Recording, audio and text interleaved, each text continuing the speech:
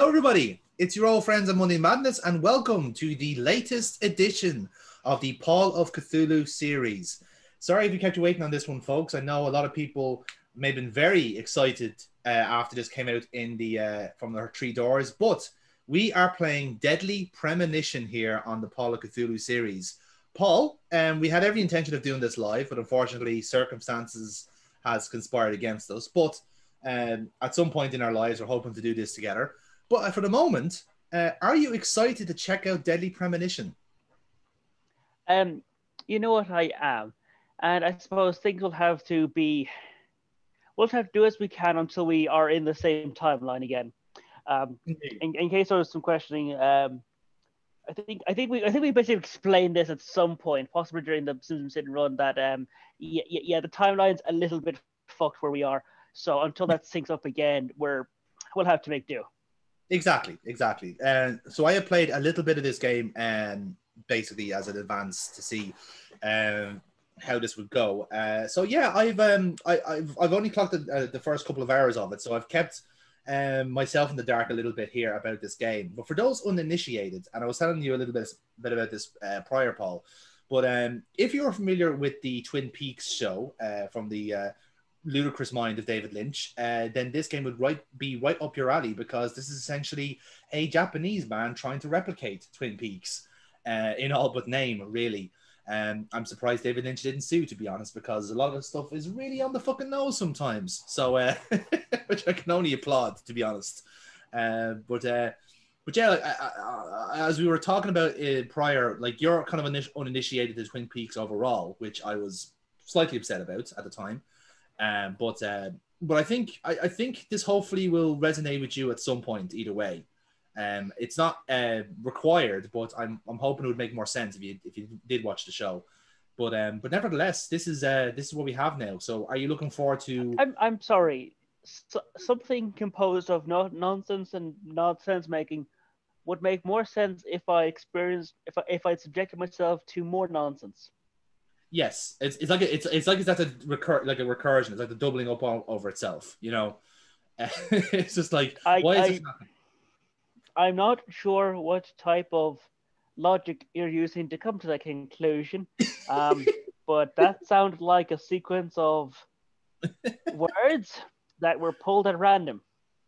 To be fair with you, Paul, I have to do something just to keep this to make this sound somewhat sensible.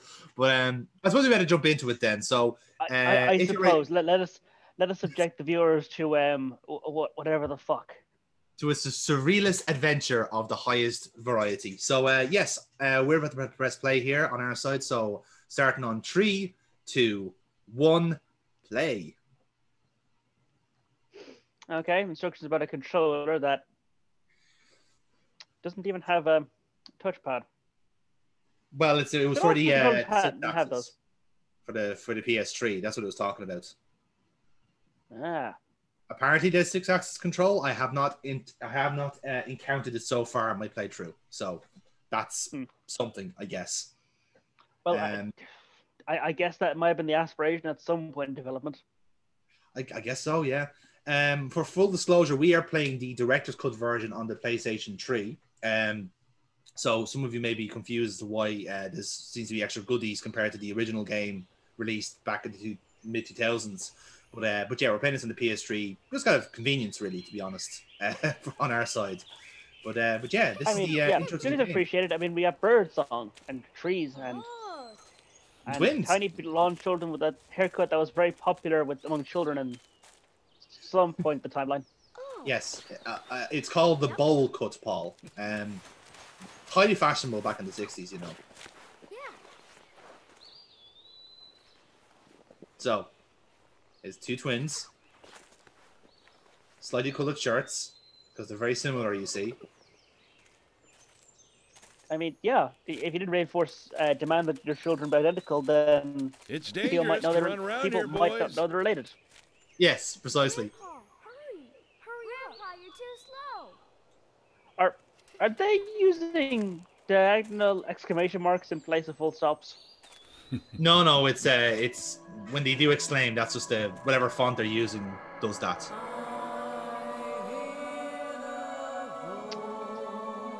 Okay. So yeah, it's gone for a very cinematic vibe, as it were. Hence why the credits smash cut in between the action.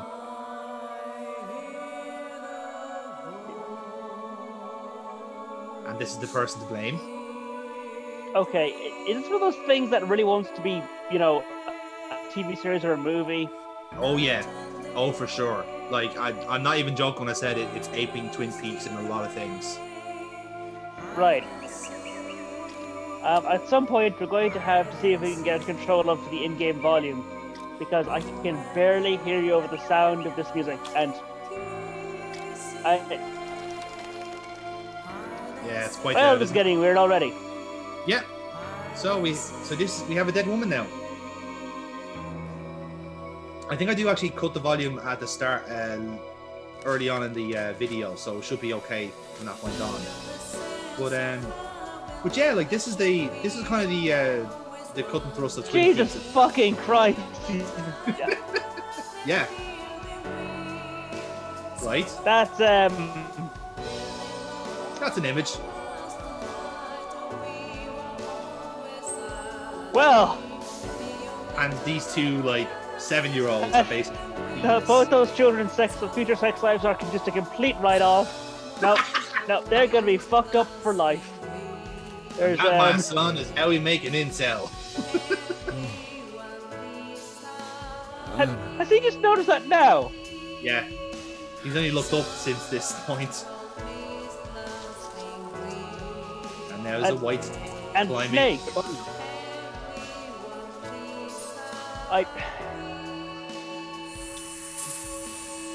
Symbolism. There's some there's an awful lot of there's a Venn diagram of imagery and symbolism here. There's a Venn diagram of a lot of things that shouldn't have overlap. That's what I'm saying. There's 4 or 5 different circles competing for the same spot. It's great. But yeah, that's okay. Yeah, okay, I get the idea of fine. It's like when we're in Trade some Garden of Eden and stuff there, but there's also the fact that it's a white snake and a woman's slit, and like there's penis jokes, there's Adam and Snake, even snake jokes, and then there's just a whole bunch of other shit you can cram in there. And why are the children still there? Because they're witnesses. Well, they seem to have bounced right the fuck back. they weren't also, concerned about what the fuck is that ladybug? What the hell is that on? That ladybug is crucial to the plot, Paul. It's it's clearly like a rocket in disguise as a ladybug, because those things don't shit up that fast.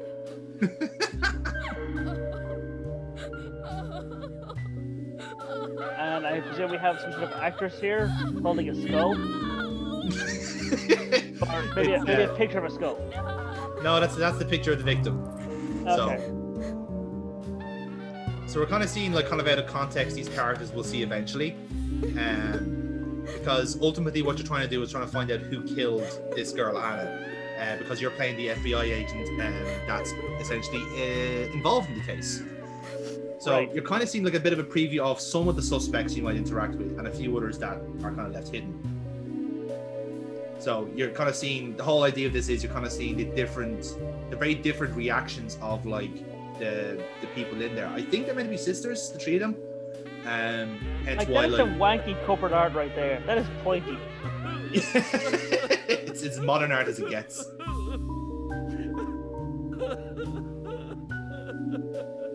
What the fuck? She's like, this is the worst date imaginable. Exactly. I get news of my sister's death, and my date that I've just met is more broken up by than I am. He's literally could not have was gone he just any trying worse. to use me to get to my sister who's now dead? That's why he's upset. Maybe, yeah. I mean, it won't be the first time that's happened. Right, first things first. I'm going to have to insist you do something about the sound, because you're honestly going to have to start screaming to be heard. Lower the YouTube video. Oh well, shit. Goddamn. That's. That would help, Paul. I mean, it would help, but I got a feeling that I might be losing some of the audio and dialogue. It's fine. You can look it back in the But edit, that's I what I'll guess. have to do. And it's all subtitles, so it's fine. It's gonna get all 15 plus 1 bullets. One in the chamber, after all.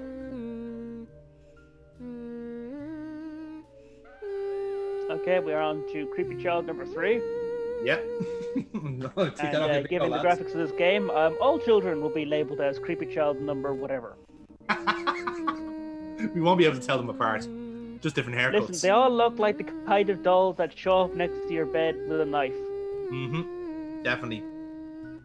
The type of child that Scary Movie is based around. Pretty much. I want to hear another story. Yes, of course. You've been waiting a long time for this, so how about a special one? This story is very strange and very nasty, but somewhat nostalgic. Do you think you can be a good girl and listen all the way to the end? Is it a scary story? Are you just a really shitty storyteller? Might be. Possibly, yeah. There could be like It's also it's just a guy bullshitting to his important daughter or story. grandkid. I'm assuming If grandkid, you I'd don't say. want to hear it, I can tell you a different story. No, I love as well that whoever the voice actor is clearly just doing his This old way, man I won't be voice, where he scared. just puts a quiver in everything he Turn says. on the TV then. Leave the sound down like always. That's Strange. typically when Now, you don't have a listen. TV on when you're doing a story with the This sound off. is important. Yes. At times. we Again, must it's kind of a current reoccurring theme of the game is that just people are just like not exist. very odd, Pershing. and say weird things. You know, If it means losing someone that you love. right? Okay, just based on those 2 lines, I think he killed his homosexual boyfriend in order to be more Christian. Yeah, Like, sometimes it burns things from the world, even if it means losing your love. Or Again, alternative religious killing children. It could be any number of things. Because, no one clear has a sound mind. yeah, it's a very... He gets it. That guy gets it. This is weird. Well, actually, Paul, that is your main character. That we are Okay, looking at are now. we the only one not... Okay, we're either on the most drugs or not enough drugs, and I don't know which is which. It's very hard to tell. Yeah, this is an odd one. This is our main character. That's his name. An FBI agent. Again, very much based off the guy from Twin Peaks. It's a thing.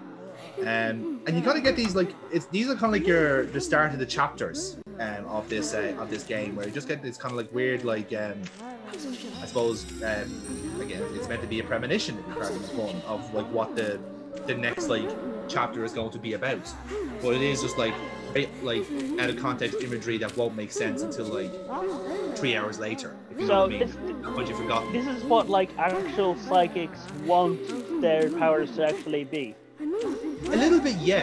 So we're actually playing as if an actual psychic got into the FBI. Pretty much, yeah. Keep waiting. It will start soon. So in conclusion, It's we are on about the time drugs. to get started. Okay, to be sure, we're on the drugs. We're not sure about everybody else, but they might be. Yeah, it could be the case that we're actually the one that's having a good day, and everyone else is just we're in Silent Hill. Sorry, lads. Imagery everywhere. Zach, can you hear me? It's me. Oh god damn it! Are we playing Final Fantasy again? Okay, no, sorry. So, false alarm. False alarm. There's Okay, no. good. It is Japanese, but not that Japanese. That's a generous. That is a generous as fuck quick time event. Hmm. I thought you went to sleep. Now this is the deal, right? Basically, this main character speaks to someone called Zach during this investigation, and Zach is meant to be us, the player. Let's take it slow. Okay, Zach? Okay, so you understand my confusion about suddenly Final Fantasy VII, right? I can absolutely acknowledge that, That's yeah. one way of looking at it. Alright, It's cool. totally wrong. And this is him, Francis York Morgan, our main character. Alright. Listen, they both need each other. It's called interdependency, and they both know it. Yeah, I know. This He is- does terrible things to Tom, nasty, even sadistic things. But that's fine, as long as that's what Tom Right? wants. Think about it. His actions. He's always asking for it. He's It's driving his partner's job in like the Pistons of Rain on the country road, Jerry smoking knows that. on the phone and fiddling on the laptop at the same time. Proof? Like, Well, in the Tom and Jerry show, they live with each other. He's not even talking about a case, he's just talking about the cartoon. Jesus fucking Hello? Christ! Wait, so that's it's not a case that he's like conveying crucial investigation details about a serial killer. No, he's just like shit talking a cartoon with someone. He's actually recording a podcast about his favorite So, cartoon. like- Go to another town in the boondocks again. Well, I'll be a happy camper, even if it ends up being a waste of time. At the very least, it'll get me out of the cramped city for a while. Okay, so he's now Exactly. deciding I'm going to get shit-faced during his investigation. Perpetrator from the last case. In a way, like he's one of these kind of like he's kind of cast as one of these like super elite FBI agents that's basically come out to like the countryside for a bit of sport, in a sense. Crazy. But he is like following up on a At least I case now have a scar that to he show is off. attached to anyway. Hence why you had the kind of evidence back there. See this? I got this when I arrested the Catwoman wannabe. Women. They're crazy. Who the fuck is he talking to? Us. He's Okay, talking to us. so he's driving with fuck off visibility in the red phone and on his laptop. Okay, He's trying to light a cigarette. No. But yeah, great. This is going well. oh, and no seatbelt. Well done. He's in an old Mustang. They didn't have seatbelts back then. Squirrels. Shit. They're fine. Well, no they know squirrels how to were dodge harmed at in least. making the car crash. I mean, he has a stressful job, so I imagine he does have a lot of coping mechanisms, and one of those might just be like call the sex hotline and talk about like Tom and Jerry cartoons. and if that's his way of getting Oh. through the day, when his day is nothing but like horrific satanic killings, then fair enough, I guess. I like that as a mental image. Like he is just like, because all the stuff he investigates is so dark and creepy and horrid, he actually just like calls a sex line for a friend. It's like, hi, I'm Frank. Yeah, is Angela there?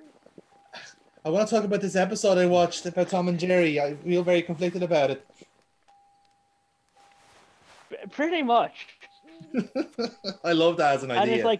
it's one of those things where yes, this was initially weird, but quite frankly, There goes they the managed to civilized find world. like the one person who works a sex line who's into that kind of cartoon, and they just start fucking vibing about it.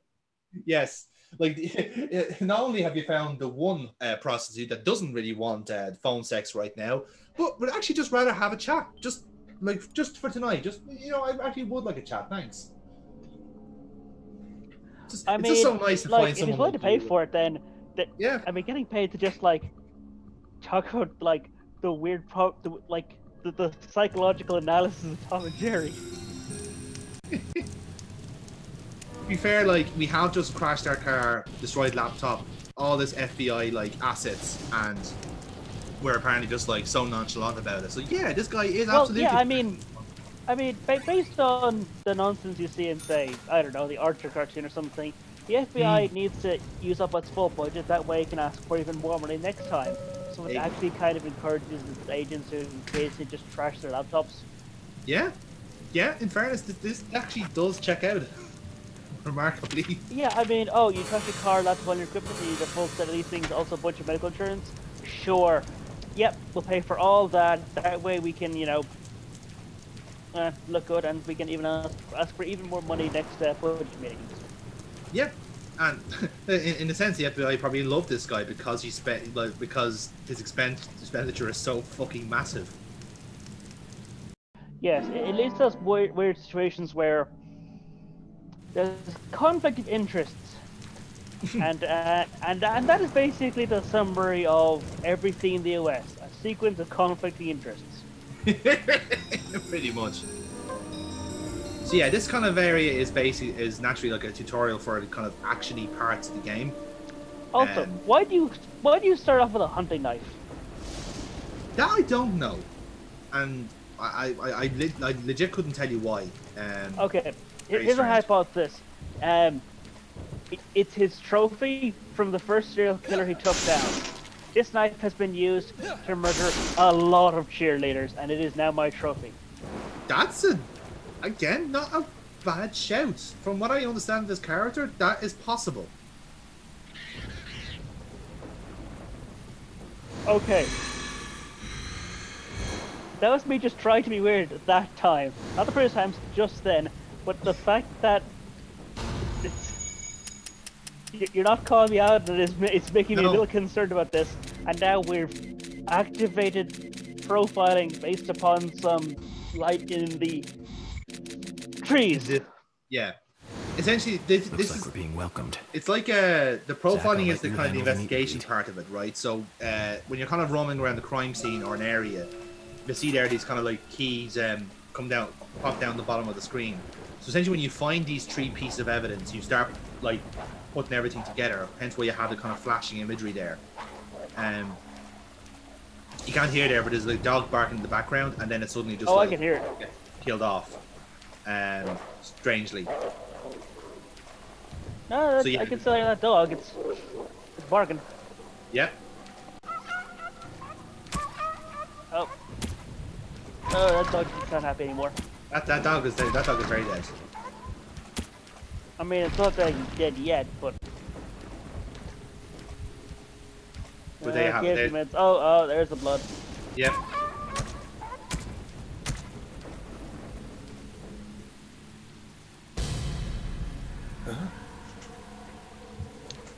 That dog looks like it's been dead for more than a few seconds.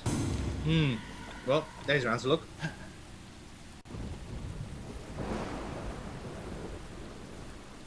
There's clearly nothing there.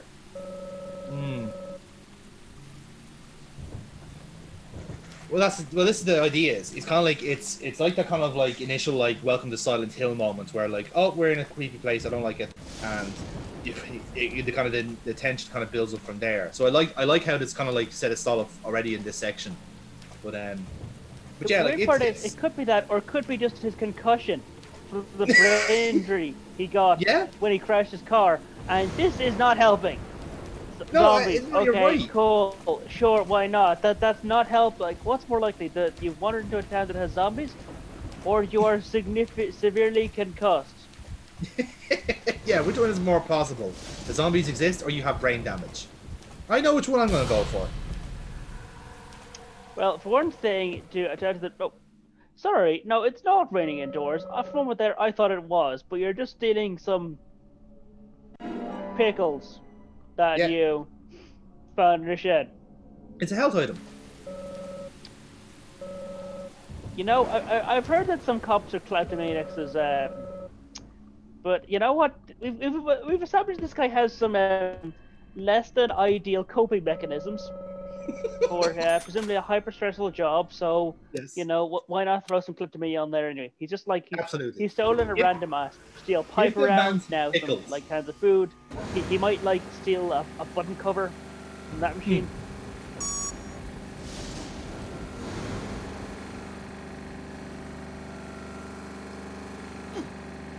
So again, the curious thing is that like, oh, the electricity seems to have upset people. There you go. There's your zombie.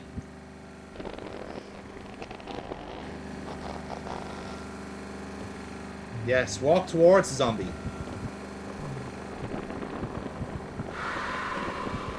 Oh, there we go.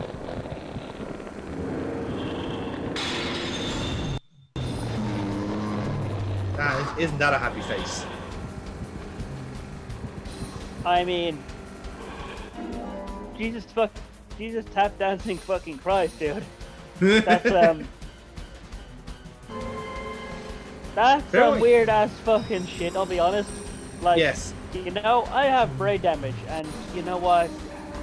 Listen, I've only killed 2 people so far. I have another 3 on my, get out of jail FBI card. I can kill 5 innocent people control.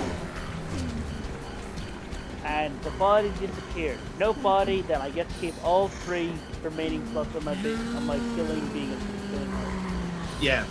Like I think it's supposed to be like kind of infer that these are like not as figments of his imagination, but it's kind of that thing where like maybe it's sort of like an upside down kind of world gimmick they're doing, where like this guy can kind of see the evil in the area, and this is his way of like expressing it. But this is essentially like the action part of this game, is killing off these shadows. Okay, I get that. The brain damage is also very plausible. See it, then you're also still just firing bullets. Yeah. Okay, you know, a lot of these bullets are facing the downs, ground, for the most part, the area's pretty low, so odds are it's probably getting what's going to the ground, but you're fighting at, you're shooting bullets at things that presumably only you can see, and, you know, bullets don't discriminate, they only penetrate. And, that is a great rule of law. Very far. No, your point is very valid, but yeah, it takes this game takes liberties. You have to be kind of on the same path as it.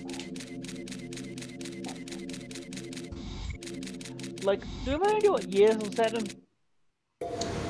No, I don't. There were a lot of crazy situations, but the game was released in 20. That one takes the cake. I don't think it was initially released in 2013, but the director's cut was. Zach, can you give me a logical yeah, I think it's meant to be kind of like modern day by those terms, if that Never mind, don't makes answer. sense. Life is fun because of the mysteries.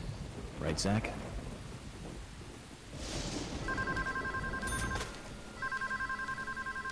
Let's see. 2010 was when it was initially released. So, I guess if you wanted to say it, it's probably not as modern as that. Maybe a little less, you know. Right. So, and again, that's I think that's only because like Twin Peaks was like a show in the 90s. So it's literally just like going like, well, let's just keep to the source material. So the technology is along those lines. Okay, so the police have no fear of camera phones. No. This is way beyond before then, I'd say. Right, because I'm sure we've all seen the skits of how are police supposed to like do our jobs if we're constantly in fear of someone might, you know, record us and hold us accountable for our actions. Yeah, exactly. Those back during quaint times when they could do whatever they want.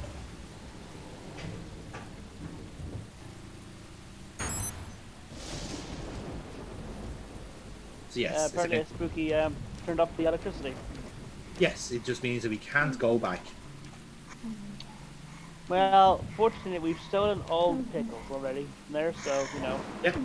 But to be fair, we did go to this part of the tent of the world just to get the pickles. So mission accomplished that way. But what supposed to barrels you didn't shoot? Oh yeah, no, they're exploding barrels, yeah. Typically, when you're walking past them and you make sure they're dead, like, if they're doing their death rattles, you shouldn't be putting, like, your body within their arm's reach. They are very slow, so you do have that time to shoot them. But yeah, once you grab onto them, there's kind of like a mini game to wrestle back control. So yeah, you do just try and keep your distance. But like York kind of works on like tank controls, so you have to kind of keep your distance and then hopefully shoot the fuckers before they get to you. But by and large, it's just like a headshot will kill them off mostly, and some of the bigger guys like that fella there will take two. The option of, like, you know, doing some melee combat and stuff, but you have unlimited pistol rounds. Like, why would you? Exactly, yeah. Because you're a fucking lunatic, that's why. Exactly, yeah. Now, to be fair, now I can't say for sure if the original game had unlimited ammo. I assume so. But I suppose for the horror aspect, it might make sense that he has limited ammo. But yeah, I assume that the unlimited ammo is a perk of the director's cut. Yeah, like no rational mind would use anything other than bullets and guns against these things. But as established, we're fucking nuts. Yeah, we're mental. And yeah, explosive barrels. Confirmed. And yeah, obviously you know that the kind of the black kind of like oil puddles is where some of these shades are coming from. So I think some of them you can clean up, and some of them stay like that. So you have to basically so like spawn points. Yeah, spawn points, exactly.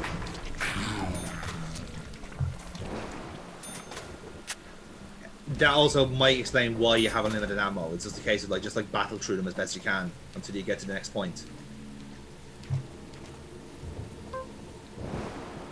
Time for the melee time. Indeed. And you'll also notice that the items are perishable. Yeah, so it seems, unless you're using the unlimited gun.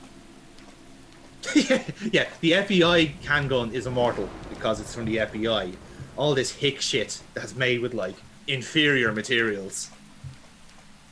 Oh yeah, this is space age metal and bullet fabricators and everything. Where do you think their runaway military budget's gone?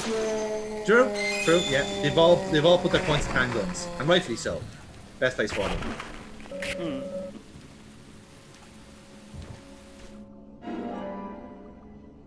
Stabilizer. Yes, so you'll notice there in the top left that York has 2 health bars. Basically, one is the top one is obviously his health, and then the bottom one is his heart rate. So if you've done stuff if you're running, your heart rate goes up and things like that. And I think later on it becomes more of a factor when his mental health has been challenged a bit more and he's panicking in certain aspects. So the stabilizer is basically a healing item for the heart rate as opposed to the health. Where actually you just have I just have one issue with that. You took pills off a corpse that's also a ghost. Yep. Yeah. I don't see what your problem is, Paul. I mean, it's very simple.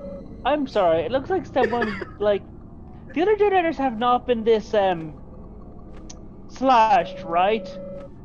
No, just this one.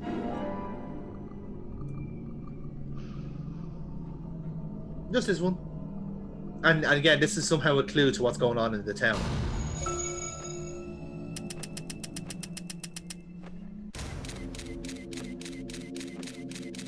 So yeah, the whole idea of the sequence is that the more evidence you collect, the clearer this premonition is getting, basically.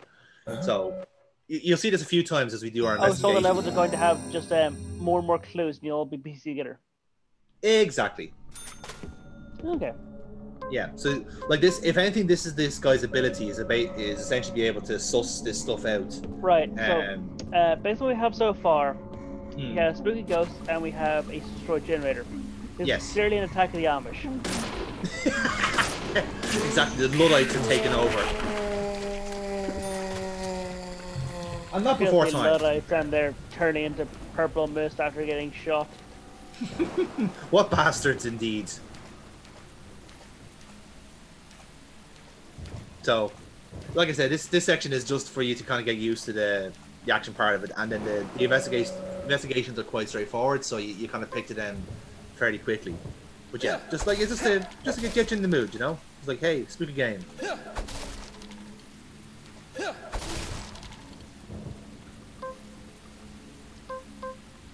Okay, you just smacked a door enough times the padlock just kind of fell off, so I can only conclude that it wasn't actually locked. Oh no, it was.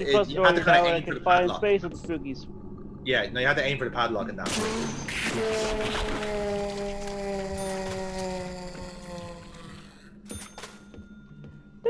There's a lot of generators in here, in this area. like, these things look like they're probably powerful enough to power more than just the very next fence. Yeah, it could very well be for the town. You don't know.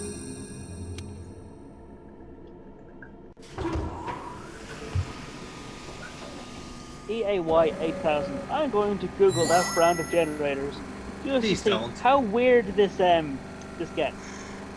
Welcome to Google Bingo, folks. What was it? EAB or something? EAY 8000, I think it was.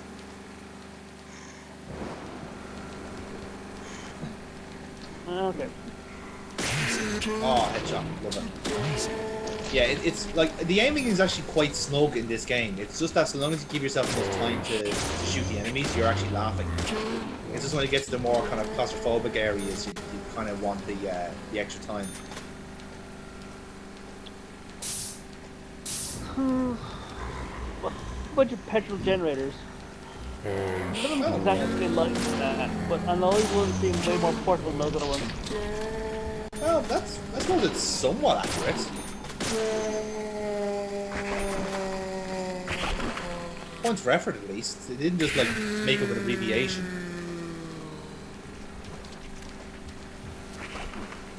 All Well, generators. those might have come because I also put the word, generator in Google search because, that's cheated, basically. what I was searching for, but I'll take generator and see what's coming out. For EAY 8000. Yes.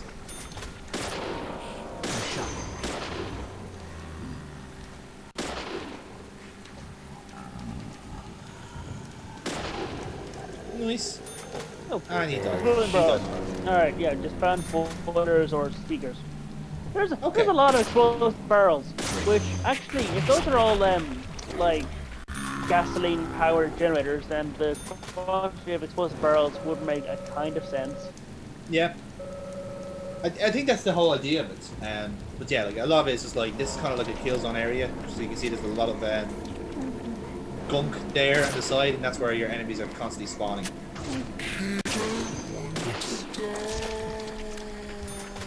That one seems to move faster. Yeah. So like, again, it depends on the type of enemy. Some of them are like heavies, some of them are actually like, travel like that. Ooh, items.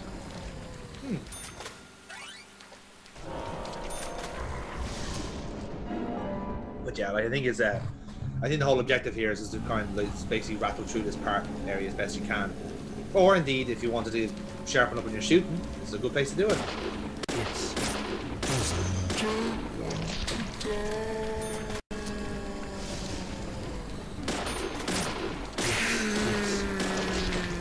Unfortunately, I can't take the shovels with me, which is a bit disappointing.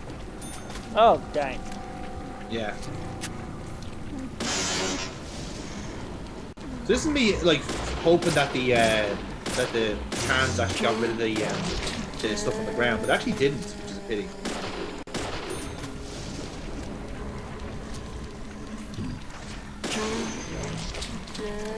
So it actually doesn't like dry up the area at all. So I think like that one section where it did was just a one-off. Dang. So yeah, eventually there's just too many like enemies here at this point, so I just go for it.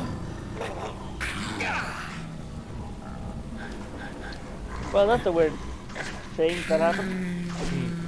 You're now mildly surrounded. Yes, I am certainly. So yeah, I just think I'm going for a fucker. Yeah, they seem lurchy, but not really have any. Hello. Look at this guy. Okay, that's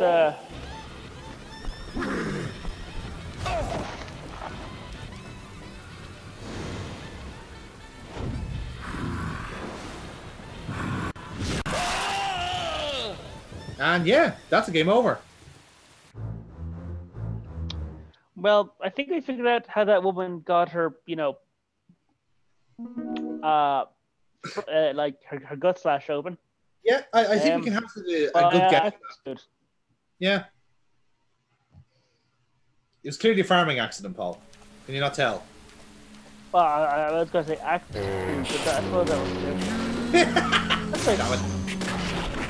Have you been pulled up Peter again? I warned you about that.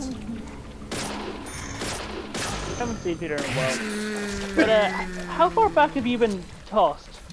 Oh, just from the last checkpoint. So literally from like the last generator. So like this, just here where the kill zone is. Okay. So not too far away. Again, this game appears to be very generous in the checkpoints. It's great. Also has save points as well. So. So in a refreshing change. Go to the far side of the car, which you don't seem to have done.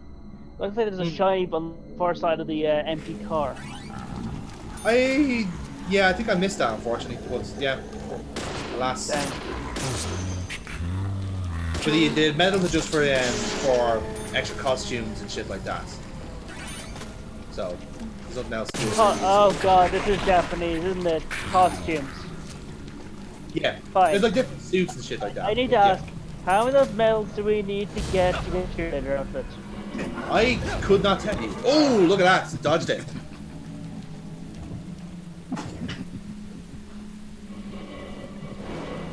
And off he goes.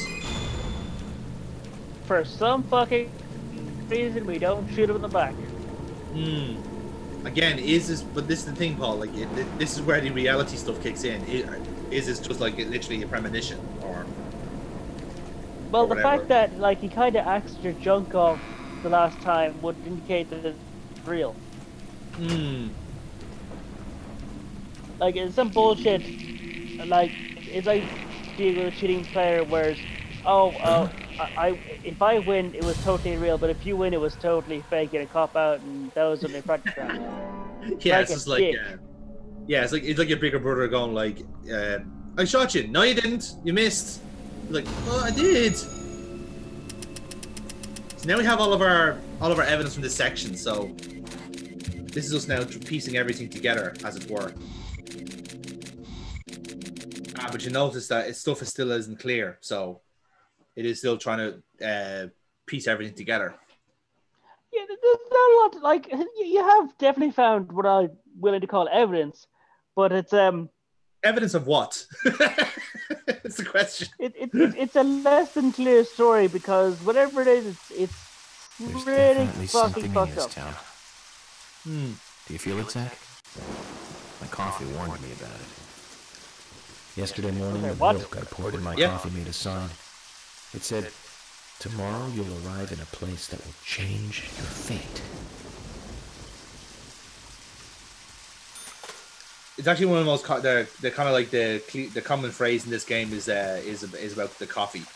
So it's kind of like a reoccurring joke, as it were. But it's also like a theme of the show of the game is that he basically gets his fortune told in coffee. You know, I've heard worse ways of telling a fortune. Would you like to give us some examples? Well, there's always the ever-present thing of find an animal, trick it into offering its neck. Oh yes. And then just scattering its intestines about the place in the hopes that you can glean some insights. And then there's the other Greek method of first things first. You get a teenage girl, and you find a volcanic spot with fumes coming up, and you get her high as fuck, and then try and discern from her ramblings the future. In fairness, those techniques are very old-fashioned. Or someone just having an epileptic fit and trying to glean it from that. Pretty much, yeah. Like I said, they're very old-fashioned techniques now. So coffee, pouring milk into coffee now is kind of the more regular form of fortune telling now. And now, new characters. Now you were very late.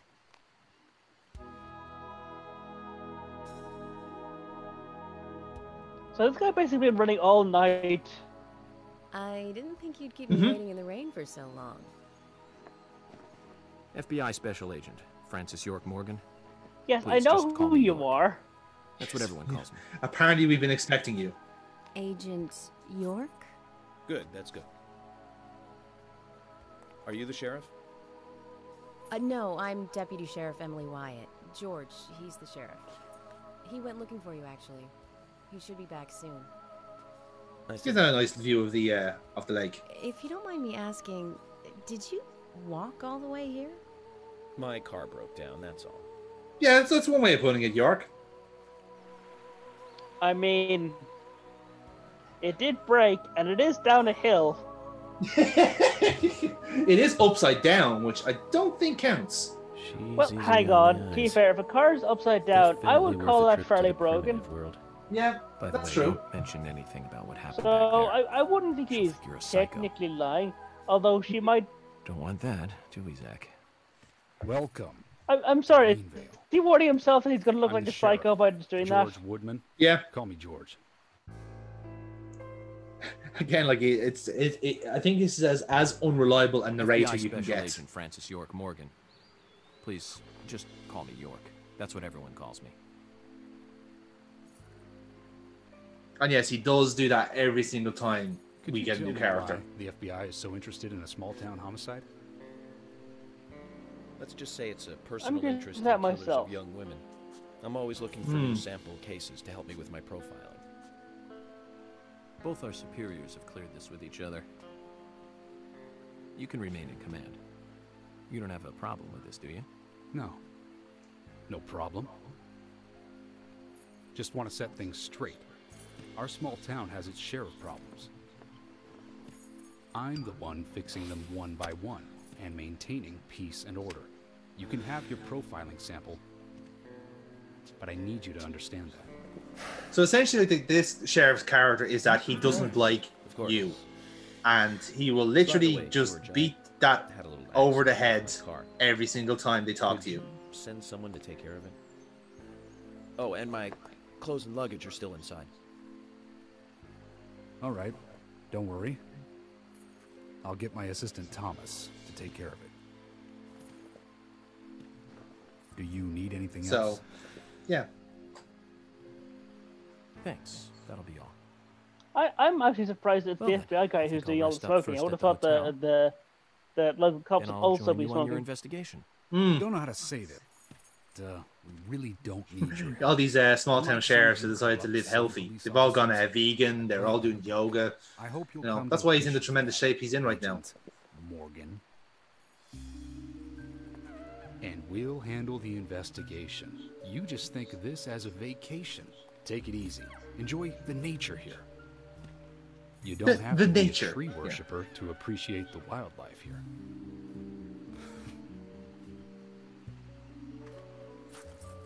Zach, let's reassess That's, the situation. There are no cavemen here. We're as far forward as the Middle Ages. And we've just met the king. Huh. So yeah, like you are like it's kind of obvious that the main character is a bit mental. Like especially when he does the whole like finger to the temple shit. He's supposed to be talking to you, but like you can imagine the whole concept of like looking at this guy talk to himself, pretending to be someone else as well. It's just Yeah. it's great. It's good stuff. I'm having fun. It's pretty weird. That's exactly the word. It's just weird. Unpaid salary. What? As in, like that's our we get that money every day in this game. So daily salary. This is a decent salary. It's not bad. But I feel I must ask. Yes. Is there actually anything to spend money on? Pretty much just the costumes, and I think if you wanted to buy food and drink and guns, you'd need that money as well. So you do spend the money in Waiting game. in the rain for so long. Welcome to Greenvale. I'm the sheriff, George Woodman. Call me George. There's definitely something in this town. Do you feel it, Zach?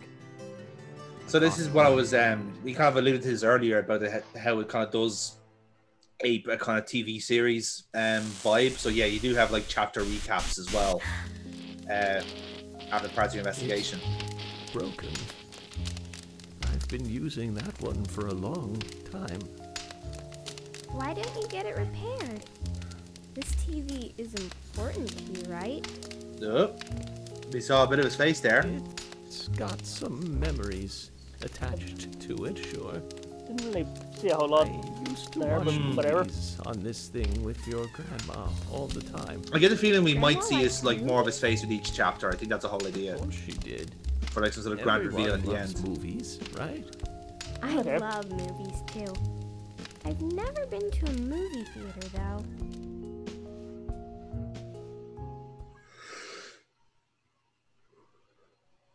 So yeah, so this is officially the first episode of the game. So we're back into this weird like forest area here. And this base kind of serves as a kind of like the prelude to what's to come in this part of the game. Okay, I gotta ask. Is that sugar donut now permanently in your inventory? I think so, yeah.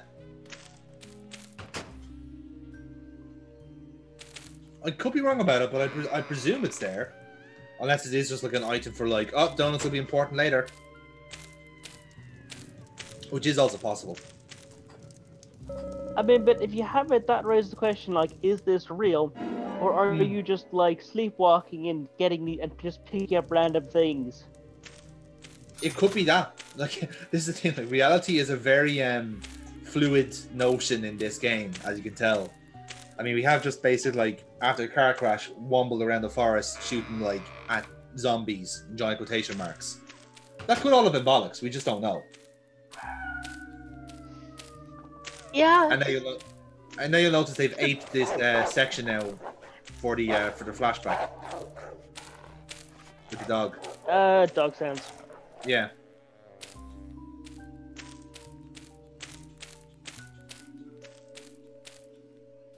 York. I'm wondering just how metaphorical everything's gonna be. Very. Is the answer there? But damn, this whole game is a fucking metaphor what of was something. the point of a dead dog and the other bigger dog? The whole point was that, like, when you were walking down that passage, you heard the dog bark, and it then got killed by one of these monsters. That was basically the whole point of that. They can't see you if you hold sure? your breath. I guess so, yeah. That's my only assumption. Like this. Cover your mouth. You see, I always think it's more like those cases where all dogs go to heaven, except my dog. I get to watch that die horribly over and over again because I'm in my own personal hell. It could be that as well, man. Like, there's various ways you can interpret this game. This is also telling us, in case you're like out of, I guess if you're not arsed like shooting zombies, I guess this could be a way of like dodging them. It seems like a lot more work. Yes, very much so. It could be important for a section coming up that I'm not aware of, but I'm assuming this is just like a little, like, if you wanted to go non-lethal-ish, this would be the way to do it. I doubt it matters, to be honest. Listen, when you're faced with basically that, I can't imagine anyone doing the lethal approach. No, I'm much on that one. I think it matters little. It's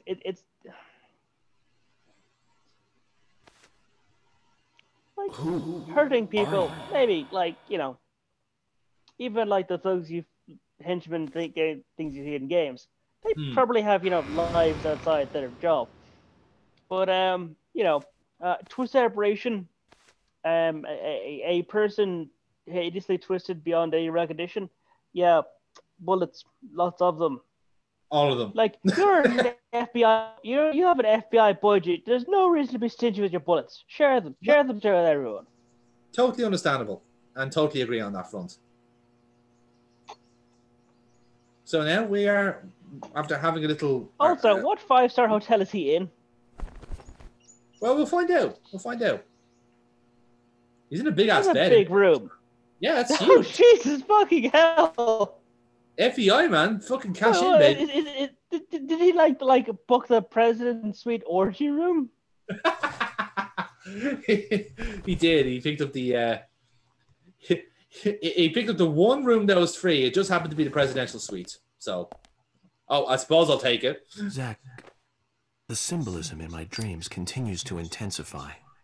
A forest of red trees, a carpet with red leaves, a strange doll, and twin angels. So yeah, but that's what the whole gimmick is, basically. These are those are dreams he's having. Before. I just can't remember where.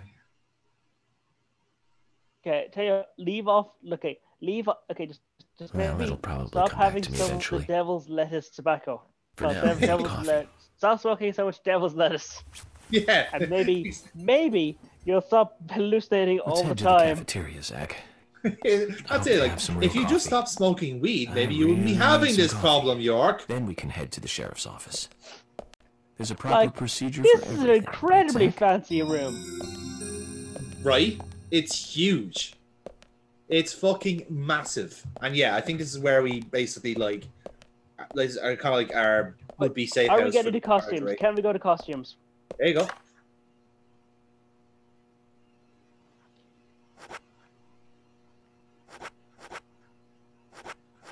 So those are the only ones available to us so far. I presume we can unlock more over time.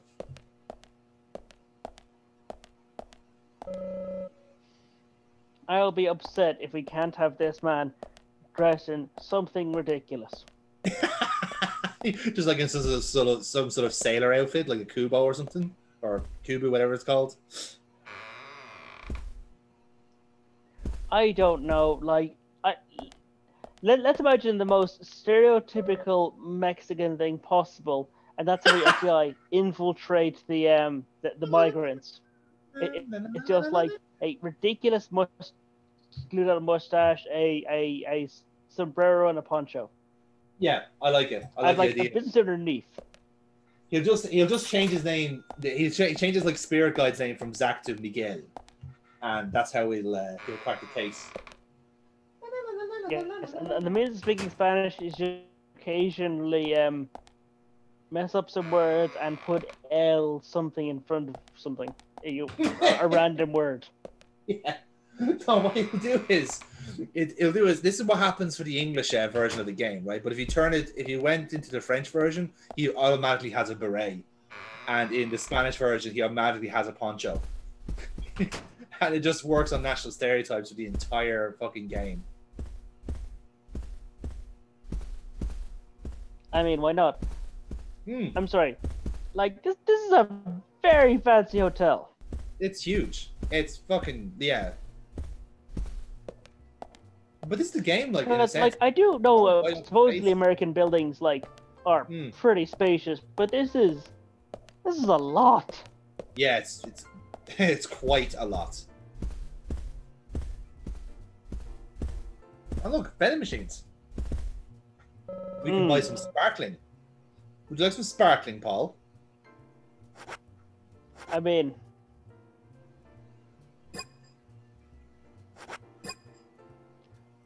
how much does it cost?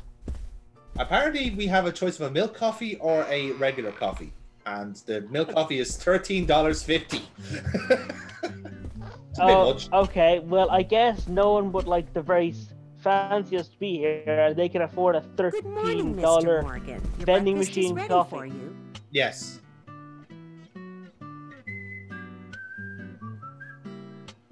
What is going on with that woman's spine? Thank you. I think what's happened there is that she no longer has a spine. Just Polly is fine. It's like she spent so much time crawling the floor, scrubbing them. She can no longer stand up anymore. I'm starving. Pretty much, yeah. She rolls up the sleeves because he asked for breakfast. Is everything all right, Mr. Morgan? Jesus fucking Christ! It's delicious, Polly. My compliments to the chef. I'm hoping my cooking will bring back repeat guests. You need a fucking microphone to hear each other. Yeah. I couldn't help but notice. Can you pass the condiment somewhere in the middle? There seems to be no other guests Could you pass the marmalade? No, I will not go to bed in Roy Hathersley. The salt's in that white shaker there. Thank you. I was wondering if there were any other guests or workers here. Oh, no one else. It's just so fucking funny, this section, and it's just so out of the way. Okay, You've been working here alone since then. Must be hard by yourself. Oh my, we're all out of pepper. I'm very sorry. It must be difficult to run a hotel by yourself. Well, yes, I suppose. I could just live on my pension, but I have to admit, running a hotel is kind of Paul, like a be hobby honest. of mine. Is this That's more nice. or less creepier than Polly, it might help to hear you better if you could sit a little closer. Oh my, Mr. Morgan, you're embarrassing me. So early in the day, too. I think I'm a little too old for you. And I still love my departed husband. May God rest his soul. I appreciate the invitation, but I'm fine over here. Polly, I can hardly hear you from all the way over there. You're exaggerating. This is fine. It won't do to be all clumped together with such a large That's why this place is so cafeteria. huge. Like, this woman just has no sense of dimensions. Jesus. Now tell me, that wound on your face, what happened? Let's just say I had some trouble during the last case I was working on. I'm sure it'll heal. It's just a flesh I love as wound. well these also kind of like shouting over the music as well. It really gets over the point that we're talking to a deaf person. I want you to be able to relax here. I've prepared a special room for you. A famous rock star once stayed in the same room, you know. Really? I feel honored. If you need anything at all, just let me know. I'll help you out in any way I can. Zach, the lady is offering to help. Do you want to ask her about the town? Sure, why not? Polly, what can you tell I'd me like some about input this to this town? game now. Well, let me see. Yeah, You might why know not? this already, but the town is called Greenvale. It rains here quite often, but it's a nice place, surrounded with nature. It was a big and prospering lumber town until not so long ago. We used to have a population of over 6,000 people. Less than a tenth of them left now. This hotel was built back then. We saw plenty of guests in those days. Right, that's supposed to explain why the hotel is so big, because what used to be like a small community. I disagree. I have so many Because fond the average, memories from like, back then. I lumberer suppose the clock on the community probably center is isn't going quite to make famous, too. the kind of money Clock? to stay in Oh, this yes, it's hotel. lovely. It rings in the morning and Well, at night to this is let according to the whole hotel town owner, so I'm gonna You'll hear it many times I'm during gonna your stay. assume she's It's a not beautiful bullshitting sound. on that. And you'll love it too, I think. I look forward to hearing it then. Anything else you'd like to know about? Yes, actually, Polly. Could you tell me about the shops around here? Shops? Well, there aren't many. It is a small town, after all. Well, of course, this You is can a do video most of your game. It shopping implies at the Milk something. Barn convenience Yes, store. a small town with a The couple who 5-star run it hotel. are a unique pair. I'm sure you'll get to like Just the them. one hotel, of course. A&T Diner We can is get a away with great that. place to eat. They might be open even if my kitchen is closed. If you want to Like, go to I would a bar, expect in the there are kind two. of The Galaxy really of shitty Terror drive-through and the you Sweary see, 65. I don't care much for either of them. Bars are for kill the younger themselves folk. or We also hookers have a operate gas from. stand, of course. Yeah. Really shitty The motels, art I gallery, think. and even a gunsmith. You should be able to find But what you that's need. again, that's the whole idea of the game. Is just kind of throwing you off with like really jarring shit, like having Well, a Mr. Morgan, I'd better hotel start this cleaning big up. makes no sense. You just but take it easy. alas, here we I'll are. bring your Welcome to coffee out in a Greenvale. moment. Thank you, Polly. I have to warn you, though. I am very That was him particular trying to about my smile, by the coffee. way. The very best you have, please. I understand. I'll be right back with it. So now this is the exciting part, Paul. He's about to make his coffee. That's a lot of milk. Indeed. Now look. Watch this. Watch. Just observe. Yes. Let's look with interest. Huh? Oh, do you see it? Huh? Yeah. Oh, Did you see that, Zach? That's Clear as a What? crisp spring morning. F.K. in the coffee. I knew I could count on it. Never fails. See, perfect. Now, What? Makes complete sense. Yep. Let's No, get that's going. what's grand. We're happy enough. Let's move on now. Makes What? complete sense. Yeah, it's fine, Paul. Carry on. It's good. what? No, it's fine. Just it's good. It makes sense. Total sense. I mean, what? FK in the coffee. Come on, man. What more do you want? It makes sense. Okay, so we're here to assassinate John F. Kennedy or something? Sure, why not? That is a. I would expect them to have a couple hundred guests for breakfast in here. We can do this every day, by the way. Unexpected trouble is coming your way. Your lucky item is lighter. There's always trouble heading my way in this job. So literally, you can tell your But fortune I'm with a always cup up of for a little coffee. excitement too. I can only imagine the look of bafflement on Paul's face here watching this. It's relatively baffled. I mean, once I call it like, is the clarity of the fortune telling scaling with the price of the coffee? I'd like to think so. Yeah. So it's like $13 for coffee. Well, that might be a bit clear. Oh god, a $2 coffee. Nah, clear as mud. Oh. So yes, the reason why you'll notice that we do have a few meters there as well. So on top of your health and heart rate, you have a tiredness and a hunger scale. So that's just basically when you're when time is passing and you're either tired or you're hungry, whatever it is, you basically have to eat or have a coffee or just indeed go to sleep. Or just keep drinking coffee. Hi. Pretty much, yeah. Antidepressant, stimulant, Yep.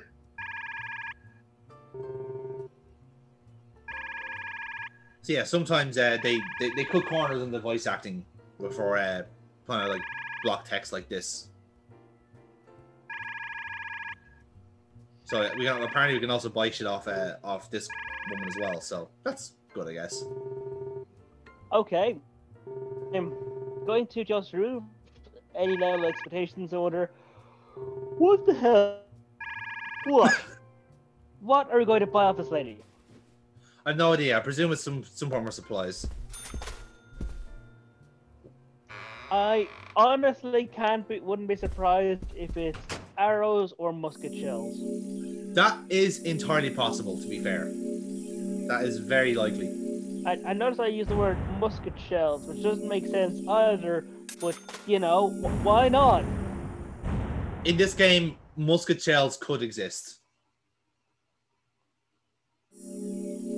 Did we get $300 from our work for having breakfast in a 5-star hotel? Yeah. I don't see your problem, Paul. I really don't see your problem on this. You're really padding your expense account. We're just overpaid. We're trying to make back best. to our initial point is about the FBI padding their expenses so they can ask for a bigger budget. Yeah. Just adds more credibility to it. It's just like, yes, chief. No, I really do have to stay in this presidential suite. No, I can't ask questions. Yes, and I also do need a premium grade coffee. No, I can't go into details. Stop asking. I answer that this isn't your line. It's all on a need-to-know basis. A police car. Why? No. Candy and Trixie are my informants. Yeah. My informants, and I'm afraid I just can't go into any more details than that. Yes. So we have King George to thank for preparing a car for me. Drug hooker benders in my hotel room. That's totally not a thing that's happening. Unless I'm using it as a cover story, in which case it's all happening well within the confines of what the FBI can, which, as you all know, is a book that no one reads or pays attention to. Exactly. The keys were left. In fact, on you're very presumptive to say it exists at all. The car. Values. Well, it's one of those things where they theoretically has This to town exist, has what the country needs. so they can pretend they're following rules. Let's head over to the sheriff's They department. let them every time they need to say what rule they're following. It doesn't have to be one specific rule. they maybe on Thursdays decide to Oh follow. yeah, like I watched the case of like they have like 6 books, all with slightly different wording and rules. And this is the book we need to, and it's the one that basically allows them to do it in that particular circumstance. Exactly, yeah. Oh god, there's driving. Yes, there is driving. A lot of people are gonna die driving, aren't they?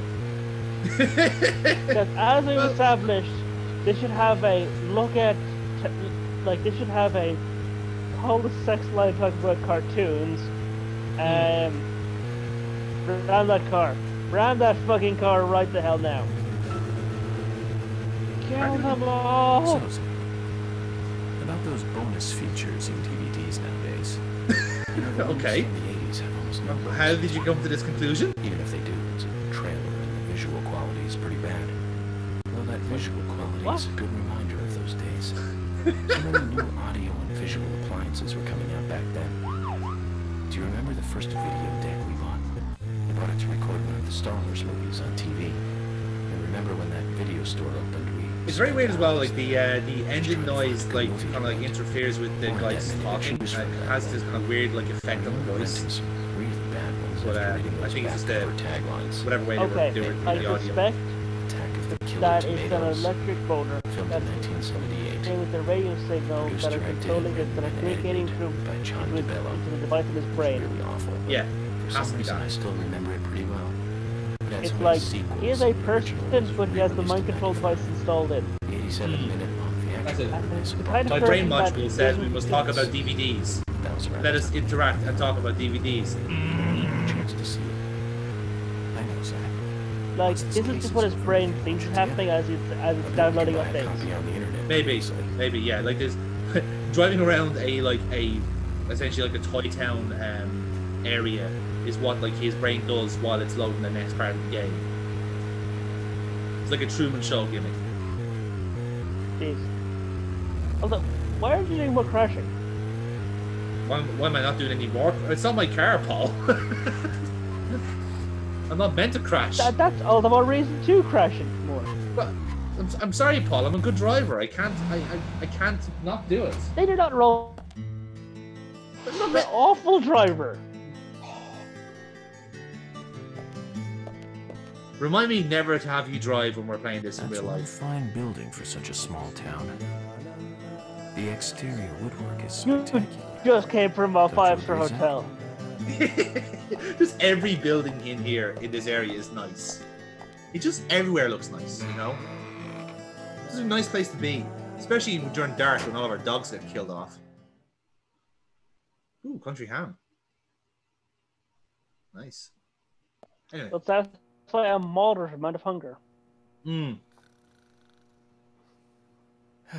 the hell is... I think we saw him from the intro. It's a zombie, kill him. Nope, he's not. Pleasure to meet you, Agent Morgan. We've been expecting you. I'm Thomas McLean, the sheriff's assistant.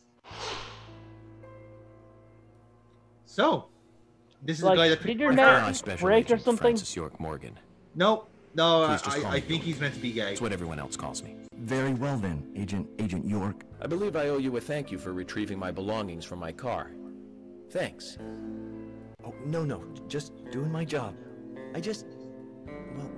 Okay, that's why his neck's at a weird angle. He's sort of like got a spine injury, hauling your busted ass car and stuff up the hill. He pushed it up with his bare hands. Lovely girl. And did you know her well? Up his back and neck in the process. Well, no, not really. But it's a very small town. But here's the important thing to remember. I have health insurance, you don't. This is the first really big case I've ever seen. Know your place, sir. I understand. Know your place. Just try to relax. Remember, Thomas, I am the main character. Yes, of course. The sheriff told me to let you through to the meeting room, but I've lost the key to the cabinet where the files are. This is a person who clearly knows better. Why don't you take a look around while I go look for it? Okay, let me know when things are ready. And off he goes. Zach, Thomas appears to be the kind and sensitive type, totally at odds with the monarch. Almost a good setting for a cartoon. So, Paul, do you like Thomas? I don't know. It's going to be very, very dependent as to the characters that Thomas bounces off of. Because in a vacuum, I don't think Thomas is going to work too well, but it'll be the that really decided. Do you like how he ran away from the situation? I thought that was very, very powerful. And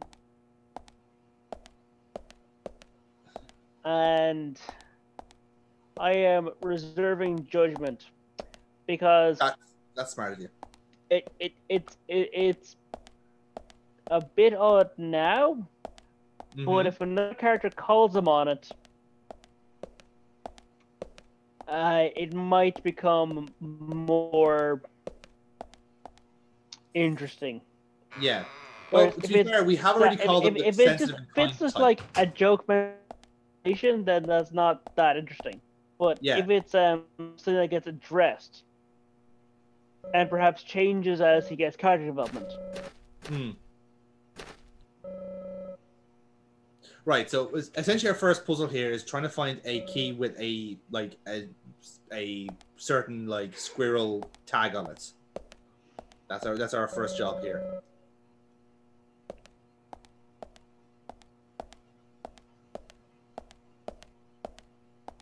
So this also gives us a very like blunt excuse to wander around and investigate the police station. Have ourselves a little wander.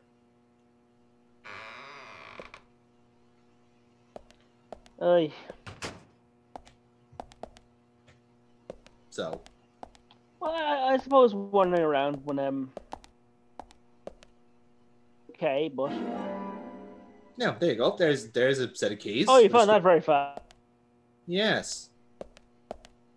I've gotten very cautious about levels that encourage you to wander because of Shadows of the Comet, the opening level, because quite frankly, fuck that.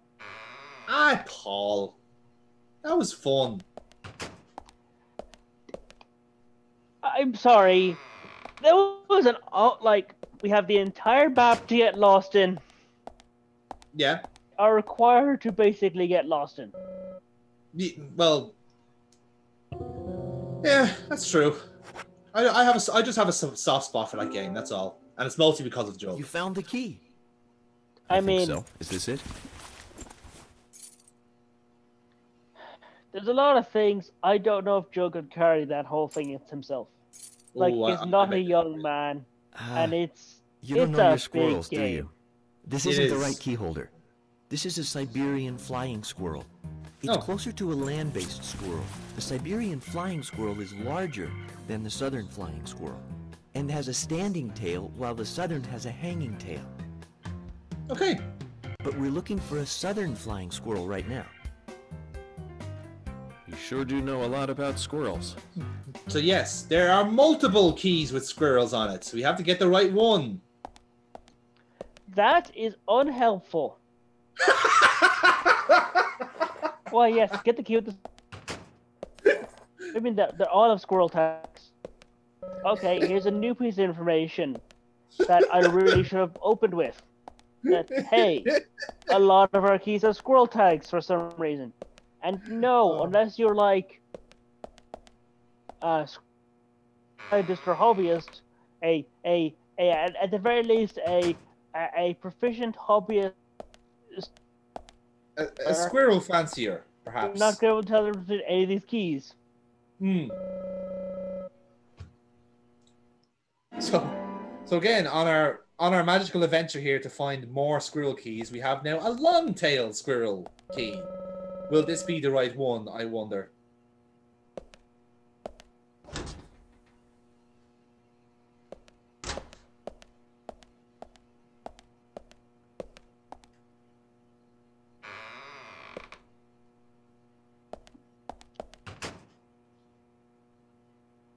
So, I don't think it's going to be because, threes are the second key.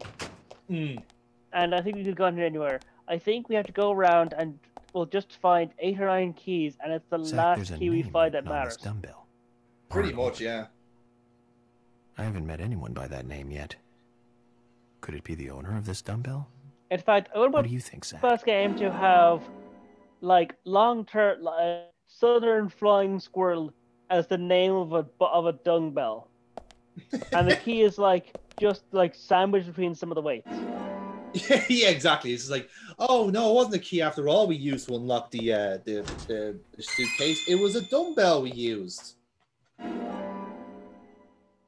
Oh, we also got You just stolen someone's lunch, you bastard! It was a trading card. The trading card is used for bonus money. I think that's from the director's cut. Someone put a trading card of a sandwich in the work fridge. Yeah. It was an IOU. It was like, hey Bill, sorry, I took your lunch. I'll just leave this card here and I'll make you one for tomorrow. Cool? We cool? We're cool. I have questions with that logic, and I fear the answers more than the mystery. Paul, let's be honest here. Is the turkey sandwich in the fridge really the main question you have so far in this game? Is there not more pressing in the hand? Why Everything are you focused else on can the be explained of the guys on drugs, like all the time. Here's George. George, do you work out every day? Of course, Agent Morgan. Exercise keeps me healthy. I haven't missed a day since I started in high school. Now that's impressive. Remind me to get more exercise, Zach.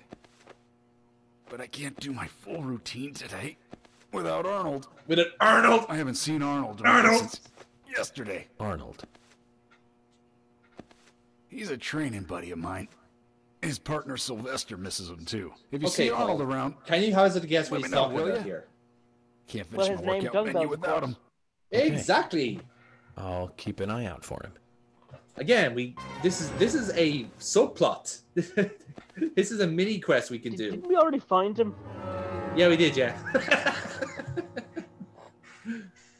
There's more around the town as well. There's like a few we can do, and I think there's one for every character. I think that we come across. So, Sheriff, can you face us, please? No. No, fuck that. George, I found Arnold. I can't look you in the So eye. disrespectful to turn your back and then start squatting in our general direction. He was a bit hard-headed, I but I got him to in come your back. general direction. Well, And there's the dumbbell. Oh, Arnold. Well done, Agent Morgan. Now I can work out using my normal workout menu. I only hate to you hear that. 5% less now, Agent York. Here's a little something Morgan, to show you my appreciation. Frank, whatever the fuck your name is.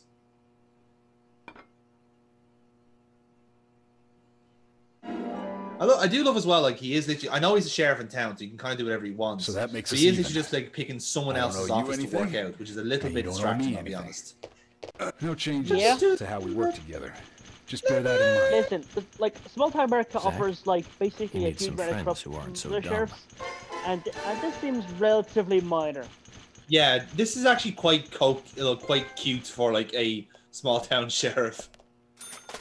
He could have been a lot It's worse. like he's not even like he's not starting his own concentration camps. No. He's not like making people have like blood sport arenas for parking fines. It's basically fine. If someone has to deal with his like the sheriff sweating in his office while exercising and there's a bit of a stink, guess what? You can open a window or something, and it's basically fine. No one is like there's not a body count, and that I think is a pretty good thing, considering it's a small town sheriff. I agree. I think there's worse sheriffs out there than George here. You know, he's a wholesome sheriff. That's what he is. Like, I would not be surprised if a fuckload of drugs comes through here, and that's they can afford the nice buildings. That is possible.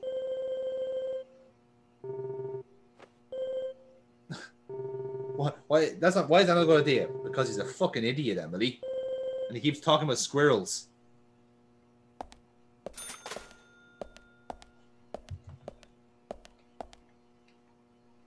It's like we don't let him attach keys to the live scrolls anymore, so now he put fake scrolls on them and hides the keys on himself. In order to pretend that the fake squirrels are real squirrels. Exactly. He's just made up this quest just to talk to you, really, just stuff. Or, more likely, he needs to stall you whilst he deletes all the incriminating footage from the servers. Like, oh yeah, you get bonus points for a checking few the weather. minutes whilst I just delete all this body cam footage. Yep, totally fine. And the toilets are off limits. How interesting.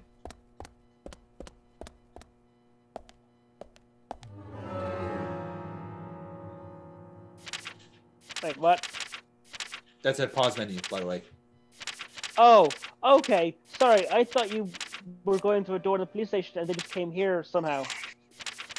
We got here by accident. It's like, this is the mind room where we have vivid hallucinations. I was about to say, oh, sorry, I seem to have popped into the start menu here. Can you guys tell me where the storage room is? First on the right. Grant, thanks.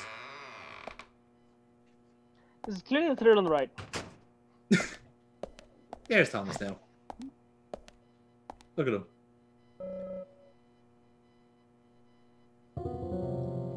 So, will we get this one right this time? You found the key. I hope so.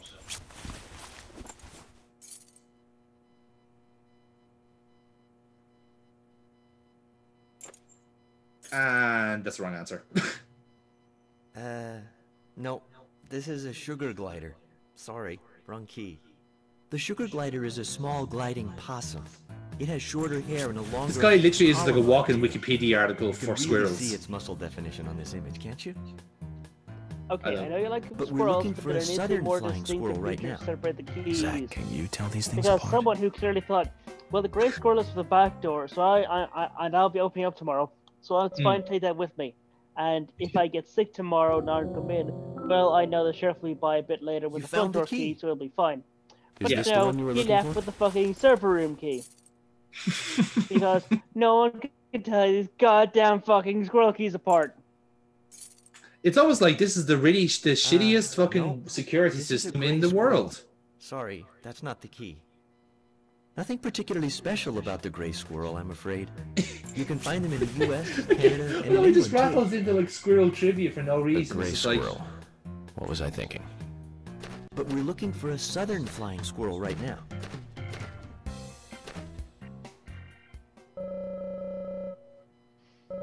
I sense an inner strength within him. Yes, when he may look a little bit effeminate, but once you get him to talk about squirrels, he gets into his element. You see. You see, he doesn't have rank over us. I imagine this is how he'd haze people that weren't he'd be more overt about how much of an asshole he is by hazing you, but because you're an FBI agent, he has to pretend like he's not hazing you. Right, yeah, he's trying to be goofy about it. It's just like, oh, I'm Thomas. I like squirrels. I'm not a bully. Yeah, as opposed to just being honestly kind of a prick. Yeah, pretty much. It should be just an option to just shake him until the key falls out. Basically, I'm the kind of asshole that sends the interns off on ridiculous tasks. Those nurses that send the junior male doctors to go to the storage room to come back with some fallopian tubes or something. Yeah. Are these the tubes you're looking for? No, wrong size. Sorry. Wait a second. Basically. Although apparently that kind of has happened sometimes. It can be rather amusing. Yes. I can't claim to be an expert in fallopian tubes, Paul, but I will take your word for it. They're the tubes that connect the womb to the egg storage in a woman's body. Oh, it's not the kind of thing you typically have in the storage department. Not even spare ones, no, just in case something goes wrong with the plumbing. No, it's the kind of thing where, or that Game of Thrones reference where the king sends a square for the breastplate stretcher. Oh yes. The fuck? That's not a thing. That's wrong. That's just techno babble. You just Geordie LaForge this fucking thing. Pretty much. Just stick it to your fucking warp matrix modifier while you're at it. Pretty much. Like, you bring setting up Wild Goose Chase.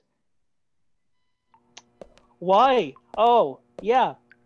He had the setup to, like, bully the new guy coming in by putting the goddamn keys to create this guy's, like, you know, new user account in like, Filthy Frank's jail toilet. The guy who comes in, shit-faced, having had 4 portions of the shittiest curry imaginable. Mm-hmm. Yep, that's where I'll store the key that this intern's going to have to dig out. You're going to have to reach into that bowl of a toilet that by this point is mostly curry acid. Yeah, if anything, like, it's actually like burned to ceramic, and now is just like it essentially has like formed its own material from like from what was left. See, and that's why his keys are laminated. Yeah. Well, again, like it's forward planning from Thomas's side, really, to, you know, in a way, I do enjoy when a rib goes the extra mile, but like with the protagonist in the game here, like, let's get a fucking move on, right?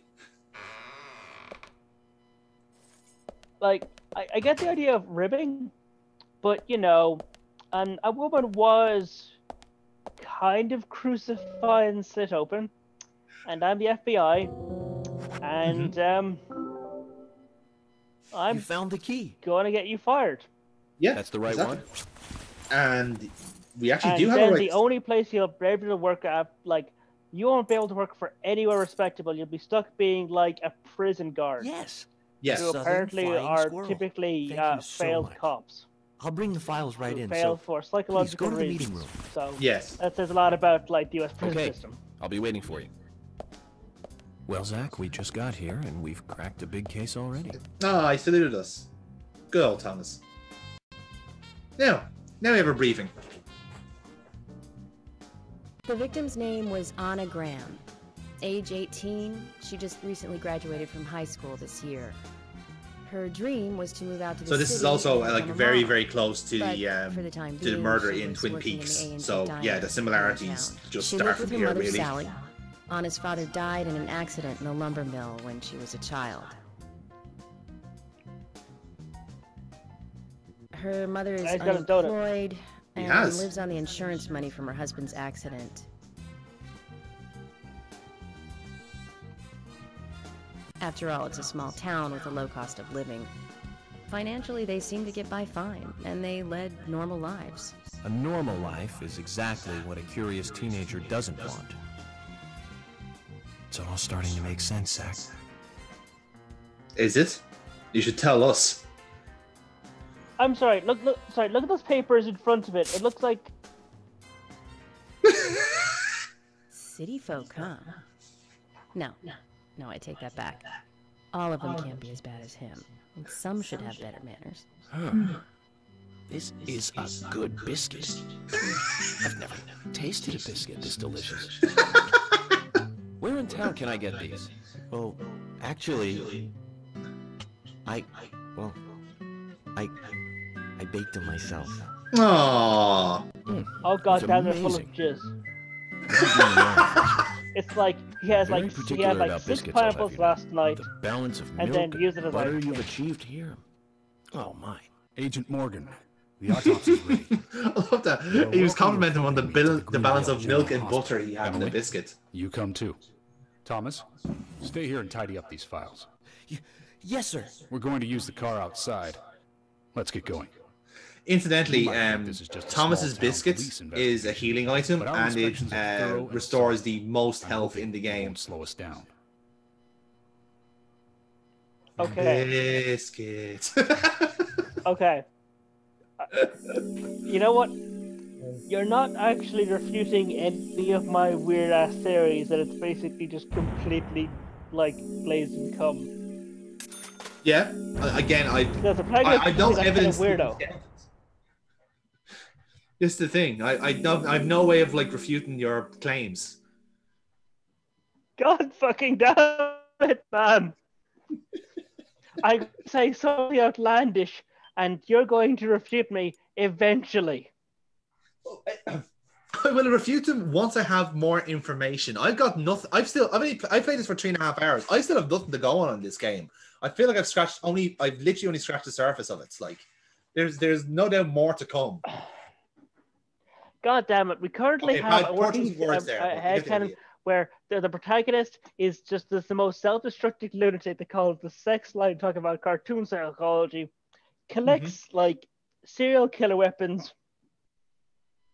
And apparently just finds cum glazing delicious. And is, on top of everything else, a complete lunatic. General Hospital is down the road by the lake. It's too far to walk. Come on, get in the car. If I'm riding in a car, George, I prefer to be the driver. Can you provide a car for me? What are you talking about? You don't even know how to get there. Which is another good reason for me to drive, George. I need to learn my way around town. Oh, man. The dialogue here is so fucking daft. It's brilliant. Very well. Then I'll ride with you. I want to keep an eye on you. Fair enough. Like, literally, like, this is how, like, they're just one thing, Agent Morgan. Your involvement in this case is the sheriff is in his car. That means now to try and ram someone at high town. speed.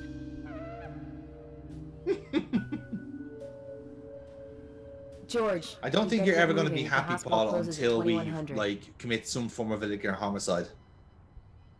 Preferably getting the sheriff is right there. So the sheriff either has to arrest you or be, come guilty of aiding and abetting. Agent Morgan, get us there quickly, but drive within the speed limit. Just because you have a badge doesn't mean you can drive like a maniac. George, what are you, his mother? We just need to get the autopsy results. Agent York isn't accustomed to the town yet. Give him a little slack. Yeah, let him drive. Let him break the speed limits. Come on. Well then, Agent York, let's get going. Sure, sounds good. Evidently, they have not been told how badly he totaled his last car. Apparently, Thomas kept that part of the collection quiet. Who knew?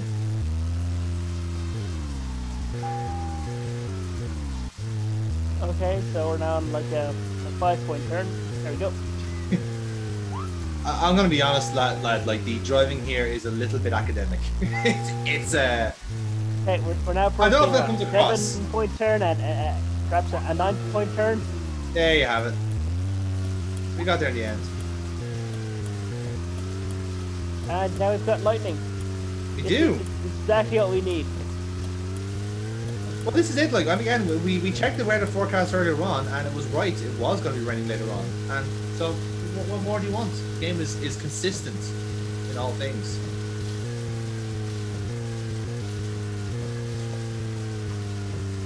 Is it though? No. If anything, I think the weather is the most consistent part of it. Agent Morgan, I can't help noticing you prefer to work alone. Most of the time, yes. Don't you get lonely, flying all over the country alone? I must say I've never felt lonely. Are you married? Unfortunately, relationships and I are fleeting strangers. I don't get on very well with women. You might be surprised to hear. I'm actually not, to be honest. You notice things like that at my age. You have to treat women carefully, like a thin crystal wine glass. If you don't, they can cut scars on your face, just like yours, right? George, is this... That's a weird way of talking about women. I see you're a seasoned professional. But let's not talk about my scar. It was caused by a problematic woman. Well, she got you good. Terribly good. It'll fade away, and nobody will notice it in a week. A week? It's not that light of a wound. So, this is me legit like going, right, where do I go? Map is annoying.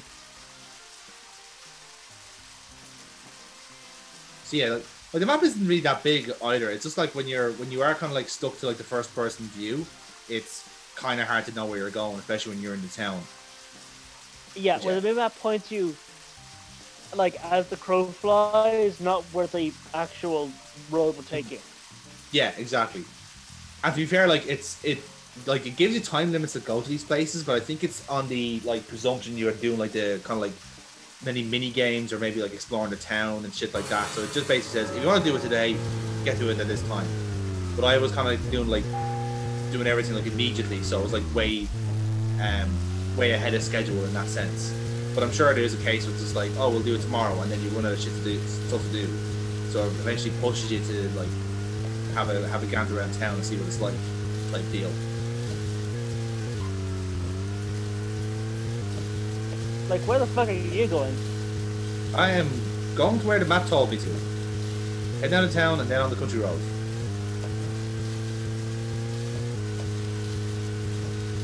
This is why I'm driving, Paul. Okay. Yep. So there you have it. Now we just drive and talk about sports, I guess. I guess, but I gotta figure we're missing out on like. Yeah, I did. When I paused it, it did seem to cut off the dialogue there, but I think it like kicks back into gear at some point. It's like an option to do it. Well, I mean, like having see if you can get the sheriff to have. I think there is an option. You can just press X. You can roll down the window and just fire blindly into the road. That's not an option, Paul. You'll be shocked to hear. You'll be really upset that most people in town are law-abiding citizens. Which I'm surprised at. I know. I feel your surprise. I feel your sadness. A homicide investigation. Keep your mind on the matter at hand. He's right, Agent York. You still don't know your way around. Concentrate on driving us to the hospital. That was following up on the conversation about the scar, so that's why it got cut in just at that point. We're on Muffler Road, by the way, just in case you're wondering. Ah, great names. Indeed. Like I said, they thought all this stuff out because, like, I'm sure, I would assume at some point there's like a puzzle going like, oh, there's a crash at Muffler Road, and you have to try and find it on the map, and you do, and you win, I guess.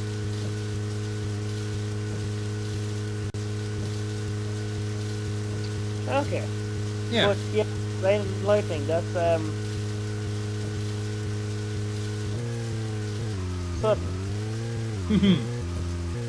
Apparently it is. It's just the way the weather is. Like, it just keeps raining here all the time.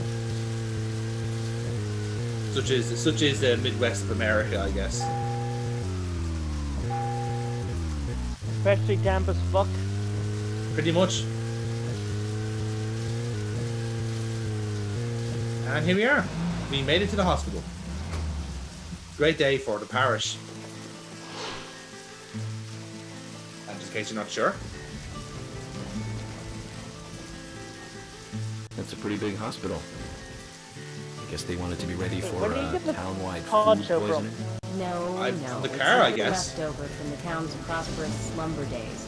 Hard to imagine now. He seems to have it on whenever it's My raining. mother always Like talked automatic. about how energetic this town used to be. Almost like a gold rush, she used to say. Impressive. I will turn and But say the that to you. hotter the fever, the faster it cools. And so now there's hardly anyone left to use this place. It pains me to watch my hometown lose so many citizens. Beyond your understanding, I'm sure. Yes, I'm sorry to say that it is. Indeed. Because we That's why don't. this No one case dies is in our New York, problem. where I There really live. isn't any need for you to get too involved. Well, he had mentioned that like he travels around the place, so he's not really settled anywhere. No, he lives by the seat of his pants, Paul, as most FBI agents tend to do. Oh, you can fish in this game, by the way. Just let you know. Oh, okay. Yeah, it's a fishing minigame. Apparently, it's terrible. I am Hello, prepared Sheriff. to believe that. Yep. Oh god, braces. Realistic brace There, physics. Fiona. We're here to see Usher. God, those are painful. Do you know where he is? Yeah. I think Dr. Johnson is in the computer room. A computer room? In a hospital? See watching Yes. porn again. Nice to meet you, Mr. FBI agent. Like, The yes, he's computer got room job is where our security, but employees share a seriously. computer. Very nice to meet you, too. I'm FBI Special Agent Francis York Morgan. But how did you know I was FBI? Easy. None of the police in this town wear cologne. That's a good joke, actually. Besides, that scar on your face is the biggest rumor in town. Rumors get exaggerated as they spread, even in the countryside. What's that you're reading, if I may ask? I'm putting my finger here. Liar's house. this yet? It's a recent bestseller mystery. It's set in the U.S., a small traditional North American town close to the Canadian border. A peaceful, traditional place. However, that peaceful town is shattered by a terrible crime. The murder of a local girl. And that incident causes grief and sadness to everyone in town. But was it written by David Lynch by any chance? Evil still lurking, alive. Yes, I mean, the situation right we're getting a little meta. Fiona, don't say that. Sorry, I shouldn't have said that. With Anna dead and all. Don't worry. Books are written to entertain, and it's good you're enjoying it. What we're faced with here is a terrible crime committed in a real world. In a real world. Much different from that of a novel. I mean, you say that, but So there's she no need clearly to committed this in order to, you know, like, reading this book can only get her off so many times before she has to enjoy the real thing. So, okay, so you're assuming that the hotel receptionist is a suspect here. The hospital receptionist. Yes, that's sorry.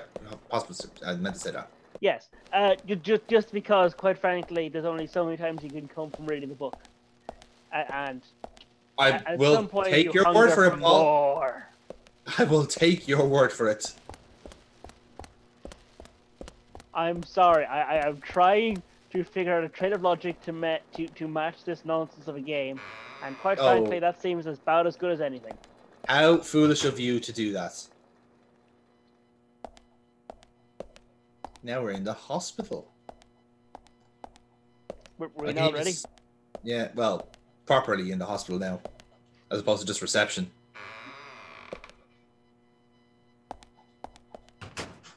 And hey, computer room. We couldn't find him.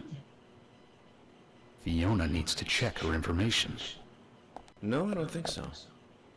Does the doctor like playing games by any chance? What do you mean? There's a message on the computer, and a card key already set in place. The king passes the rook and meets the bishop. The knight takes a pawn along for the queen. It's a chess puzzle! What does that all mean? It's a simple puzzle. Zach, let's take him up on his challenge. You can do this, right? Yes, Paul, you can do this. You understand what it means, don't you? Oh, god damn, you put an order based on the phrasing. Pretty much, yeah. It's actually even more like terrifically simpler than that. I legit because I'm used to some adventure games pulling shit like this and doing a chess puzzle, and you do need some semblance of knowledge to make it work. But this game actually makes it far simpler than I ever intended. Oh, because of the positioning of all these, the positioning of all these chess pieces on the board matters. No, it doesn't. Zach, something is still missing. We need more clues. So, there's posters all around the room, and all they really do to serve is to tell you which piece is which. Oh god, fucking damn it! So the solution is actually far simpler than it looks. Are they already in order? They're not necessarily in order, but what you're basically doing is the actual box text that's there. You just put the order. You put the pieces in the order that's said in the phrase. Zach, something is still missing. So it is just a case of just once you know what these pieces, the chess pieces are, you won basically. So this is king, rook, bishop, knight, pawn, queen. Pretty much, yeah. That's it. Jesus fucking Christ! Right?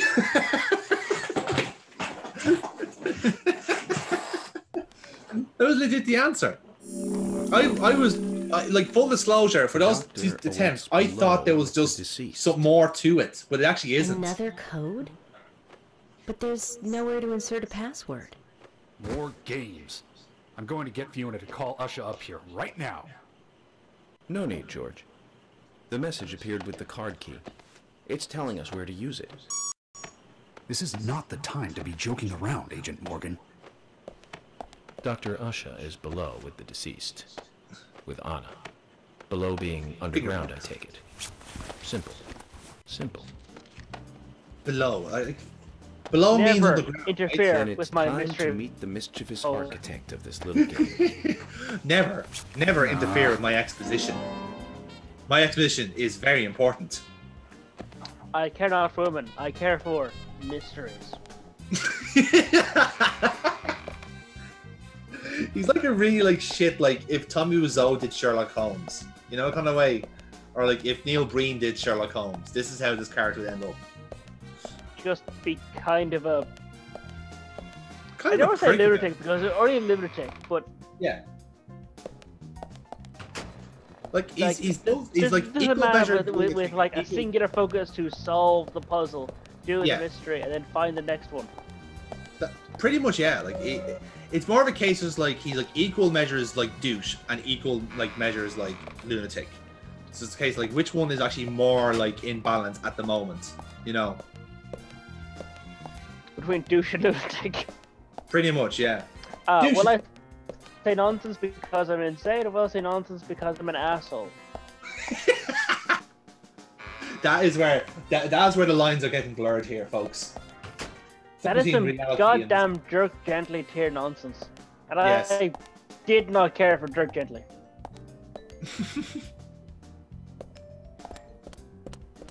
I dislike when. Okay, you might be trying to be smart about this, but I kind of see it as you've derived a premise to accommodate the laziest writing imaginable. This for what again? Sorry, I didn't catch it the first time. Jerk gently. All right, yeah.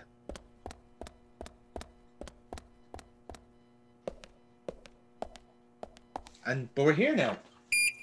Yes. With the key card that we found ourselves, because we're big boys, and we're grown-ups. We can do these things. That, and we have a mystery boner. That too. Whenever you have a puzzle like that, we just go, haha, mystery boner activated. And that'll get us nice and fluffed for this autopsy investigation. Indeed. This Just when you is said like that, far too straightforward not to like- come to climax already, but Yeah. it's just enough to get us in the mood. Over the line, as it were. Jesus fucking Christ! Someone stop me! I help! Welcome to Deadly Premonition. And now, here's the doctor. Usha, sorry to keep you waiting. Oh, this Ah, is you when he made doesn't have an evil beard. Let's get started, shall we? He has a goatee. That's barely adequate. This is Agent Morgan from the FBI. He's a cool doctor. Nice to meet you. I'm Usha Johnson, the doctor in this hospital. FBI Special Agent Francis. Look at my York. badge. I'm special. Please call me York. Everyone calls me that. Isn't the sheriff Very calling you well, Morgan or Agent something? York. Yeah, to wind you up. Are you a forensic practitioner? Let's just say I've dealt with corpses before. So no. I kill a lot of people. Did you create that yourself? Mm-hmm. I am just wanted the to only see if doctor our in FBI town. agent could And handle the when task. the chief said see. we've Well, only that got was like pretty 10 fun. people left, Glad you liked it. that's mostly because of me. He's like, I so you're was the- convinced don't my have much procedure time. of amputating the lungs We when need someone had a those cold would autopsy work. results. So you're the only doctor in town, Mr. Johnson? Well, yes, but I'm a doctor of history, but no one seems to have noticed. Next time, try challenging us without obstructing an investigation. You've angered the monarch.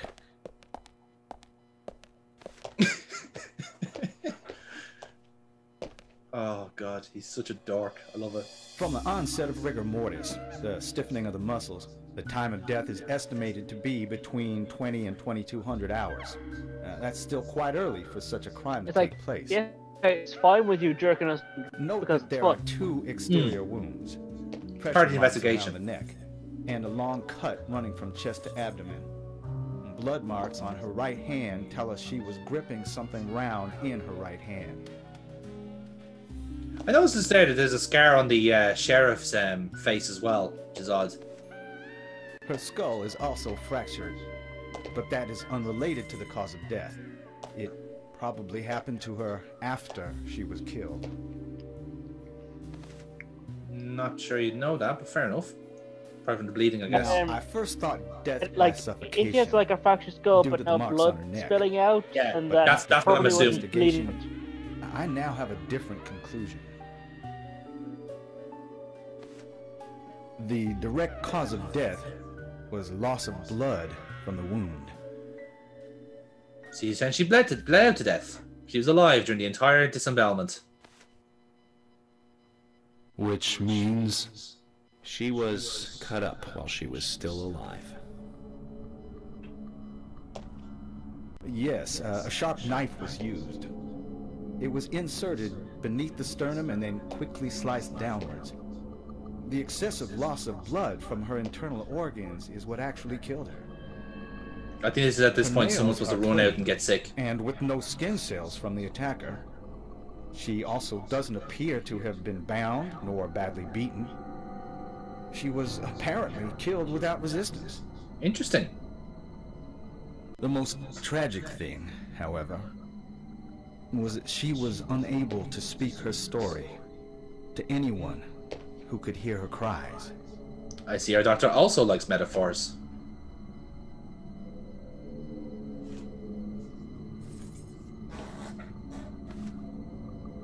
The perpetrator cut out Anna's tongue.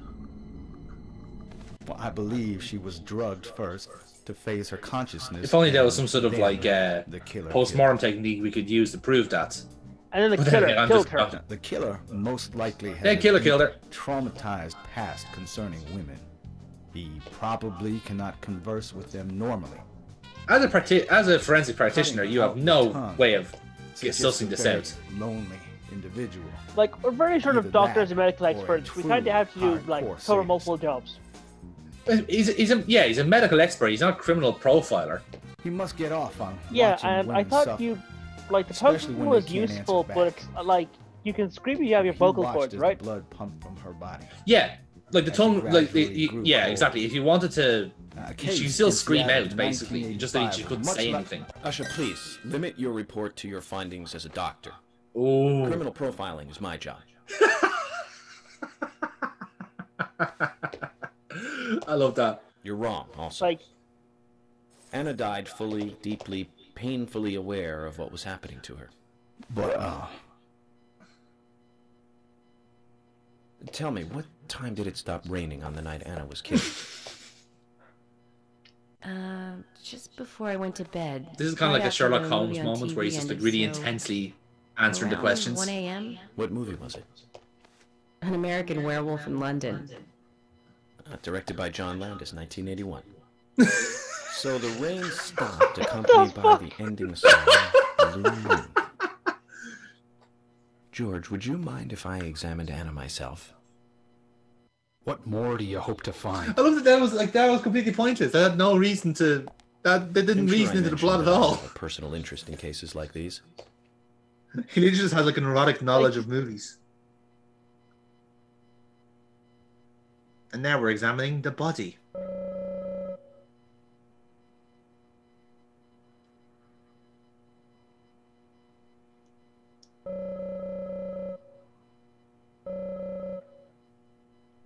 A relief shaped like a peace mark. Okay. yeesh. Yeah. It's like, you're trying to observe this, but, like, you remove the blanket, but you can't really show that in the video game because it's fairly fucked up. Yeah, it's pretty gruesome.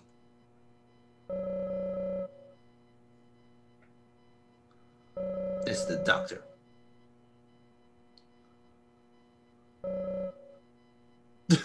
Well, alright then. If you say so, game. Right, so that was basically it, just looking around the body, see what you could find. So now let's him do the work. From her lack Okay. of resistance, I'd say that Anna's injuries happened very quickly. Unable to speak, she was then left to cry herself to death. Zach, it's all starting to come together. The perpetrator stayed with her for at least 2 hours until it stopped raining. At the estimated time of her death, It was still raining, but you can still see tear marks on her cheeks. That means she was killed under a roof somewhere. She was then carried into the woods after it stopped raining. There's one other thing. Her tongue was removed with a very blunt knife. In fact, it's more likely it was simply chopped off. With a meat cleaver, maybe. Oh, sure. Are you a passionate man? Well, not particularly, but I am man enough should the moment call for it. George, how about you? All right, then. I'm very passionate. Yes. Especially when it comes to women. But I don't see what that has to do with anything. George, the perpetrator is just like you. He's passionate about women. He's a passionate kisser. This was a kiss of death. The perpetrator bit off Anna's tongue. We'll never get a dental print from a wound like this. But this is still a big lead. Bear in mind, they'd have to be like razor sharp teeth to actually like cut the tongue in that sense. I mean, yeah, but that's fairly fucked up. Yeah. And it gets better.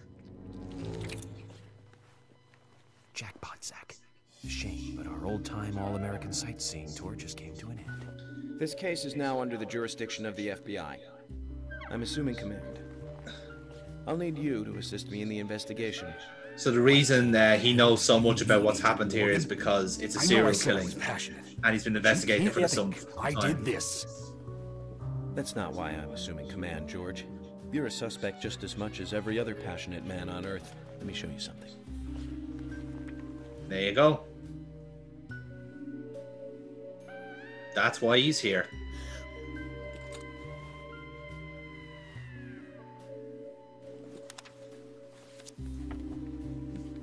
Check that shit out. Oh, wow. Yeah. A series of 3. There you go.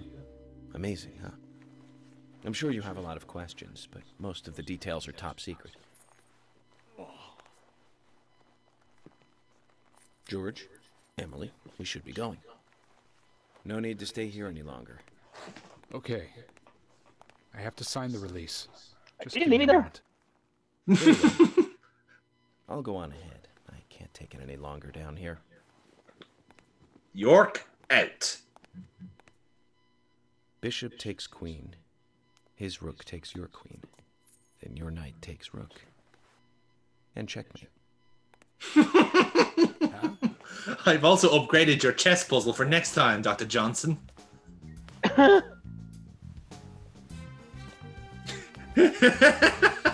He was playing a chess game with the computer. My first victory in the Grandmaster ranking. So yeah, that's his like Sherlock Holmes moments. Basically, it was just like, yeah, I actually am quite good as a detective. I'll have you know. So it's like the FBI doesn't actually hire lunatics. We're actually very fucking good at what we do, and we all develop all really fucked up code mechanisms because this is our day. And oh dear. Relapse.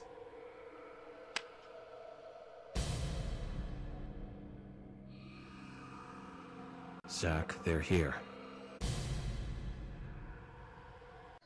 We'll stop it right there at 2 hours. Like this is a good point. We've got some insight into this particular character. Yes. So I'm going to pause my end. Yeah, you can pause on your end. Yeah. So I paused. Okay, that is some insights. Yeah. What? So your first 2 hours of Deadly Premonition. What's your thoughts?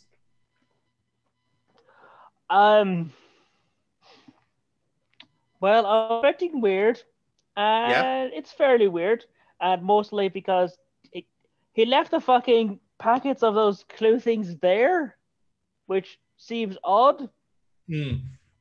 But I wouldn't be surprised if that was just like a visual error, and he still has them. Oh yeah. That's all. It's just there's a purpose of the scene. Yeah. And he was coming off as this disjointed lunatic up until the moment where, you know what? Yeah, he's actually very good at what he does. Intelligent, incredibly observant. Almost like a very like obscene level as well. The kind of person that is actually just working 3 or 4 moves ahead of you and is like seems crazy to dumber people.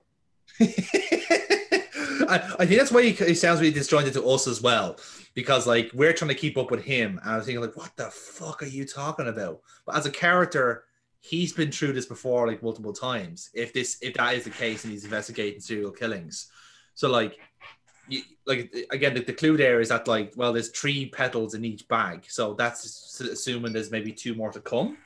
So yeah, I think like you can kind of like, if you did like try to like anticipate what's going on, you can move on the same level as York does, or you could just sit back and enjoy the ride and let the game play out. It's entirely up to yourself.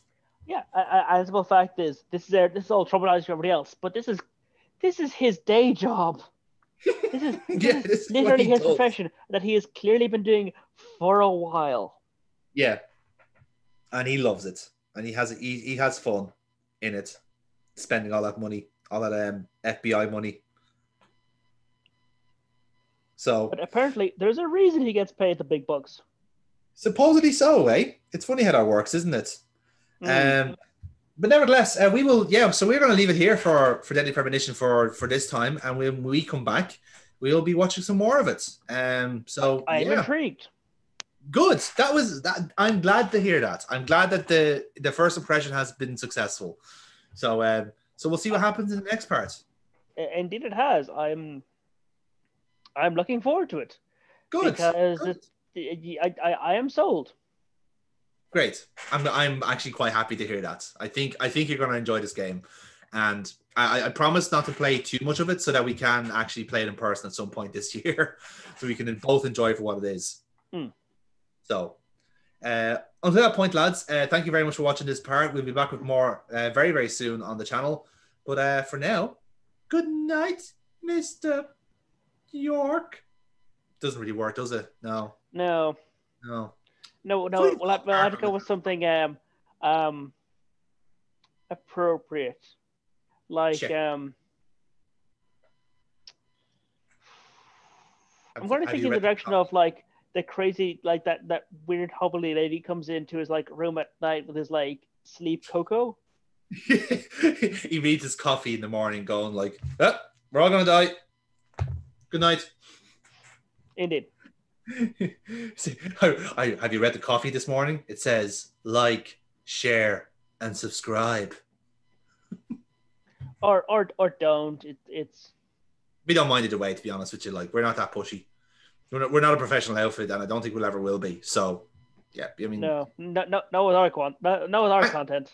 No, but thanks for dropping by though. All the same, we appreciate your custom. All the same, you know. Indeed. Sadly, the YouTube algorithm just does not favor what we provide. Yeah, it's blatantly racist against the Irish, is what we're trying to say there. Literally, they just said like, "Oh, we have Jacksepticeye. We don't need another Irish YouTube channel. Fuck that." Like, you know. Pretty much. Yeah. Anyway, good night, Mr. Parker. And immediately began having more of his incredibly fucked up hallucinations. Indeed. So yeah, guys, welcome back to Deadly Premonition. Welcome back to Paul of Cthulhu. We were just recapping what you've just seen. If you're watching this on the playlist, Paul, I think it's fair to say you have been terribly intrigued by this game so far. I have been. Some of the games in this series, they've been a slow boil. Yes. It's like some of them could be like a boil that is less of a slow boil and more like just waiting for the water to spontaneously combust. This, however, was intriguing. Then the car crash. Then shit got really fucking weird. And then quasi-normal again. And then weird. And then we had the reveal that this guy's been not quite playing dumb, but letting other people come to their own conclusions about him. Yes. He's been arranging the conclusions people have been coming around with him. because this guy might be that kind of smart.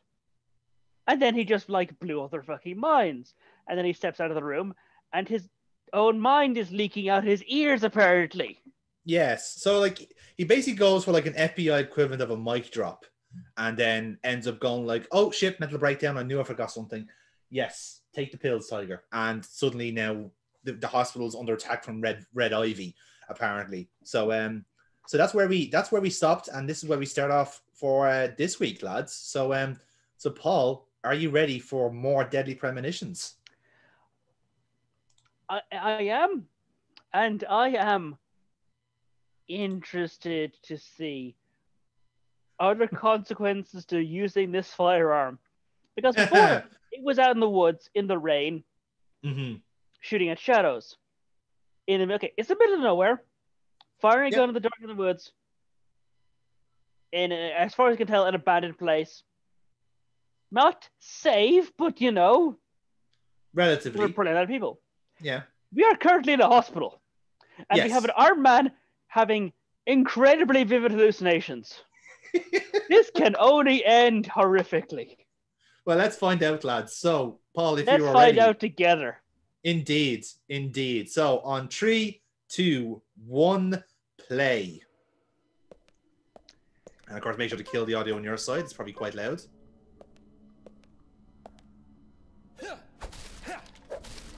So as you can see, the red ivy is immune to attacks. I mean, do we have a knife? Oh, it doesn't. It does at all. That's just like, you can't go here. Oh. That is some concerning moan in the background. It is, and you're gonna have to get used to that, I'm afraid. It's part of the ambiance for this level. I'm going to just assume in one of the locked doors, the tentacles are having interrelations with someone who's evidently enjoying it. That is your call, Paul. I couldn't possibly comment. So as you can see, the knife also does nothing. No. So we are essentially obliged to go through this door and begin the mandatory action scene. Is this the room we were just in? Yes. Oh, hello. Okay. You see, I thought I was joking about someone getting flesh by tentacles. Shit.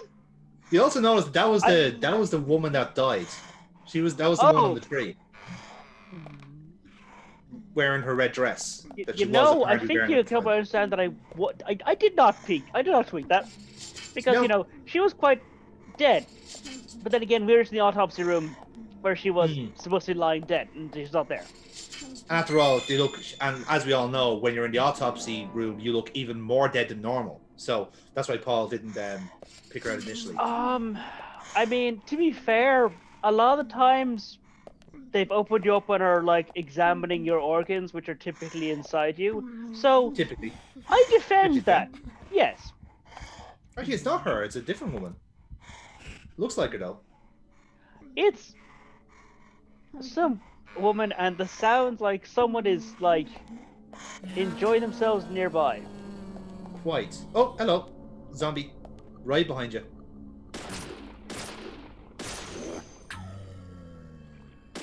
I mean,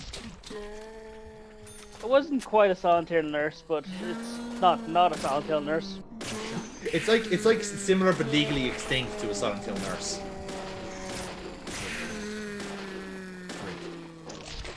Like the inspiration for it isn't necessarily a sexual fetish, but it's in the same ballpark. It's like if you have confusing thoughts about nurses.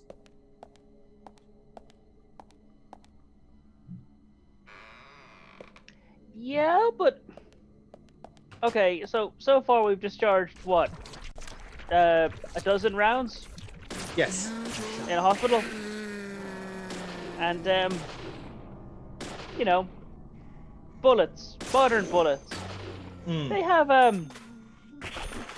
penetrating power, and hospital walls are, especially like just in fact the walls that are internal to a building. Yes. Not typically the toughest. Yeah.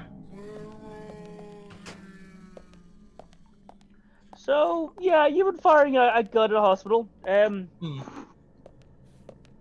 Generally aiming roughly shoulders or torso height. Yeah.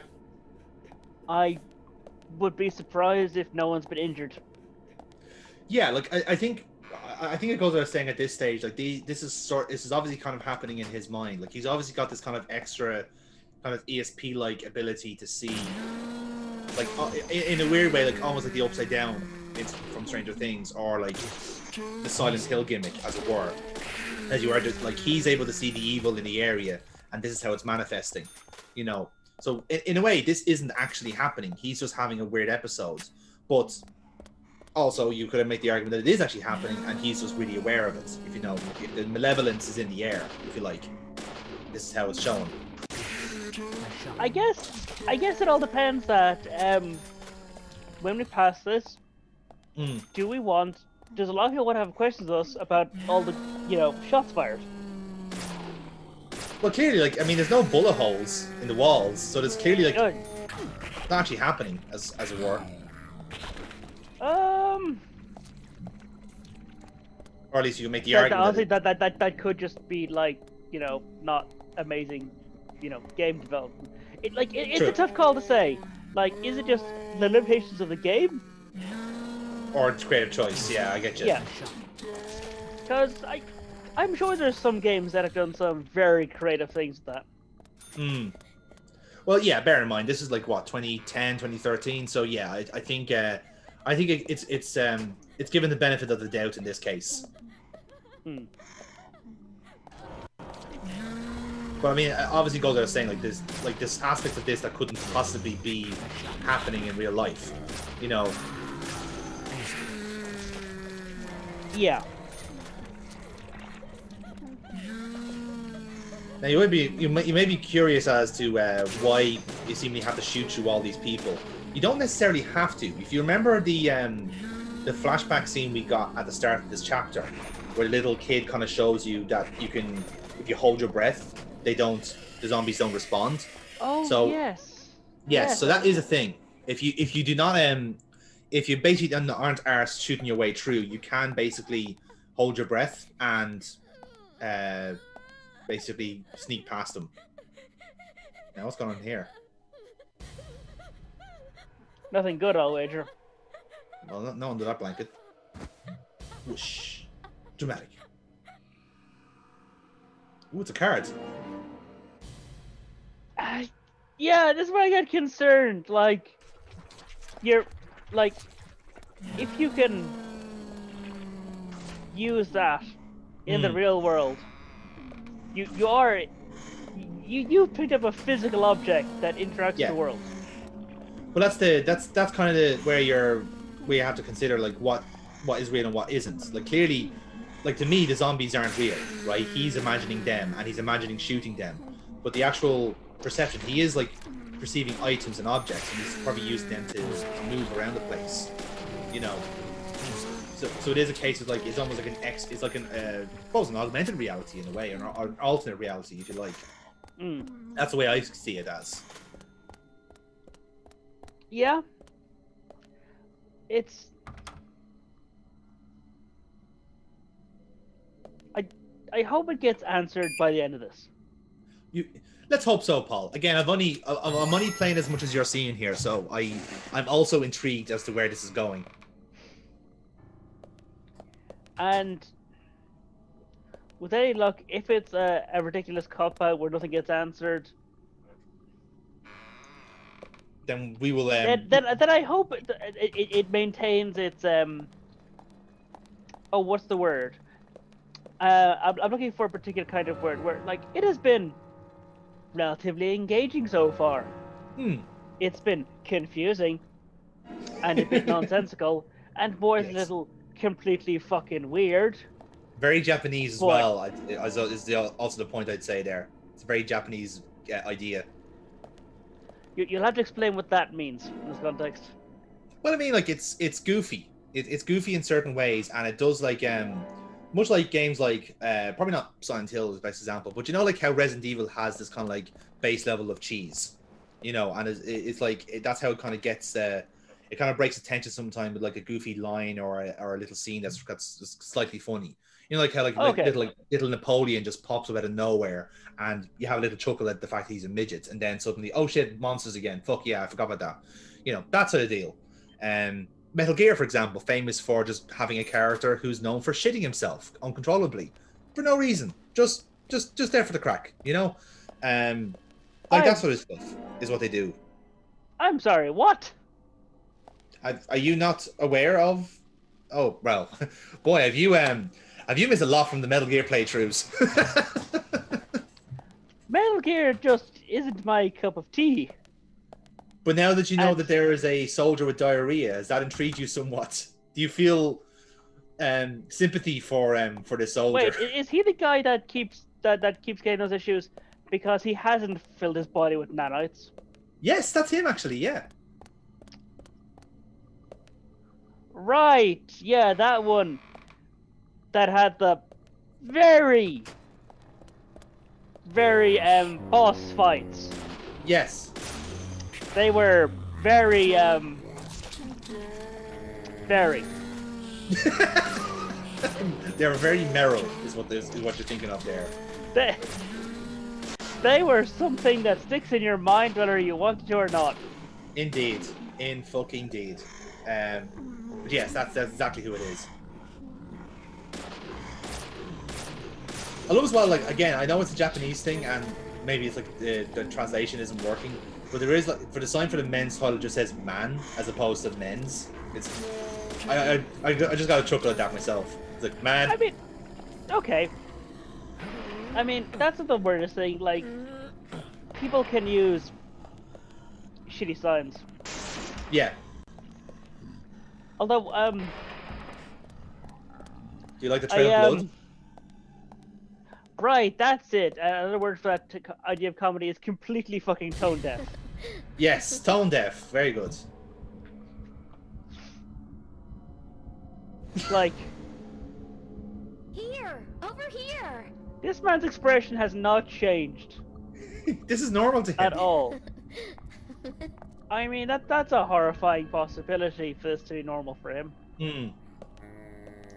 But like I said, as we're finding out, like, he is here for a reason, so maybe this is normal to him. Maybe this is just like what happens to this fucking guy on his investigations. I mean, maybe.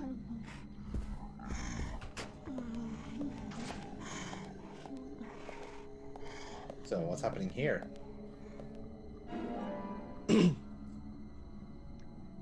I mean, weird shit. A lot of weird shit.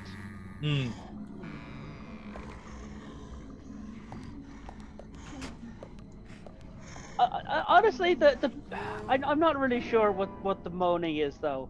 Is it the building? Is it the... Oh god, is it the building? It probably is the building, yeah. Like I said, he's just evil. The evil is around us, Paul. That's the whole idea.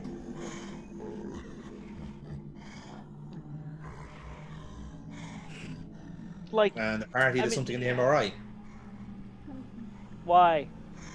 Sure, why not? Why not, man? Oh, it's under cards. Handy. I'm sorry. MRIs. Wouldn't they? Wouldn't they just destroy the card? Yeah. So, as I understand it, MRIs, are they magnetized or something? Yes. Yeah, magnetized. Yeah. So, and the part of cards that are read electronically, that reacts with magnets. Reacts? Yes. In fact, I would say it fucking hates them. Yeah, like, it has a very, very specific purpose, and that's how it reacts with, you know, scanners, functions as key cards. For that to be strongly magneted, I would think would render it completely useless. I mean, I was going to say unreliable, but that's not wrong either. I'm happy to go on a limb there. I'm happy to go on a limb with that. He does have quite a lot of style when he's doing his key card. Man knows how to strike a pose. I'll give him that. Strike a pose. I mean, to an extent, certainly. It's. He's got his stance well, anyway. Okay, Yeah. so we got to the exit. Oh. Or do we? There's something about the sound of those things squirming out of the ground. Seems to have like a nervous twitch. Yeah, it looks like it. Or maybe that's his like, his tell for thinking, I am paying attention and doing mind things. Yeah, it's like a case of I'm fine, I'm fine, I'm fine, I'm fine. Also, something apart from him was throwing shit around and possibly shooting. Yes, it sounded like a shotgun. Oh, look, it's a policeman with a shotgun. In fact, it's several people with a shotgun. This is unfortunate. It's almost like they've taken police have taken exception to a detective running around the hospital with a gun. Yeah, they did. And you know what? A shotgun did, I'm not gonna say too little damage, but that was more than a tickle. It was okay, significant. fair enough then. What matters is that a shotgun didn't do negligible damage. Yes, exactly. It did enough. Which I think was the whole kind of point of a shotgun. Was to like, if you hit something with it, that thing is down. Yes, in theory, yes. You're forgetting, Paul, that we are the protagonists, therefore have more health than anyone else. You see, I was going to say with, discreet body armor because detective. Nah. Unless he has like some sort of supernatural fucking armor that protects him from like evil shotguns. He does have a fairly thick head, so good thermal plating. That's possible. That's possible. I like that. It's not. What it is, it's not impossible. No. And he's coming out of it. This part of the video is sponsored by Thomas's Biscuit. I mean, that's not a biscuit. That's some sort of cake. Shut up. It's a biscuit. See? Agent Morgan, he's back to normal. Desperate, then why not smoke two at once? And like, there's no smoking in a hospital. You're inside a hospital, man. Oh, hello. What's going on here? I'm sorry, what? It's Psychomantis. I thought it was a combine. That could also be it, yes. That's Harry. Harry Stewart. One of the bigger problems around here. His father started up the lumber trade and founded this town. He's a weird one, as I'm sure you can see. Really? What's weird about this scene? Never speaking to the townsfolk. And just FYI, he owns almost the entire town. Not that that makes any difference. So long as I'm around, he won't be getting away with any funny business. I don't think I with anything. He's sort of like possibly crippled. Well, we don't know. He just seems to be getting the wheel around the place. Mysterious capitalist. Yes. With 2 valves in his neck, apparently. Mr. Francis York Morgan. Oh. Haste won't lead you to what you seek. Keep your eyes focused on your footing as we speak. So says Mr. Stewart. That is a... Yeah, nice I don't know what he expects the guy to be getting away with. He looks like he's like... Yeah, he needs... Like, it's not weird to have a creepy assistant. That's the guy that needs full-time assistants for basic functionality. Mr. Francis York You'd think so, yeah. Information desires you, just as you desire information too. So says Mr. Stewart. Harry, stop trying to get in our way. Keep this up, and even you'll have What the hell is he doing? He's just, like, making weird statements. He's not stopping you from doing anything. Mr. Stewart, can you please stop acting weird? With each rain, our town goes mad. To our disdain, unpreventable. So sad. So says Mr. Stewart. Thanks for the warning. She's speaking in rhymes now. Then we shall depart, Mr. Francis York Morgan. So, on a scale of 1 to 10, the Paul... sheriff doesn't like cripples. He's actually we don't like them types around here. That's how he always is. You know how cripples are. They always wear the skull heads and have really effeminate aids. It's really annoying. I got a feeling like if he didn't like own the town, that sheriff might have attempted to run him out of town, failed, and probably just like kicked him into a pool to drown. Running him out of town by literally pushing him out of town bounds. Well, it is like he fails to run him out of town and then just just kicks into a ditch or something. Pretty much. But yes, very, very strange little exchange there. I wonder will that become more relevant as time goes on. I am almost prepared to bet money that he will say about 12 or 16 things. Yes. 2 of which might be relevant, and the rest are a combination of complete nonsense, red herrings, and non sequiturs. Non sequiturs. That's it. Yeah. I mean, you wouldn't be wrong with that assessment. I haven't played in long enough to know if that's the case or not. But cookies, nice. God damn, they're cookies now. Yeah. Oh God, do you remember fucking Subway cookies? Oh yeah. It's like they were awful. Like they were good, kind of awful. But I haven't had them in so fucking long. That's a good advert for Subway generally. It's a good kind of awful. That's west from here. Yeah. Too far to walk. A forest park? It's the pride of the town. A park of forests? A beautiful trail leading to a viewing site over Velvet Falls. That does sound fantastic. Show me the sights. That may have to wait. We promised to be there by 1800 to interview the first witnesses to the crime scene. Wait. So yeah. Weren't the witnesses scared children? Well, some of them were, I believe, yeah. I think we also might be interviewing the farmer, the actual granddad of the two. Agent Morgan, if I could just give you a friendly warning. Are you really upset about me taking over the case? No! Shut up! I have the authority approved by the FBI to assume command. So get over yourself. You don't like it, but you will follow my orders. I'm not disputing FBI authority, but this is our town.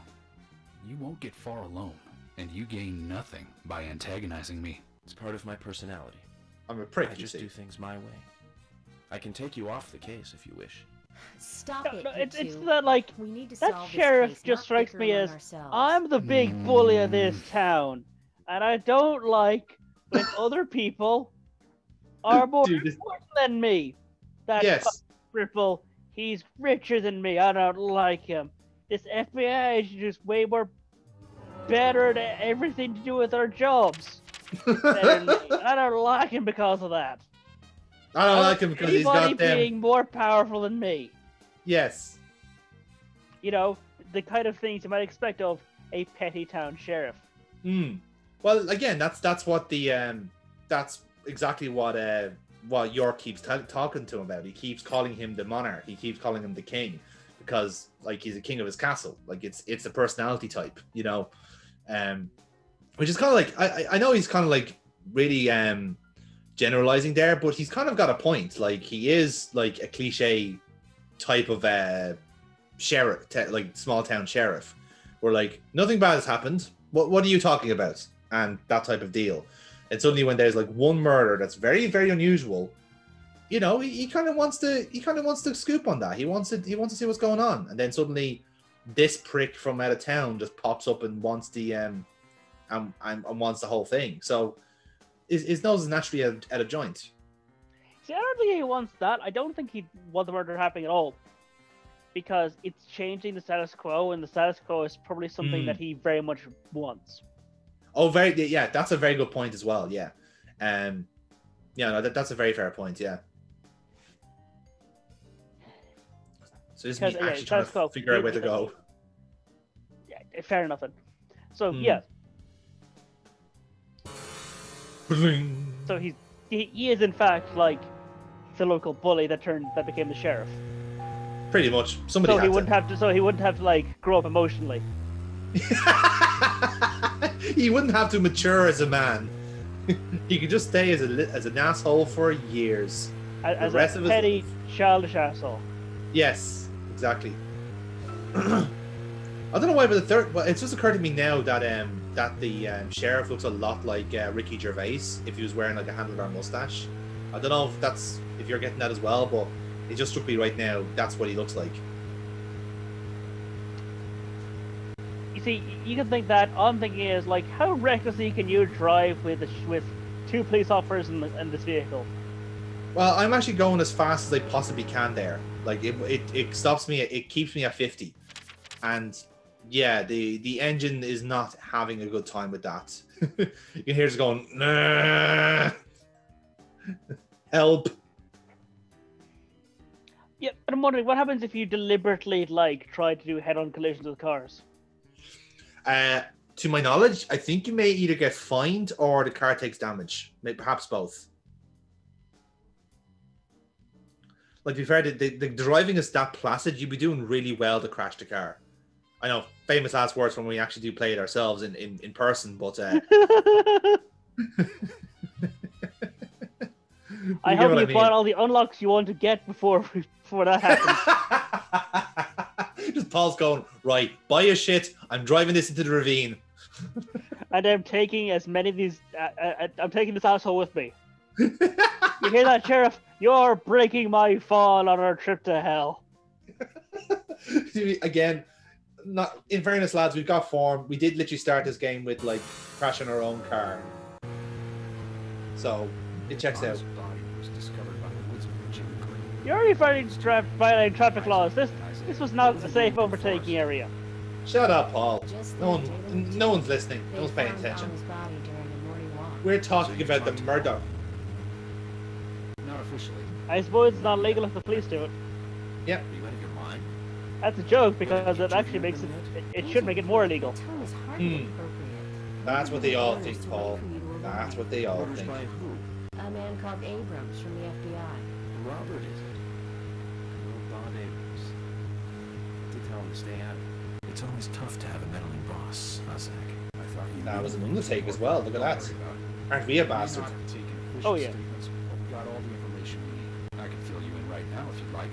Thanks, George, but that won't be necessary. I want to hear the details from the witnesses themselves, firsthand. Remember, my investigation. You're here as supporting crew. They may be traumatized. Yep. You'd better do this carefully. Don't tell me you get nervous. Suddenly trees. Not at all. That's not what You're not on the fucking curve.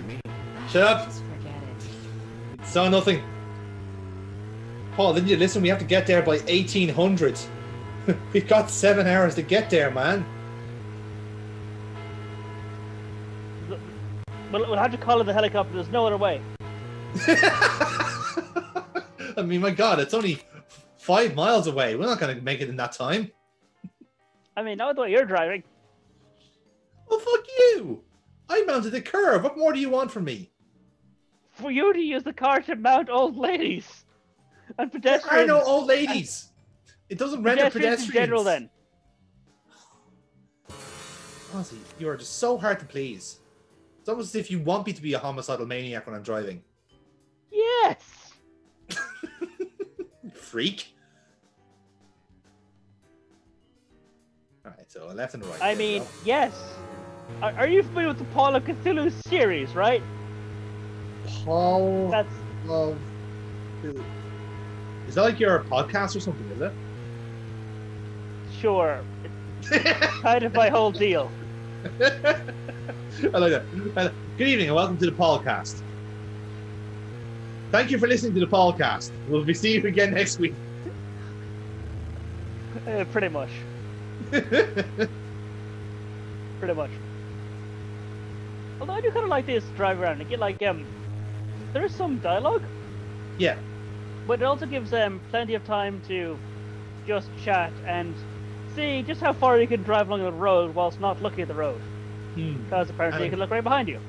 Yes, exactly. No, again, it's kind of weird. Like, it's just weird gameplay where it's just like, it's like if someone's making the game as they would imagine it as a movie. You know, like you have like, well, here's a scene where they're investigating the crime scene, so here's gameplay to suit. Here's a scene where they're driving the car, talking about the case. So okay, let's have some very basic but functional driving around fucking Toy Town gameplay. Yeah. You know, and then for the actual game part, if you insist, then we'll have the shooting sections. Agent Morgan, how much longer do you want to keep talking? Maybe we should cut the chit chat and go get our official statements. You haven't been talking at all. Yeah. This is. It's a long drive, lads. Just saying. Also, what the heck? Like, why were there no like construction warnings at the entrance of this tunnel? That's a lot of rubble to have in a tunnel. That also, is, yeah. How fucking high is the ceiling? It's clearly an old like railway tunnel, so yeah, it's quite high. Although that could also be perspective playing a trick on us as well. Like I have noticed the car is quite low to the ground, like lower than it should be. So I think it's just the way the camera's placed where the car is. But yeah, like anyone going up that hill that we just came down to go into that tunnel, it's not going to have a lot of time to see all the garbage that are just lying all over the fucking road in the tunnel. No, that's a fair point. And it's in a tunnel. Like, that is dangerous. Yes. This is coming from the man that wants to run pedestrians just to see what happens. I need to know, damn it. I need to know for science. Like, way back in PlayStation fucking 1 era, the Die Hard video games, you could run over so many pedestrians, the windscreen became unviewable with the blood. Do you remember those games? This is so much about your childhood and why you don't drive in real life. Agent Morgan, how much longer do you want to keep talking? Maybe we should cut the chit chat and go get our official statements. So why didn't you give me an option then? You ever play those games? Die Hard, Jesus, no, I wouldn't push it was like 3 games on one thing. The Oh. first one was clear every floor of 100 floor tower. Nice, Nagatama Tower. Rescuing hostages and fighting dudes. Yeah. Second one was driving around New York. Yeah, basically a driving game where there was an awful lot of pedestrians in New York. And I completely forgot what the third one was. So it was essentially just a game where you play through the 3 fun scenes from Die Hard, basically. Well, the first one was you do level by level. Yeah. Of a 100-story building. Rescuing hostages, then everything is every 5 or 10 levels.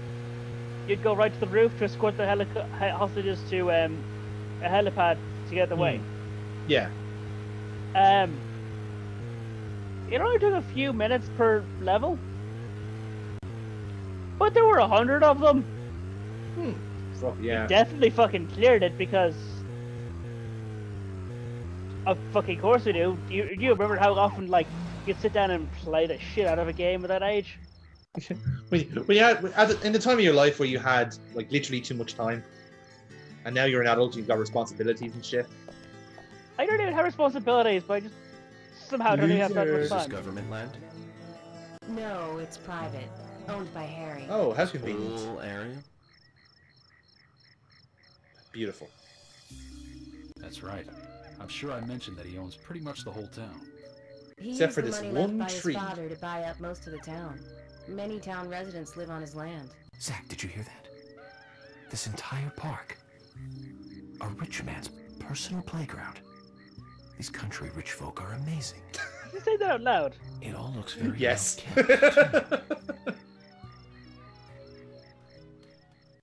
And now to the crime scene. That's right. Here first, the player character is Zach. I'm FBI Special Agent Francis York Morgan. Please call me York. It's what everyone calls me. And you are Jim Green? That I am, son. I keep these woods. Jim Green. The perfect name for a Forest Park warden. Well, you're doing a fine job. Well, I used to be a tree surgeon. Even better. And these two discovered the body? Yes, my grandchildren. Isaac? They even nod in unison. How creepy is that? Incredibly. Yes. Not weird at all. Not and they both weird found, at they both all. found the body at the same time, where they are functionally the one entity. Just like in my dream. We gotta keep an eye on these two. Zach, York, maybe not like mention in public that you were dreaming about two young Your twins. investigation, but I don't want them to hear this. Very well. Emily, please. I'll just take them over there then. Thank you. Hold on. Don't do anything without asking me. Oh. These children were the first to witness the crime scene. I want to talk to them. Come on, they're just kids. They have no idea what really happened to Al. That doesn't matter. You agree with me, right, Zach? How heartless. Do you ever think of other people's feelings, ever? Emily's right. That's stone cold, even for the sake of investigation. Children see things in pure, simple terms. They may have seen something we adults would never spot, and they are here at our request as well. I love as well that like Jim is like blocking them as if like York is threatening to shoot them. Serious? Yes. I never joke about matters like this. Smile. Oh my god. Don't worry. They aren't as fragile as you think. Look at them, standing so upright. They're...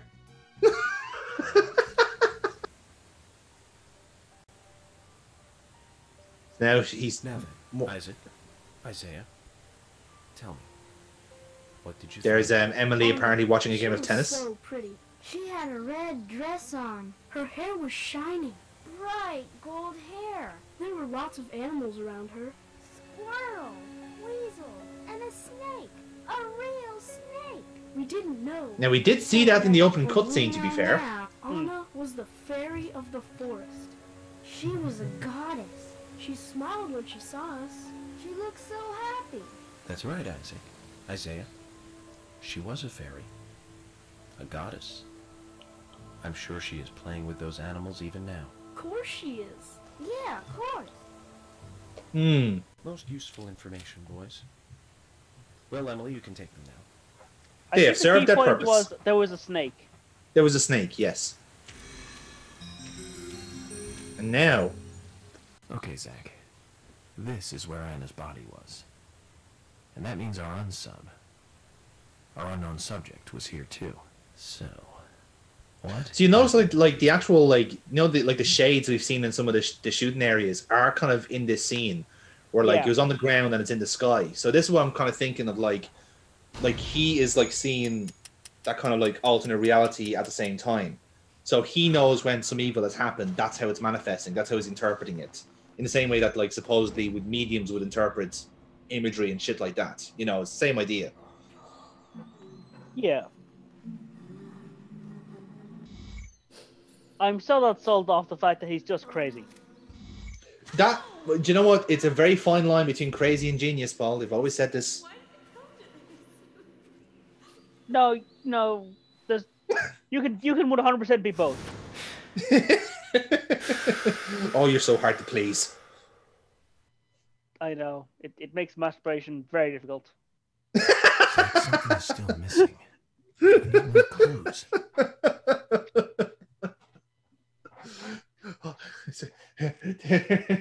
Dear, I keep trying to play it like a flute and nothing happens. Can I help? But yeah, for some reason you keep calling me to do these sort of stuff, and this is the content I gave you. Yes. And I don't know why you expect anything different. Good question, Paul. I don't know either. Right then. Okay. So now we have gotten a clue.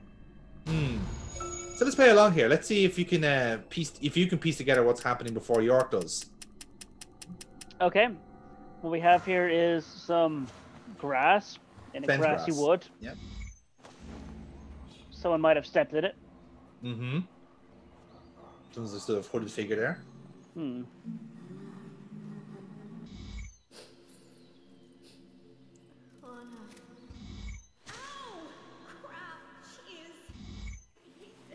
So, Paul, anything striking at you so far with this first one? Afraid not. As you requested, we have permission to stay and look around as needed. But what are you planning on doing? To examine the scene, of course. Point finger. Basic crime investigation 101. Did he just get a poncho out of somewhere? Yes. My men have covered He already. automatically puts a I poncho on when it's seriously when it's doubt starting to that there's rain. anything else to find. Well, then you and Emily can wait in the car if that's the case. But I'll take my time. And now it's rain, and we were warned that the rain brings madness. We have been warned about that, yes. Oh, hey, look, there's something in the bird's nest. Did a bird, like, when they're, like, pecking at her corpse, take some of that body back to its nest to feed its young? Potentially. It's certainly something we can look at. Maybe with difficulty, we might have to go to the shed to get a stepladder. Well, actually, no, that shed is only there if you want to go for a nap. I'm sorry, what? Yeah. Remember, there's a hunger and sleep bar happening at all times in this game. So, hey,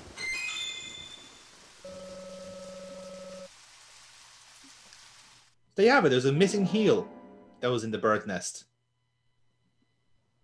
Okay, so presumably that lady was wearing it.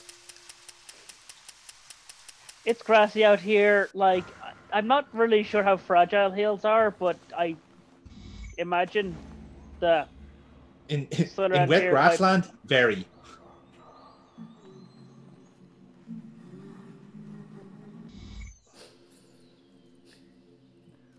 So, you know. Oop.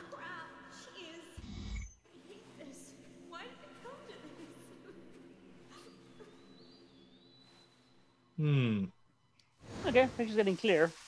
Yes. So, what's your first impressions, Paul, so far?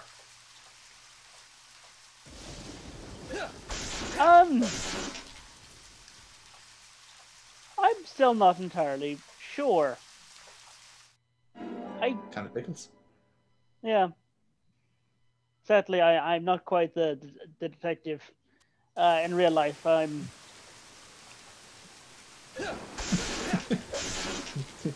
Not many people can be, Paul. To be fair, it takes a very special breed. And presumably, you know, actual teaching and training. Naturally. My God, we have reached critical pickles, folks. We have officially have too many. Well, you know you have too many pickles when something up your ass joke. I'm sorry. I fill in the blanks. I think we got the gist. To be fair, we got the gist. I started with something and then I just like tripped at the second hurdle and just no. Right in the face. Oh, hello. It's a picture. You mean those cops didn't spot a fucking picture? Apparently not. No. Morons. You're forgetting, Paul. Small town cops. Oh God, you're right. It's part of the sheriff's inbred nephew. Precisely. Hey, you leave Thomas alone. He's a sweetheart. No, he was probably been a cub here. He probably drove up, didn't so much leave his car, and just sat around eating donuts. I mean, yeah. Like he just drove here to eat donuts, looked at the window for a bit, and then went home. It's a living. Okay. Institutional incompetence is what it is. Welcome to America. With institutional incompetence is our middle name. I mean, yeah, you're right. It's a Japanese game. Yeah. More pickles. Why? Why do you keep? Okay, it's abundantly clear. There's an entire barrel full of jars of pickles, and you can have as many as you'd like. But Paul, why? you will be later on in this game, and you'll be thanking me. I collected all those pickles. You'll be thanking me. Are we going to have to eat a lot of burgers and dire need of some pickles? To be fair, there is a burger joint in town, so that's entirely possible.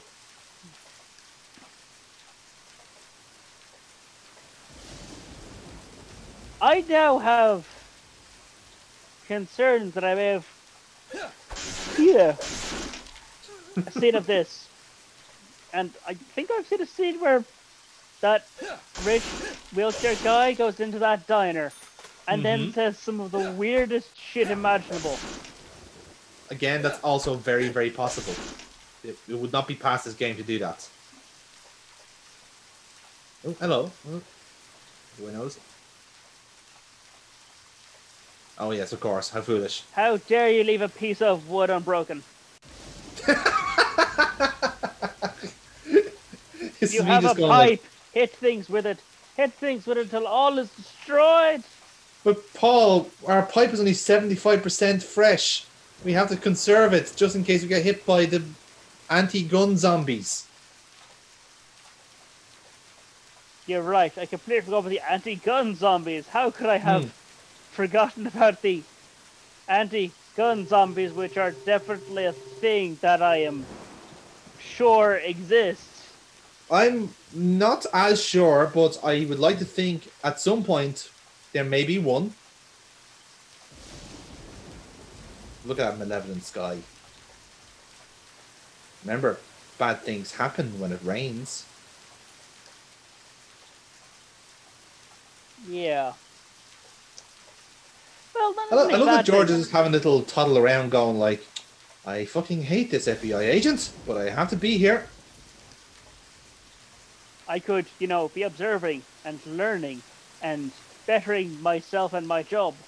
But no, I'm going to stand here and be wet and be angry and then be more wet and then be more angry and then I'll get stubborn and stand in the rain even more and then it will just have this continuously refeeding itself loop.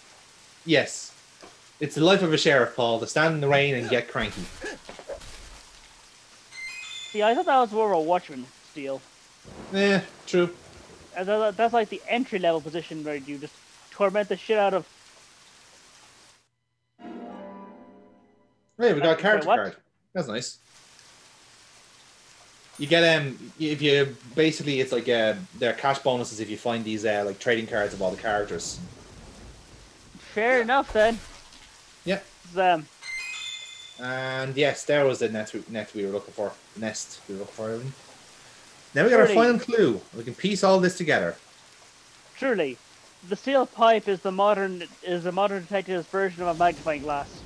Indeed. All else fails, hit it with your fucking pipe. No, a chip. Metal rusty chip. What happened to this poncho? Yeah. Don't worry about it. It's stopped raining. Okay. I haven't seen one of these in a long time. It's upside down. I guess this is meant to be an anti-peace sentiment then. These holes on the ground were made by high stiletto heels all around here. And this depression here, Agent Morgan, I see what happened. Oh, just be good. He hung her from the tree and put on her shoes. He was really enjoying it. Sicko. I love the York's going like, oh, this should be good. Yeah. Disgusting. It's like, at which point would I tell him he's being stupid? George, you certainly have a vivid imagination. An interesting theory. Don't you think, Zach? I love that his light is still on, so it's just shining in the poor guy's face. Oh, God, right. Yeah. Joel. We really ought to introduce George to him, Zach. What the fuck is he talking about? Good question. Profiling is a little different from writing a screenplay, though. An idea being interesting doesn't make it fact. By the way, the light is not coming from anywhere, by the way. Let me enlighten you, George. Yeah. The footprints reveal that one of the heels were missing from the shoes. And they're different from Anna's shoes that we saw at the office. Furthermore, there would be even more disgusting evidence if he did kneel and, well, do as you suggested. If you want proof, go ahead and try it for yourself. He knelt here for a reason other than simple perversion. Zach, what was he doing in front of Anna? And now we're going to find out as you put the pieces together. I'm intrigued at this point. Here we go. I need this explained to me. It's the guy, apparently.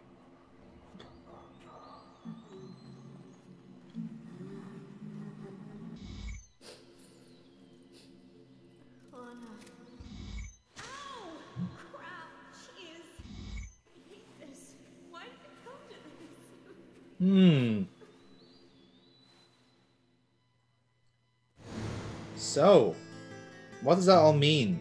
Now I get it. He was kneeling to pray in front of her. Just like the twins said. She was a goddess. The unknown subject offered prayers to Anna's honor. Its big-mouthed tongue and massive body. Once dead Anna was transformed from an object of despite into one of worship. So, who is Miss Stiletto Heels? The steps are close coming up to the body, and then farther apart going away. There was a reason to hurry away then. That settles it then, George. Miss Stiletto Heels is a third party here. She's not the murderer. It's a witness. No one runs away from an object of worship. She could be another victim who was with Anna. Or perhaps an accomplice who fled for some reason. But the crucial thing is, not the first person on the scene, as opposed to the children. Whatever it was, Anna was holding on to in her hand. But why? Why did she leave her here? Only Miss Stiletto Heels knows the reason for that. Because then again, like, okay, so she was there before the children were. Yes, that's what we're kind of getting from this part.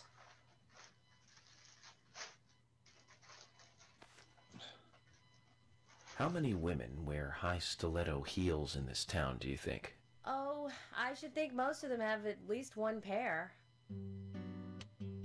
I do too, before you ask. But nobody would come all the way out here wearing them. Also, can you turn off that light? It's really annoying. Except maybe one person. God, yeah, like, it's still on. Don't keep me in the dark, then. Who might this elegant lady be? Diane, the owner of the art gallery. But she's out of town for a big art auction. Jeez, that light is bright. Back in a couple days. That's also my capture card doing that, so I'll probably fix that for next session. Warm welcome home. A more immediate matter, then. Where in town can you find something like this? It should be a building that isn't used anymore, with either a lot of metal or metal machinery or something like that. That's for the rusted part. The old lumber mill. Ding ding ding ding. Well, that is a clue right there. It's time to really get this show on the road. Could you guide me to this perfect setting for extravagant murder? I would find it hilarious if they get there and there's 9 bodies there. I think I said, and none of this was noticed. No. Oh. Again, this is a small town with very few places to go to commit a murder, and the various abandoned buildings they didn't think of to look. Well, you see, the lumber mill is out in the woods. No one really goes there, and it's dangerous. So when people hear someone screaming, they just assume that one of the workers got hurt. Yes. I mean, it doesn't have any workers because we don't cut wood around here anymore. But then the story is about the ghosts of the many mangled workers, sometimes screaming to them hills. The lumber mill is... But it's all private land, so we can't do anything about it at the end. If that's where she was killed, why would the killer go to all the trouble of carrying her all the way here? I don't know yet. My profiling instincts tell me one thing is for sure, though. The unsub's personality is totally different before and after the crime. The unsub killed her in a brutal, horrifying way, and then displays powerful adoration after she's dead. Something close to love. Sounds like a cult, Paul, wouldn't you say? I will say this, though, George. Profiling is a risky business. Of course, if the unsub planted those stiletto footprints himself, well then, everything I've just said falls apart. But there's no evidence that he left those stiletto footprints. I'm sure we have Miss Stiletto Heels to thank for those tracks. All I can do is deduce the unsub's feelings in light of the evidence, and carefully figure the unsub's MO, modus operandi, his way of thinking. It usually unveils something that a normal forensic analysis may overlook. I like that he has to tell us this. It's not for everyone, but it works for me. Well, you don't kind of have to. Like, they don't know any of this. They're small town cops. Precisely.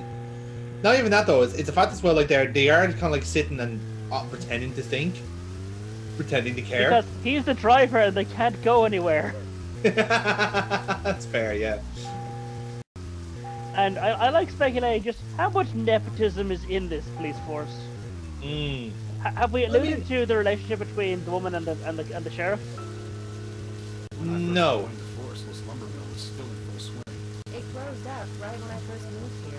And now it's totally abandoned. I presume so. I've never really been inside, so I don't know for sure, but it sure is run down. Deserted buildings are perfect for criminal hideouts and activities. I keep telling Harry to have the place torn down. Probably. So it's Harry keeping it open.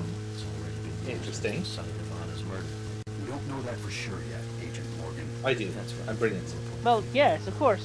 We use that place to shoot all our like violent slasher movies. Yes. Very confident about Uwe Bolle is currently doing a film rendition of Deadly Premonition, and it's working quite well. To be fair, he's got Sean Penn penciled in. It's good.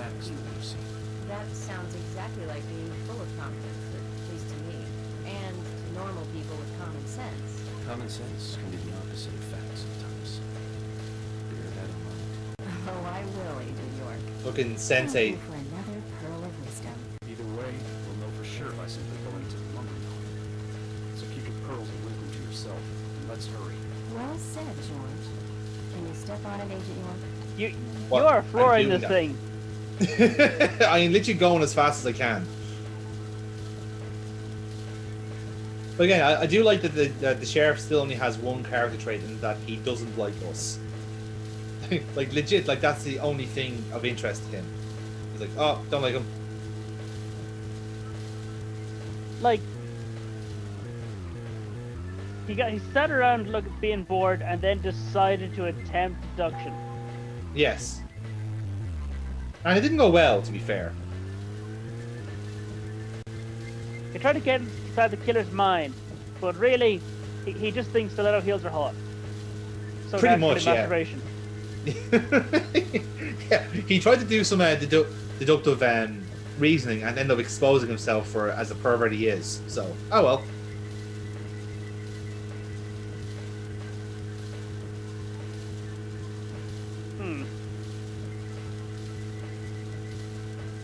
So yeah, Lumberville is rapidly approaching. We are en route, which is very exciting. I'm kind of wondering, like, just how much do you get to like explore this town and its residents? I say there's definitely opportunities for it. Like, I know from at which point I've stopped playing. I think like it's fairly open. It's like nighttime, so it's kind of open ended what you can do. But to be fair to it, like it does say like, you know, we have to be here by 6, so it kind of gives you those few hours to do what you want, you know. So you can explore and you can faff about it if you want to. But again, I don't know like how much is like available until the plot demands it. So that's fine. I just want like bits of information like how who the fuck is operating that gate? Magic. It was clearly magic, Paul. Fair enough then. Basics. But I also need to know just how full of nepotism and incompetence is the police force. I'm sure that can also be expanded upon if need be. I'm for some reason it is the point that I'm fascinated by. I need to know the exact level of corruption in this police force. And it's the whole like, you know, murder of a woman and potential cult not doing it for you. You have to go straight into police corruption again. That old chestnut. I'm going in alone. You two stay here. I can't concentrate on profiling with other people around me. Now, hold on a minute. We're investigating this case together. Listen, I can't risk the crime scene being compromised by you two. What are you saying? You're not the only professional law enforcement officer here, Agent Morgan. Yes, I am. We know how to secure a crime scene. I'm sorry. That was rude of me. But this is how I operate. Furthermore... Yes? Furthermore what? To me, the outsider FBI agent, every citizen of this town is a suspect. Oh. You two could be in on this whole thing. That's a fair point. I have to keep... He actually raised a very good point there. It's a small town crime. Anybody could have done it. Such a thing.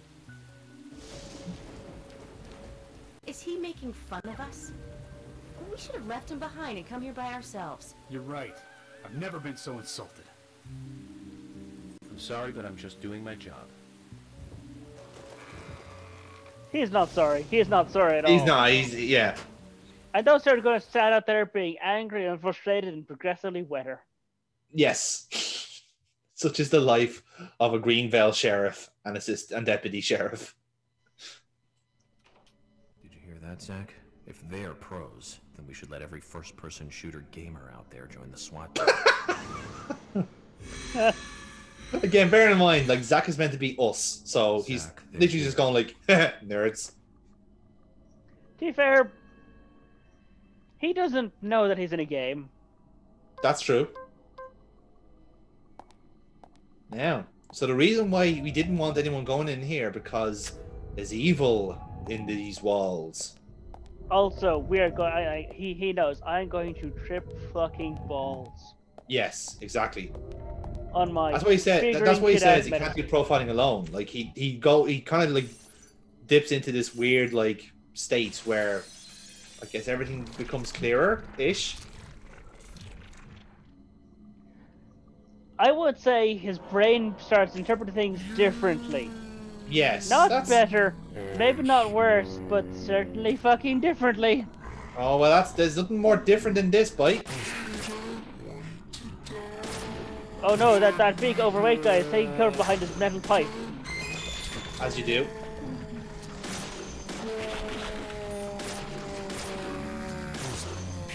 There is a wonderful splatter. You can't block bullets with metal pipe, but I shall. You're taking it like that. That looks like it could be a pristine metal pipe. That is a very nice metal pipe. Yes.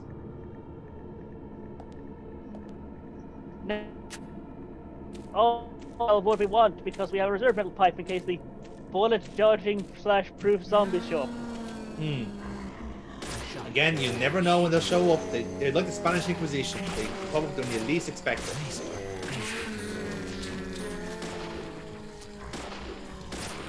So again, of course, I'm shooting all these zombies, but the other option is to just hold a button and basically stealth your way through them. So both options are very valid, really.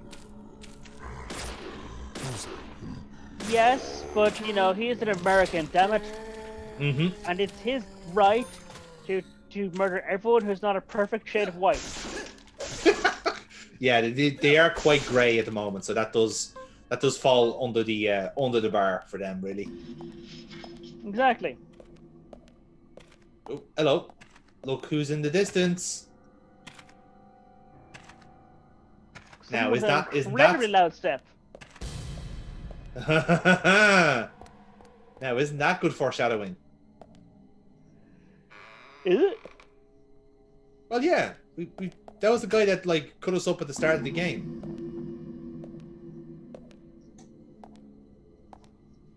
Hmm. Now, what's going on here? Just as I thought, Zach. This is where Anna was killed. Well, there you have it. It is a cult. And they have a sacrificial altar. Now, it might well be a cult. It might just be, you know, a snuff show. Could be. I don't see any cameras, though. I mean, we'll know if we get closer and there's a small, like a potent smell of old semen. Hmm. Really, it's the old, it's the smell of old semen. That'll be the true tell. Yes, the very distinctive musk in the air. And for those of us that don't know what that smells like, you're lying.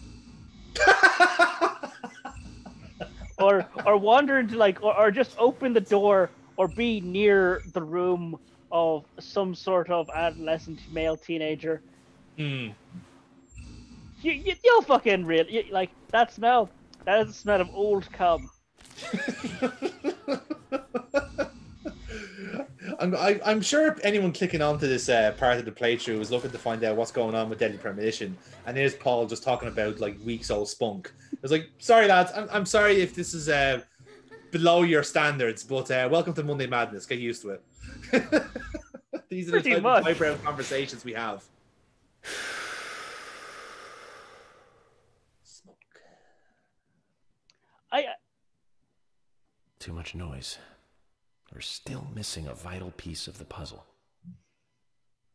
He took one puff of that. Yeah. And he's going to keep it Oh for my later. god, I've realized it. He's not, crazy. He's just on potent hallucinogenics. He's on weed. There we go. That's when he starts getting the visions of what truly happened here. He's off his fucking tits. Oh hey, it's a machine gun. That's handy. Soon my rampage will approach. Oh, we have oxygen tanks and there's a body there. It's a mannequin. Zach, it's almost like an altar. Was the murder some kind of ritual? I mean, it's a hell of a setup, to be fair, but those curtains are looking quite ragged at this point.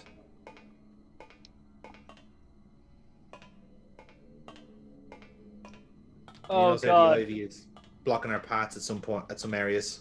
Yeah. Oh damn it! Do you think this might have been one of those things that used to be a regular thing, and then its followers just kind of got bored with it? So the one guy who leads is trying to rally interest by doing these massive stones to rekindle the interest in the hobby. I mean, that is a possibility. Like, maybe it's a case where this is like a regular thing that happened in the town. People forgot about it, and now suddenly someone is trying it again. Okay. Like, I sort of imagine it like, a fan server is dying, and one of the diehard fans is trying to rile up the people and get active again. Yes. Good for murder porn. Oh hey, there's the sign. Well, that's handy. Someone wrote it on the window.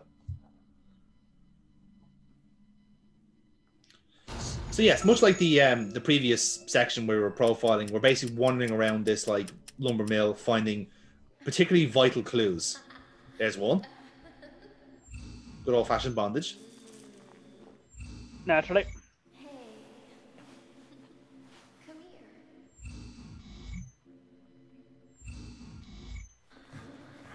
I think it's fair to say this may be some sort of sex cult at this point. I mean, I think it might be first one, then the other.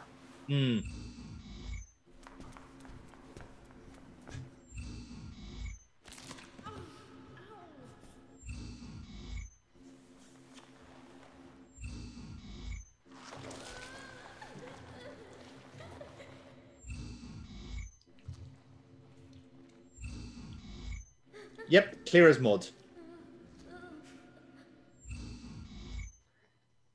I mean, starts off sex cult, then the murder happens. Then the murder happens, yes. Well, that's what we would be led to believe, I guess. Now let's do what we should have been doing years ago. Some inventory management. My God. Oh my days. You'd be shocked to hear, lads, we do not need the lollipop in this moment in time. No, I'm baffled that the game gives you the option of doing it in the middle of a fucking profile.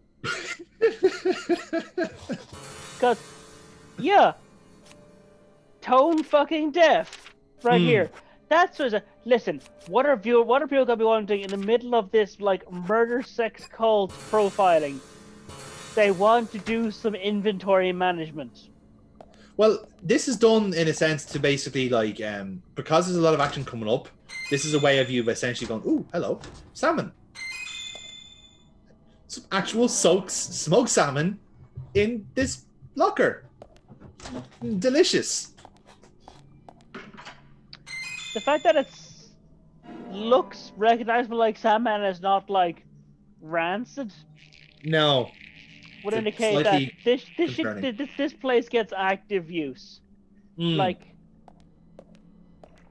of course, do you want to know the guaranteed way of telling how often these places get actually used? How fresh is the toilet paper in the bathrooms?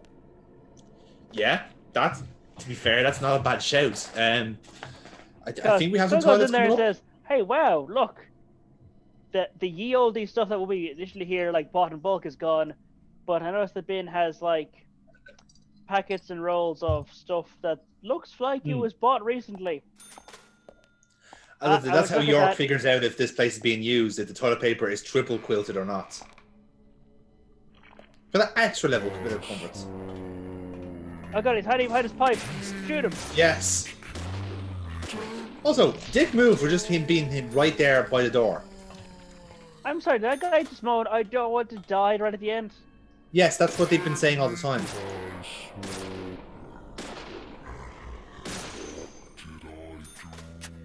What did I do apart from all the murder? In fairness, they haven't been doing anything. They're just there. They're enemies. And it's a video game, so you have to kill them off. Shit, they're the possessed souls of the victims. Possibly. Possibly. That implies things. Yeah. Like they basically they made the whole big deal about like displaying the hot woman when most of these events are just some middle-aged wandering dude. Pretty much, yeah. And they kind of just got bored with that, and you know that one dedicated fan needed to like revitalize the hobby or server, or you know, murder cult.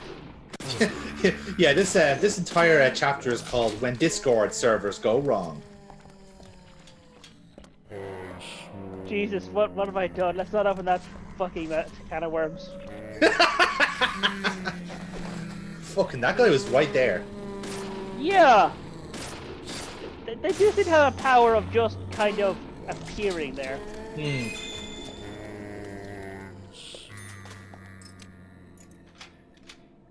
Now, we're going to engineering. Caution.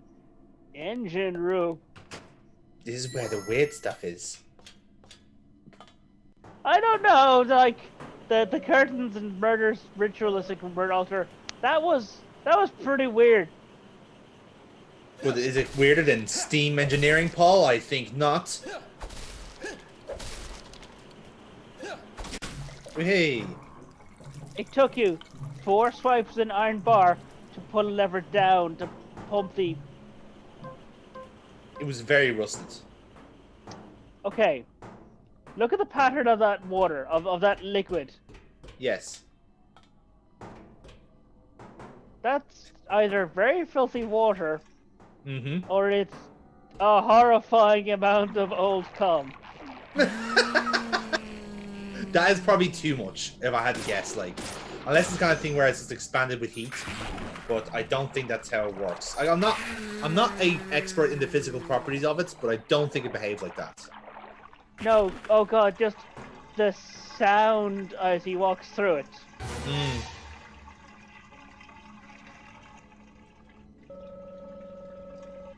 So yeah, the same sign, perhaps the sign of the cult, is just there on the engine itself, which is a bit unusual. Well, you see the... Oh yeah, that is the sound of walking through something that is noticeably thicker than water. I think we just like encountered upon like Paul's worst nightmare.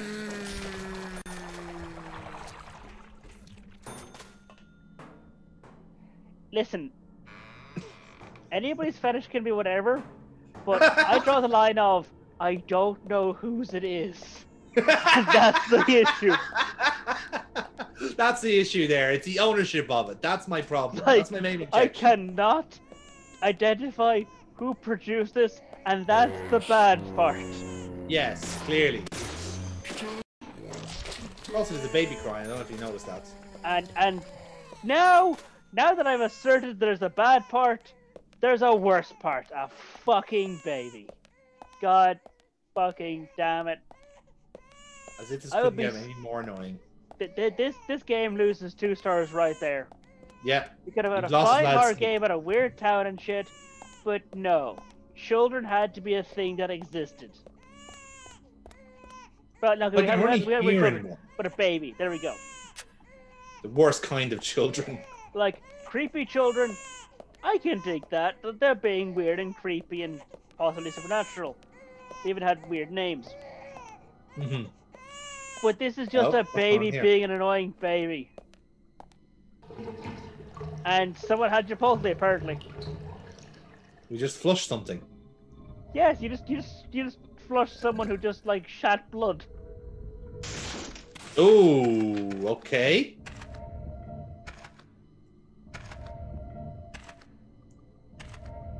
That's interesting. Okay, that guy moved much faster entering this room. So now he's just kind of doing the equivalent / thing of posing. Hmm.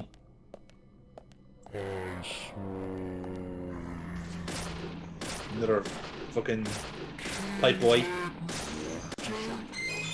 have to come up with names for these monsters. Like that guy there was clearly a pipe boy, right? We got we got a Chungus already. We've established that. There's another one. That's an unarmed pipe boy. I would call that guy, because of the felt jacket and hat, I would call him Trucker. Okay, all right. Well, we'll go with Trucker for that. He was one of the many truckers that just got abducted by the cult and murdered. Naturally, okay. I'll accept that. So we got Trucker. We got Chungus. We have the nurses. Yes, nurses. Yeah, of course. There was a lot of nurses, so I imagine that was probably one of the cult things. Yeah.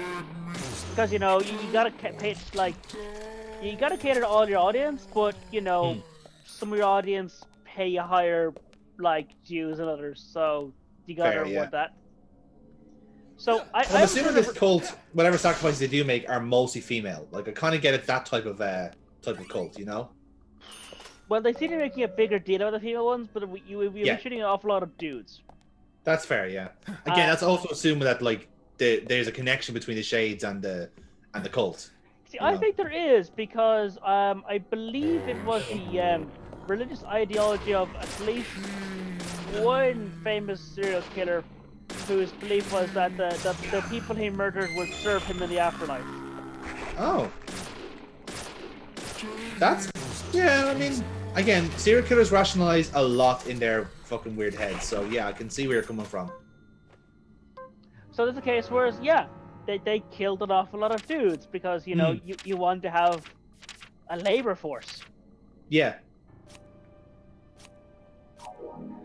I mean, you can't be, building your own post-death pyramids and stuff.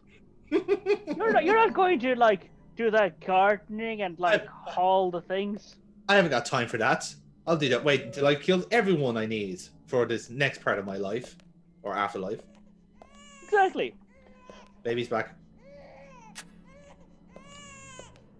God fucking damn it. And I was starting to enjoy this game again. I've been told that we've been evolutionary designed that a baby crying bothers us a whole goddamn much more than it should. But it's ridiculous that we will go out of our way to make the baby stop crying. Yes. Now, what's going on here? But program annoying is still fucking annoying. Even if it's not real, I still hate it. God fucking damn it. Just shut up. Just shut up. Oh, is it getting louder? Shoot it. Gearbox. That's handy. We'll need that. Probably. Oh, it has Was that inanimate object crying? It was a baby gearbox. It was just recently assembled. Oh, hey. Paul, time to go shooting. Yeah, I thought explosive barrels. Because what would a lumber mill be without its... explosive fucking barrels. Of course. My ramp. Yes, you have an automatic weapon. My rampage can begin. You imagine him like singing fucking like classical music during this, like. Well, I mean, you say that's probably been done in a lot of things by now. Oh yeah, I'm thinking of like at least 2 movies that's done that, and with the exact same fucking classical music as well. Well, yeah, they need to make sure, like, they need to make classical music that everybody recognizes classical music, even if they don't know the details. Yes, there's O Fortuna, there's 4 Seasons, and then there's no other music. No other music exists after the 17th century. I got a feeling that, like, during that quick time event, the prompt was to sprinkle this to get off. Yes. While being choked by a zombie nurse. Yes. Well, not even a nurse. It's just a woman at that point. Yeah. Woman in a green dress. Thanks, Japan. Thanks, Japan. And more bloody diarrhea. Yes. I'm sorry. Are you picking up tablets that you got in a bathroom? Whose toilet was full of bloody diarrhea. Yeah, man. It's a stabilizer. Come on, keep up. I mean, whoever used this definitely fucking needed it. See, that was the first aid kit. Jesus! No wonder people stopped coming to the murder cults. The food must have been awful. Like, this place must be diseased as all the hell. Like, it doesn't say much about the smoked salmon, does it? Got, like, bloody shits. Like, that's what the cult is called. The bloody shits. God damn it. Let's not romanticize, like, you know... I would not call any of that romanticizing. Jesus fucking Christ! It looks like some sort of weirdly poor resolution steak that is just being lowered. I was just about to say that, actually. It does look like you're actually flushing a ham down the toilet. And then the ghosts are going like, thank you, that was my dinner. Here, have this first aid kit as my thanks. Like, every fucking toilet is just full of bloody diarrhea. Why? Why not? Oh, man. Fun.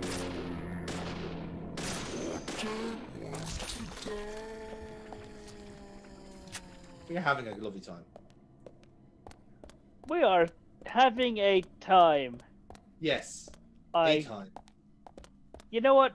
That's a lie. The baby is not actively screaming. So this is actually pretty good. I was going to say, the baby is gone now. We're actually tactically having the better time of it. Yes. And we are not actively having to flush a toilet full of bloody diarrhea.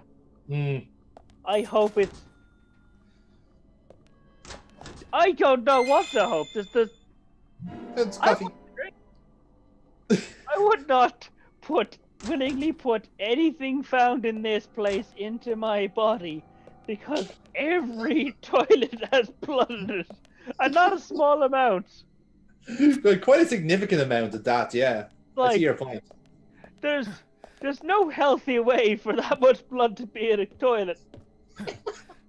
You can't justify it. Yeah, I understand. I understand what you're talking about. Like, you can't explain it. Oh, machine gun time, boys.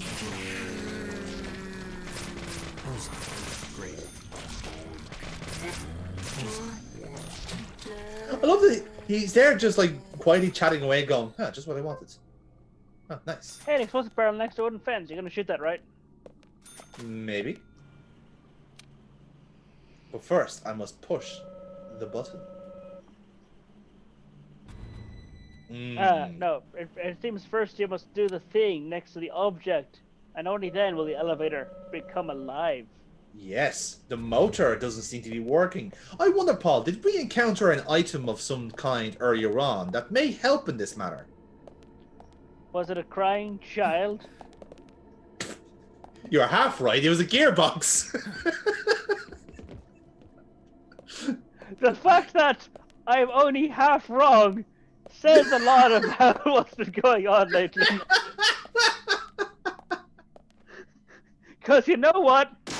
You know what will really fix this crank? Tossing a fucking baby in there. That's what, that will definitely make this improve the situation and the performance of this mechanical machinery. Putting something that for all auditory means is a baby. I was to say, it's just like, right, so at this point we were fixing the elevator, so what we did was, unfortunately we couldn't find the right motor, but there was a 6-month-old baby we could use that does the exact same purpose, so we just slot it in there, wired it up, and you know, it worked out perfectly, and it's okay now for maybe the next couple of weeks, and then we can get a permanent replacement then in. Jesus fucking Christ, the things we are saying.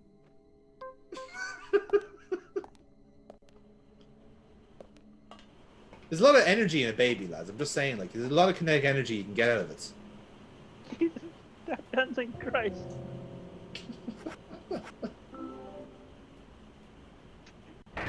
There you go. Baby's in, lads. The baby is in. I repeat, the baby is in. The baby is in the motor. Yes. Hello. Is that a barrel? I can shoot. No. Oh my God! Oh, for fuck's sake! The lumberman is literally powered by a forsaken child. It's a metaphor. It's a trope, right, is what guys? it is. Human sacrifices is needed for a lumber mill to work.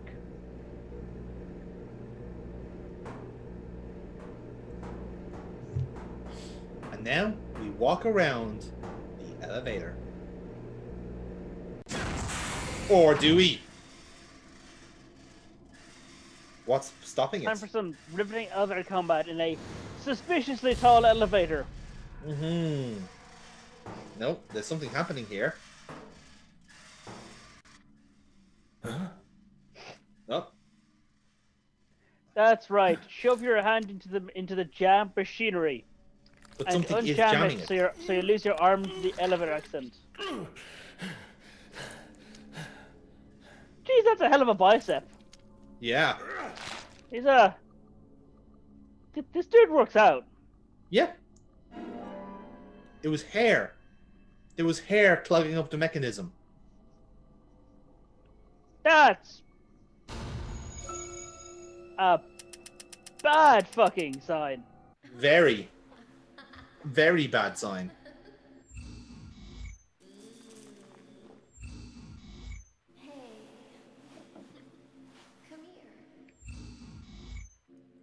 Now, where does the hair tie into all this?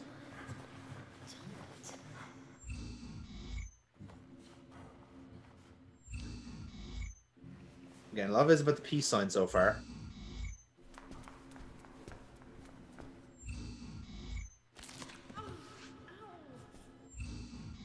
Oh, there we go. There's 2 women? That was a whirring, meaty sound. Yeah.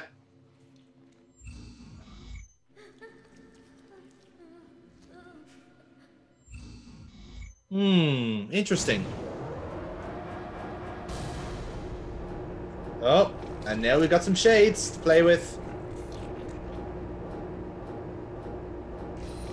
So I expect the second one had stage fright about coming out of the puddle. Yeah.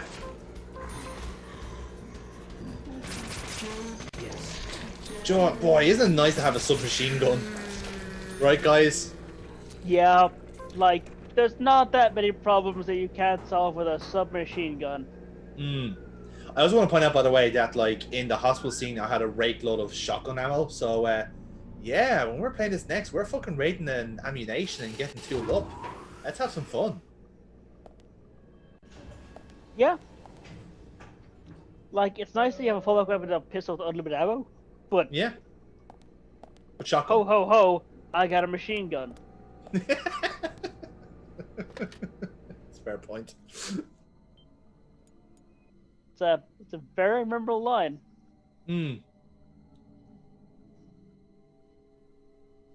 So now, this I do like in the way that you do have to really earn your save points here. You can I think you can save it at like whenever you want to, but yeah, like you do actually have to earn your way here. So now here we go. Back at it. On with the violence. Yes, more needless zombie violence. The best and only kind. Exactly.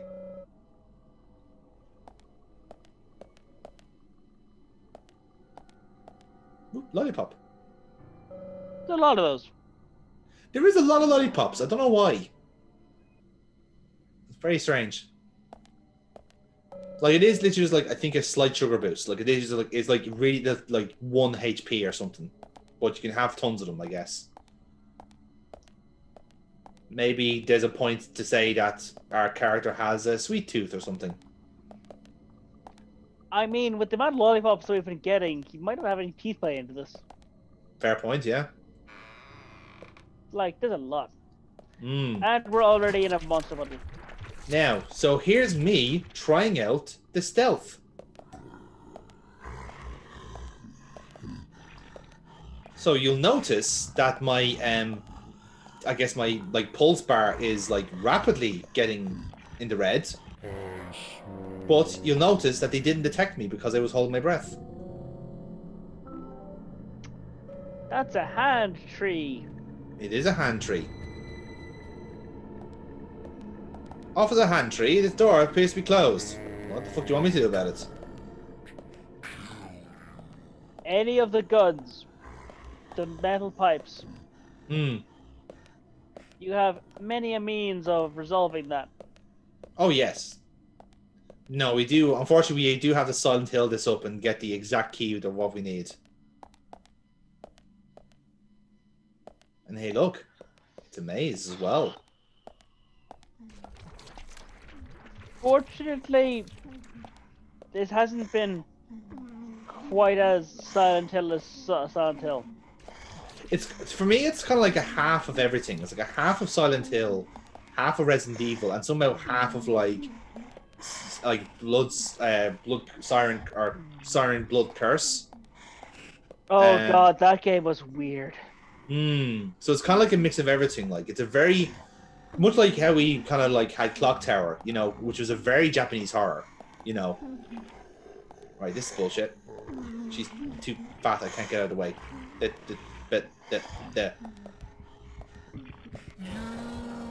Bullets are the only way. Bullets are the only way. But it does come in handy if you're just not arse shooting everyone 4 times. Yeah. Especially in a section where like this, where like very clearly a death zone, but hey, you can just skip through whenever you want to. Yeah. I mean, there's more that could be explored here, and apparently, I guess there will be. It's a padlock, so let's break this. Let's break shit up. Smack it with your long steel rod. The most annoying thing about this is you actually have to aim for it as well. That's the other annoying thing. Get off. Get off. Please desist. I am trying to work here. These guys are not in a hurry to actually stop you. No, that's the thing. Like that's the kind of the weird thing about it. Is that they're actually not like rushing towards you. Sometimes if they're at a distance, they will, but they're not like rabid for your blood or anything like that. I mean, I suppose, yeah, the idea that the people you've murdered become your workers, their work ethic is not good. That's a fair point. It's like, you tortured me to death, you bastard. Okay, I don't want to die. Guess what? Fine, you told me to sleep downstairs? Cool. I will use this fucking rat and do one single arm motion with it across the floor and call that as sweeping it downstairs.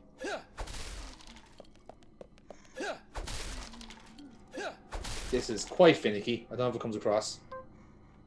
A smidge.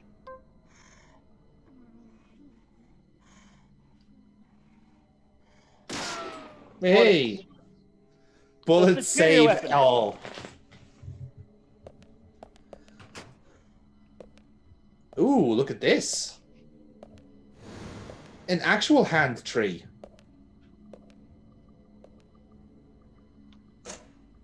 Oh, joy! And a timer. That's disconcerting. Can you go to the actual pantry? Like, wait, is that just...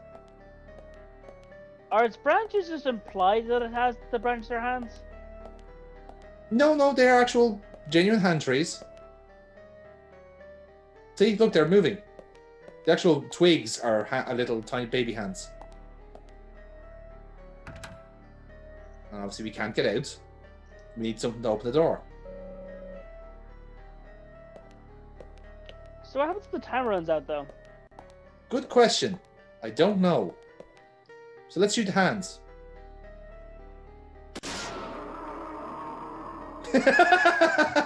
No, stop. That's sore. No, please, no, stop, no. You dick. Oh.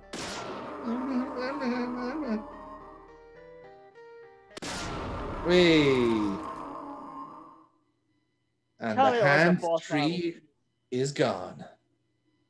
The hand job tree. It lived in a pool of semen. I mean, yeah. Your theory on what that liquid is getting some compelling evidence so far. This was the opposite of a load-bearing boss. It was a drain-blocking boss. Yes, it was a clogger, as what we call it in the business. Fucking clogger! Oh god! God fucking damn it! I mean, not gonna lie, lads, we've seen a lot of cloggers so far in this playthrough. You know, those toilets didn't fucking block themselves, lads. You know what I'm saying? My point is, whoever left that mess there, it just wasn't arse flushing. Mm. It was not difficult to do. We don't have a plunger. They just, like, someone decides, you know what, I'm going to just piss blood into a toilet. And leave it there. Yeah. Yeah. Perfectly natural, normal behavior. A lot of humans do it. I mean, actually, hang on. No, I'm not even sure if it was. Like, if you're the kind of person that's not going to flush a toilet that you just piss blood into. Yeah. You're the kind of person to do it neatly, and I'd expect more bloodstains around the rest of the room. Hmm. That's the thing. If that's the level you're not willing to deal with, then that's kind of that's your trouble, then, really, isn't it? That says a lot about the kind of people that frequented this organization. Absolutely. I'm going to say people who basically never grew out of being angry teenagers. Yeah, pretty much. Therefore, the sheriff is the suspect. The sheriff is... Actually, while we do have this action sequence, Paul, who have... Out of the characters, we haven't seen many characters in the town, and hopefully in our next session we'll be able to meet more of them. But the actual people we've met so far, like the sheriff and Thomas and so forth, has any of them swayed you as potential candidates for the murder? Well, Thomas was the squirrel guy, wasn't he? Yes, the really effeminate squirrel guy. The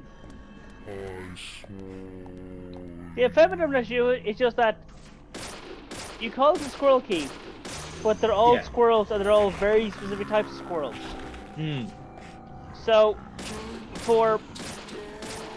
he's trying to be the kind of person that asks the question and like communicates the question poorly, and then acts clever when people can't solve it.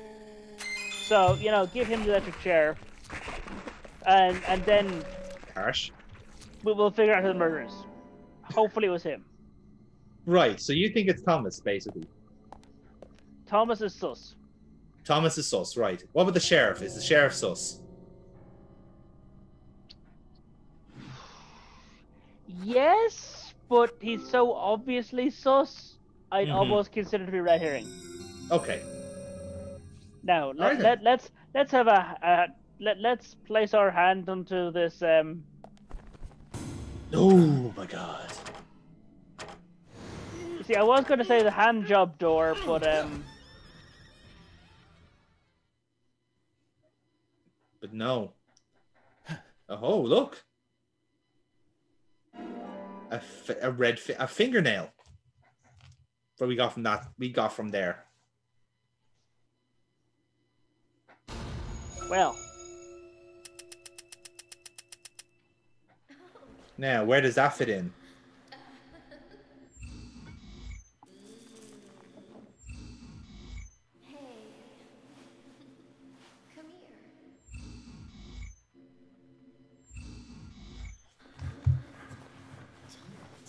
Now, what new information do we get from this fingernail?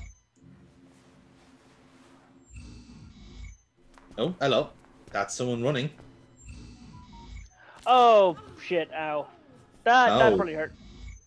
Yeah. She tried to get away, and oh, holy hell, she was chased around this fucking place.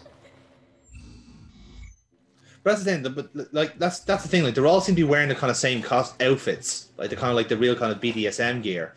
And then this, obviously, Anna got basically cut up as part of the sacrifice, I guess.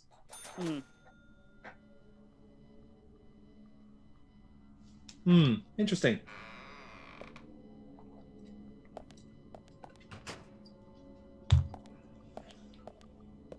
But now, where to next is the burning question. Well, continue around this suspiciously big-ass lumber mill. Yes. Because the elevator... That elevator shaft looked like it went on beyond the space of the building. And these big-ass corridors don't seem to have a lot of points. I'm sure there's an expert in lumber mill telling us that this is totally accurate, but let's just assume that Paul's right in this assessment. Yeah, what's happening? This door is closed. Oh, what's going on here? Oh, hey, Axeman is back. Ooh, and his hood is so far down. He's trying here to kill us, and he missed us because he can't hear shit because of the grinding the axe, and he can't see shit because of the hood. I mean, we're assuming that he is out to get us. I don't know if he is or not. Oh no, he is going fully extra for someone.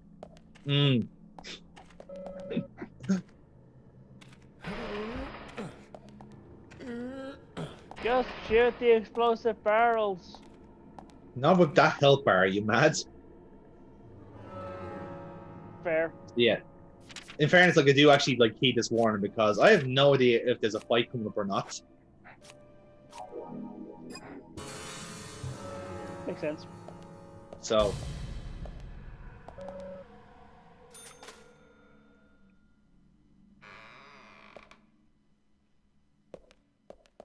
Now, what happens next? This is me just trying to find out, right, where is the Axeman actually gone at this point? Because, like, he kicked down the door, meaning we can go to the next part. If we are to believe that he is trying to lead us somewhere, then where is he hiding? Yeah. Again, it's me just being super cautious. That's a good cause. I mean, so far the spooky guys are just trying to grab us or smack us with a bit of old pipe. Yeah, very politely has doing an it. Axe. And again, I would not put anything at all found in this place inside my body. I don't see the problem. Oh, hey, Bloody turkey sandwich! diarrhea. Deadly! That's... Bloody diarrhea is the problem. and the overwhelming quantity of it. So, Paul, if you had a choice, would you rather the milk coffee, the turkey sandwich, or the salmon we found earlier on? If you had to eat one, what would you pick and why? Okay, let's start with saying no to the salmon because I haven't seen a port. This is, as far as I can tell, fairly inland.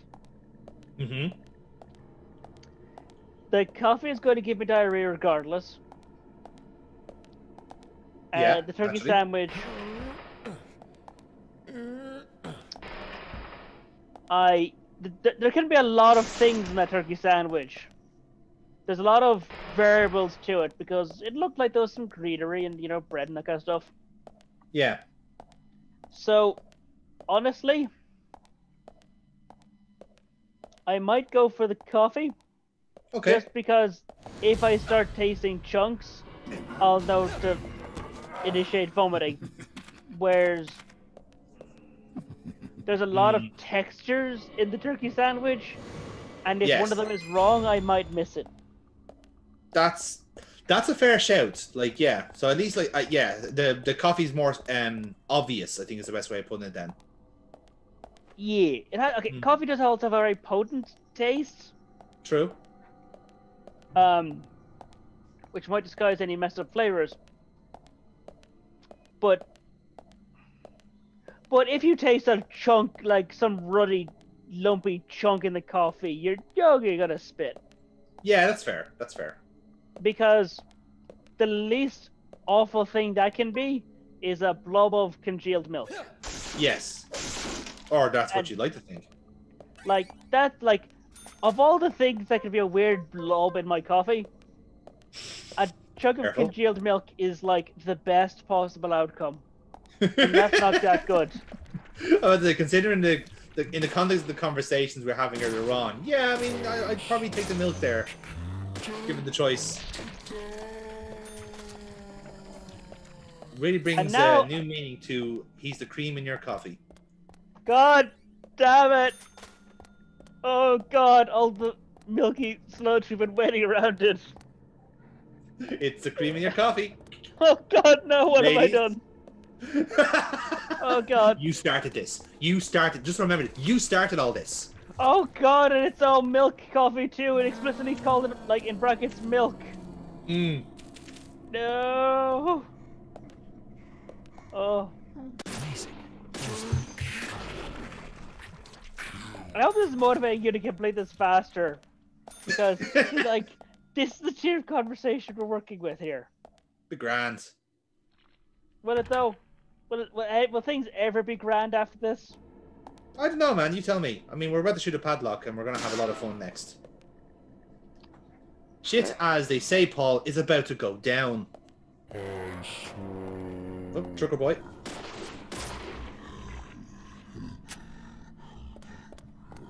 Actually, yeah, these guys they're not that effective. Or fuck. No, not particularly. Oh dear. More of the stuff.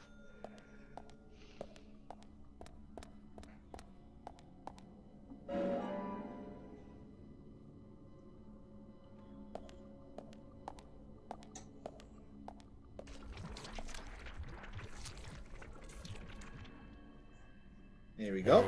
Another chungus.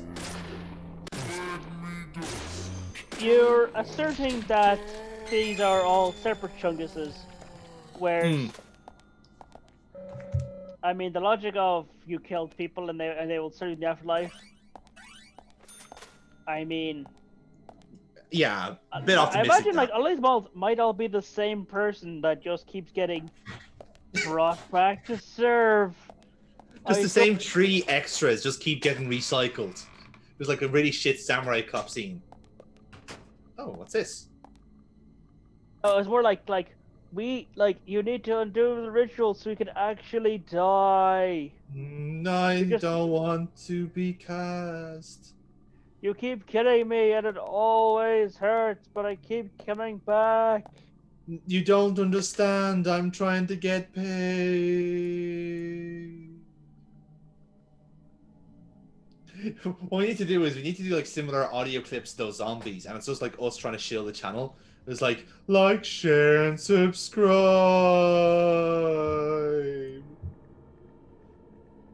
Please, YouTube has taken my family.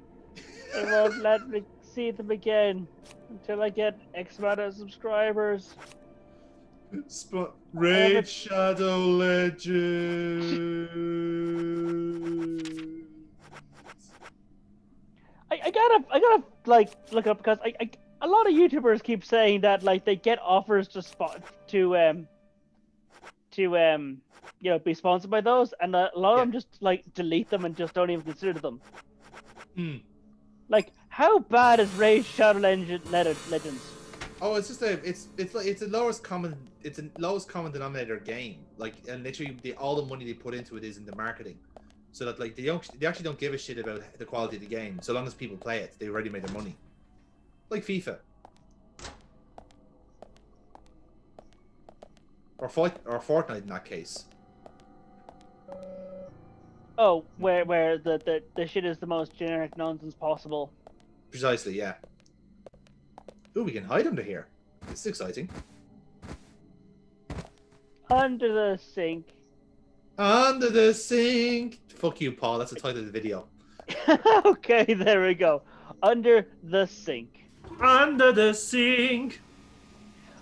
I cannot remember any of their fucking words to that damn song, but the tune of just Under the Sink is now stuck in my head. But now, the phone is ringing. Will you answer it, Paul? Will you answer the phone? I suppose. Yeah, fair enough. Radioid beep. Hello? Francis York Morgan here.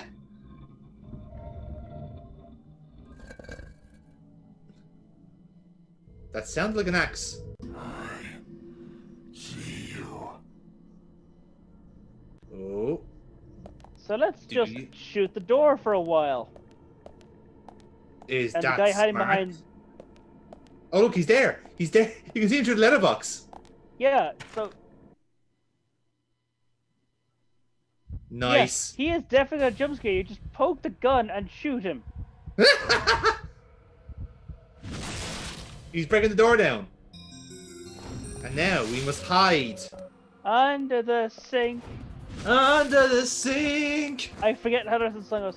Although we have a selection of guns. Why aren't we just shooting him? He's got an axe. Oh, he's indestructible, Paul. We have to hide. Come on, man. Long-term booking. Do you not know how this works? Oh God, he's the murderer, and we must solve his mystery. Otherwise, he can't be harmed. So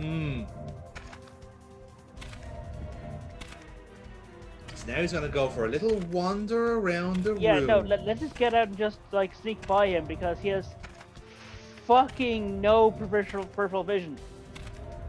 But what is he up to, Paul?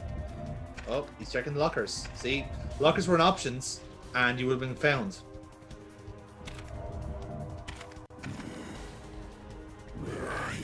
I love as well that he is like more or less looking right at us, but he can't see us. Do you know why, Paul? Because we're under the sink. Under the sink. Everything's better. Down where it's wetter. Under the sink. Under the sink.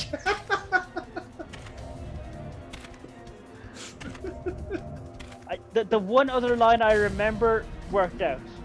Yes.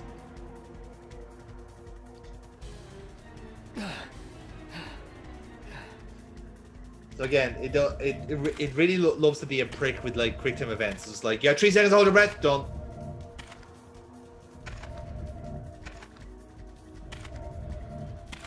Thing is, like, he knows you're in here somewhere. And it'll be so easy to run past him. But yes, but we don't know who he is. Like, he literally is just a shade. Like, he's probably part of this fucking like hallucination that York is having. Like York is trying to figure out who this guy is as well.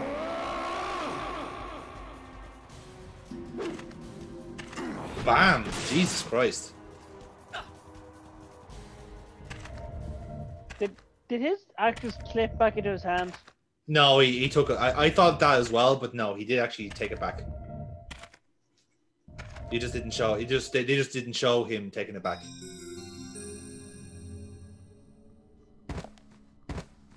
It was wetter under the sink. Under the sink. Zach, this is a waste of time. Let's. I love that. It's just like, yeah, we were hiding under the sink for 5 minutes, weren't we? Yeah. You know, I had a feeling that was an hallucination, but I couldn't tell. Oh well, better call home. I did look up the lyrics of that song now because I only have just the ones I specifically sang there. But we also have to make like custom lyrics for the for that sequence as well. So we have to incorporate an Axeman, some ritualistic murders, a lake of semen. You know, it's all of it ties into the. God, the semen.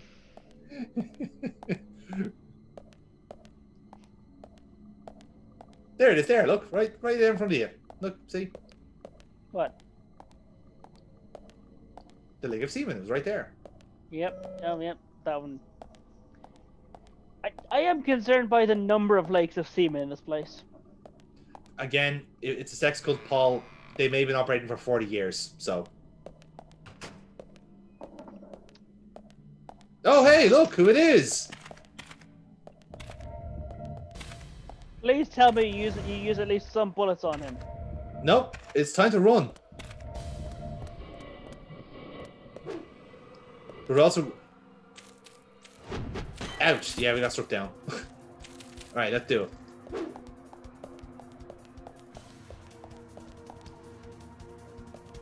So this is a bit of a clunky part of the game. I don't know if it comes across. Yes, extremely. Like, why the hell would you be bothering pushing that? Because it was in our way. And you also... could so easily have run around it. Yep, exactly. You could have also just destroyed it. You could have destroyed all these boxes beforehand. Like, it's weird because, like, in the sequence, it doesn't seem like we have a choice of where to go, where to run. So, like, it just so happens that, like, I got stuck on those two boxes there and had to move them out of the way. You know? But I guess the happy accident was that he hit the boxes himself. It's very strange. And plus, like, this is also quite a clumsy way of running. Because, like, it's like left analog stick, back, left and right, left, right, left, right, left, right, left, right. And there's a glitch. Glitchy indeed. This is the wonderful mental image of me, like, just like, of him just sliding on the ground whilst also running. I guess this is the game's interpretation of blind panic running. Yeah, that's exactly what they're trying to pull here. But yeah, like I said, the AI is not the best here. Like, you can tell, like, they were trying to run before they could walk with some of these sections. And hey, he's back. Oh no, steam! Yes, from the steamed York we're having later. This place isn't even on. You say that. And away we go again.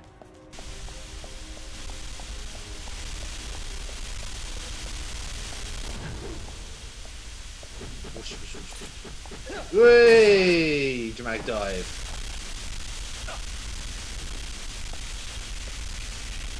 Thank you, Tentacles. Sacrifice yourself to save me. I knew that red ivy would come in handy someday. Oh, hello.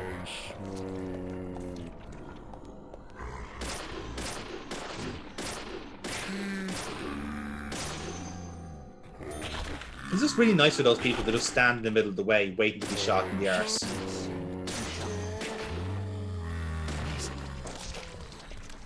Yeah. You know, it's nice. It's helpful. That's what I'm trying to say. I just thought the section was going for too much longer because we kind of found the interesting stuff. Well, we're still missing one more clue, Paul. As you can see. I see. Indeed. So once we find that clue, our profiling will be complete and we'll know exactly what has happened here. Because again, we've got the elements of a sex cult here, but we don't seem to have the real, like, as a word, the cut and thrust of it, if you pardon the pun. Well, it does seem to be like, you know, just hire prostitute or whatever. Make it seem like, you know, your standard sex party stuff, and then But there must be more to it. That's the question.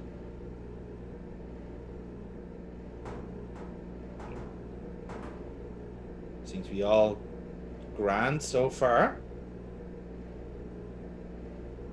Everything's fine. Nothing bad is happening.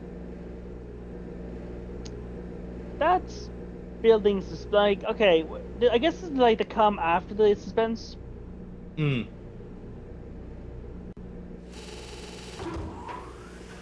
Look at him saunter away. No, there he is.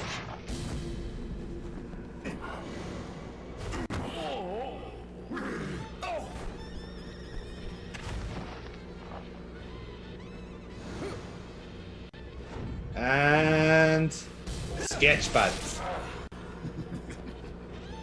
Evade. Dodge. That's an evade and a half. That is. Man, York is good at the L combat rolls. Straight right. Woo! Hey! Did we shoot him? No, you took the control panel. Hmm. Oh, nice, nice, nice. You bastard! That was a good way of doing it.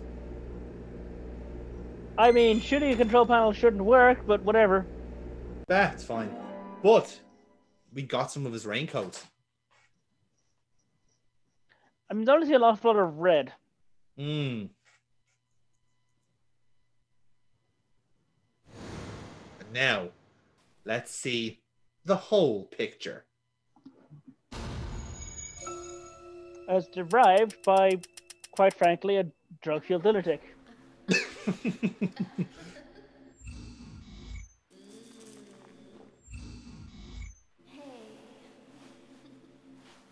Okay.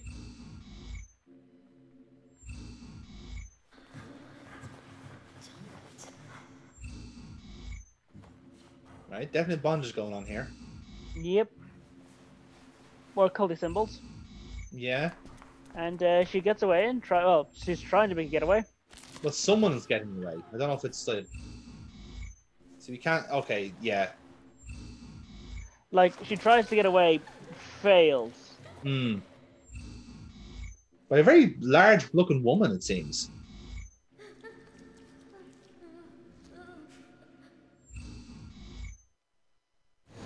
Hmm. That's all the information we need, Zach. Let's go back and show them what we found.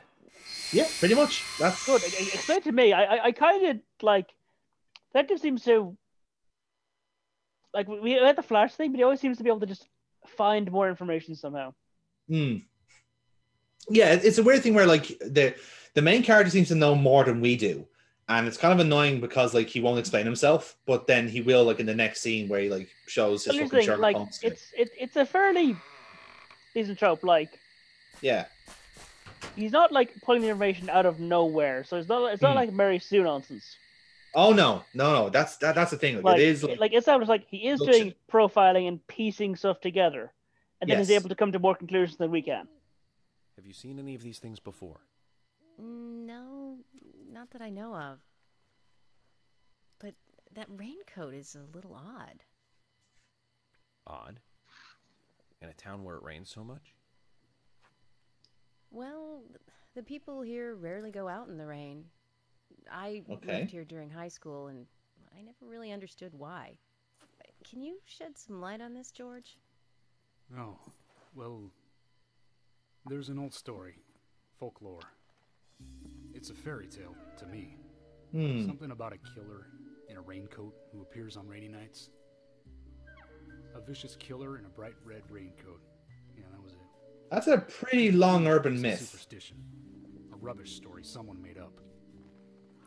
Not many people still believe it, but I guess it's a traditional place. Most of the shops still close up when it rains. School's out. I'm sorry, what? Yeah.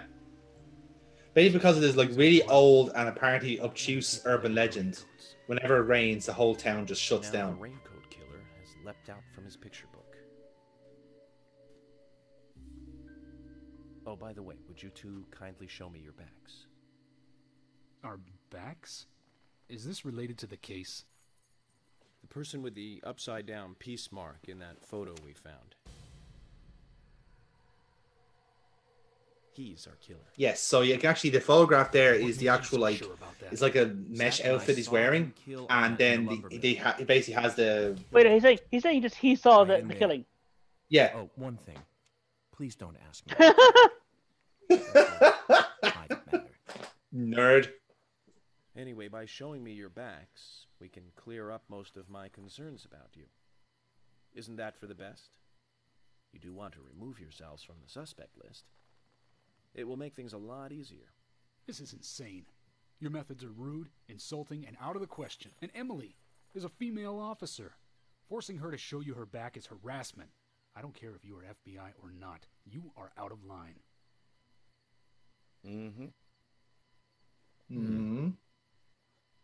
George, it's okay.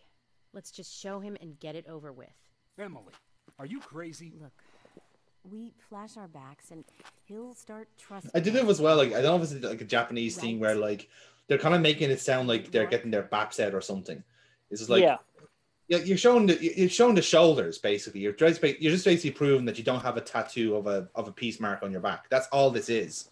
But he's making it sound like, you know, there's something like more sinister about it. And like this is a hell of a shot. And your caption card is like making it very saturated. Are you I know. I think I was doing something on the PS2 beforehand, so the brightness is very off. George. Yeah. It also doesn't help that like Emily's character in particular is very pale. So it's like the pale, the lightness, and then the capture card all on top of each other. Agent Morgan.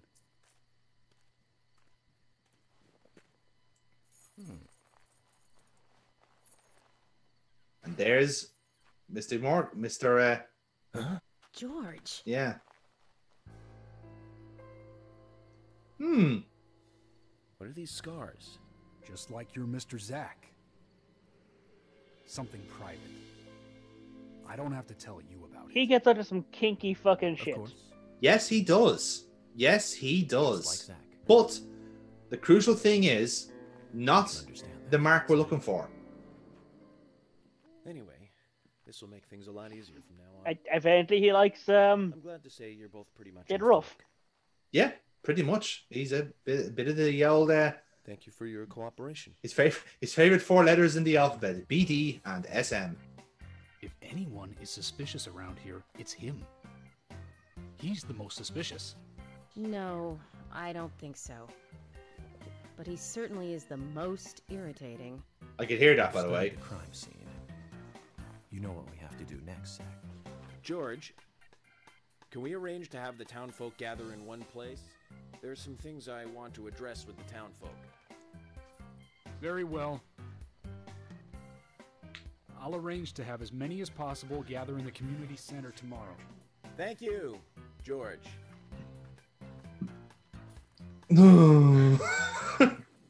God damn it, we're actually going to be like, he's demanding we do our jobs.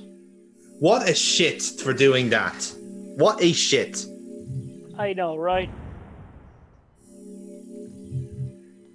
Why, we just wanted to, like, you know, hang the local drunk and be done with it. Absolutely. I mean, who doesn't want to do that nowadays?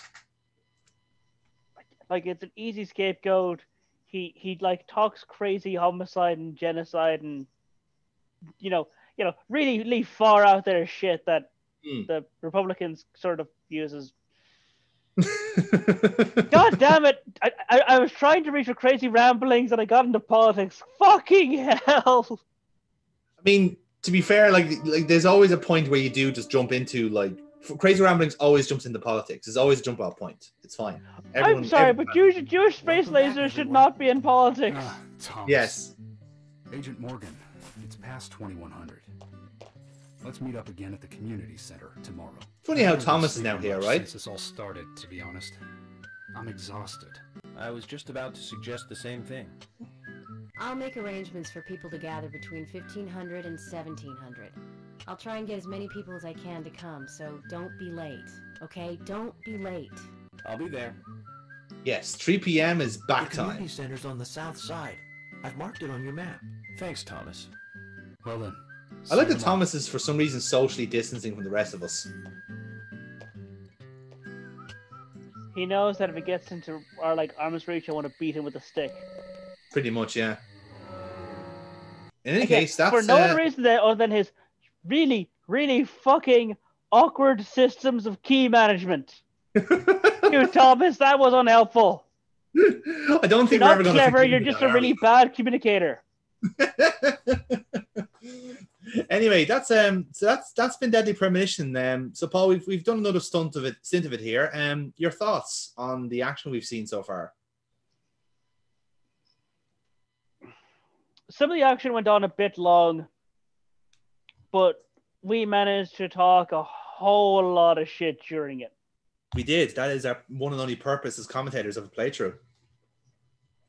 And fortunately, the game gave us quite a bit of shit to talk about. That's one way of putting it, yes. So I am still enjoying this. This is an engaging way to spend the evening. Yes. This is some weird shit, and I look forward to having even more of this weird shit. Indeed. Well, hopefully the next time we do play this, it'll be in person, which will give you a fantastic chance to run people off the road, as you've been dreaming of since the start. Good luck with that, is what I will say. I don't know if it's possible or not, but it seems that we have some time now before our next chapter. We can start wandering around the town and seeing what's there on offer for Greenvale. Maybe we can visit one of the sports bars and watch some sports ball with the locals and that. Naturally. Or maybe we can go fishing. Fishing apparently is a very popular pastime. We can have a breakfast. We might even go for sleep. There's tons of things we can do. Oh God, the hotel lady, right? The one with the broken back, yes, her.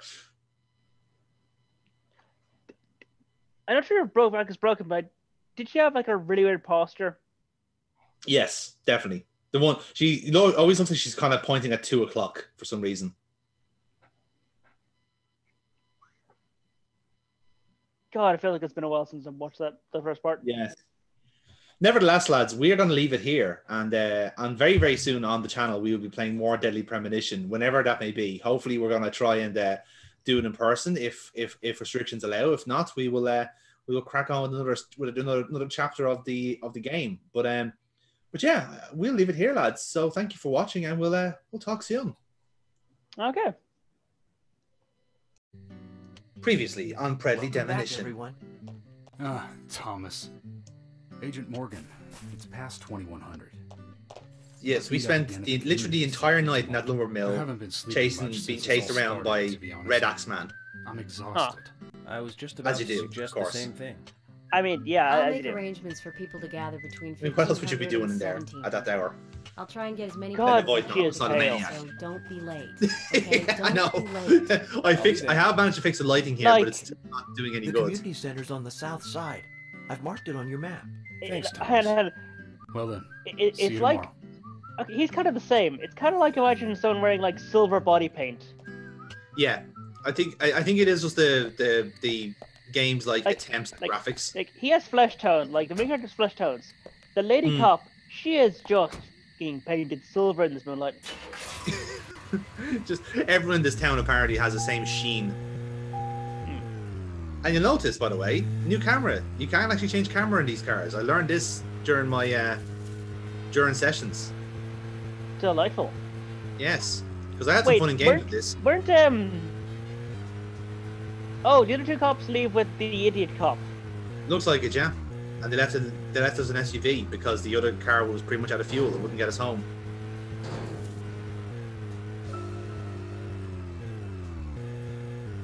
You seem to be less good driver at this one. I stopped caring at this point, Paul. And right you are too. Yes. Directed by Douglas McCann. Right. It was filmed pretty cheap. Also that, and it is actually kind of harder to drive with the chase cam on rather than the cockpit view as it were. Which is kind of weird because it's usually the other way around. But I never got to see the sequel. Case in point, there you go. That's what it looks like. Didn't have it for some reason. They said the staff for the sequel was totally different from the original. Wonder how the sequel turned out. You know the monster in that won't respond to sound. Wait, Zach. See, I would have thought you'd have, like, the buttons would be to look in the mirrors. Because, you know, when driving, you kind of use those mirrors a fair bit. Oh yeah, well I think it makes sense with the, because I'm moving my head around with the analog stick, so that is like the kind of the norm with that. Like I said, like that's the thing with the kind of some of the mechanics of the game. They are just serviceable. They work for what they are. They're not like groundbreaking or like impressive by any means. Yeah, which I suppose they don't really need to because it's not a driving game. But yeah, exactly. I am wondering, like, are we missing crucial plot details as he talks to himself about movie sequels and the fuck? I don't know. Like, maybe it's supposed to be like a clue for later, but I think it's just trying to get over like York's character being a bit like a complete like movie nerd, which is, I suppose, like. Oh, I meant the white flash there. Oh, the flash, that was the headlights of the car we passed. That's what it was. Okay. Yeah, so like I said, this game kind of has very like natural lighting, if that makes sense. As in, like if something casts light, it casts light. It's not something that's engineered around. So like if there's light, you'll see it. That's probably why everyone kind of has that weird skin tone during the night. Yeah, because the sun, I guess the sun is very the moon is very fucking bright color. Yeah, that's it. Again, it's a bit of a limitation of the graphics, I guess. Like they're trying to be a bit too ambitious with lighting, but again, it's kind of commonplace now, 8 or 9 years later. Well, here's the thing: I kind of appreciate it. Like they overtried it, and it got something. It got a bit of a weird effect, but it's an interesting effect. Yeah, it's different. Like it doesn't look bad. Like we got a joke about like a cop lady going around with covered in like silver body paint or something. That's his Goldfinger ripped off. That's all we're getting with that. I mean that's not a bad thing. That was a good movie. Yeah. In fairness, it was the worst. And it had some of those memorable fucking scenes in cinema. Yes, precisely. Now, like I said, now to be fair, it's not the Bond films that this game is ripping off, but it's a nice little like accidental reference all the same. I love as well that the license plate on the Jeep just says Vid Games, which I find quite funny. I can't quite make that out myself, but I'll take your word for it because I suppose it would, like, yeah, the license plate would be a very good place to put references and jokes. Yeah, no, it's fairly commonplace for any game to do it. Even TV shows do it now. Yeah, I suppose I would. I never really gave it much thought. Yeah, like I was watching something there. A show that's on now, one of the license plates like kind of seemed like very familiar, and I looked it up, and it's a fucking reg from the movie Trainspotting, and the only reason it's on is because one of the actresses in the scene is from Trainspotting, so they literally just like put in the license reg from that movie just for her, which I found kind of funny. Real shame. Do you remember the martial arts they used in that film? Do the cars react to you blurring the lights? The ultimate in martial arts. No, they don't. Right, so what that is there, that's just a boost basically. If you want to go like an extra few like miles per hour faster, it automatically like hits the siren. So it's grand for like acceleration and hitting top speeds, you know. Of course, in Remo we had so much makeup on you couldn't tell. Okay, so the car only has sirens when you're going over the speed limit. Pretty much, yeah. That would be awkward. Like, okay, I know, like, video game logic, whatever. But there is humor to be found in, like, trying to force these, like, nonsense concepts into real reality. And for police cars and emergency services to only be able to flare the lights when they're going over the speed limit. Yeah, pairing the two together is a bit weird. Yeah, that would be awkward. Now, this is a new mechanic I've just discovered as well. Smoking a cigarette passes time.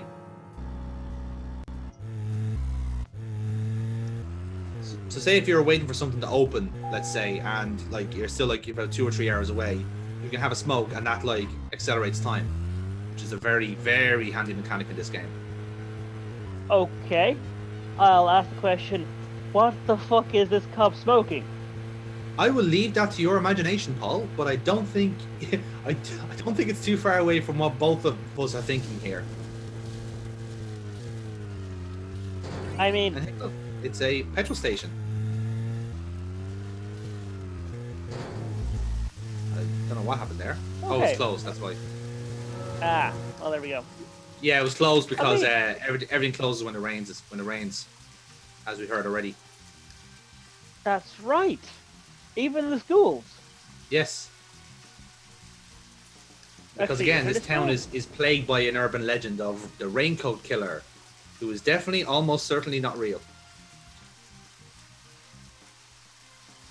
I mean, you say that, but it could as well be like it's basically the town's collective ritual that to self-heal that, so that when we do actually start, when the whole town joins in the rain murders, that everybody vouches for each other for the greater good. Yeah, it's like hot fuzz. Greater good. The greater I mean, good. a little bit. And the thing is, like, you can't stop now because we're all really kind of. We all have we're all multiple accessories for murder. Yeah, keep it going, lads. It's a tradition now. Yeah, I mean, listen, we're all going to hell because we killed like. By the time you're an adult, you've been involved in like a dozen murders. Yeah. Jennifer Grey. And there's a collective belief that if you try to stop it, you'll be killed. So it's a case of the fear of.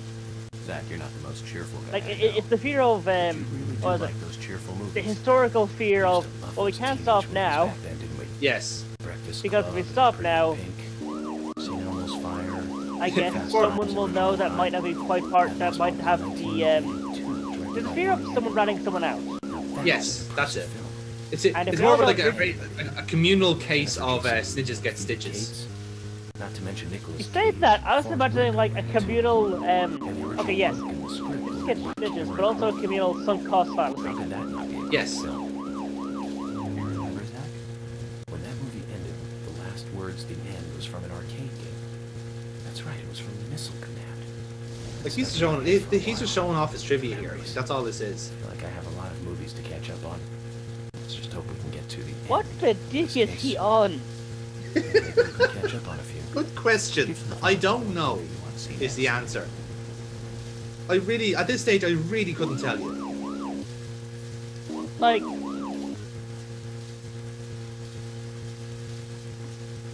presumably a spectrum of drugs. That's a wide spectrum, I would say. Like, he's got an imaginary friend, and he's able to like get time pass quicker by just smoking heavy cigarettes. I think we can. We can fill in the blanks ourselves here at this rate. Well, here's the thing. Is it a wide spectrum or is it a very, very meticulously curated spectrum? Because, I mean, he's got an incredibly high pressure job. True. So maybe they're mandated by the FBI to keep everyone chill. There's something here that you want to check. I mean, certainly to a degree because he'd know, like, part of his job. The other effects of drugs, long-term effects, etc., and would probably know the right kind of cocktail and what to have at the right time to balance everything out. Yeah, no, I think it makes sense. Yeah, like you cater to what you're dealing with. If you're dealing with like murder and rape cases, go for something that you really go for something heavy. If you're going for like a cheap old-fashioned arson or conspiracy or something, something a little more mellow.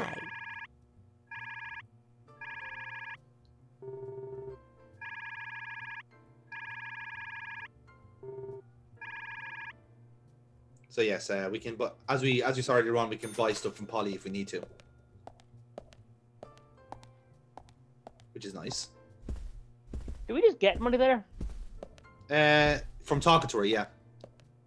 I should explain. I had to replay the game before this point because I lost a session before this. So instead of having to now, you could replay sections and stuff like that, but stuff like collectibles and like first interactions, they were all used up.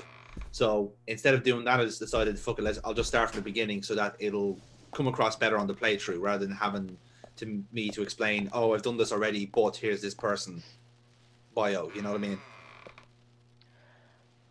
That is very dedicated of you.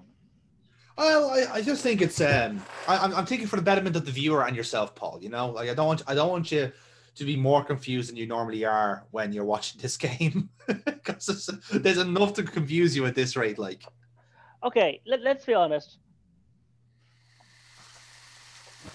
When watching this, I am differently confused as how I usually am. Yes, it's a different. There's because a I have been layers watching these scenes. I have been taking in the information presented.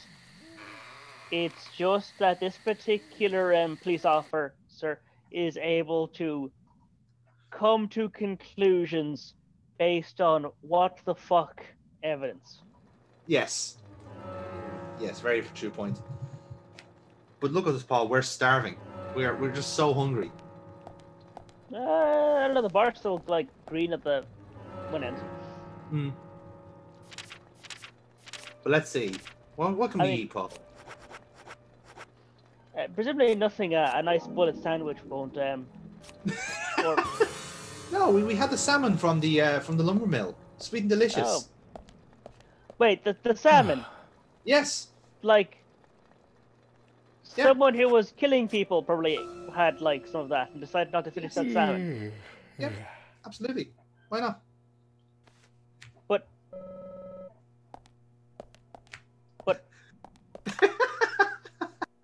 that salmon could have had DNA evidence on it. It could have, but we'll never know. I'm sorry, how much money in our briefcase?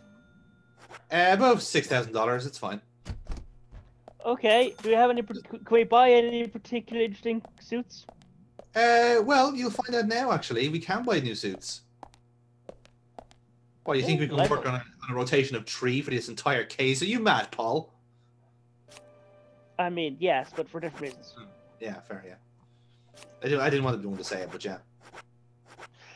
Yeah, let's be honest. It's a great coping mechanism for most things. But yes, I mean, I like some games being able to buy, silly costumes that no one reacts to. I mean, yeah, no problem.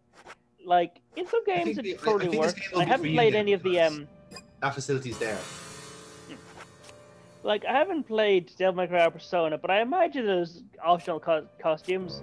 I played Lollipop Chainsaw, and that had some very amusing costumes in it. Yeah, well, actually, it's funny you should mention that because we are currently playing Devil May Cry 2 on the channel, and once you complete the game, you can your new game plus is a change of costume for either of your characters, and both of them are wearing Levi's because the game was sponsored by Levi's. Okay, I mean. Yeah. I acknowledge the statement. I was hoping for something a little more provocative. I don't think there's anything more provocative than Levi's jeans and denim jackets to go with, Paul.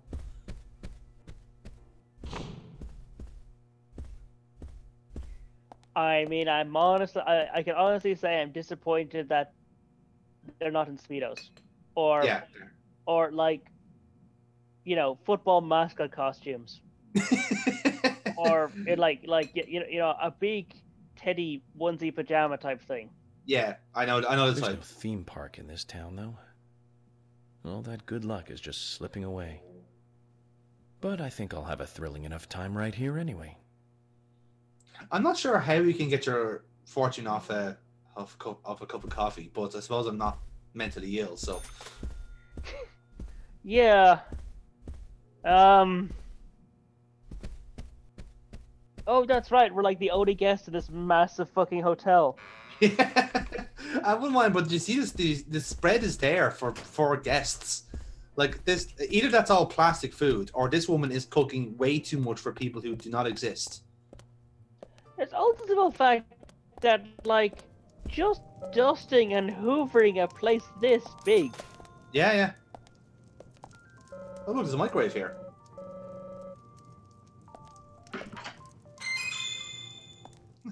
It's an egg. There's an egg in the microwave. And we have now taken that egg. Oh, hi. Okay. You might have just stolen her, like, lunch. Yeah, that woman's gonna go starving for the entire day. Because, you know, she's an employee. She can't have any of the customers' meals. Exactly. That would be unprofessional. Yes. Now, before we get to the case, Paul, we're gonna engage in one of the very fine mini games of this game, which is fishing.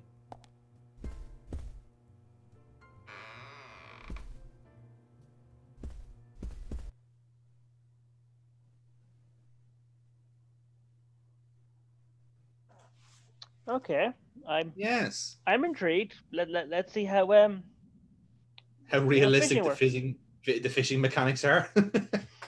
Yes. Well, like now, like this is the problem. This is the trouble we have because, like, it's like, as you can see from the time, it's like 7:30, and we are not needed until 3. So we've got time to kill, like, to say the least. So why not spend our morning on a brisk autumn morning here on in Greenvale with a round of fishing.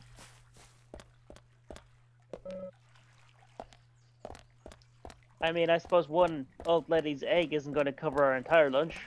That's true. Yeah, we might as well start making our own. Or maybe we can return the squirrel. There you go. Wait.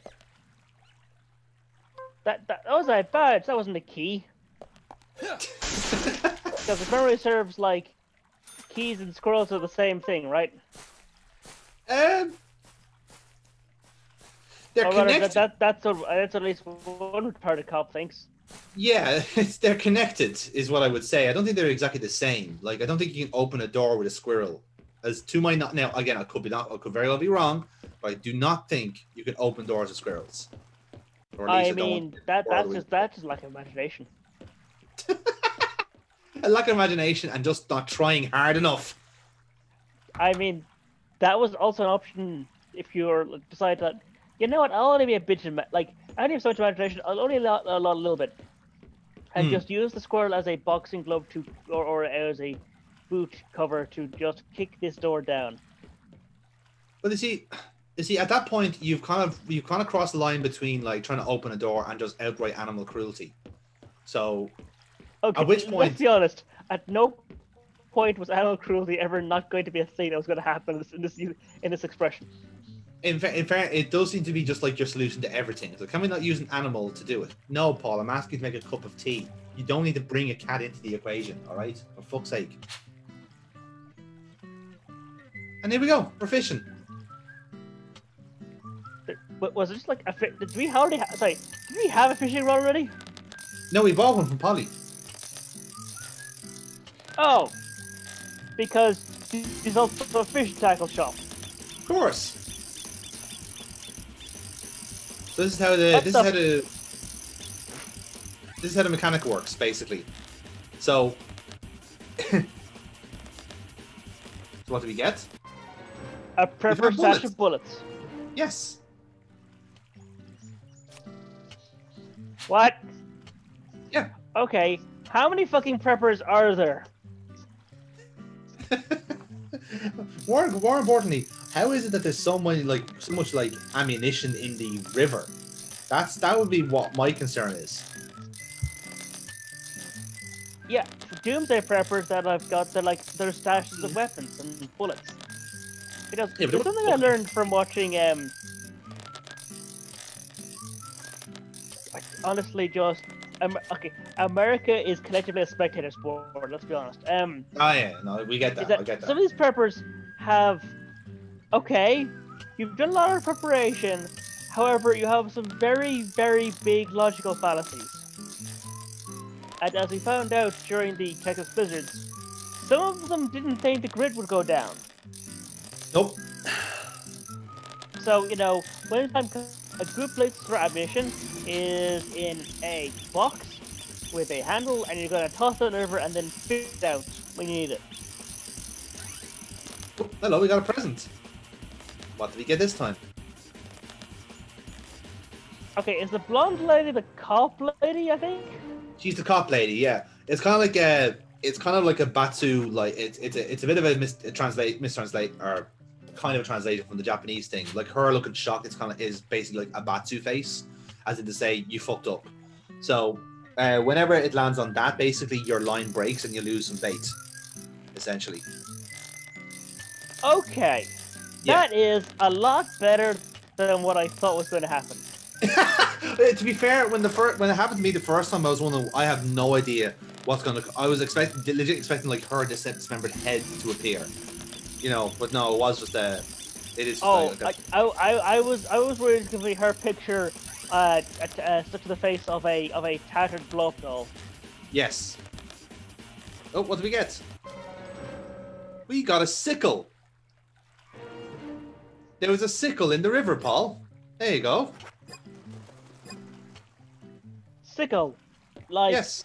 The really, really outdated farming tool. Yes. Exactly the same.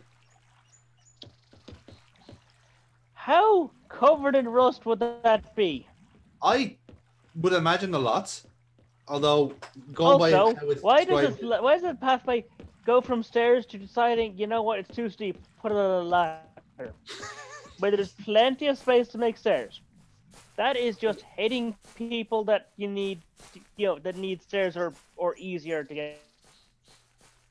I would imagine there's a path to go around, but like, yeah. All they're doing is preventing all it does is prevent Polly, the person who works here, from being able to, because I'm not really sure how well she handles ladders.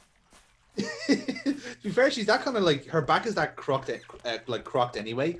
It could be the case where she just like slides down head first, and like her natural like her lack of like fucking air, her just natural ability to bend will just like work fine. So she just tumble down normally. She'll just like roll over the ladder. God fucking damn it. Now, this is worked on the presumption that Polly is able to fish. I mean, she did sell the fishing rods. I suppose.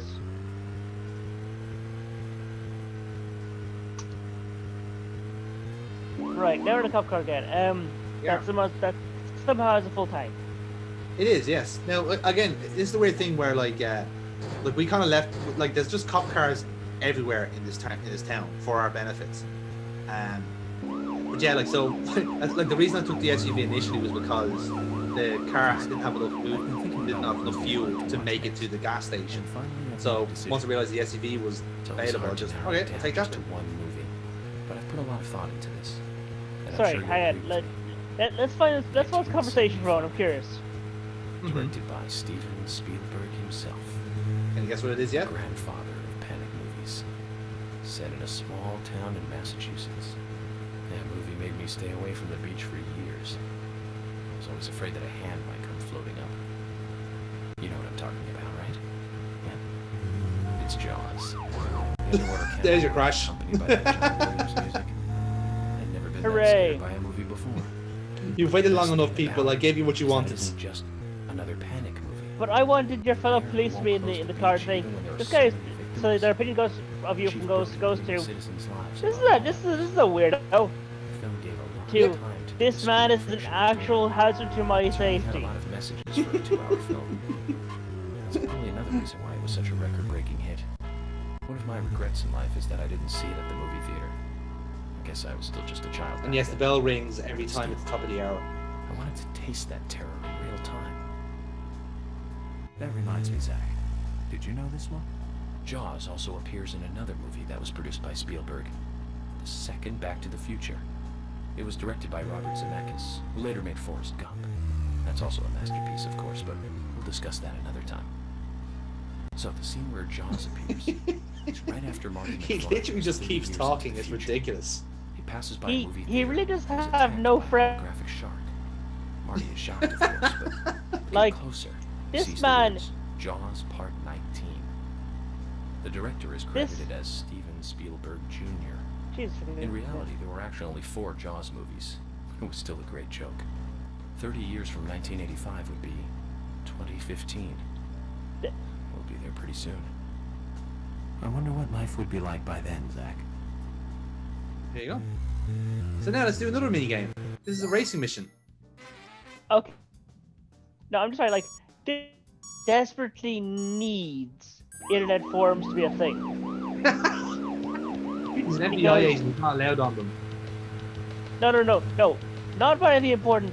He desperately needs to talk with people about inane movies and shit. Yes. He needs to go on fucking the nostalgia critic forums or something. Just we're like-minded people who also wear fedoras and have opinions. Not even that. Just the man needs. Okay, the thing about West forums that is that it's a way of having a conversation with someone without having to get, and you get to ignore the pleasantries. Like, you don't have to go to a bar, you don't have to get a drink, you don't have to make all the conversation you get someone else's, like, discussion about a movie. No, with a forum, here's the topic, we're all talking about it, we can skip all the small chit-chat and introductions. Yes. Because, you know, everyone's username is right there. And now we just talk human about the thing that is important, which is why this horse changed species from scene to scene. etc. Yes, because I imagine that would 100% be the kind of thing York would fucking obsess over. Yes. Oh, absolutely. Like, this is totally in his character. You're absolutely right. Like, he needs not only forums, but he needs to be a fucking moderator on them. Oh god, he'd be the worst fucking moderator. Like, he'd literally just like jump into every thread in the country and like correct everybody. I mean, and then counter any trivia with bigger trivia. He'd be a prick doing that. With the right forum, he'd find his people. Yes. Like, he is just so unsubtle about what he's like. He would just like the people that are okay with that. Yeah. And I imagine he'd get a pretty big group of his people, and like, kind of obsessive, neurotics, basically. Deranged lunatics. Like, yeah. Like, in a weird way, I don't know if this I'm not too sure if this is actually part of his character or not, but he's certainly written, or at least he's just getting stuck in grass, as you do. But I feel like he's very much kind of written as if he has Asperger's, you know? And again, I don't know if that's deliberate or not, but I can certainly see that there are a few traits there, you know, like again, they're very obsessive at little details and kind of social cues and stuff like that. And in a weird way, it's kind of like nice to character like written like that way. Again, I can't say if it's intentional or just like lost translation. Yeah, I don't know the phrase. Like, I think the closest I get probably like somewhere on the spectrum. Yes. But I couldn't tell you. I do not have the language education to do. Yeah, guess where it is. I see your point. Like, it's hard to tell. That's why I kind of assumed it was something like Asperger's, because like it's like, I'm sort of vague because I don't really know the details of Asperger's either. Yeah, that's fair. That's fair. Because I know for all those things they can have any number of symptoms into almost any number of and level of severity. Yeah, like I said, there's different forms of it. So yeah. So we've been summoned to this area here for some reason after winning the racing mission.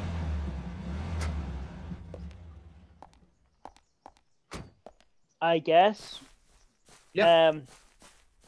Although I'd hesitate to call that a summoned or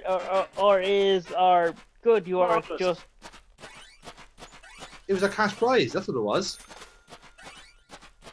There you go. Yeah. Now, here's the question. Are we getting money from this? Yeah. Is basically York rewarding himself It's like yes, I spend my own money being professional, and the more these things like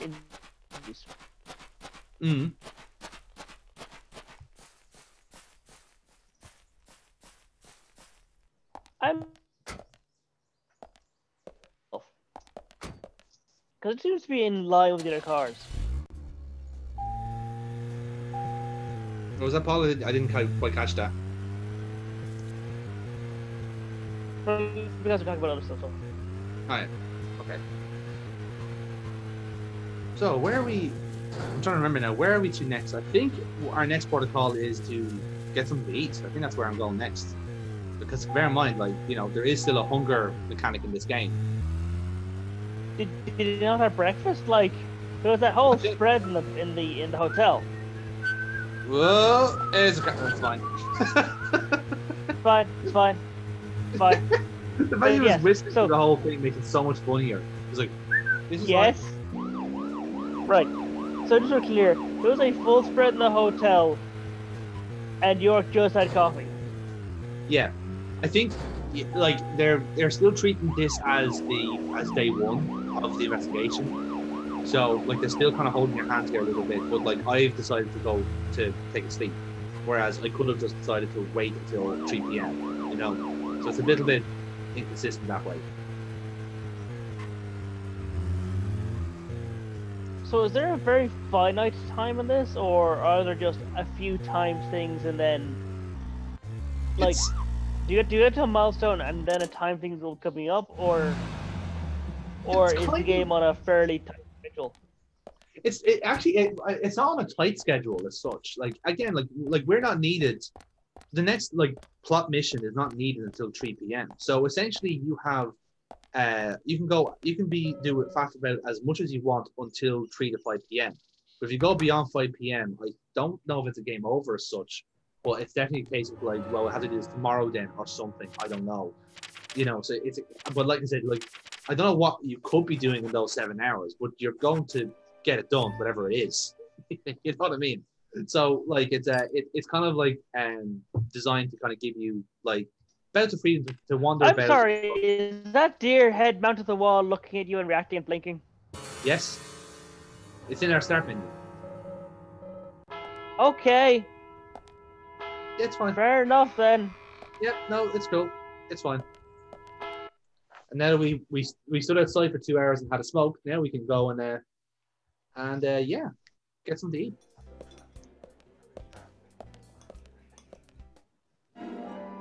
Did you just like take the woman's coffee?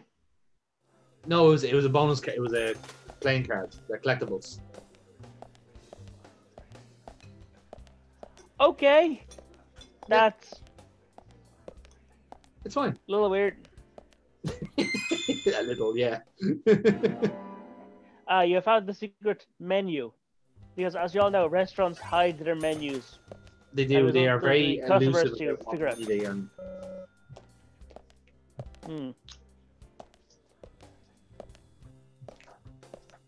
Let's walk into the kitchen. I'm working here. You can't just stroll into a chef's kitchen. Then perhaps you would give me your permission to enter. No. Get the hell out of here. Sassy finger. Zach, everyone has their own sanctuary. Let's leave him in his. Thanks, York, for being so nice about that. Weirdo. FBI Special Agent Francis York Morgan. And you are? Olivia Cormack. Like, that is an interesting way of saying hello. Hello, lady. I want breakfast. Answer my questions. Now that's a lovely name. No, not that you want breakfast. No context. Like, that kind of opening says, you're under arrest on like, accused of murder. You should be proud of or, like, tax like, evasion. Or, I'm Agent York. Yes, your brother has wanted on a bazillion charges for manslaughter. She's got this really strong image of being pretty an much, American yeah, pop same singer. kind of voice. Huh? That's it. Olivia Newton-John. Like, when you open up with, yes, her, FBI, right? that's She's not only a successful okay. singer, she's Why does the successful as an FBI want actress, to talk to me? Personally, I really liked Xanadu back in 1980. She played a cute fairy and just looked amazingly stunning. It's hard to believe she was 32 at the time. Right, Zach? Sorry, I'm not sure. Again, he's going on about Really? movies because the girl's name That's is a shame. Olivia and reminded him You of should someone watch else. it when you get a chance. You'll learn to love your name. Oh, okay. So, Olivia, This do you know anything about this guy Anna that learned might be helpful like to me? small talk from she a was a book or something where bright and find lovely interests girl. that people can talk about. Everybody watches movies. She. That's not really funny. This guy learns all movies, No, and he just not like really. defaults to movies for like call it small talk. Insert movie stuff here. It really. That's it. He's just like a tape. He's like the fucking like tape robot from Futurama. It's just like trivia about Olivia Newton-John. Just a few days Huh? ago.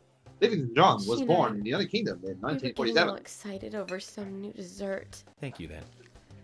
If you remember anything else, let me know. Wait, holy shit! Was she a witness? Or Yeah. so I'm concerned. Yes, she was. Anna worked at this diner. That's why. Hi there. That's why York is interested. Oh, I thought you'd come here to eat. Oh, I did come here to eat as well. It just so happened that Anna worked here.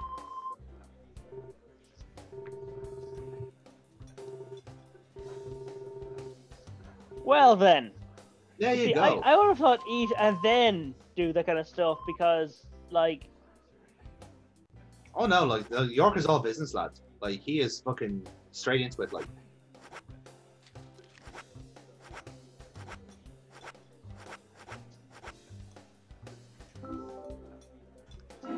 naturally, because he had too much money, I went for the most expensive plates. There you go. see, I would have thought that would solve more hunger than that. You think so, wouldn't you? But I guess York has a fast metabolism. Must be all those heavy cigarettes. Which I thought would be hunger suppressors. Yeah, but here we are. You learn something. Those herbal cigarettes, man, you can't trust them. Huh.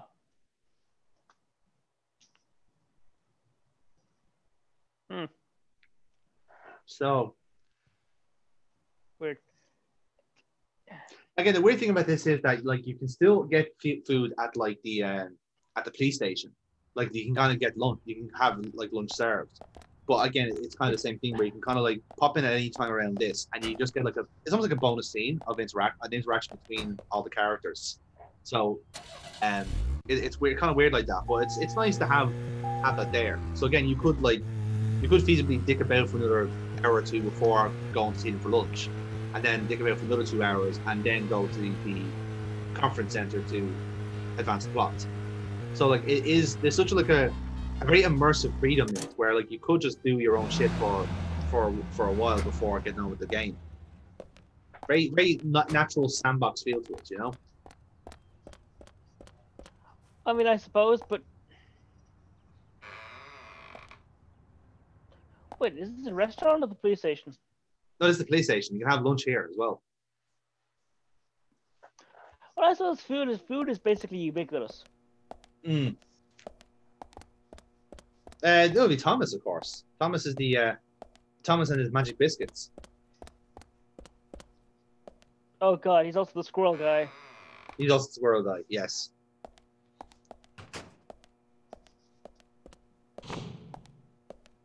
Actually, when I was trying to catch up playing this game, there was a really funny glitch where I was running through all these doors trying to speed through it, and basically I was going too fast for the game.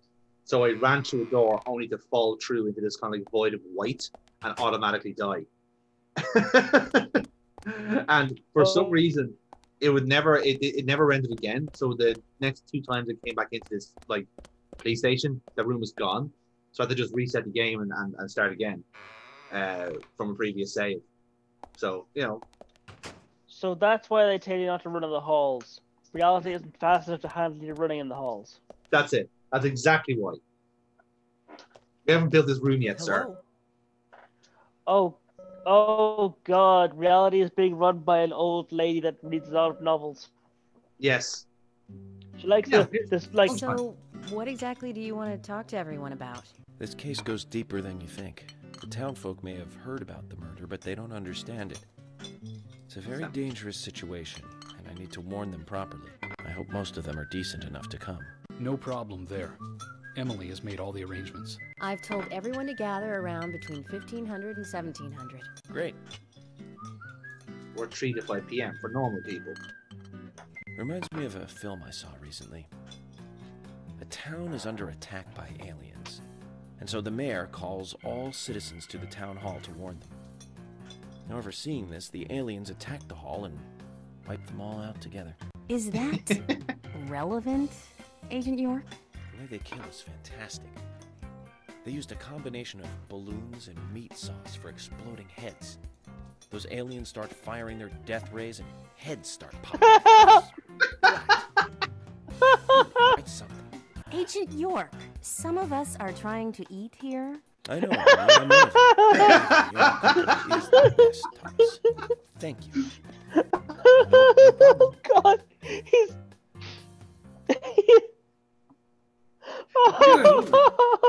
he's so detached from everything and from everything and everyone. So like, is it? We're trying to eat here. I know. I am also eating, but I'm also talking about the movie. Oh Jesus, that is just.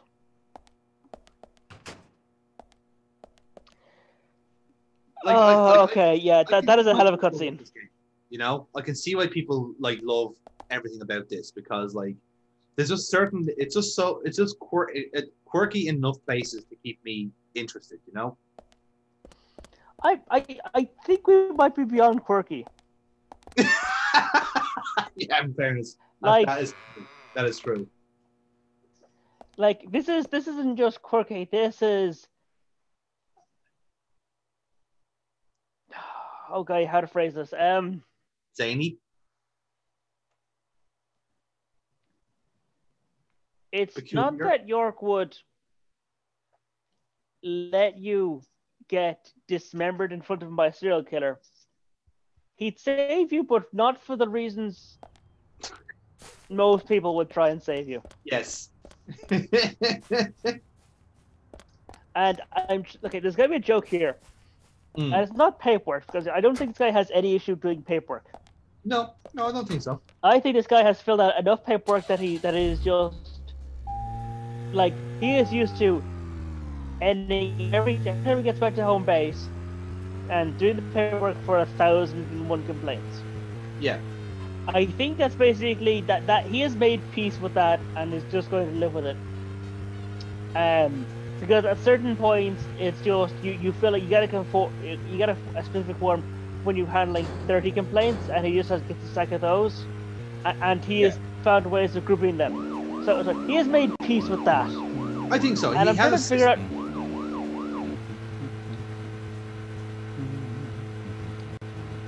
So I think he stopped me from getting killed. Mm-hmm. Not for any empathy reason, not for any paperwork reason, but potentially just to emulate something that happened in a movie. Yeah, like if he found like a cool way of saving you, do it. Yes, so he'll go for a neatly convoluted way of doing it in order to replicate a scene from a movie. Yeah. Yeah, that is incredibly consistent with his character.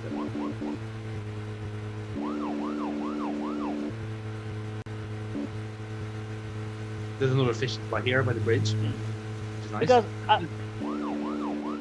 I've stopped thinking that he just uses movies as a stand-in for small talk. Yes. Then Don't I realized. the case anymore. So I decided to keep this in to see, in case you're curious, what happens if you try and go out of bounds. So bear in mind, this is where we came out from at the start. Oh. So if you're wondering what happens if you try and go out of town. See.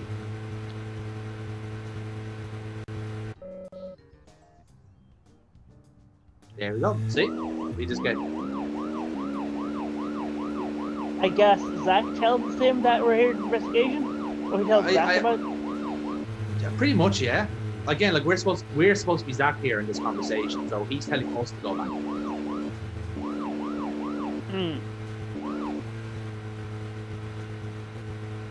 But yes, this is me just trying to find the community center, or as it used to be called, it used to be a theater. So, Zach, if you're notice anything, just stop me. York is a nice place to go fishing. Would you like to go fishing for 2 hours? Yes. Yes, I would.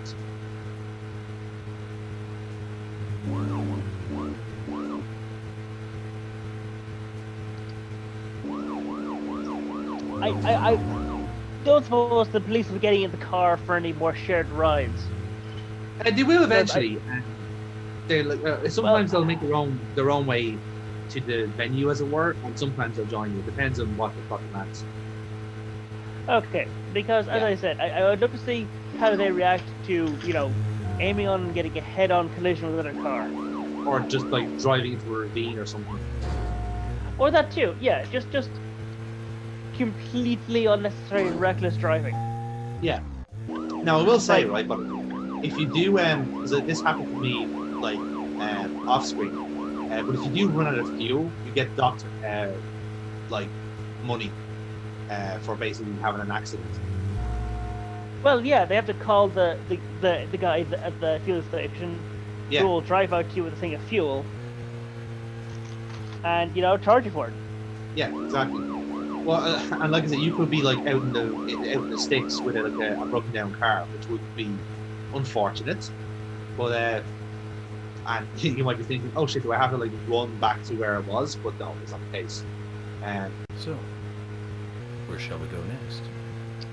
Thankfully, you have flares, and if you like light a flare, someone picks you up. Someone goes and picks you up, basically. Okay. Yeah. Oh, so again, that's handy. Yeah. And now, here we are at the community centre. Alright, you're gonna just have your like third smoke of the day? Pretty much.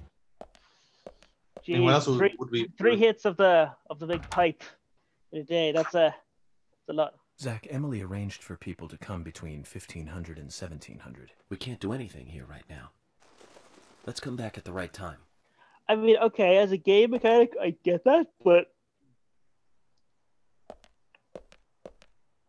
you could get snacks. We could get snacks. Again, well, and what's really like cool about this, by the way, like if we were to wait like down those like if we were to say like wait like load up at like 2:30, let's say, there may be some people here already. But like by the time that 3 p.m. comes along, the other people have arrived, so you can kind of see them coming in like in real time, which is really like cool in a sense. But it's a very needless touch, if you know what I mean. Like you don't have to go that far, lads. It's cool. Now let's be honest. I think a lot of this game is like I think some of where the design looking was, and now I want 40% of it to be like a full 40% of it to be what people would call a needless touch. Yes. And again, that's why people kind of consider this is considered a cult classic, because people really respect the hustle that came into it. Check out? We need to be at the community center by 1500 today. Just think of talking in front of all those people. What do you think, Zach? It's going to get fun. I'm sorry, literally everybody's labeled a suspect. Yes. So we're all going to get introduced to these people very soon. But again, a really nice touch is that they all have unique cars, which I think is pretty cool. Yeah. Well, wait, no, wait, the two green ones are the same. Polly's here as well. That's nice. It seems weird that Polly's not a suspect, but I guess like he's doing like the conclusion that the mark on the back is like the deal breaker. Yeah, that's kind of the way they're looking at it. I mean, I kind of get that, but that like more people could be involved. Yes. So anyway, let's go and meet townsfolk, shall we? Let's bring them up to speed. We're at the scene. There was someone else there, but honestly, like getting a woman up into a tree that high by herself sounds like a pain in the back. Yeah, it does. It does. Greenvale Community Center. Now that's an impressive building. Clock tower is impressive too. And we know about clock towers in this series, don't we, Paul? Oh Christ! Oh, potato. Oh, for fuck's sake. If the viewers want to know, the viewers can fucking look. They're probably on the playlist. It's fine.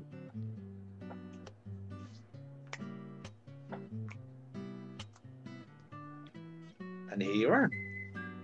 The entire town. Zach, I haven't been on stage Quite like literally this the since entire town. elementary school. I'm not some tree in the wind this time either. That was a tough role. That was a piece of scenery. Bright red tree. What the fuck? Thank you all for coming today. Getting right down to business. Agent Morgan from the Federal Bureau of Investigations wishes to speak with you. Can you tell? It's the man in the suit. Good afternoon. I'm Special Agent I'm sorry, why is he the guy there with like a fancy chair? Some of you are already aware Because by now he's of the Thomas tragic and he's murder precious. of Anna Graham. Truly a heinous Okay. crime. I hope that answers your question, Paul. I mean, it may as well. To solve the murder of I mean, he's taking in the minutes of the meeting. He has to be uncomfortable while doing that. and to Clearly. bring the one responsible to justice.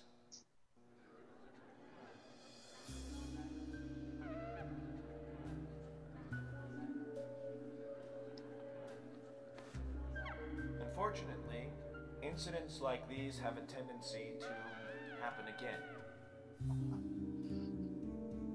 Yeah, we've already met these I two. asked to have you gathered here so I can share some advice in order to minimize the risk of further fatal incidents. Firstly, please stay away from any dark, dangerous, isolated places. Those of you with children, especially of Anna's age, please guide your children away from such places at all costs. Seems reasonable enough. Secondly, avoid going out when it is raining. Now, I've heard the folklore story of the raincoat killer. Oh. There is a chance. Is he had the two of them fucking looking at each other? Yep. Women should also be especially careful. I would hate to see more victims. Nope. First it goes to the shoes. Goddamn. Yeah.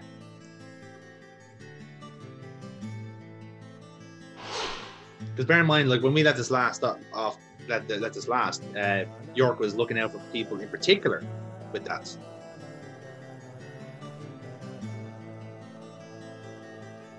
Who's the fashionably late one? That's Carol, Thomas's sister. She owns a bar. Thomas's sister. Hmm.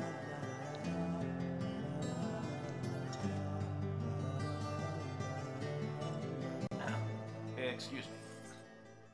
So, as I have said, avoid going outside when it is raining. Young women should be especially careful. Report anything or anyone suspicious immediately. The murderer will be caught and brought to justice. But it is almost certainly somebody in this room. All remain on guard until we do so. That's all I Yes, have to you're say. all suspects except me. I'm special. Because I'm brilliant.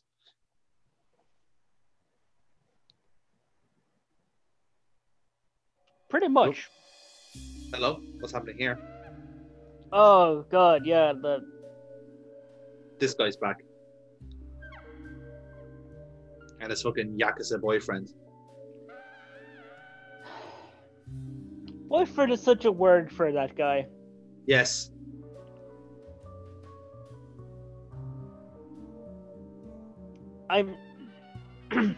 When paying for our sins, we must not frown. The loss of Anna was for that debt. I love that, like, it's because he's so wealthy that people have to just sit here and listen to the senile old man's ramblings. Is Harry wearing a mask again? Yeah. When purple fog covers our town, we'll all wander in hell, I fret. So says Mr. Stewart. I see that 3 people have reacted the exact same way with a cough.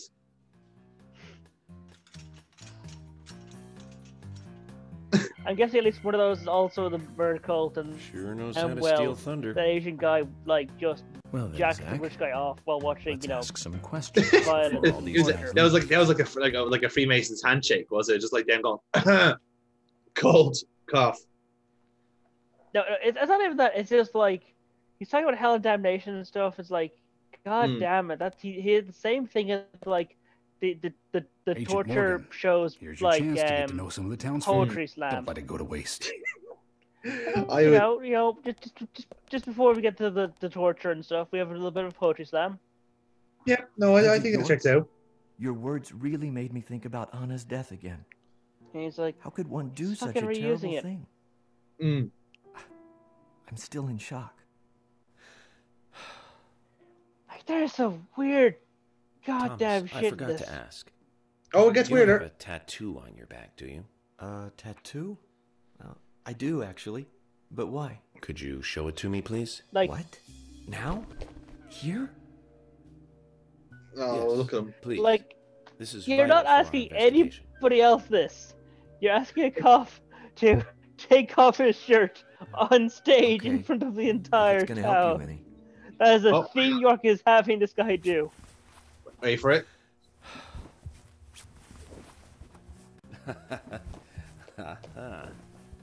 Well, I'm wondering who G is now, but aside from that... Did it tell you anything? It told me that you didn't kill Anna. Of course not. What are you saying?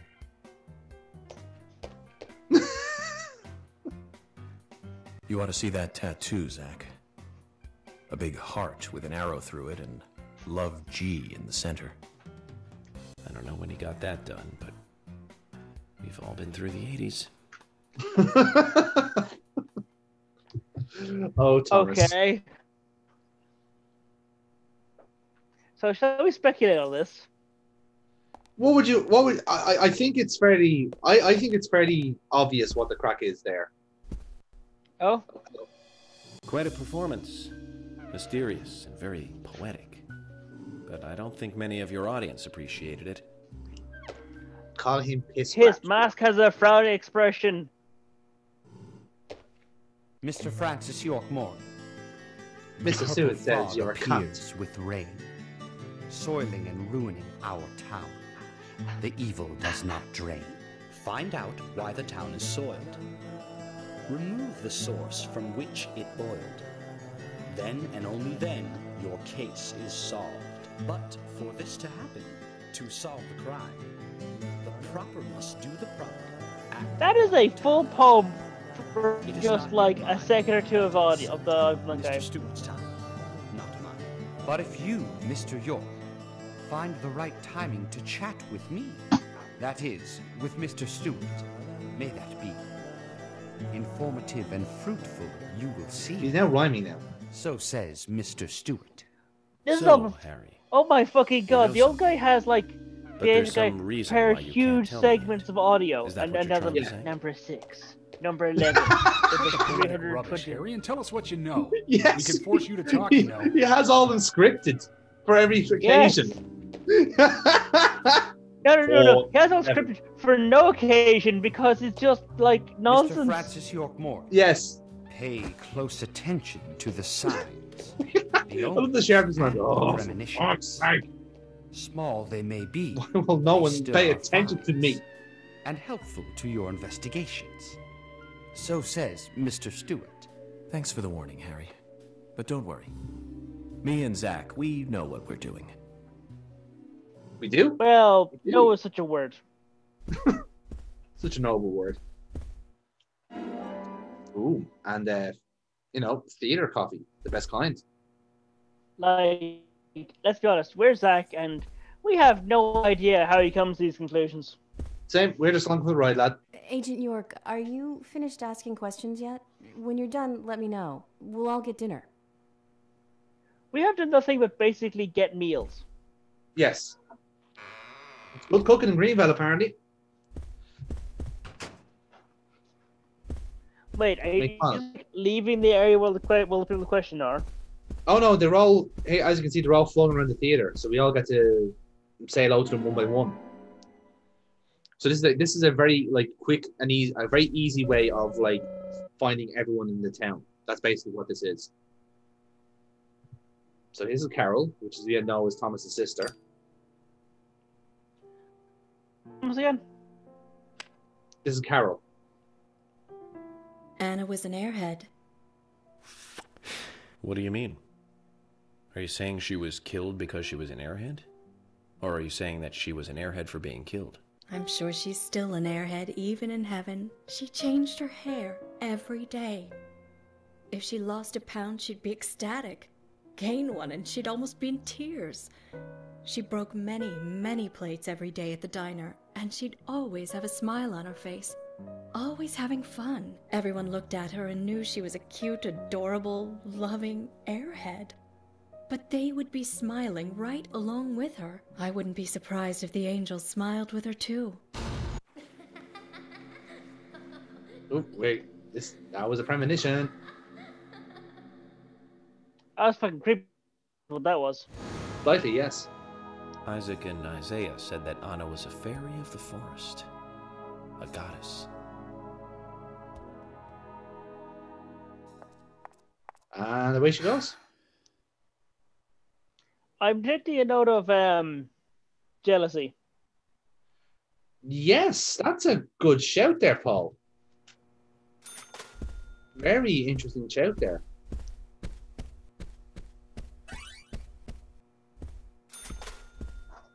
Oh, hello. New other people. Oh. Cowboys even. Yes. Let's see what the cast of Brokeback Mountain have to say. Yeah, indeed. I'm FBI Special Agent Francis York Morgan. So Anna was killed. But why does that bring the FBI here? What a name. I have an interest in murder cases involving young women. Well, you know, man, this might just be another case to you. But it means the death of a friend to me. I don't want you taking this lightly like it's just another case. I never take anything of this nature lightly, I assure you. I'm here to apprehend the perpetrator who did this. Yeah, because local enforcement can't shine their own boots, right? Good point. You can't always count on the police now, can you? So trust the feds instead. But that doesn't mean you're going to capture the perpetrator yourself. Quint. How do you know my name? I memorized the name of every citizen before arriving in town. Okay. I also know about you and your significant other. You mean Becky? Don't underestimate the FBI. We know and see I everything. mean, that's... I'm sorry if I was a little harsh. I want to help, I do. Okay? This is great, watch. Okay, Zach, I'll tell you how I knew his name. He's got a small Q on his hat. That was the only name beginning with Q that I could think of. He was even kind enough to tell us his girlfriend's name. I can read him like a book, Zach.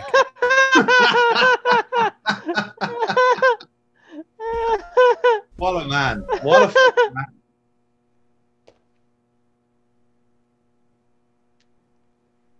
You're York, right? I'm Richard Dunn, the owner of the Darts Bar, Swery 65.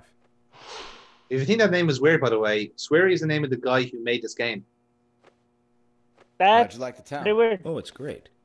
Aside from the murder that happened here. Yep. Murder just doesn't fit with a small town like ours. Well, Richard, I'll have to correct you on that. Crimes don't care about size. Big town, small town, just isn't a factor. I guess you're right. So, how did you know Anna? I've known her since she was a child. She was the same age as my son. Yeah, she always Yes, stayed not with quite me. Brokeback Mountain there, Paul. Just like her You'd be sad to hear. What do you know about Sally? Dang. Well, I went all through school with her right here in town. Yes. I never thought our children would be the same. Yeah, he age. runs a Oh, dart. so He you're runs here. a darts bar. Oh, We have actually driven see, past. she it a few lost her times. husband, and this time it's her daughter. She's at home right now, trying to make peace with it all. You seem to know a lot. How long have you been in love with her? Hey, don't go there. That scar of yours tells me you got your hands full too, right? Let's not dive into personal matters. It'll be better for you and me. You're right, Richard. Collecting gossip won't help with the matter at hand. I would have thought it would. Perhaps. But again, the fact that York has picked up on that straight away and he didn't deny it is very. It shows you how good he is as a spotter, you know. Good evening, Agent.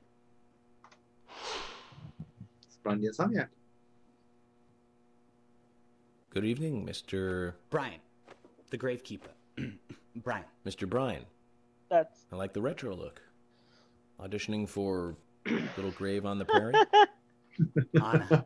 Oh, she was so beautiful. Too soon. Too soon to go to the grave. So sad. So sad. I totally agree. No, that's a pale That's man. why I'm here, looking for the one who did it. Yeah, but... Were you close to her? How does a small town have a full-time gravedigger? Anna. Good question. Her smile. So warm. And off he goes. Anna. Blonde hair. So bright.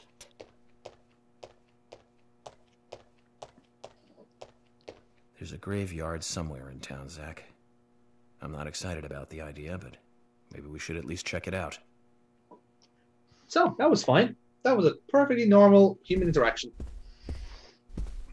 I don't think York would know the difference. That's true. That is very, very true. Well, hey, we've met these two before. But I think we just burn the word Are you getting Quibbage. closer to catching the murderer? Then I don't think you Hello know. again, Fiona. Good to see you here. Well, Dr. Johnson told me to be here. He said it would be important. Well, that was good advice. He may be young, but he seems like a wise man. Oh, and he's a very hardworking person, too. I like that they are having this thinks he's conversation some about kind Usha of right in weirdo. front of But I don't Usha. think so at all.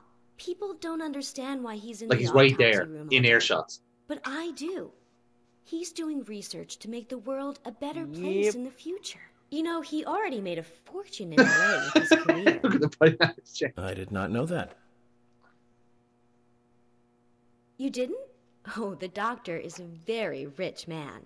He has a really big house over by the lake. Okay. Amazing, Zach. He must be loaded. Rich and young. A perfect combination. But you don't get that feeling from him They're at both all, doing the do same you? hand action. He doesn't show it. That's one Yeah. of the things I like I'm best kind of about wondering him. how much Well, I has could he have been been lying fooled to if this it weren't lady? for you. Yes. Thanks for the valuable And, information, like- Fiona. Like he's lied a lot, probably a lot. But either that or he's just like so damn humble. He just can't deal with all the money. Agent York, you make any progress? Of course, plenty. Tell me, Usha, when is Anna's funeral? That's still undecided. Sally isn't really in any condition to do it right now. Her mother? I don't see her here. Anna was her sole reason for living after her husband was deceased. Well, she's probably huddled up at home. Okay, so mother has two daughters and apparently only cares about the And I one should that's now probably dead. take some time to pay her a visit. Well, yes, you should. And I'd appreciate it if you could, too. But don't go too hard on her, okay? So yes, if you wanted to Right. speak to Anna's mother, she's at their home. Anna's home, I should say. So okay, that kind of reinforces the jealousy angle because Mm-hmm. you know her sister's is alive, but I guess Oh no, Anna doesn't have a sister. So you're the FBI agent, are you? This is the general. I'm FBI Special Agent Francis York Morgan. Because of course it'd be an army The dude general. in this back I middle fought of for my nowhere town. country in the Vietnam War. A real-life war hero.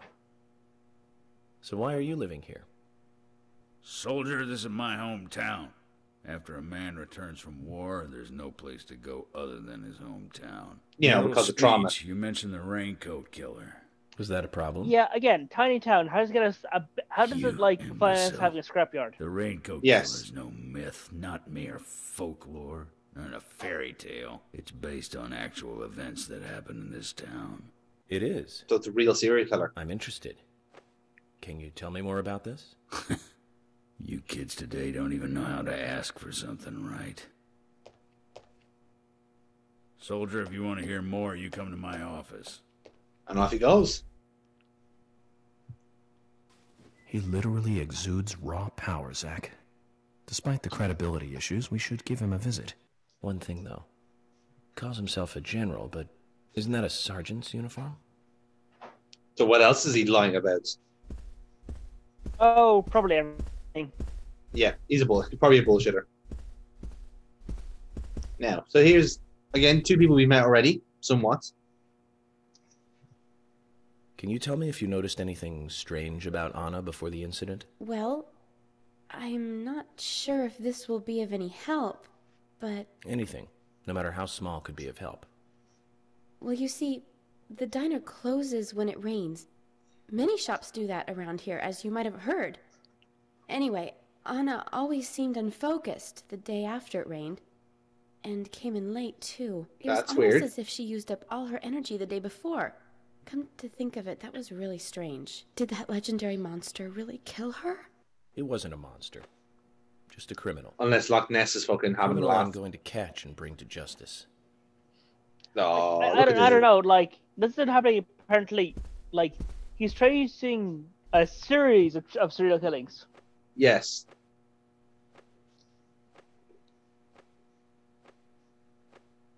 I'm U.S. Special Agent Francis York Morgan. I presume you are the owner of the diner that Anna worked at? That's right. So this is the guy that kicked us out of the diner earlier on. I'd like to ask you a few questions about Anna Graham.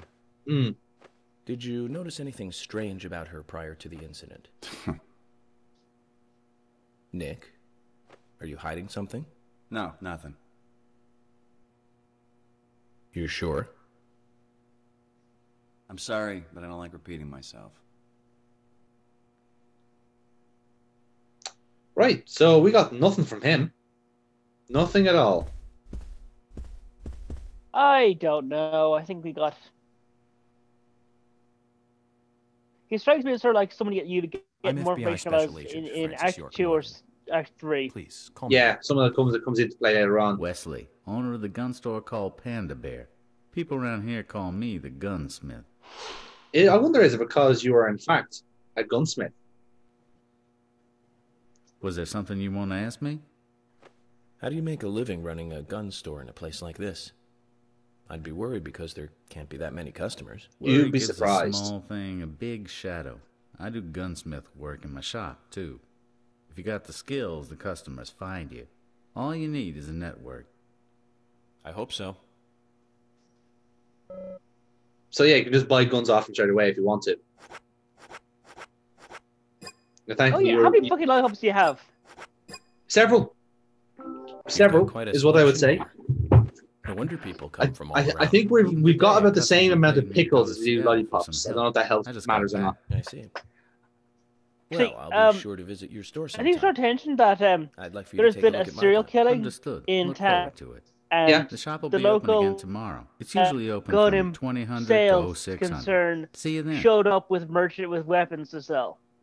Yeah. And if that isn't a fucking analog for the NRA, I don't know what is. Hey man, whenever it is business.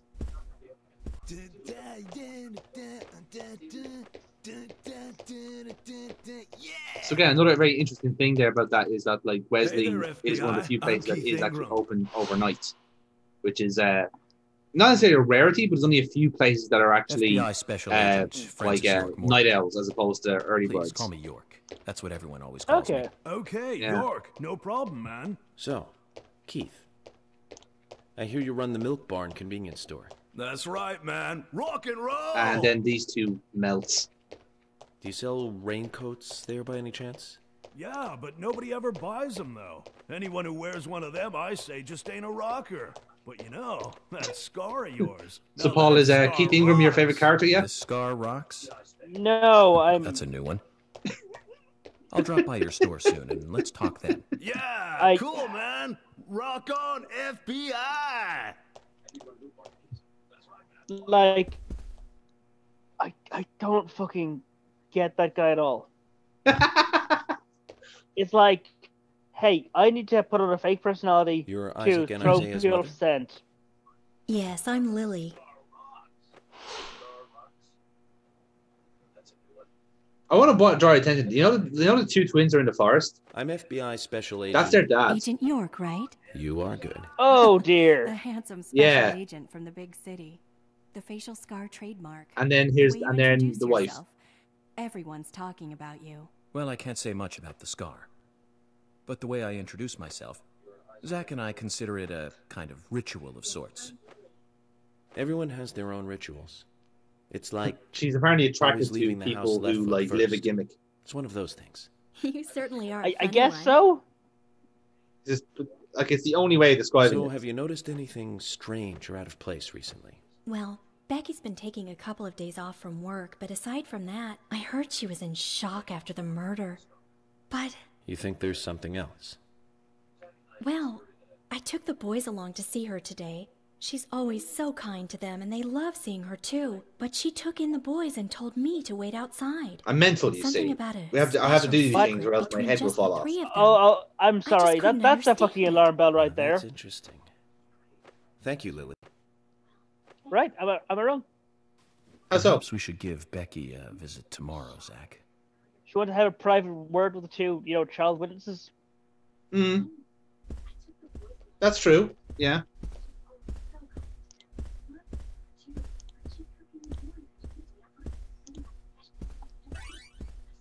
Yeah, now that is weird. Mr. Morgan, you're quite an impressive public speaker. Really? Thank you, Polly. You reminded me a little of a play I saw when I was younger. I mean, why wait, York, to be fair, but I don't know. Maybe he's got like a longer list now. Was still called the Mercury Theater. When I was young, I used to come here. I mean, I couldn't see much of it because of my back. God rest his soul. We'd come on the weekend to see the latest play. He'd always pretend to be uninterested, but I could tell he was excited inside. He was just one of those kind of guys, really, thinking about it now. So, Polly is definitely our main suspect, yeah? So what's your favorite We're developing play? that, yeah? Oh, well, I like so many. There was one in particular, but I can't recall the name anymore. Like, it was a very famous one, clearly too. weird. Something by Shakespeare? But... Oh... But what is your logic for it? I mean, clearly she's hiding something. Nothing. Right? I mean, one more like, bell you can't doesn't just, ring like... anymore. Right, like, the old woman with the sore back gimmick, okay, that look, that's everyone kind of falls for it the first time. The fact that she's able to, like, manage the hotel clearly by herself, but also making all the food, like that... His eyes that has to be suspicious in its own right. Like a happy young boy. I see. I don't know. Maybe she just has literally nothing else to do with her time. Maybe. I almost forgot, Mr. Morgan. I get the feeling your one seems more sensible than mine. I have to get back and get things ready. There you go. Sorry for having to hurry away. I'll see you back at the hotel. Zack, I think she could embarrass the toughest of the FBI's interrogators. She successfully avoided answering my question, Zack. Amazing. My God. How's she gonna manage with two guests? I mean... She's not going to bring any more food because she kind of preferred a lot. Yeah. What the fuck is up with this? Oh my. See, this is fine. There's absolutely nothing wrong with this person. Hey, mister. My pot is getting cold. You are... who? What are you saying? I'm Sigourney. Sigourney. There always has to be one crazy person in an old town like this. Now, what is the matter? There's a lot more than just one. Time for yeah. chatting. I know this. I think this one takes the biscuit. My pot is getting colder. One guy kept like dancing to music only he could hear. Yeah. Zack, we've met all sorts today, but really. But he wasn't holding a pot and doing it as a dance.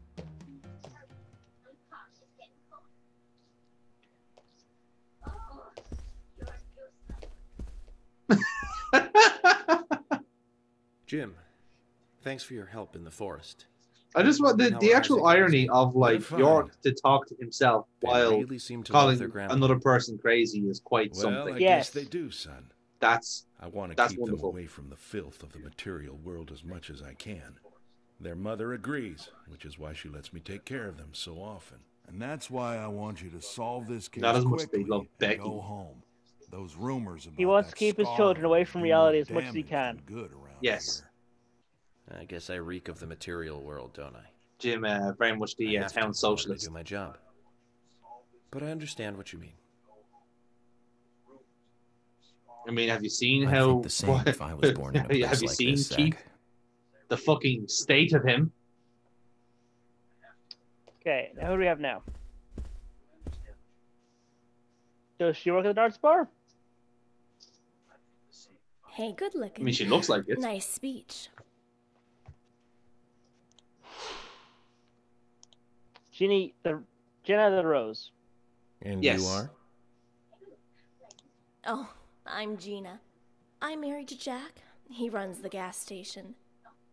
Call me the Rose. You look pretty revealing. Oh, this old thing. Oh, you should see some of my other clothes. You? Oh, now you are cool. That scar really is a turn-on. You should come to my station. I'll give you a little extra service. That would be great. I can't believe how expensive gasoline is now. Although York is Service would completely be great. unreceptive to this. Going like, that would be great. I would love my car to be washed again. On Anna. Have you seen anything suspicious? Oh, I don't know. Talk to my hubby about the difficult stuff, okay? Right. This is getting us nowhere, Zach.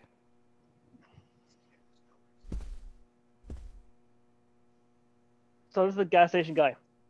Yeah. I ain't He's got a big, he's a nothing to tell big the dog. cops.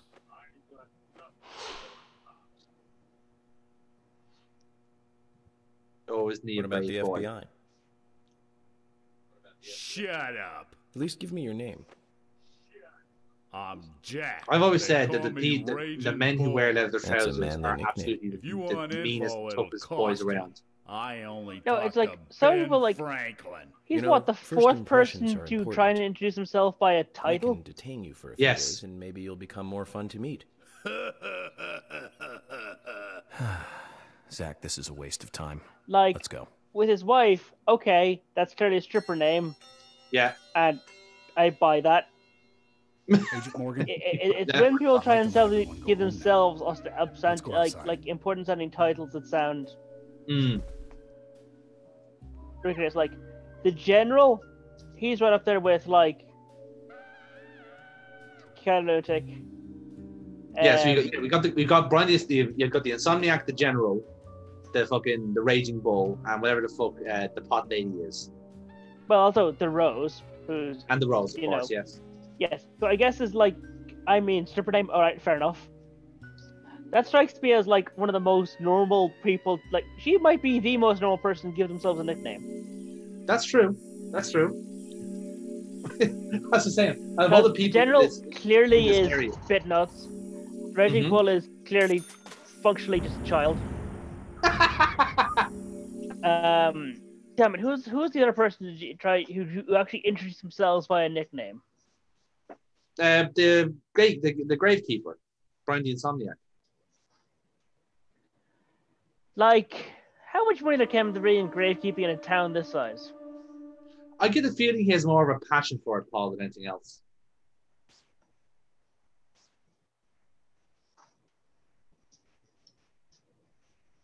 I mean, okay.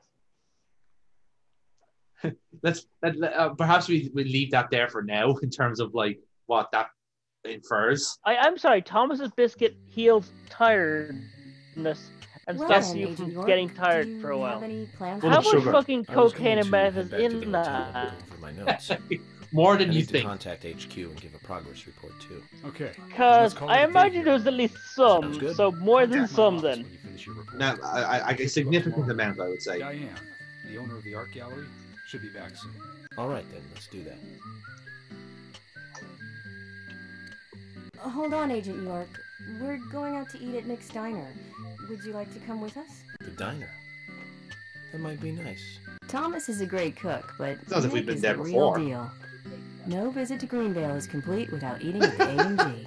A very appealing proposition. Zach, what do you think? We can always go back to the hotel after eating dinner, or go directly back to the hotel. So yeah, You decide, again, Zach. the other choices, you can just be like this kind of complete loner and not talk to anybody, or you can just, you can have a few pints with the lads. I mean, you may as fucking well. Yeah, when in Greenvale, lads. Ooh, cookies.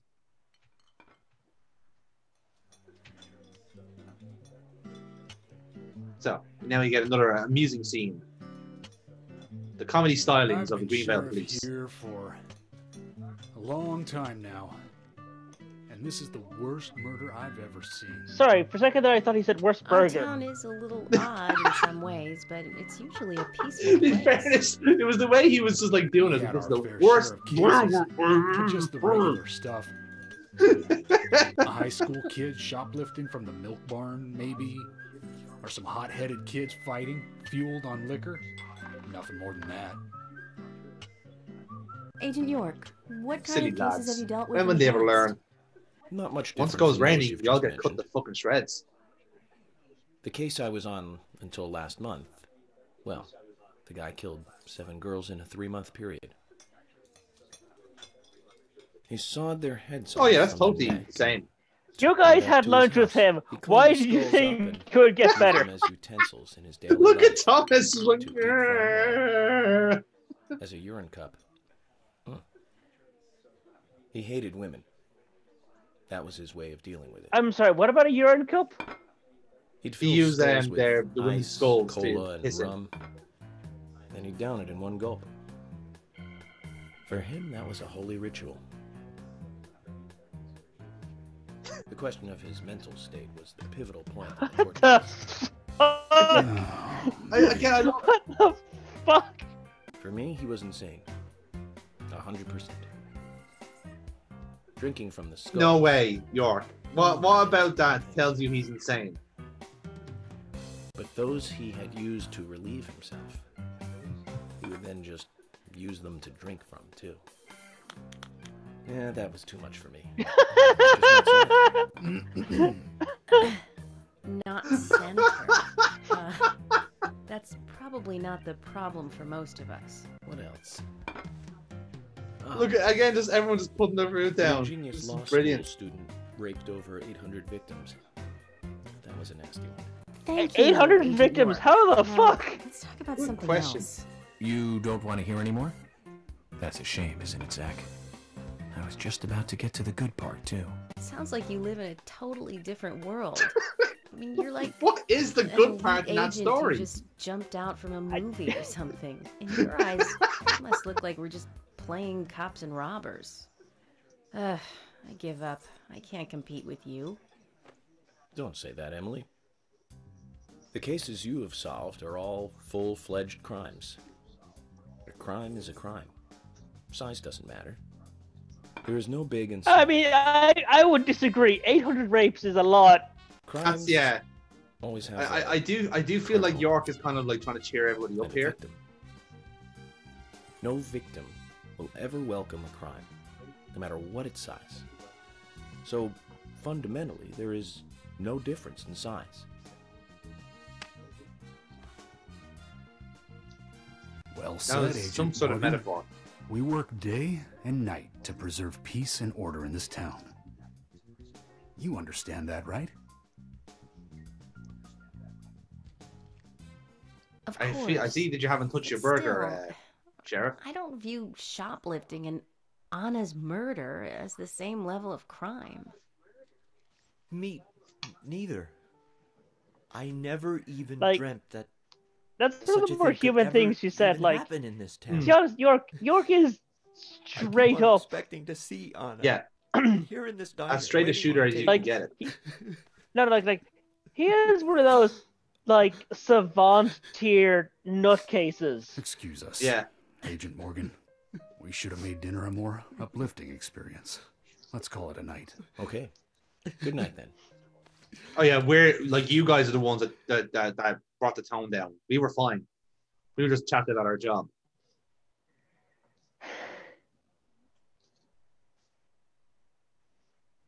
You say that, but like I just kind of think, what the fuck are they thinking when they go home? Like lying back in bed, thinking he stopped some guy who managed to get 800 fucking rapes in before getting like stopped. Caught, yeah. Jesus, tap dancing Christ! What the ever loving fuck? How? and I will forever be sorry to have asked what his job was like. I will never, ever care for his business again. Not only is he clearly some sort of elite crazy detective, I don't think I want that in my life. Jesus, like, the sheer number of drugs he's on just to make it through the day? Yes. Like, I couldn't do that job without fucking killing myself. What the actual fuck? That's the thing, like again, like he's been brought in. He's the special of special agents. You know, that's the whole point of his character. Like he deals with the heaviest shit, and somehow able to handle it. Yeah, by being a complete sociopath. Yeah, well, that's why that's how he's able to deal with it. He's completely detached. But then again, anyone in his position would be completely detached. Like, Anyway, you can survive it. Like, skulls of women, and the issue was it was unsanitary to piss and drink from the same skull. Yeah, that was his issue with it. That was the one problem he had with that whole scene. Gas. Fucking gas.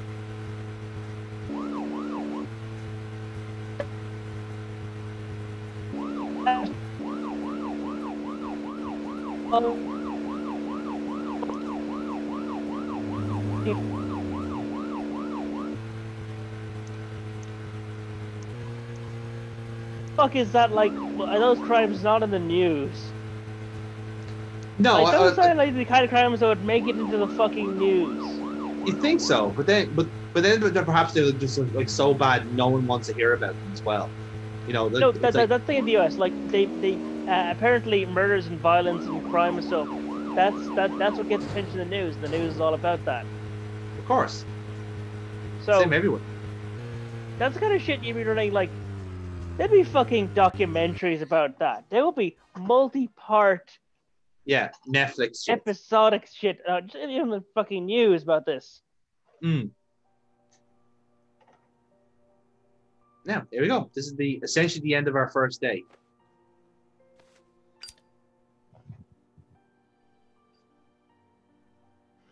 Look at that. Old school typewriter to do his notes.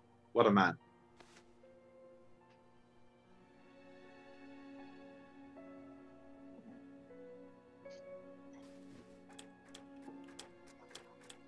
Okay then, Zach.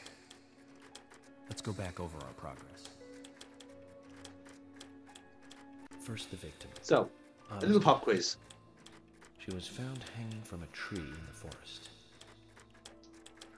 She was cut open with a knife from her chest down to her stomach. That was the direct cause of death. The strangulation marks and skull fracture were caused after death. Her tongue was also bit off, and I found something inside her mouth. Do you remember what that was, Zach? I think we all remember that was one of the finest moments of your investigation. Yeah. They're your fucking Horatio Caine moments. Red seed in her mouth. According to Emily, it was raining when Anna was killed, but traces of tears were still evident on her face. Which means the perpetrator killed Anna under a roof in the lumber mill, and then carried her body into the woods after it stopped raining. We found numerous important pieces. Now, of course, we're supposing that, considering that we found that kind of like wooden chip at the crime scene, and we found the altar in the lumber mill. Yeah, like he's able to do pretty big claims like, hey, I found a fragment of wood in the woods. Yeah. Do you remember what that was, Zach?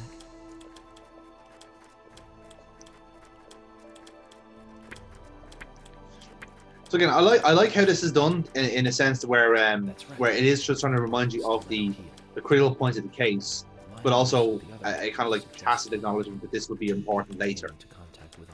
Yeah. Prior to it being discovered by us. Those being the perpetrator who killed Anna and Miss Stiletto heel. There is also the possibility that a third party carried Anna to the woods. So again, we're not. He's certainly not. He's taking the stance where whoever like the heels belong to was just the actual first witness to the first on the scene, as opposed to the two children. So that's why this person's so important. Yeah. And for some reason, they all seem to think it should be the art gallery owner as opposed to, you know, the woman who walked in with the exact same shoes on. Have I forgotten anything? Ah, of course. The marks on her hand tell us that Anna was gripping something when she died. Do you remember that, Zach?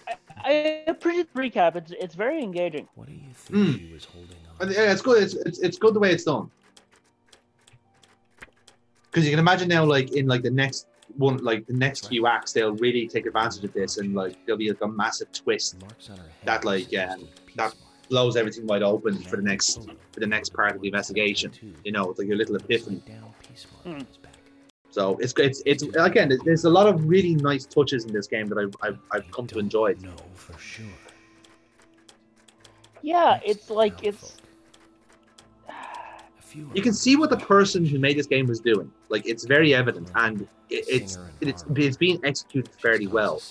You know, like there's little like again, it's got its own little quirks and the way it's doing things, but you can see the intention, if that makes sense. The owner of the art gallery, who's out of town.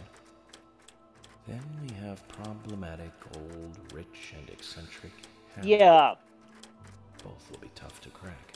It's really because you can't see his face, but he has like a sculpted mask and then another mask over that, like the gas mask. I've been thinking. It's weird how he does have that. Here is the fantastic food. Enjoying food is cultural, and yet it's also a bit uncivilized. It's interesting how good food motivates me to work harder during investigations. Oh, and on Emily's back, it was strange to me. Hey, don't take that the wrong way. This is what makes me think this character has Asperger's, because the sudden change in conversation.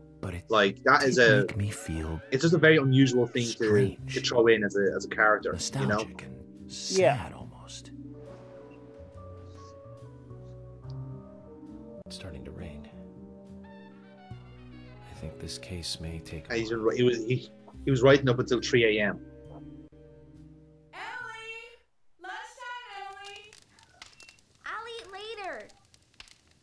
You'll eat right now, young lady.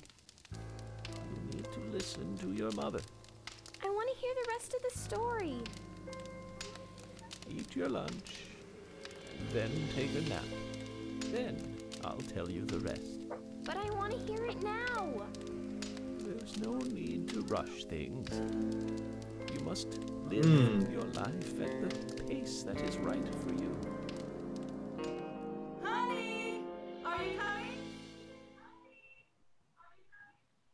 So the little girl in that is called Emily, the same as the sheriff or the deputy even. Okay. Yeah. So comes a weird question, like just is the detective magical or just do his dreams take a whole bunch of very strange dots? I have no idea. This is the weird part. Like it just like those scenes seem so out of context, but they obviously do connect somewhere along the lines. Okay, so that's a weird scene. Very.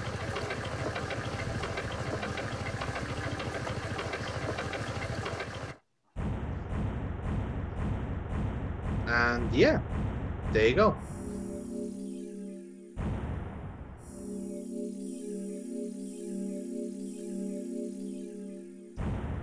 So that is, in essence, our first kind of like day of investigation done. So, or like it's kind of fair to say, like this is like they treated this as the end of the first episode, and now they're going to move on to the second one after this. So we're going to see a little bit of it, see where we're going to go to next, and then we'll leave it there for now. So let's see where this magical adventure takes us next. Indeed. It's a hell of a fucking thing. It is. Sure is, partner. Because oh god, right? Yes, these fucking dreams. Yes, our little cherubs. Thirsty? You must be very thirsty. You only take milk with your coffee. Coffee with milk. That's all. This is totally fine. There's nothing weird about this at all. I mean, not for York. Nope. And this is Nothing Anna. weird for York. More coffee with us. But she's got dark hair instead. Who are you? My name is Becky.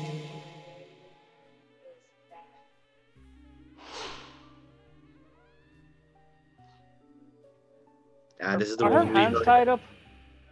I think she has her hands behind her back. But maybe they are meant to be tied. I don't know. Maybe it's a hint. My name is Becky. After your throat is quenched, you must do what you must do. Take a sip of coffee and go. You know what? I think he's having too much coffee lately. Or the wrong kind of coffee. There's something. He's missing something and having too much of another thing. And it's hard to tell at the moment which is which. Like, arguably both, and possibly multiple instances of both.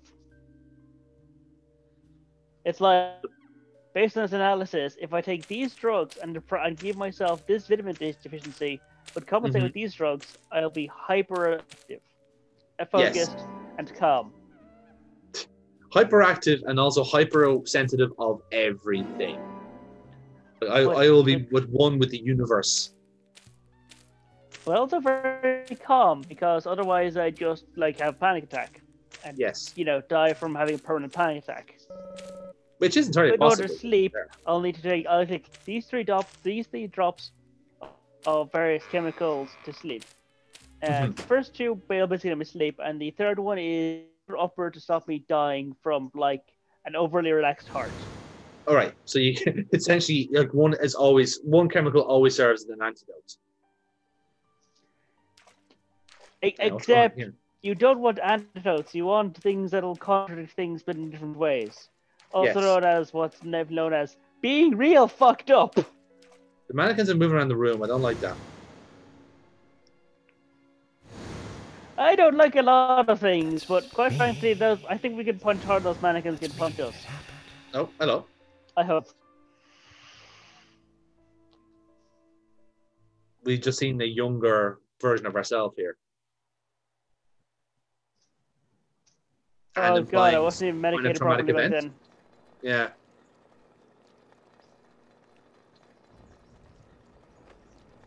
Weird one.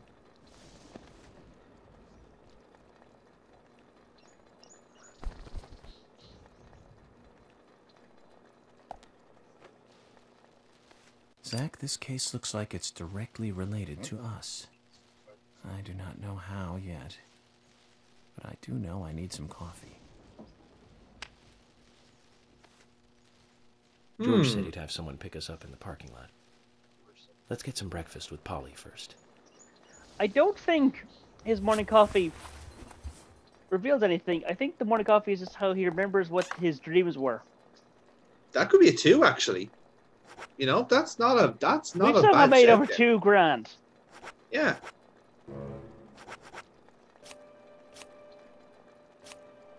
Oh yeah, look at that. That's a player suit, that is.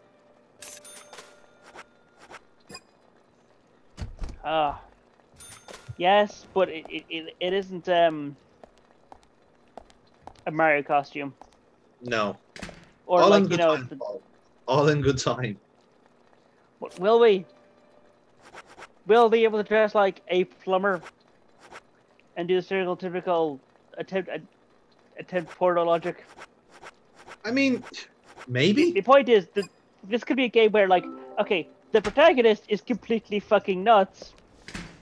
Let's give him some weird costumes. Again, I'm sure they will give us extra costumes soon. There's your sickle, by the way, we pulled out from the lake.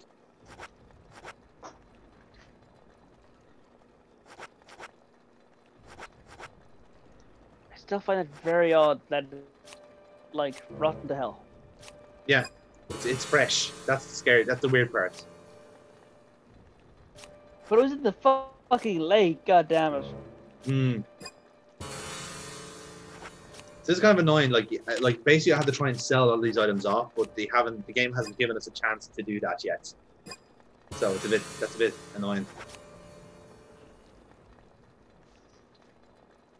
And yeah, you can just buy a saber from the from Panda Bear.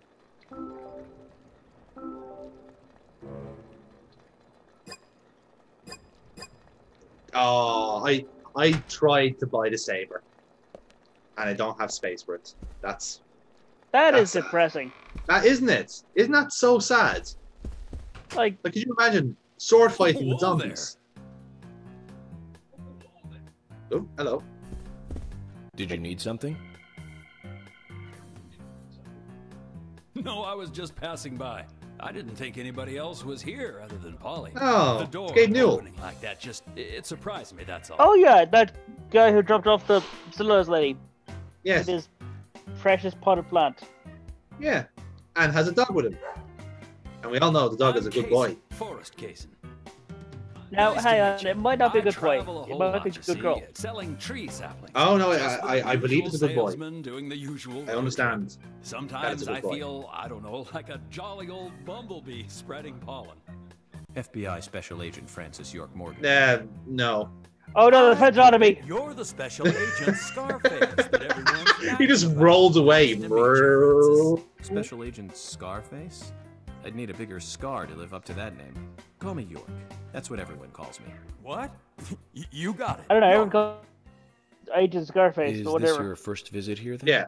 No, sir. Actually, I've been coming here once or twice a year for, a while now. I don't get much business here, but it sure does make a fine vacation. I like that his face is so smiley that his whole mouth is like so stretched that he has to be constantly smiling. He's like Lenny in The Simpsons. This is the worst day of my life. There's Doggo. Oh, it's Doggo. Say hi to Willie. Oh, don't worry, he's a good boy. Okay, good boy confirmed. Hey, yeah. Willie, how are you doing?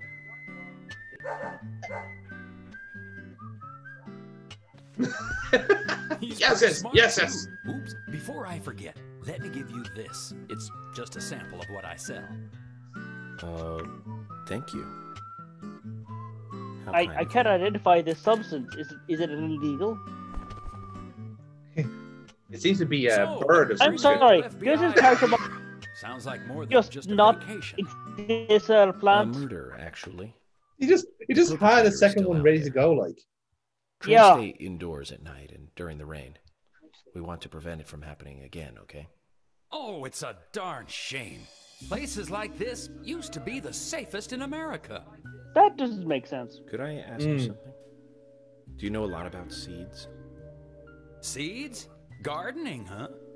You don't look like a green thumb, but let me tell you though, I'm pretty much the only one. Is it the crimson suit that's telling you that, or the scars on my face? Trick to it that can't really be passed on, you know? It's like, the secret of making a good smoked ham, something like that. But you know, once they sprout, you don't need to do much. You can leave it be, and why, it'll turn into a big tree no matter what happens. Kind of like those stocks that politicians buy that just keep growing and growing. Well, you just wait and see. This town is gonna love them. Right. We were just about to go take a morning stroll, so I'll get going. Good luck now with that case. Thanks. Man, off he goes. Do you remember what the coffee What a jolly round man. Forest Cason. F.K. This show has just begun. The detective is like connecting the dots. To form a squiggle. Now, yeah, like that's a bit of a bullshit considering like you wouldn't be able to tell that Cason from the surname is spelled with a K unless you know someone with that surname. Because I would imagine if I'm hearing it for the first time, I'm assuming that's spelled with a C. You know? I mean, that's what I would think, but breakfast looks as good as yesterday's. You You didn't eat it yesterday. I hope you It's a enjoy sandwich. it. I will, and thank you. I just met Kaysen, actually. Oh, good old Mr. Kaysen. Did he give you a sapling? As a matter of fact, he did. Don't tell me he gives one to everyone he meets. No. Only to the people he feels comfortable with. He told me. He must feel really comfortable with me. Oh, that's good. He must. That's nice, Is I there guess. anyone he hasn't given a sapling to? Mustard? Okay, I'll just get it from the kitchen then. No, mustard has nothing to do with it. Goddamn it, Polly. I was wondering if you know of anyone that Kaysen didn't give a sapling to. Oh, too much pepper. I did think it might be. I'm sorry. Oh, Zach, I forgot. She's hiding something. We'll never get God any damn out it. of her, will we? Forrest Kaysen. He's hiding something. You think so Yes. too, right, Zach? But no need to rush. He's hiding two different people in his fucking All bodysuit, is secrets what are he is. hidden until they are You see, I was gonna go with cocaine. That could be it too. powers of entropy. The world exposes everything and causes chaos. Just like this coffee. Swirling mists. Swirling towards freedom. Showing pictures of strange little children, maids, and ladies with their hands tied behind their back to keep reintroducing themselves. It's by far one of the weirdest dreams I've had, but not the weirdest, strangely. Oh, let's get our fortune told again.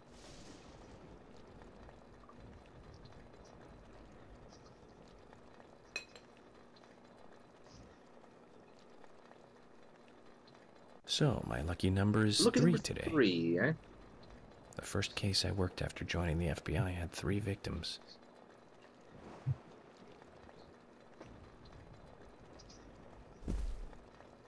And you continue to be a nutcase. Indeed.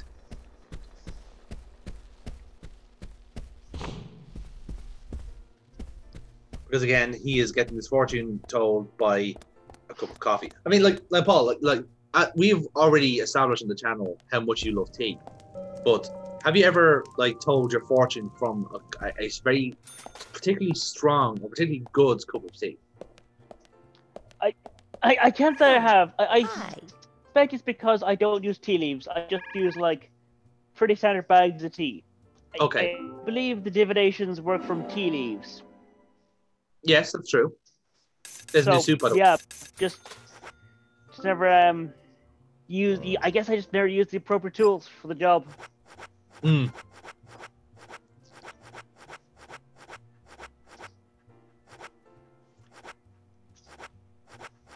As you can see there, Polly has all different types of bait for our fish. So if you wanted to get something in particular from your fishing, you can have different bait to go with, essentially. Oh, hi.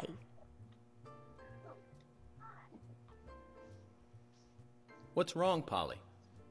You look a little tired. Oh, hello. I'm fine. Well, it's just that I was cleaning up my room, and so many memories came flooding back to me. Memories? Oh, my dear. Mr. Morgan, that's not the kind of question you should ask a lady. What? What?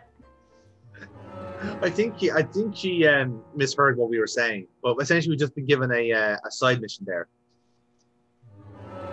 To do what? I don't know. Maybe we get something nice in return. Or kicked out of the hotel. I guess.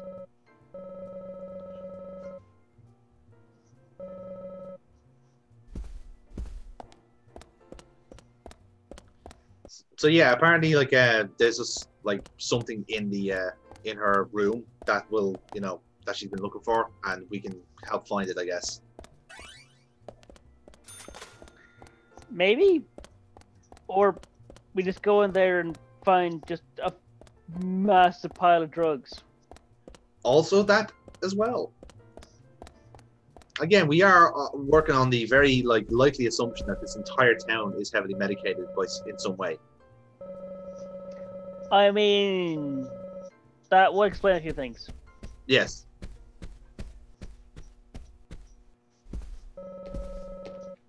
Like, either really highly medicated, or just a complete fucking moron. I love that the dog. We couldn't walk past a dog there unless the dog moves.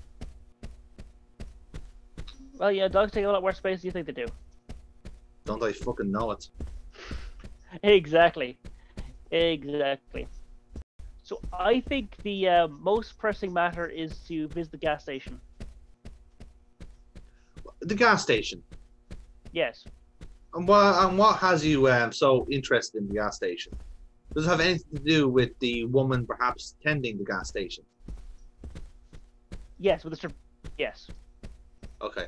Because it's fine. It's fine, Paul. It's fine. I just wanted to know where we stood. Okay, I just want to know where we stand. It is 100% the stripper. So apparently it's working out of gas station. I mean, to each their own, I guess, Paul. But you know, it's, I think. No, like the fact that she flirted with us directly in front of her husband. Yes. Who doesn't seem to have copped onto it. Maybe she's a sex worker, and this is what she does. They're probably making. She's probably making more money on OnlyFans than they are from the fucking store. This probably would have happened pre OnlyFans. I'd imagine so. Good morning, Agent Morgan. Did you sleep well? Morning, George. But yeah, like, nice. I didn't understand, like, is her husband just that mentally retarded, a child, or does he like the idea that his wife is getting paid to fuck other people? So I was able to go home and get some sleep, but not enough. I love as well that the license plate for the cop car today says spy fiction. Which means going to the art gallery, correct? Well spotted. She lives and works in the office there. So it's the Look at the smile on his face. He's so happy to see some art. 1700. Time for some art appreciation. Oh. Cultural activity in such a small countryside. Look. Oh, look good God, that's creepy. His eyes don't even look like slits. Yeah. Have you also noticed, by the way, that like York has started to grow a beard? Well, I wouldn't say a beard, but he certainly hasn't shaved in a while. Yes, he has a stubble there.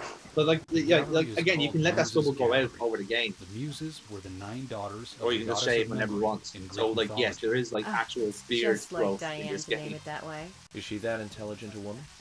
Oh, maybe. You'll see for yourself soon enough.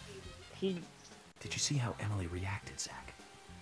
I sense that this Diane is not popular among other women. I can't wait to meet her. The gallery is on the north side of town. Take the road along the lake and go north. I get the feeling that York is in for more than just art here, ladies and gentlemen. Indeed.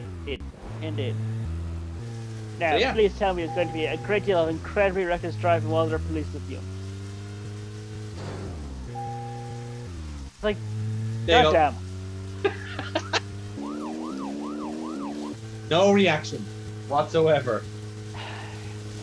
God fucking damn it. Well, maybe after a few dialogues happen. Well, to be fair, I don't know what happens if we run out of fuel, because then we'd be kind of fucked.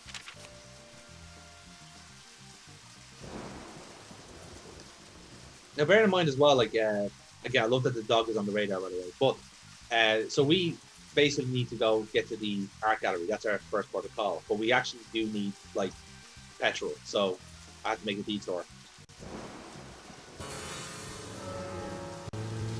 So we are going right to the gas station. An art gallery. We are, yes. Town. Am I prejudiced to think that it doesn't seem to fit? Greenvale and every small town has every right to enjoy art. That's right. Small towns tend to be full of highly cultured people.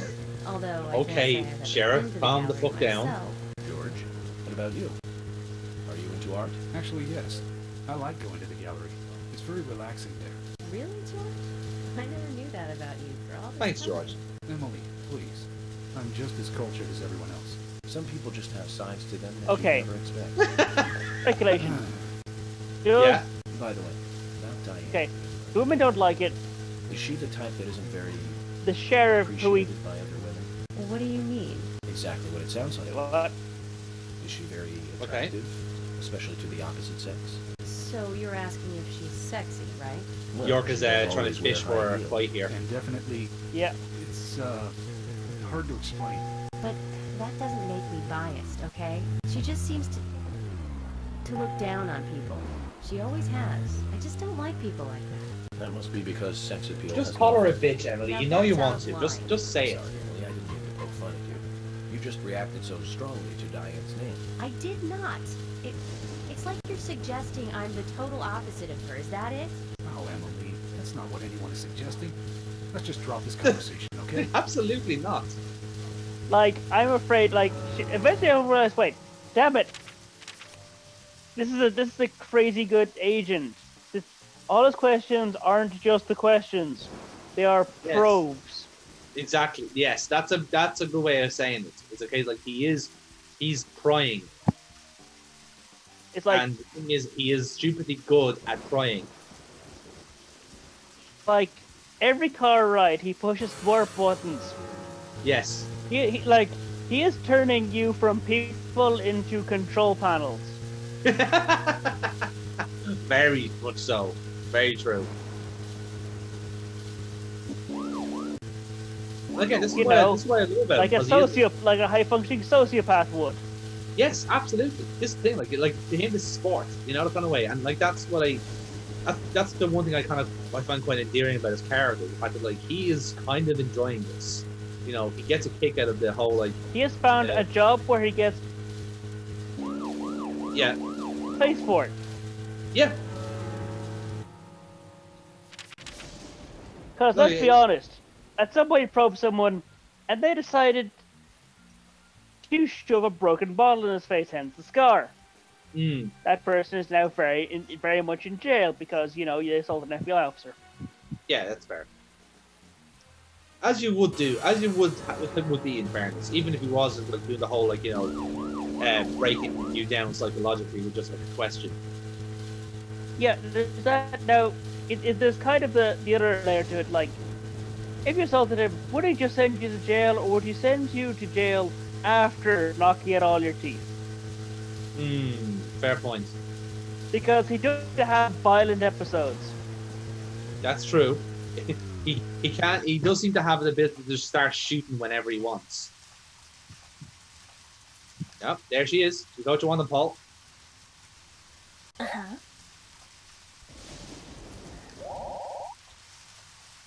Fair up.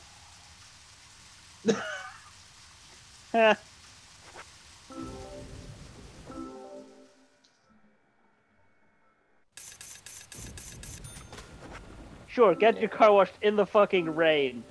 I know, yeah. Well, as you can see, My God, the female cop must be so fucking pissed off at this. Gina, can you stop pumping the car? Thanks. It's very distracting. Like, we're actually trying to, like, you know, solve a crime here. Yes, And evaluating suspects. Yes. Thing is, she was fine walking out into the rain. So that jacket would have been sticking to her like it was glued on. That's true, yes. If you're wandering off, then we'll go on ahead. We don't have time to mess around. Okay, I'll meet up with you later. Agent York. Yeah, this is a bit weird, right? If you get out of your car, they won't follow you. They'll just like walk to wherever you're going. Be late.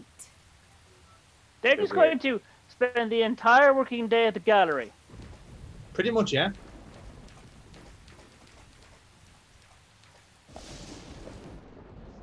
And honestly, genuinely, the only reason I got out of the car was to pick up that sponge. I'm sorry. You got the stripper's sponge. Sponge, yes. Not her, Yes, not her card herself, just her sponge. Because that's apparently important enough to get a card. Okay, that is one hot, like, oh, God fucking damn it, like. It's certainly collectible. We can definitely say that. Yes, it is a collectible. Collectible. Something to show the grandkids later, you know? Just real... Oh, fuck you, Jesus. Real something there, you know? Oh. Pity, milk barn's closed. It's like heaven compared to the Yes, York, I'm inclined to agree. Remember Liz? Yes. They all seem to have the exact same face. Elizabeth Scott Moore. She could be royalty with a name like that. But you know, she was like an actress from a B-movie, wasn't she? No, just Elizabeth, to be fair. Bleached blonde hair, too much makeup, clothes showed off her cleavage, and that mole by her mouth. Say, Zach, were you with me back then? You know, that mole was made with makeup, right? We happened to be on the same bus once. I saw her drawing it on with makeup. I wasn't surprised, I guess. Just impressed that she would go that far to create that image. Do you remember that movie we went to go see that day? I'll give you a hint. It was the fourth. It was Jaws 4. And was produced by Menahem Golan's Canon Films. Figured it out, Zach? Oh, that really narrows it down. That absolutely narrows it down. Thanks, lads. Cheers. Hey, does it? I've got no fucking idea. None of us do. We're both lost here. Okay. Okay, so actually going out of town here. It's a shame.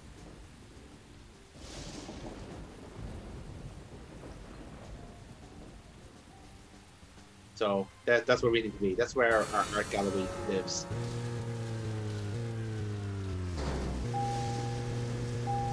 Bonk. That's it. Just like it comes to a natural end by hitting the verge. There we go.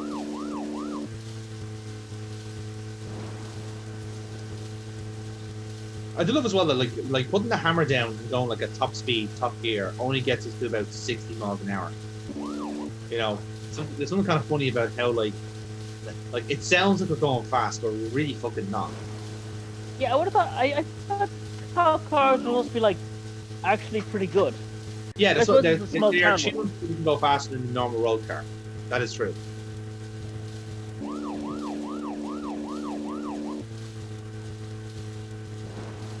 Well, I suppose the argument would be like the top cars for the fastest in like some of the fastest cars in Citizens Hit and Run, weren't they?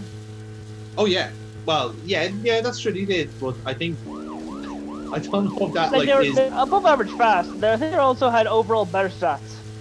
Yes, but again, I don't think Simpsons Hit and Run is true to life, Paul. I don't think it's a realistic recreation of the performance of police cars over road cars. You know. I mean, to a degree. To a degree, yes, but not to the extent of like. I mean, you did get the supervillain car from a movie studio. Yes, exactly. So that might not have actually been able to conquer several US states. 1978. Absolutely. That's right, Zach. It was Superman 4: Quest for Peace. Oh, of course. Yeah, look, everyone could have got that. That alone made it a must for all us fans. I don't remember much more about it, though. I sometimes get a feeling that it's actually the creator of the game just talked also about his favorite movies, you know? Those two great movies. Christopher Reeve really shined as Superman. Did it the make this game just like really into movie stuff? Yeah, pretty much. I mean, at least Kojima was something enough to hide his movie references. This person's actually telling you, I watched this yesterday. I watched this yesterday. I watched this yesterday. It always turns into the Star Wars song somewhere along the way. I know it's strange, Zach. I know. So, Zach, which Richard Donner film do you like the best? No need to hurry. Take some time to think it over. Well, Paul, have you a choice? I don't fucking know any of them. Do I? I don't know actors or names. The moment's gone, Paul. The moment's gone. You ruined it. You're welcome. We were gonna have. Yeah, thank you. We were not gonna have a Richard Donner thought. You're all by himself. Well, you were going with us, and you decided to fuck off. Sorry to keep you waiting. I'm going to talk to Diane alone. You two outside in the rain. Yes. What the hell are you saying? I love it. It's like, well, this is what you get for ditching me, dicks. Rude of me. I know. But also very important. I always make sure that I meet with the important ones, one-on-one. Otherwise, it's difficult to sense the subtle reactions of the suspect. This is just how I do things. Well, there you go. go. I appreciate your understanding. I'm sure you both won't mind waiting for 5 hours in the rain, like because you did it last time, and I didn't hear you complaining. Go on then. You're not going to listen to us anyway, are you? You're starting to understand. Well, Zach, let's go and meet Lady Diane. Right. Now, what I suppose the gallery is like nothing but wall-to-wall, really weird porn. Well, that's why all the men in town come here. Yes. You find like the guy, the fucking Jesus, that place looks expensive. Right? Hello. What the ever-loving fuck? I think that's a boss from Final Fantasy. Fucking well be. No reply. Let's take a look Like, around. this looks like it's made out of fucking marble. I think it is made of marble. Like, polished marble. Yes. You see Polly here going, oh, hello, just here, cleaning up. Again. Jesus, tap dancing Christ, this looks expensive. Very much so. And when we come back on Deadly Premonition, we will see all of this art gallery. I think we've left you at the right time, Paul. We've left you on tenterhooks here. So when we come back, you have, because like this is everything. This is like isn't it like Paris or New York Art Museum on its opening fucking time? Everything is like a mirror shine to it. Indeed. Jesus, tap dancing Christ. So Paul, you've watched a bit more of Deadly Premonition. How has it treated you? how is it doing? It's doing rather well, actually. Mm-hmm. Like, I haven't gotten frustrated by it. I haven't got particularly bored by it. And the simple fact that, okay, drive you around in itself is interesting, but they just put in this weird dialogue. Yeah. Very weird dialogue, yeah. Whereas other things might have, like, weird radio stations or something. Like, I know some of the GTA games and stuff, or was it Saints Row game? Yeah. No, you're right. They had a bunch of weird, like, radio stations. That was a decent amount of content. They start looping eventually, but there were like multiple radio stations that had like music genres. Yes. Yeah. But this is clearly not. This is clearly doing its own very weird thing. Oh, totally. And this thing, like they kind of mean it for the dialogue to be this weird and offsetting, you know, because like again, it's like hat tips from Twin Peaks and how that kind of like dialogue was arranged. You know, like it was designed to throw you off a little bit and to be kind of like double meanings and stuff like that. So you can kind of see where they're coming from.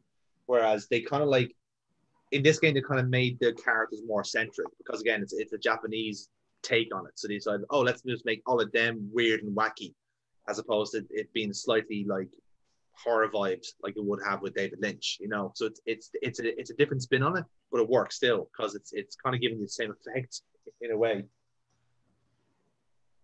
Yeah, and quite frankly, the gas station scene was about as shallow as I thought it was going to be. It was an anticlimax, Paul. It was always going to be. Let's be honest. Let's not lie to ourselves here. All right. Yes. You get what you paid for. Like, yes, and you paid $15. That's all you get. Bang for your buck, lads. That's exactly what it was.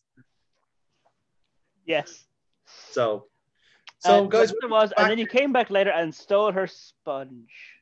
We did, and I don't know how she's going to clean the next car that comes in. She'll just have to forage for another sponge, I guess, or maybe we can negotiate terms with the sponge. Maybe that's what we could do next. Oh God, fucking damn it! Anyway, so guys, when we come back on the next episode of Call of Cthulhu, we'll be playing Deadly Premonition again. We will be in the art gallery. We appreciate all of the art we can. whether it be remotely or in person. It depends on how things go. But hopefully, Paul, we've got you back here on the right step here, leaving you on a bit of a cliffhanger to start you off. Yeah, well done arranging that. And we can only hope because, you know, cases have been trending down in a pretty comfortable level. Yep. We can hope for a level 3 lockdown, I think. I think we can be cautiously optimistic. So again, famous last words considering when even this part will come out and whenever we actually do try and meet up again to do this. But again, we live in hope. But until then, guys, thank you very much for watching, and we'll see you on the next Deadly Premonition. Goodbye. So lads, welcome back to Paul of Cthulhu. Welcome back to Deadly Premonition, and more specifically, Paul. Hello. Welcome back into the same vicinity as us. This is incredibly exciting, folks. Indeed. So Paul, you are currently at the wheel here. Welcome back to the we're in the art gallery where we left it last. So where would you? Well, first things first. This button does. Yes, that's for your flashlight. Okay, I thought it was something very powerful there, but no. Apparently, it's tied to the lightning. Yes. Which is there's impressive. no windows in here, so that's a hell of a thing. Well, the roof is glass. You see, it's kind of like see-through glass. Okay. Yeah. So. Okay, so. You might see this nowhere fucking town. Yes. The Dia economy has an art gallery. Like the lure of it, yeah. An art gallery / fucking royal palace. Maybe it started off as a royal palace, and it got repackaged as an art gallery. This floor is polished to a mirror fucking shine. Yeah, for sure. The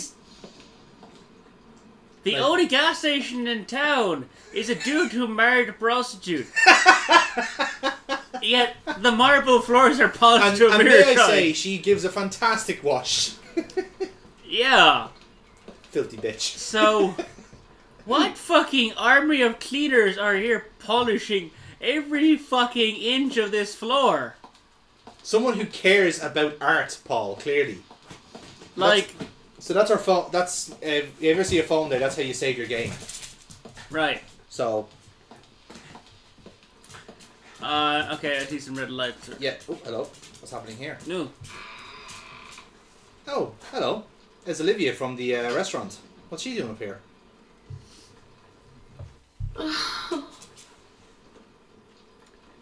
Being very sad at painting. That's exactly what she did there. It was like the stage direction. Be sad at art. Actually, hang on. There was that, but I also have a distinct fear, like it's either be sad, but it's also the kind of sad that he was taking. Let's call it a disappointing orgasm at a painting. Ah, yes, the anti-cum, as I believe it's called. Jesus. So, wouldn't the anti-cum just be a went? Maybe, I don't know. Left. She's hard at work helping her husband. She's almost too good for him. What? Yes, that was the chef that won't talk to us. So you can talk to her instead, as you can see there. Yeah, just double checking. Hello, Olivia. Needed to see if these things change. Like art? Yes, I do. Well, I do think the lighting here has really betrayed her here. It makes it look like a wax figure. Yeah. Trees. Okay. Jesus fucking us. Hi. I also like trees. Jesus, tap dancing cry. Well, no. Yeah, lighting is a bit Just of sometimes. a lost art I'm in this sorry, game. I really need to get back to the diner. Zach, she was lying about something. She said trees, not paintings of trees. She doesn't need to come here to see trees. There's tons of trees outside. Mm-hmm.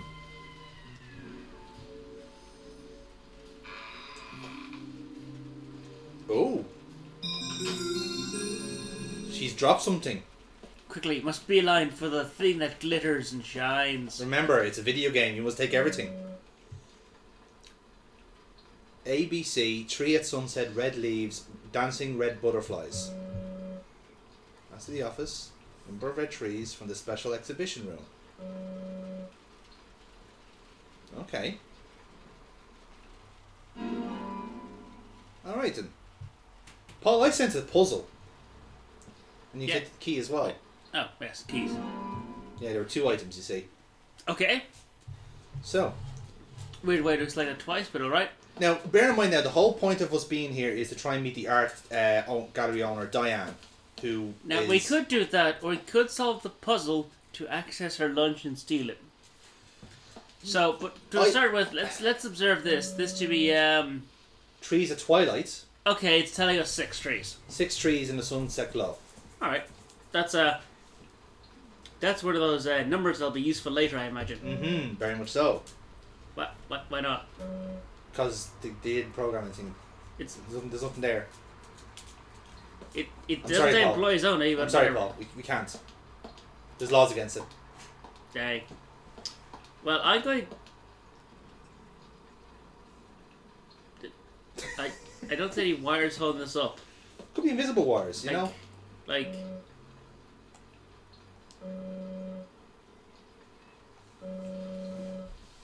Yeah, it doesn't work, but... So it's the same kind of like motif as the as all the kind of other red like trees and like the light that we've seen, the petals and stuff like that. They're all kind of like interconnected. Like that kind of strikes me as a bit of a tree like shape, you know. What the fuck is like there's a window up there. Like I would imagine it's because they're like little like translucent wires. They are there sometimes. Translucent or transparent or something? Whichever one. Like, okay, that would make sense. But the fact that I don't see that I'm meant to be some weirdly savant detective is like... Maybe he's just got like he's got like decent perception, not quite good vision. Maybe. I mean, maybe, but it could be a case of like, no, the answer was Cthulhu was just hiding at the art gallery. Do you know? It could be. We don't know. Let's have a look around. Now there is a run button. I think it's either L1 or R1. Should be able to get you to move around faster. Oh no, that's your sneaky one. There you go. Art. Okay, that's too blurry. Yeah. So anything that we can... Listen, a museum that has marble polished floors at all times can probably afford a higher resolution for some of those fucking paintings. Don't critique the game's graphics. I fucking will when it gives me goddamn marble polished floors. Paul, dude, look, I get you're in an art gallery, but you don't have to be critical of everything. Why not? Fair point. Anyway, so yeah, I thought I saw some red mist down below, so let's have a look there. There you go. I just need to poke all the things. Yes, well, to be fair, this game does make it quite obvious about what things you can actually interact with, because it actively does want you to find them, so... I mean... Yes, but I'm gonna... Oh. It's locked. But wait, I have a key. Yes. We'll go through an unlocked door, but we'll happily, like, just enter definitely forbidden doors. Well, this is because this is progress, Paul, clearly. There's a progress bar over there, so I must flee. No, I don't want to complete the game. Stop. You can't make me. I want to admire the art. I want to bully the art. Let me bully art. I misheard you there. So I want to bullet the art. It's called shooting, Paul. It's a literal shooting gallery. Oh, I'm here all week. This is actually the reason I don't have guests over, not because of the pandemic, it's because of my bad dad jokes. Have you knocked someone up recently? Or... Nope, the door is refusing to open. Oh, hello. What's it there? Sweet, delicious dampness. I guess this is what we call the smoking area. Yeah, I guess so.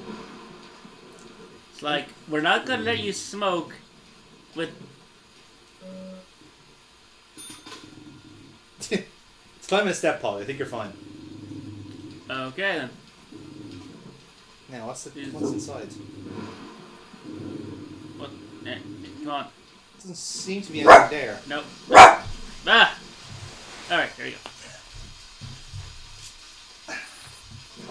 Sorry, folks. There's not a guard dog. There's just a real dog. A real dog with a real weird problem. Like, okay, I say weird dog. It's a puppy that's convinced it's an adult, but it's still 100% definitely a puppy, and I am fucking soaked.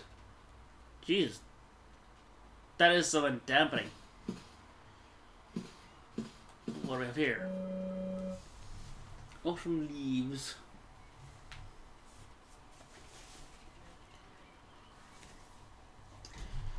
Beautiful painting depicting 4 trees in reddish splendor. Okay, we have a second contender for red tree art. Yes. 4. Yes, as you probably noticed there are certain objects that are of interest to us. Yeah, and I'm really taking like that. Yeah, the guy looks wet. Clothes indicate wetness. Oh, we have missing art. We do. Red butterflies frolicking. Aha. So the third painting that we're looking for is not here. Your painting is under palace. But Paul, what does that mean? Is someone denying us art? What it means that there's a game-breaking bug that we can't progress. But, well, no, it's doing that because the game would be too easy then. That's give you some form of challenge. I suppose so. But considering who we're dealing with, this character has a number of challenges all to himself. That's actually true. I'm trapped. Trapped by 4 mannequins. Oh no. And a tiny rope. Yes. Damn you, tiny rope. It's a red velour rope. You don't fuck with those ropes, man. Have you ever been to a credit union? You hop those things and you get shot down. I have not been to that thing you've said. A credit union. Okay. Sweet Jesus Christ. That's the main... Yeah, we can't leave now. We have to solve the puzzle first. This is not what I expect. This is a different place. It's a mirror image. Aha! A padlocked door through the window. You might be able to shoot the lock out from here. Should be one of your buttons. Should be the shoot button. Keep trying. L1, R1, L2, R2. Come on, Paul. I've got faith in you. You are doing your best.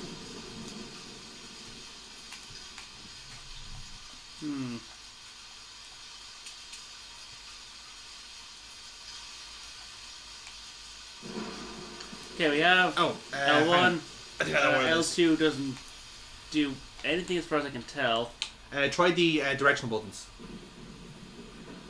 Oh. Yeah, there you go. Now try that.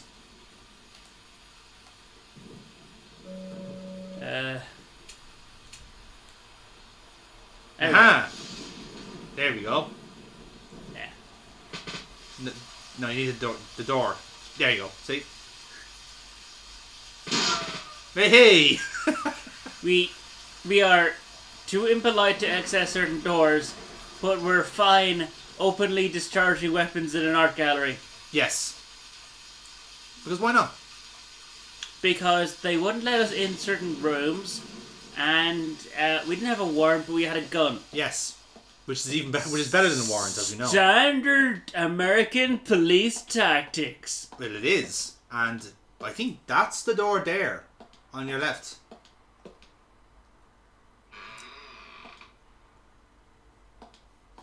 I don't mind that. Apparently, U.S. police they absolutely trashed some person's house that turned out to be empty. Yeah, and they are not liable for any costs. Nope.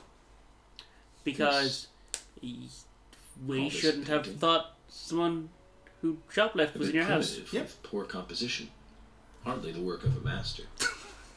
Strangely, though, it powerfully exudes a soft, warm feeling. On the back it says, Guardian of the Art Gallery, in fresh strokes.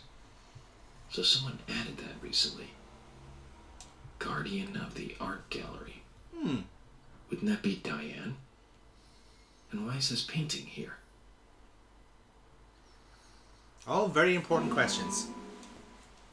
I would conclude that this is where she comes to paint her own work. it's not art gallery quality. Yeah. It's just something she wanted to do herself. Maybe.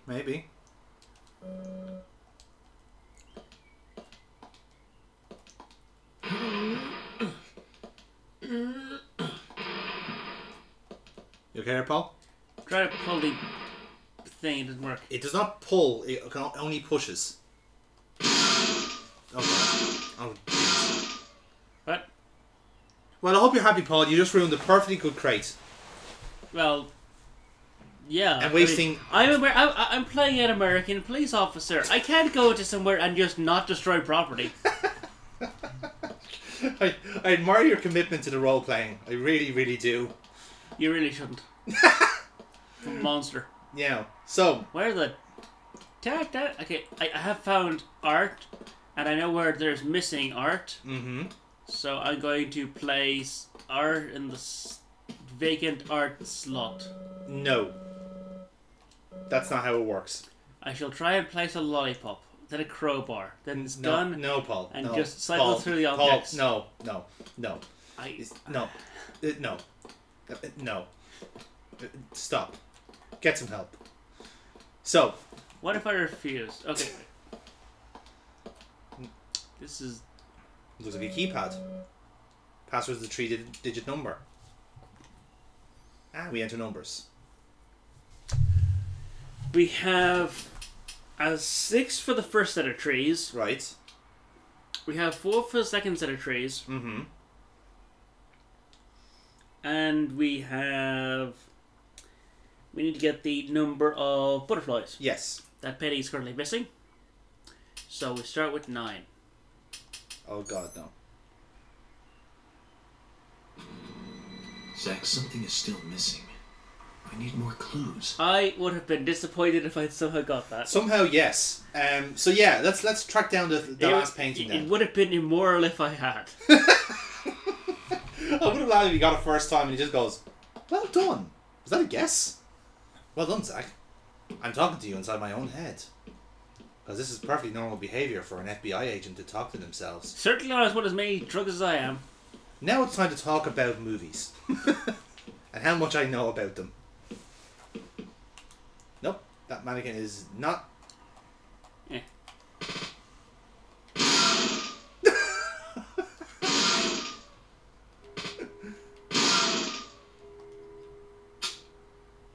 How many bullets do I have for this? Quite a lot, as it turns out. When we were doing that, when we were in that lumber mill, there was a great load of submachine gun ammo that I didn't use. Clearly, I was anticipating that you would go into an art gallery and start wrecking the shop, so that's why I was very lenient on the ammo. Thank you. I think ahead. So much. I think ahead. I really do. I'm so thoughtful. I love being able to just recklessly discharge an automatic weapon inside a building. Yes, you do, Paul. Yes. God, it's good to have you back. Wait, everyone, look forward to when I get into traffic. You're going to be so disappointed. The car crashes are so anticlimactic. They just like kiss off each other like fucking bumper cars. Like, brr. Okay, what happens when I bring up the gun and start shooting them? I haven't tried that yet. Well then, I am about to become a bigger problem than the serial killer, if I can. I like this. Just like I'm about to become a massive issue for Greenvale. I was perfectly normal. I was intrigued by the investigation, and now chaotic evil has taken over. Sorry, I need to activate a... Yes, these are they're vaults for some of the paintings to keep them like dry and cool and shit. So that red one clearly is where we need to go. And as you can see, aha.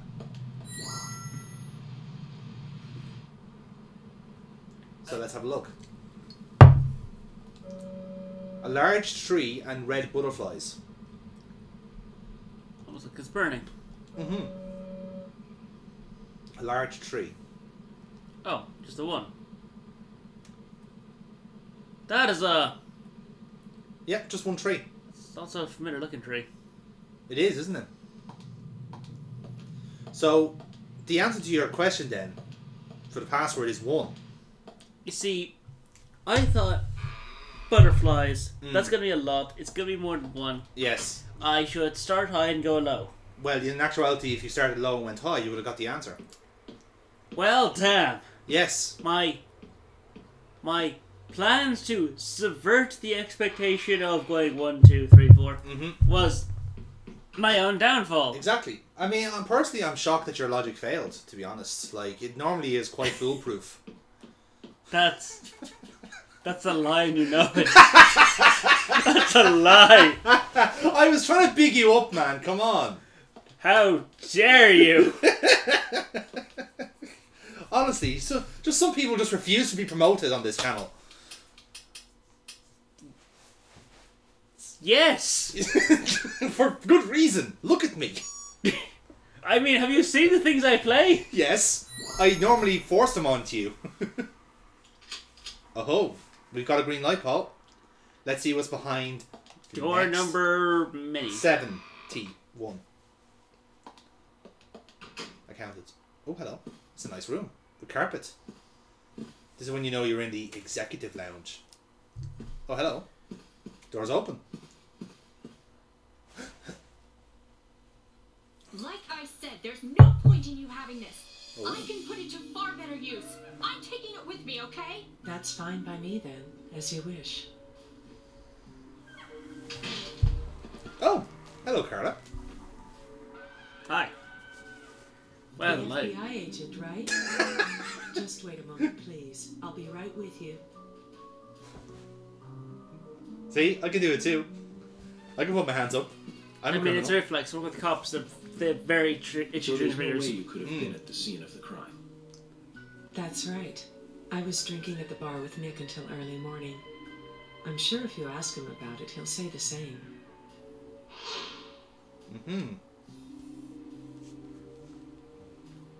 Very well. Yeah, the shading is not I'll be helping sure you. to do that. No, it's not. One other thing.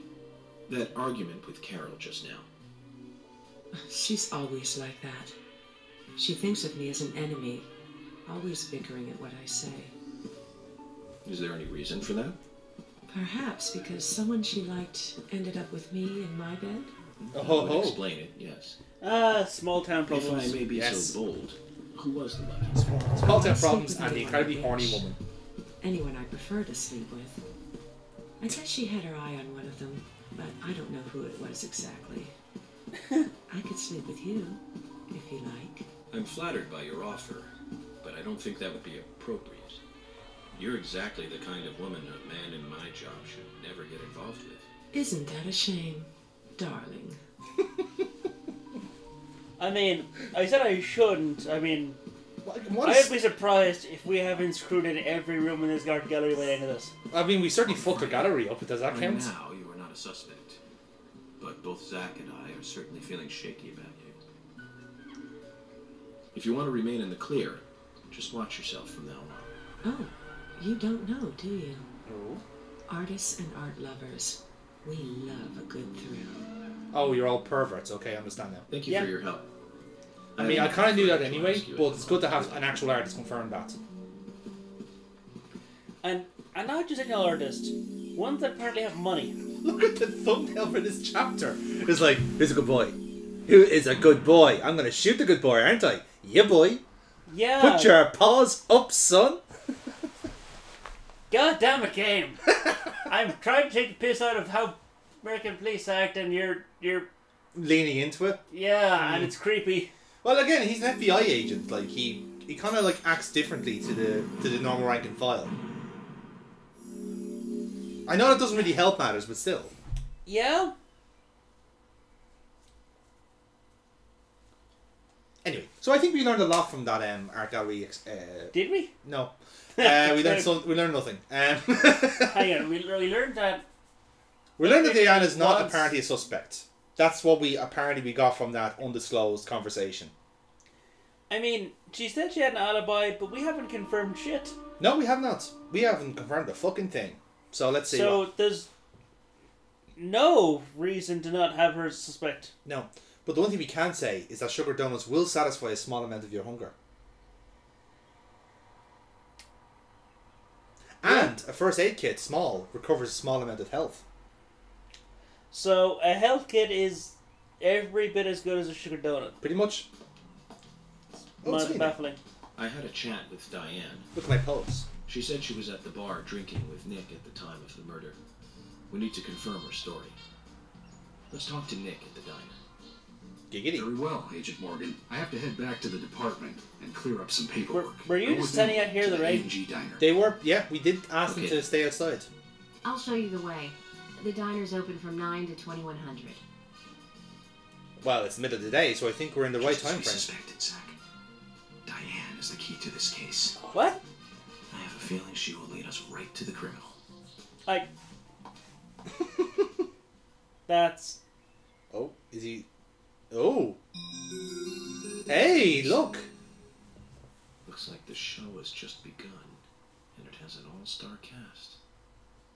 Now, the thing about it is, when earlier on in the show, in the game, we did see someone arrive at the hotel, and someone was wearing like kind of like tights and shoes, and that was Diane.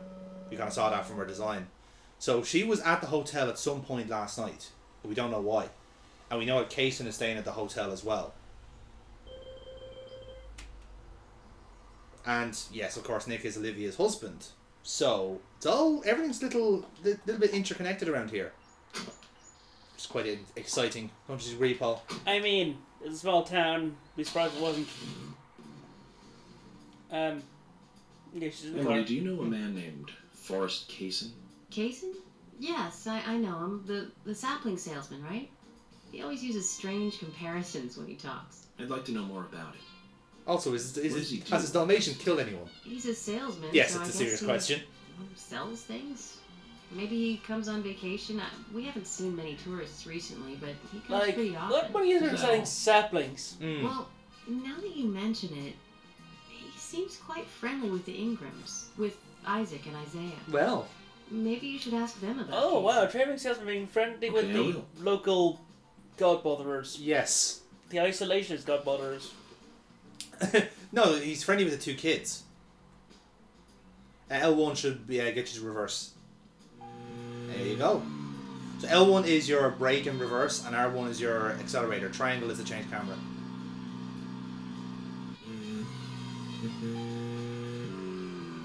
Okay, well. There you go. Narrowly missed that car. There you go. Yeah, you can do it, Paul. Put it in the first. That's it. That's a good lad.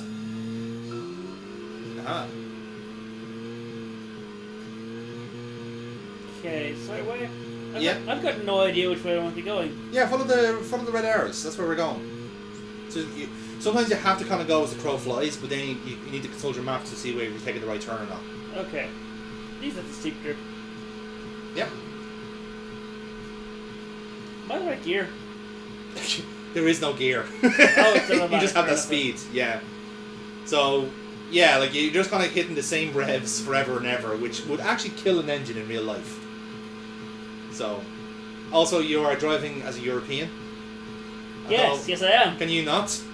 Also, talk to Emily. There's important stuff. Sorry. It's suffocating to be around George so much. Would you prefer me, Mr. FBI man? And anyway, I've gotten used to him. Impressive. Women are very adaptable. No, it's not like that, actually. I've observed that as a man. Sure, but he's also a hard-working man. That's why the townsfolk trust him so much. Working class hero. Rural sheriff. That's right. He isn't some hotshot FBI agent. This place isn't like the city. Everyone knows everyone else. What about you and I? Were you too close? No, not close, really. I don't seem to have much in common with teenagers. Wait. See? Nothing happened. God damn it. Nothing happened. Can you break the conversation? Nope. Now take a left there. This conversation is heavy. Let's concentrate on driving instead. Am I being called out? Perhaps. There we go. Can't talk more. No, sometimes it might come up again when you get closer to the target. It's basically it's like a little bit of dialogue to break up the tedium. Okay, I've got goal understanding where I'm going. Just follow the road, Paul. Road, take the wheel. Take it from my hands. And take a left there. You're supposed to brake, you mad cunt! Fucking Jesus Christ! Jesus. Sorry, where did that car go? Where the fuck did... Okay, it's just gone. It just fell down a sinkhole. Okay. Right, that's good to know. I've successfully taken out one car. Great. Mr. fucking, like... Mr. Francis. That's my scorecard, everyone. I've successfully taken out one car so far. Mr. Francis is now, like, going through fucking, like, the underworld at the moment. Yes. And he'll pop up, like, right in front of us out of the sky. Yeah. Sounds legit. So, I'm sorry, Mrs. Francis. Yes, no, your husband died in a car accident. Yes, it was a glitch. Yeah, glitch, yeah. Yeah, no, it's the third one this week. I don't know what the hell's going on.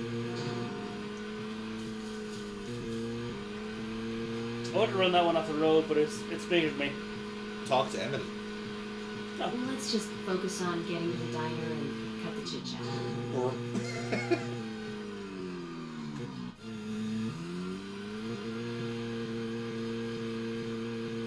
Well, this is certainly a way to drive. The map said there was a line around this way. That was completely unhelpful. Good lord, man! Did you know there's a brake, yes? There are other pedals are available. I am aware of the theoretical existence of such a thing. Now, you deserve that. That van totaled you. Woo, not my car. This is true. It is not your car. But bear in mind, if you do total this car, it comes out of your wages. Does it? Yeah. If you run out of fuel, you get fined for that. Where's the fuel meter? Oh, 49%. Yeah. I'm sure if I just hold on the accelerator, I'll get things there faster and use less fuel that way. That makes sense, right? No, it does not. That's not how anything works. For the love of God, man.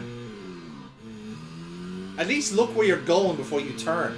I promise literally nothing. And you know what? I can't be disappointed when you fail. Oh, Lord. This is fine. This is fine. Now, here we go, to the diner. Wow, I'm actually surprised that worked. Right then. To driving. Or lack thereof. Hey, driving is a thing that occurred. It does. Now, we've been to this diner several times before. Wonder what the A and G stand for. Any ideas, Emily? Nope, I don't know either. You live here. Air and gravity, perhaps? Access and games? Aliens and... Access Games is an actual company. Is it important to know? I mean, why don't you just ask Nick? Oh, I will. But first, I need to eat. Wonder what's good here. Now, bear in mind, we've been here twice already. So this is a bit of a... We just close the door right at it. God fucking damn it! I love that. It's just like, never mind the investigation, I'm hungry. Welcome, Mr. Agent. Hi, Olivia. Let me have your special for today. And some fresh coffee. Our special today is turkey. Nice. A turkey and gravy sandwich. Sound good? Perfect. Emily, you eat something too. I love turkeys too. It'll be on the FBI. Let me tell you a fun fact about turkey. I'll go in the Ottoman Empire. I'll have the T-bone steak. I usually can't order it because it's a little too expensive. You don't say that in front of the woman that owns the restaurant. You mad person. No, she's happy. She's getting a good sale. Yeah, sure. Oh, for fuck's sake. What are you... Mrs. Olivia Cormac. I am here for Mr. Stewart's lunch. If it is ready, I'd thank you a bunch. Yes, Is of he course. trying to rhyme? Yeah, that was in fact a rhyme. She fucking bolted. Here we go. The usual. 1 turkey, strawberry jam, and cereal sandwich. What? That is disgusting. Like the sinner's sandwich. Turkey jam. Oh, on the next episode of Kitchen with Madness. Yeah. Holy fuck. He's setting an example. Mr. Francis York Morgan, you should try this wonderful lunch. It's more than a delicious, tasty crunch. So says Mr. Stewart. No, that's fine. I've just ordered my own lunch. And I will stand here with my arms folded. Tell him he's a cunt. Mr. Francis York Morgan. I, that is. Mr. Stewart's order is delicious, I should mention. And Mr. Nick Cormack is a genius for creating this perfection. Again, we will be the judge of that. Mr. Stewart. Yeah. Still, I have a hunch I might not like it. You sure that sandwich is that good? We are having an argument with an old, like, billionaire about a fucking sandwich. No, like, there's... I'm trying to figure out the subtext of this. Yeah, this same. Yeah. Making decisions based on intuitions is always a sign of bad FBI agents. So says Mr. Stewart. What the fuck would you know? Alright. I'll give it a try. I'm not going to be happy about it, as you can tell. He was just peer pressured into eating a fucking cereal sandwich. That looks disgusting. Yeah. Oh. Ooh, I can't believe it. This is fantastic. Really good. Olivia, I'm sorry, but can I change my order? I'll have what Harry... Look at his bug eyes. Jesus, tap dancing Christ.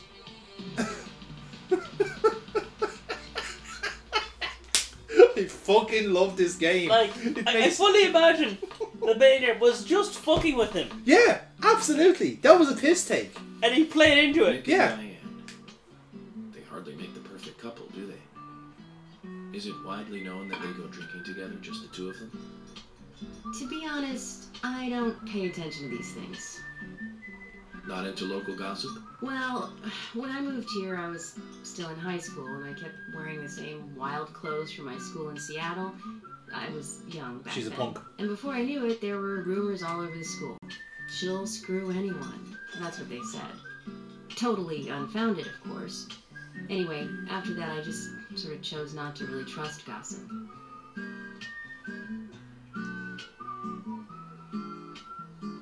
I get where you're coming from. I used to dress like a hardcore punk rocker when I was in high school. I would fucking love to see that. You? A punk rocker? Nobody took my side. Even when I had good grades. People rejected me just because of what I wore. I was young back then, too. Even still, I just don't see you as a punk rocker. I imagine he dressed it, You laugh? but even the punks didn't like him because he's just a complete weirdo. Yes, exactly. Dressed in uniform, eating a steak for lunch. Okay, back to work. Yes, Let's go to Nick. I get it. I'm laughing at you, and you're paying for my meal. Yes. Without even any peer pressure to screw you. Checkmate. Okay. The fuck? That was your hunger bar being replenished. Okay, should put it like a safe file because, quite frankly, yeah.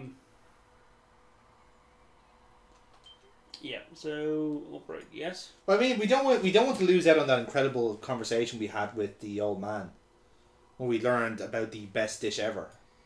A turkey, jam, and cereal sandwich. So again, for anyone who wants to try it at home, it's a sandwich. It's the sandwich by itself. Then they put a whole rick of jam on top of it, and then cereal sprinkles all over it. Now I see what they were going for. Like there was imagery in the sandwich, but still, I'm not convinced. Oh hey, look, the fat guy's here. How did he beat us here? I don't know. How the fuck did anyone surpass my driving? You. It's a fucking diner selling cereal goddamn sandwiches.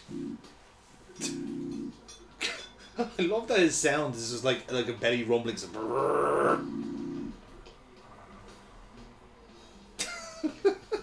I don't believe you. Brilliant. I have no doubt you do not watch your weight at all. I don't like the fact that he's kind of like watching us in a sense. Like he's kind of been in the last 3 places we've been to. Like he was at the hotel, then he was at the art gallery, and now he's here in the diner. Yeah. It's a bit off-putting, I'll be honest. Anyway, let's talk to. We're here to talk to the chef. Well, it's lunchtime, so let's take the chef away from his objective and his job during the lunch rush and waste his time. Yeah, no, it's time. Let's do it. Like, he'll totally like us when we do that. But he certainly liked us before. Naturally. So this way, we'll be rightly fucking pissed off. Mm-hmm.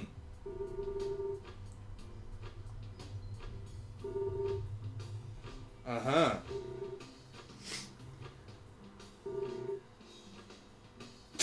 They were talking about art. I somehow doubt that. Okay, well this guy clearly didn't do shit. He's not voice acted. He's not significant. Yeah, I'm surprised at this. That's a bit odd, isn't it? Yeah. Yeah. Pretty good way. Wrong again. Okay. Like, he asked you what you were doing and some basic questions. That's it. That's all we were actually asking for.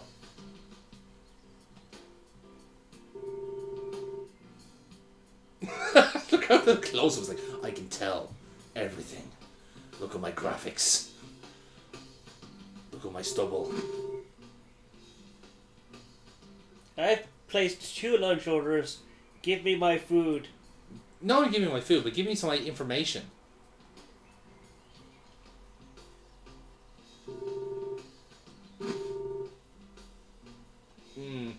So he's not being very forthcoming with information. First, I gotta make him say the same thing twice. Fair enough. Now I'm satisfied. Such a dickhead. Yes. This is you wanted me behind the wheel. I know. And this is what I know. This is what I should have expected. I understand that. I like that. Apparently, as Zach, we also command when he needs to shit, which is a hell of a power to have over a man. Let's talk. Let's see what if Olivia has anything to say for herself as well. Because we are trying to get something out of Nick here, but it's not really working. No. No? Oh, there you go. Judgmental much. Very. There's something I'd like to confirm with you, Olivia, if that's okay. Yes. Well, like, you're better. So okay. long as it doesn't take too long. It's not that. First, she's a better person than him. It's just that she's animated and voice acted. I was more personality. Nick said no, it's just like you're a second-class citizen if you're not voice acted. Yes, that's how it goes. Does he go to the bar often, leaving you to hold up the fort? Yes. He says he enjoys the conversation with Diane. I thought they went drinking again together that night. Do the 3 of you ever go drinking together? Well, you see, I'm really not into art. And your husband is well versed in the arts then, I take it? Oh, yes. Looking at art and talking about it is his way of relaxing. Okay. People just aren't what they seem. Like a certain someone who was into punk rock 10 years ago. Maybe I still am. You are absolutely right, Emily. But you can be an art lover and a liar at the same time. What a fucking line that is. You just said that you aren't interested in art. Oh, we got caught her. But you were in the art gallery. Yes, she was. And... So, how come I bumped into you at the art gallery? It didn't seem like Nick brought you there. You were there alone. Well, I like trees, is the thing. That's why I went there. Trees. Surely you'd be better off in the forest rather than an art gallery then. I think you went to the gallery not to see trees, but to see Diane, right? Boom. You don't want to answer. Or perhaps this isn't the right place to ask. Meet me in the backyard. You can get there from the parking lot. I'll wait for you there for an hour after we close up. Well, now. That's a specific place to be then. They close at 2100. Should we get something to drink and wait?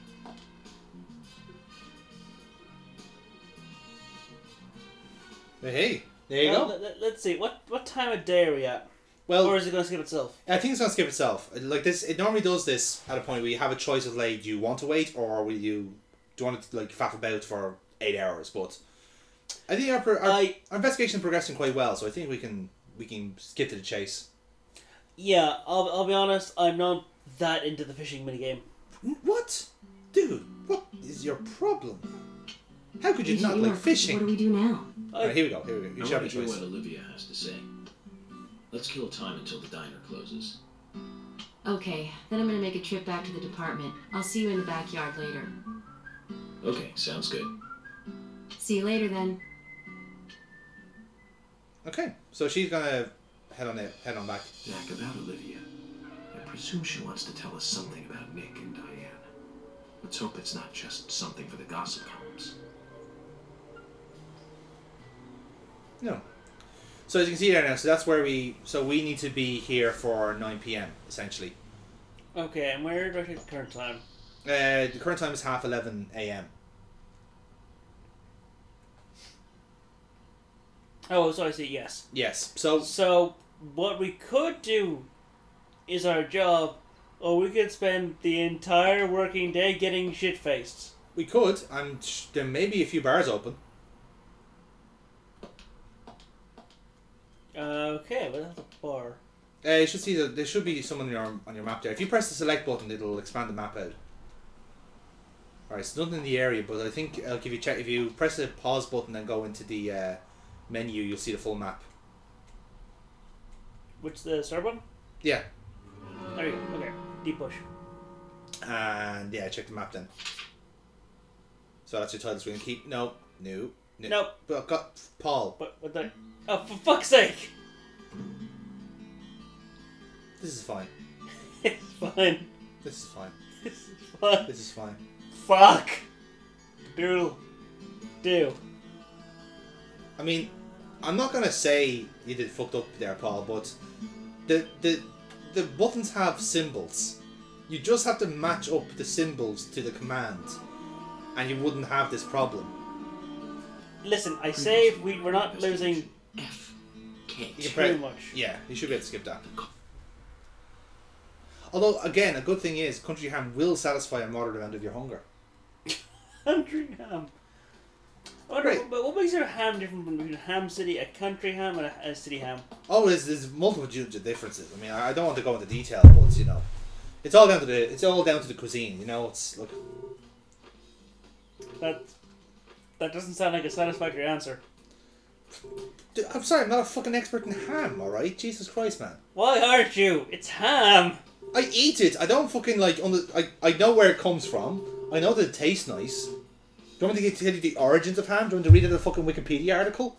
What more do you want from me, man? I want to know why country ham is called a country ham. Because it's from the fucking country. That's it. It didn't come from like a heartless abattoir in the city centre where pigs were on heroin before they got killed to death. Jesus. Okay? Heroin pigs. Right? Is that all you want to know? I need to know how much heroin does a pig have to be on before you can taste it? Well, do you know what? I'm glad you asked because we recently put out a study. I mean, you're the one that actually tests this kind of shit professionally. Not on pigs.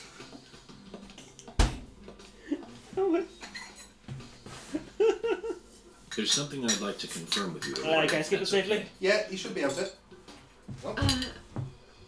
I think you went to the gallery.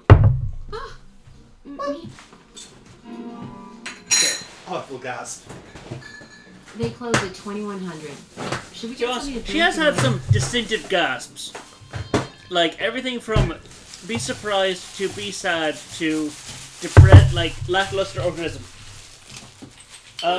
Makes it harder to become sleepy for a short while and recovers a little bit tired. Do you like your coffee black, Paul? Not really. I tend to put at least some milk and a sweetener into it. Perfect. I mean... You sicken me. Oh, that's the joke you're making yet. Yeah. Agent York. Right, let's try this one more time. once more with feeling. Right, so check your map. Now, here's the thing: we do have there's like a few kind of like mini leads you can do in the meantime, or you can just like press ahead with the game, whichever way you want to do it. So it's entirely up to yourself. Right, so nearby phones. Yeah. Yeah. So if you keep zooming out to the. Oh, the sheriff's office, like right there. Yeah.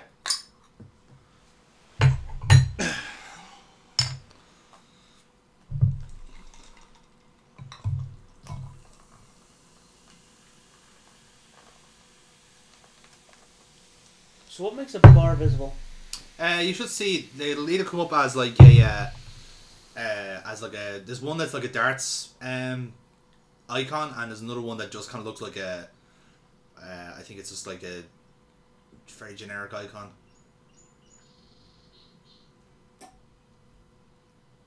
I don't think it's in there. I think there's like a different part of town where you find that bar. That's the out of bounds. Yeah, like this could do with a zoom all the way out, so you can see where the like building clusters are. Yeah, yeah. And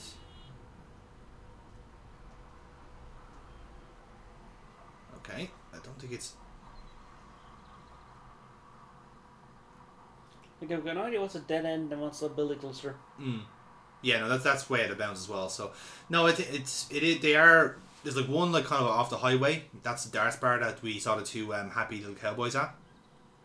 Is that there? It seems weird that all of the bars are drives away from everything. No, there is one in town. To be fair, like it's early, so I don't think it'll be open. I don't know if it means it won't appear on the map or not, but. Okay, so that bar is actually quite busy during breakfast. Is that a hotel? Yeah, that's a hotel, yeah. Yeah, bear with us, folks. Obviously, Paul has only seen this for the first time, so he's trying to get himself up to speed here. That's the hospital we were at, by the way, yeah. Well, shit, I guess with a lack of inspiration, what I can do is just, I suppose, head over to the cop shop and beat someone who needs it, who desperately needs a beating. I mean, to each their own, I guess. Well, I think yeah, because it's like lunch is normally served in the police department, so you'll get those kind of the amusing scene we got last time, where Morgan York weirded them all out. There you go. Everything here is so spaced out. It is, isn't it? So massive. Then again, the US is a very big place.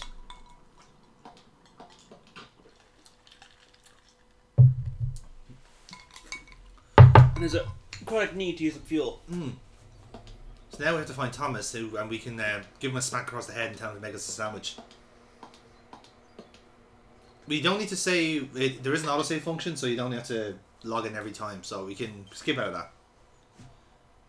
There you go. Yeah. It does autosave pretty much after every mission, so you're fine.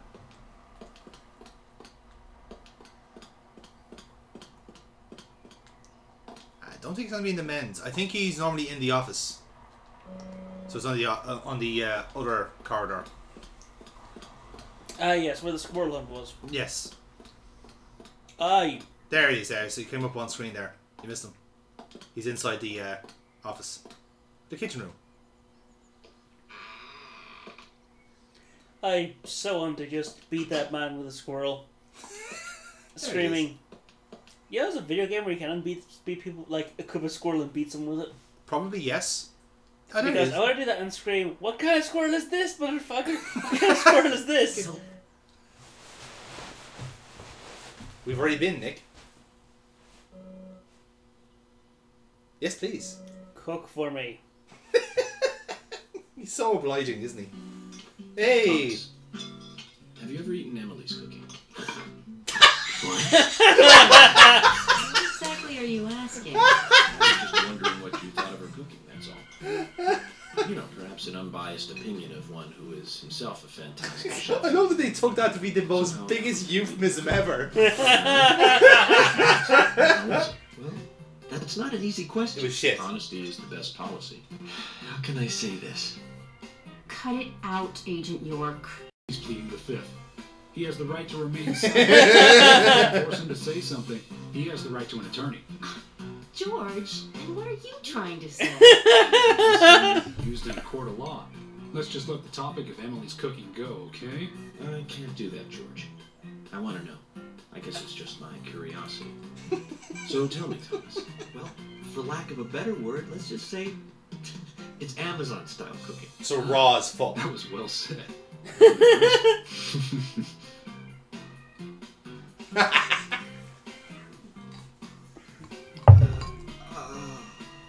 Oh, you were lacking words, were you? Let's get back to work. What the hell is Amazon style? Like, is it just raw or? Basically undercooked. Jesus. Barely cooked even. So yeah, that probably killed up. That probably brought us up to say about 1 PM or something. So we can only hope. Yeah.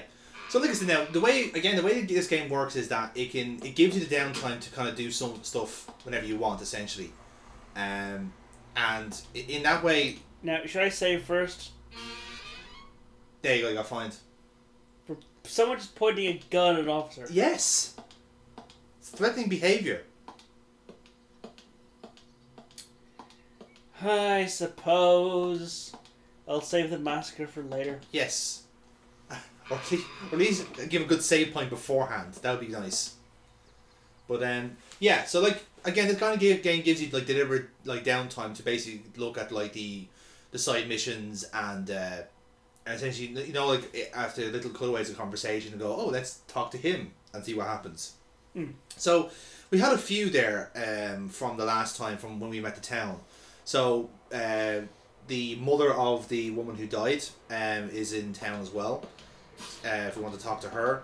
Another one was the graveyard where Brian the Gravekeeper was, and then we had the guy who called himself the General. So those are three things that we. I don't think. Right, the fucking lunatic. Yes. So those are all kind of like, I guess, options, if you want to call them that we could do while we're waiting for the diner, or we can just skip time. let's talk to the General. Okay, so let's. Because what kind of fucking lunatic is that? But let's try and find him on the map first. I think he lives out of town. Now people like him normally come up on the map, so you don't necessarily have to go to his house. You could just basically intercept him and talk to him then. So I think he could be out of bounds of sorts. Oh, that's the young lad, the young cowboy. Quint. Meh. Yeah, I don't think we need to worry about him as such. What's this? That was the diner. Yeah. Yeah. And the reason that comes up on our map is that that's our main target. So that's the thing that we have to do to proceed to progress the story. Okay, so I'm gonna look for people icons. Yes. So I think someone will come up as red. What's that one there? Oh, that's Becky. Okay. Who's Becky again? That was the girl we saw in our premonition. That sounds like a worth checking out. I suppose so. That's an option. Keep looking. What else have we got? Okay, so we have a vague idea where Becky is. So that might. That's the gallery. We've been there.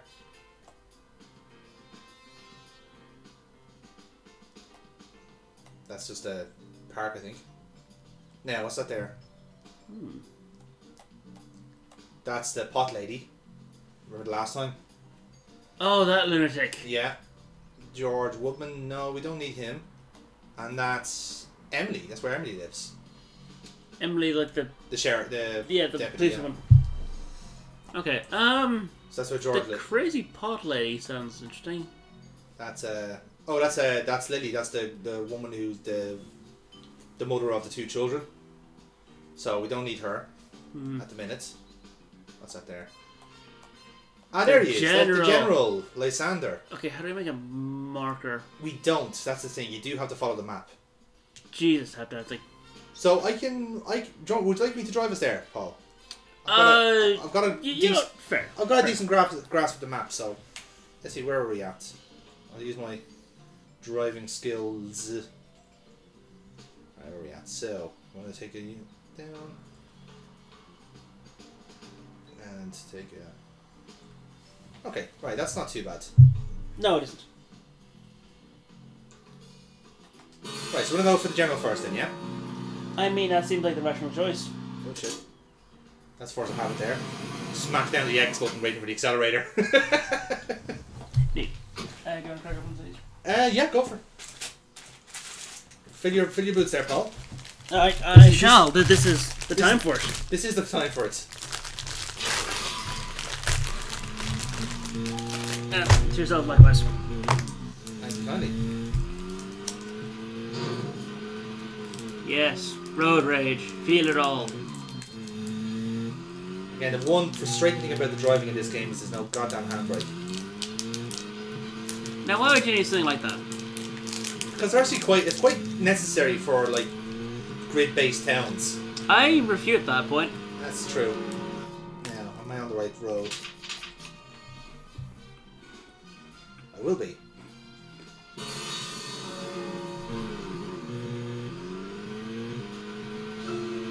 I want to see every Richard Donner movie on the tape. He's still on about this fucking director. Lost Boys, the Lethal Weapon series, but my favorite has to be Lady Hawk. I got fined for vandalism. Okay. I knocked on a lamppost. Huh? Really shine in that one. But more than anything, it's the story setting that was really good. A love story about a cursed knight that changes into a wolf at night, and a cursed maiden that changes into a hawk during the day. Very romantic. Don't you think so, Zach? Yes. They can only be together at dusk, right between day and night. Together as humans for only a brief moment. Perfect setting for a fantasy movie. I just had a thought, Zach. I really like those movies that have women changing into animals. Can you tell which one you just remembered? That's right, Zach. With Nastasia Kinski in the lead role. That was a fantastic movie. I better concentrate on driving. We'll finish this later. Yes, we will. Yes, we fucking will. Now, I'm fairly sure I'm on the right road here. I'll just double check. Am I on the right road?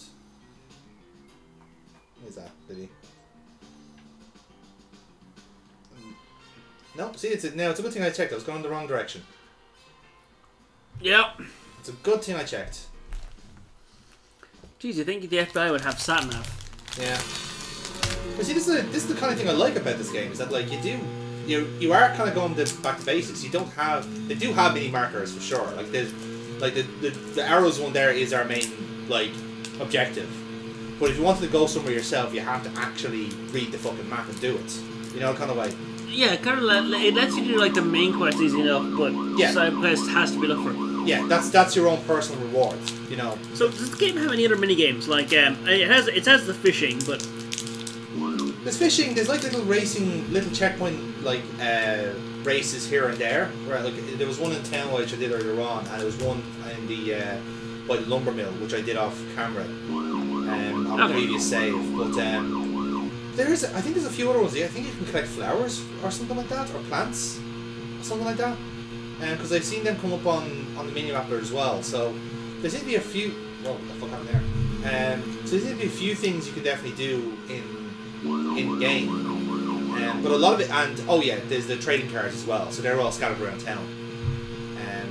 So I suppose that's kind of the main extra stuff you can do. And obviously the rest of it is just like every character seems to have their own side mission attached to them. Okay. So George, the sheriff, had his dumbbell that went missing.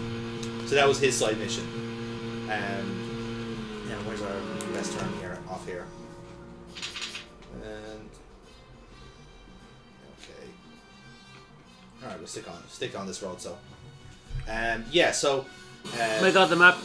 It changes direction. Yeah. That's what fucked me up the last time. We have Nastasia Kinski in the lead role and Paul Schrader directing back in 1981. That's right, Zach. Cat people. That woman who turns into a puppet when she falls in love, and then eats the person she loves. I thought it was romantic. It's right there. Stassi was perfect for that role. Casting her made that movie a success. Sure. Malcolm McDowell as her brother was also a good call. He's like a panther even without any of that special Hollywood makeup. Oh, I'm sure he'd be delighted to hear that. Oh, God. You know the movie I'm talking about, right, Zan? So, thinking about Clockwork Orange. Malcolm McDowell, come on, it's pretty obvious. Thunder. Came out in 1983. It was directed by John Batten. Malcolm plays the bad guy in that one. He just totally outshines the hero, Roy Scheider. At least I think so. I have to say, not many people agree with me about Blue Thunder. I lost here, hang on. Zach, if you disagree with any of my opinions about movies, just come out and speak your mind, okay? Just Did speak Zach your mind. ever talk back? No, because that's Zach is us. He's the actual, like, yeah. Yeah, I double guess myself there. Right. So this guy likes women turning into animals. Yeah. And he likes, I guess, romance cannibalism, so probably 4. Yeah. Which... We are learning an awful lot about Francis York Morgan here, aren't we? We are learning terrible truths. Terrible, unforgivable truths. Sorry, sir. Excuse me. Please business. No fine? No. Apparently not. Actually, was I fined when I, like, ran that car out of existence? No. Nope, you did not. Again, there's no point to give out there. Like, just like that car no longer exists. It never existed. It's now just in the void. Now, I do believe this is us. This is the junkyard, Paul. If I'm not mistaken. Yeah, it's quite a junkyard. It certainly is junk.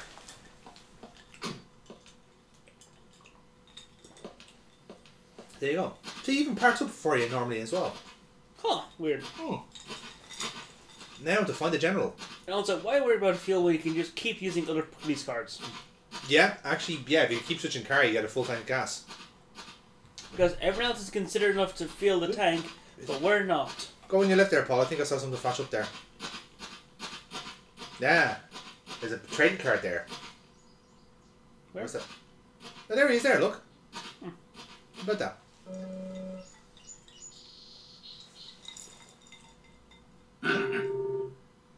Hello.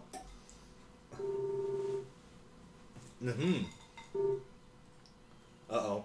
Don't rush. Okay, Solid Snake. I mean, there's rarely, like, a lot of need to scamper with all haste in the battlefields. Absolutely.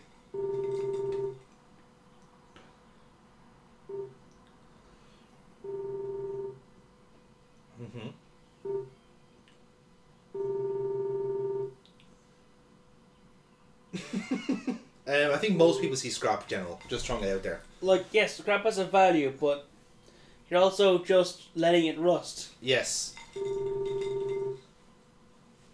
Oh. Oh, we're gonna have to. Are we go? A car? Oh.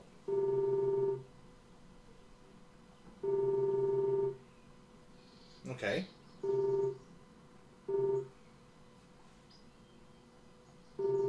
Let's see where this goes. All right.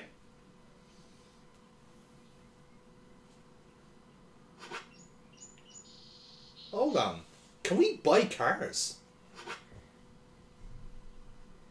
Are we buying cars, or are we upgrading the existing cars so when we steal their cars that are upgraded? I don't know. This is so... Okay, let's see what we have here. Okay, keep going. Well, flares, they're always handy. That's the police chief's car. It's not. No, well, no, that's Carol's car. That's the right, car yeah, she sorry. drives, right? That's the Ingram's car, right? So that's just a fucking station wagon. We don't want that. That's a sports wagon. That's who's Nick? Oh yeah, that's yeah, okay, that's his car. We don't want that. Now, right, wave RT. Now, fast, difficult, and brake, medium power, brake power. Oh, right, Yes, that's the car. That's it. This is it, Chief. Alright, so get this car. Fuck it, why not? We got the money for it.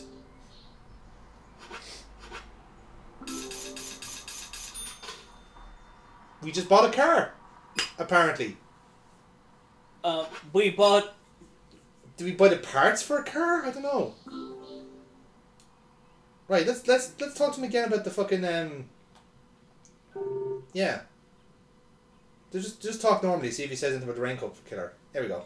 Now then, young fella, how do you feel about your current vehicle? My vehicle? It's a piece of crap, but I'm not here to talk about that. Then how about a little treasure hunt? Listen up, young man. My junkyard is actually a mountain of treasure. All kinds of treasure lies in those mountains of junk. The problem is, there's so many, I've lost track of where everything is. You mean you don't have an inventory list? Shocked to hear that. Like, that just means you can just steal things from you. Yes.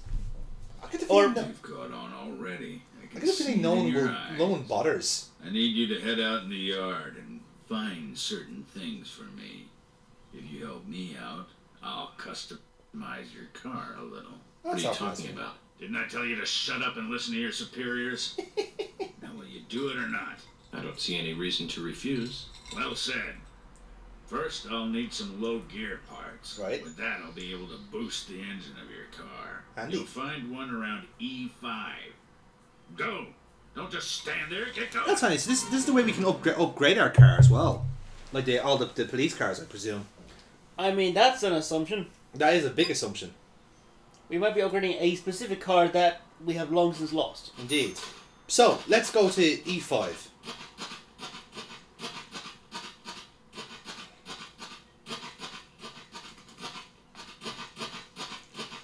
Paul, when you started off this game, did you think you were ever going to be able to go around the scrapyards? Honest answer, of course. You don't know. Yeah, smash that wood up. Smash it good.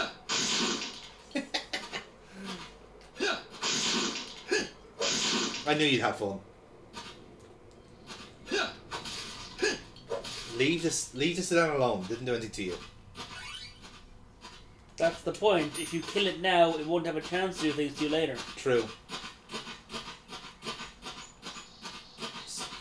Okay, so you're at E, and now you have to try and find lot 5. Okay. Yeah, you can kind of make it work.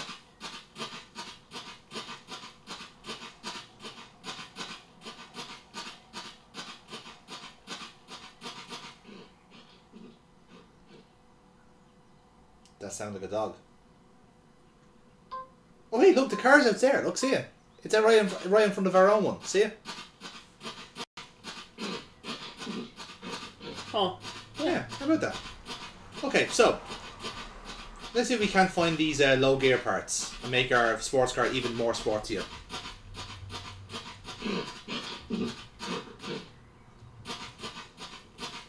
I sincerely hope that's a dog.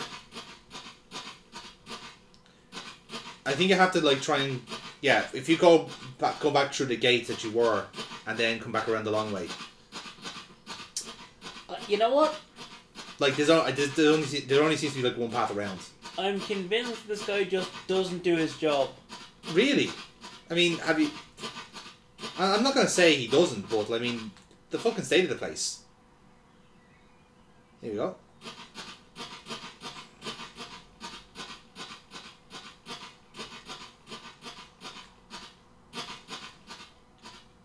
Well, there's a medal we can get. There you have it. You can just smash them up. Yeah. Yeah. I know the controller's not the best. Whoosh. I love the super slow motion there for no reason. I hope that was intentional. It's a game. Yeah, it's probably not. It probably is a game. Okay. So I haven't seen anything light up whilst in this scrap heap, so maybe look further around.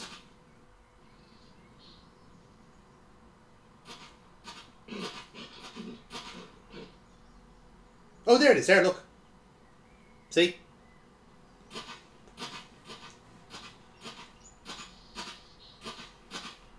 Take item. Low gear parts. Fantastic. We did it.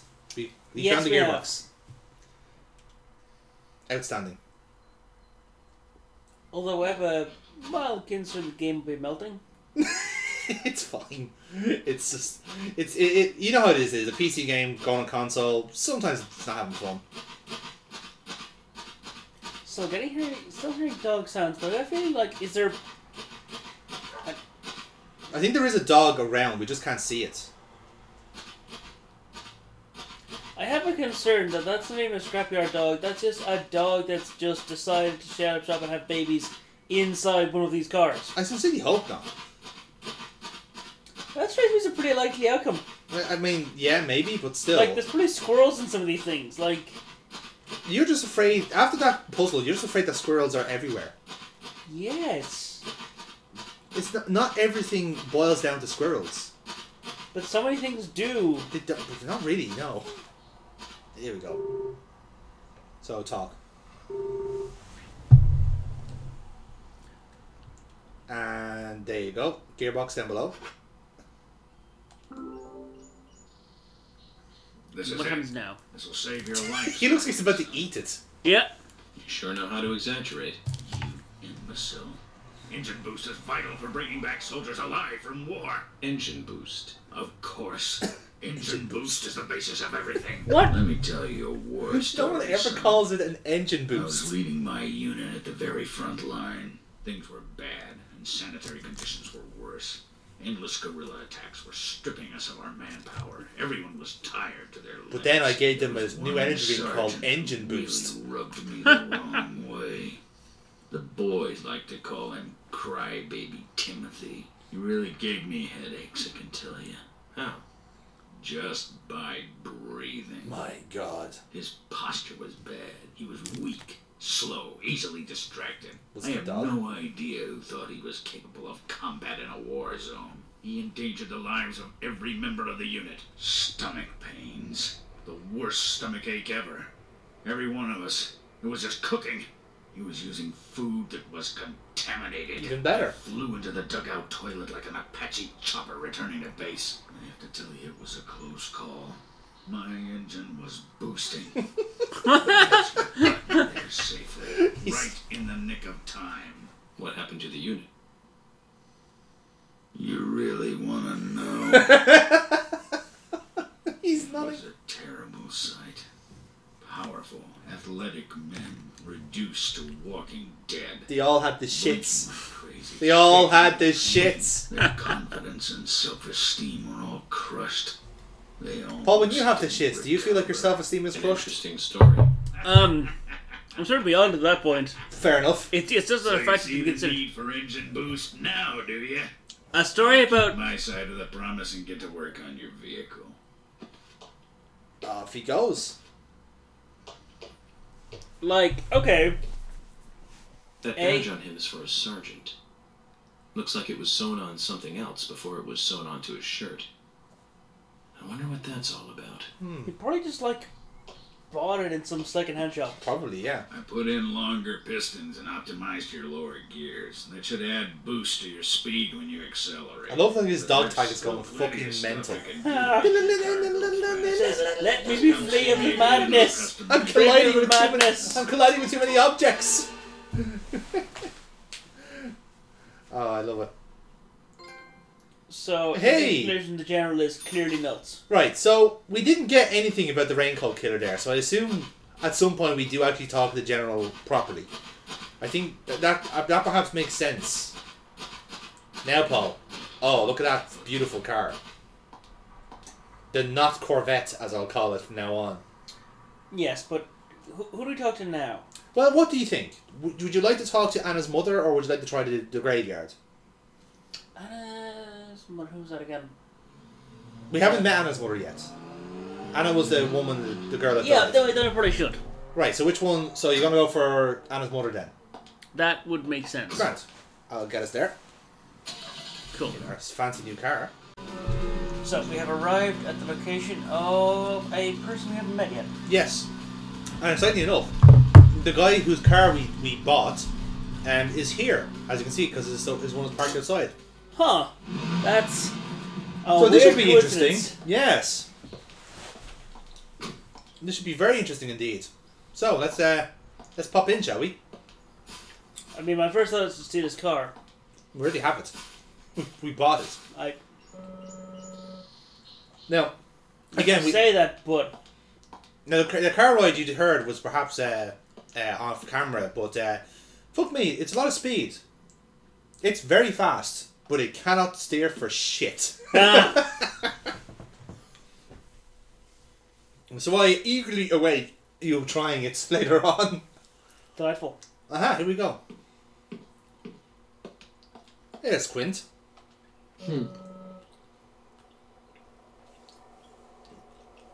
You're not in a hurry, and you fucking know it. Indeed. Yes, because modern day youngsters all wear cowboy hats. Oh, he's off. Good luck. Now, this is Anna's mother. Anna, where are you going? He's crying over a hot dog. Don't leave me.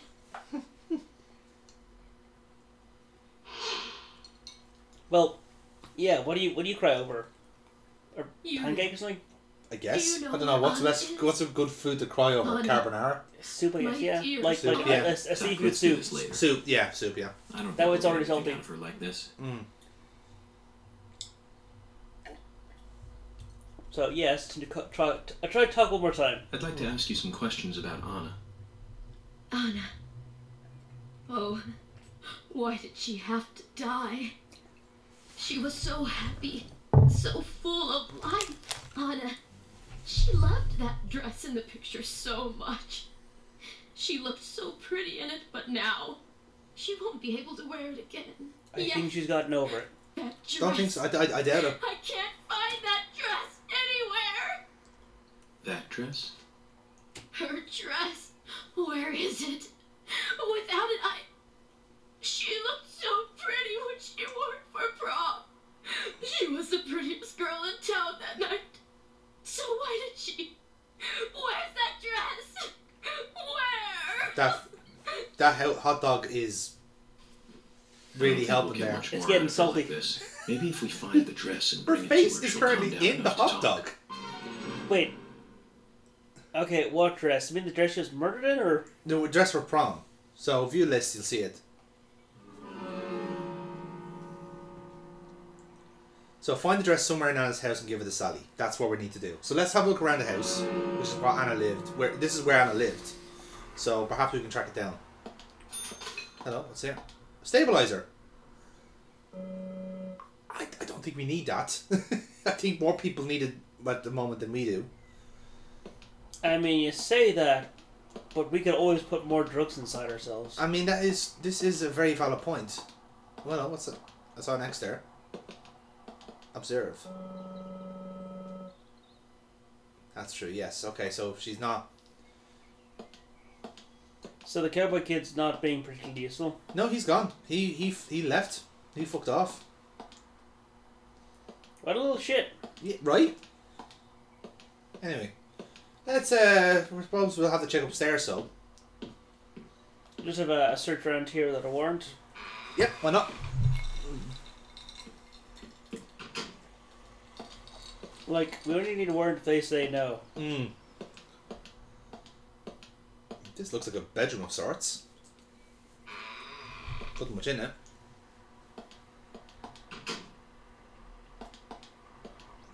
Oh, what's this? There you go. You found fast. it. Good man. One would think you'd find a dress in a closet, but there's too many here. We need to find out what kind of dress we're looking for first. Oh, I knew. Right. Of course. Yeah. I mean, that was just to be too easy. Need to find a picture of prom. Yes. Which we'll probably find upstairs, no doubt. That seems likely. Although it seems weird that the wardrobe with clothes... Yeah. Yeah, okay, it's a bedroom. That makes sense. Yeah. Hello, bedroom on the ground floor?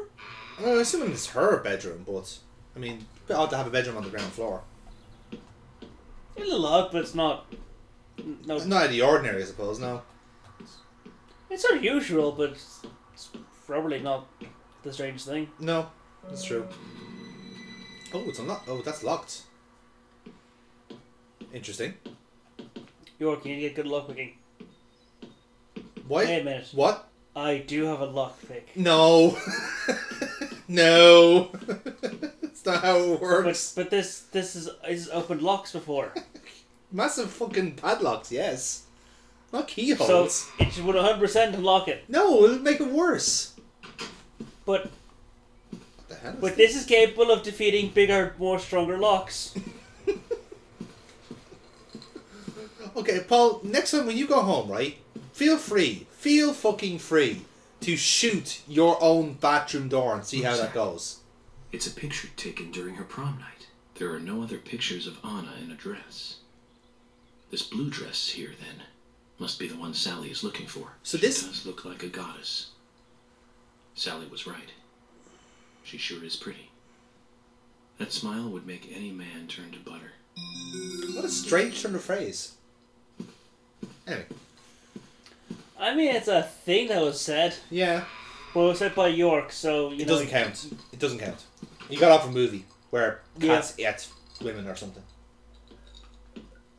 Where cats ate women? What? Why is that window green? Is there an alien invasion happening outside? I can only assume yes. Cool. At least now we know. At least I know now where we stand. So this must have been where unless there's like one of those massive billboards for a certain type of pharmacy, like right out sucking side. Oh yeah, I've been in places like that. It's really fucking annoying to sleep. Yeah, you need blackout curtains all fucking day. Definitely. Okay, now This is it. This is the I for some reason I thought he was gonna put it on. Take it to Sally. I was like, ooh, this looks like my size. It's like I don't know my inventory. I'll have to equip the clothes. Yes. And I will equip them and therefore transport them that way. I am what I am, and what I am is a beautiful woman. Is what Francis York Morgan is saying to himself Oh right god, now. that would piss her mother off so much. Fuck yeah! I can imagine it's like, hi, I'm your new daughter. No, it just you'd ruin it. You're much thicker than her. I made some improvements. I get to feel like the Hulk. Anna's dress is now a dishcloth. Much like her. Yeah. Yes, this dress also had its tongue ripped out. Did you find this? Yes, I found the dress with all the other dresses. Yes. Exactly where it would be. This is it? The dress. This is Anna's dress. You didn't look very hard, did you? Literally 2 doors down.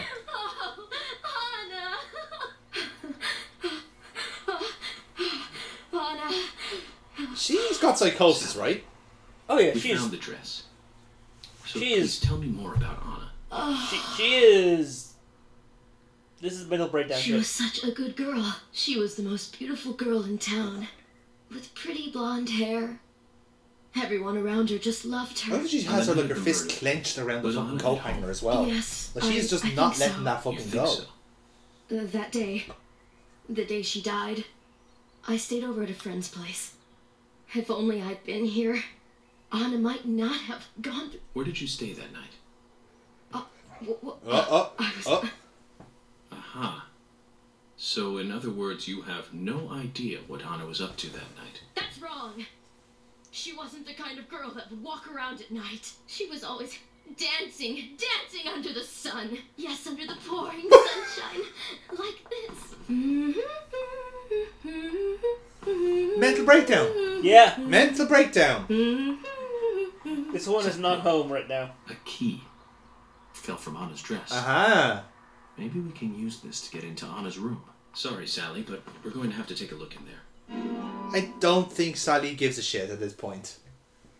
I mean, she might, but she's just not that rational right now. No. I hope Aha. Now we can... There's a diary now we can check up to. Hooray. This is good. Right then. They were just going, well, alright then. Oh, she's fine. She's back to crying over a hot dog. As she should be. I know every time I see a hot dog I start crying over it. That sad, that poor little mustard. Oh, look at that. Now, Anna's room. She has a portrait of herself. Or is that her? Or is that even her? Oh, hello. There's a card. Nice. One for our collection. Oh, wow. Actually, is that a costume we can buy? No, it's that's a trading card. You get money bonuses for it. God damn. Now, what the hell's that all about? It is a bit odd. That is strange. Is that even her, or is that someone else? I think it's her. Is it? Well, no, not in a minute. What? Put the gun away, York. Ah. What? She was at an age that craves excitement. Oh, well, that's our sex cult that we heard about. Yep. Oh, she's a secret Doesn't matter smoker. what town you're from. Girls will be girls. Secret smoker. You know, Zach, in this wonderful country of ours, there are no good old-fashioned towns left. None at all. Yes. And if you don't think that your town has a secret sex cult, you're wrong. Hang on. This implies those ever good old towns. Where there just wouldn't be. Today's the day of the ceremony, and I'm a little nervous about it. Day 2. The first time he used it on me, it was so amazing. So exhilarating. Day 3. A vibrator? Yeah. He doesn't let anything slip. I'm really worried about Becky. Day 4.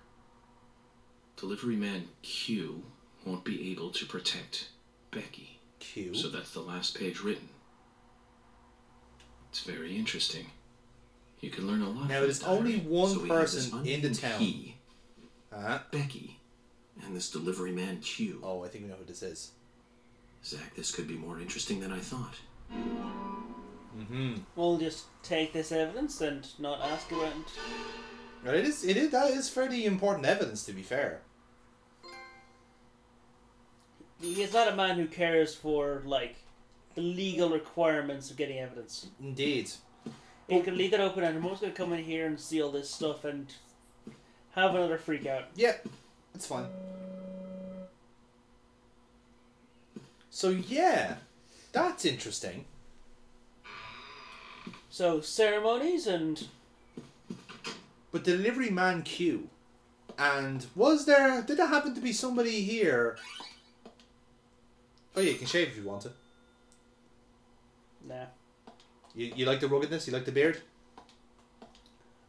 If I'm going to be a madman, I want to look the part. Fair enough. Can't argue with that. So yeah, there's 2 side missions done, which is nice. But yeah, curious one. So again, there's only one person in the town that has a name that begins with Q, and it just so happened to be the guy who was here and then fucked off when we left. Funny how that works, isn't it? That would imply she addresses her brother as Delivery Man Q. But that's not her brother. The cowboy that was here earlier on. Oh, was it? No. Anna?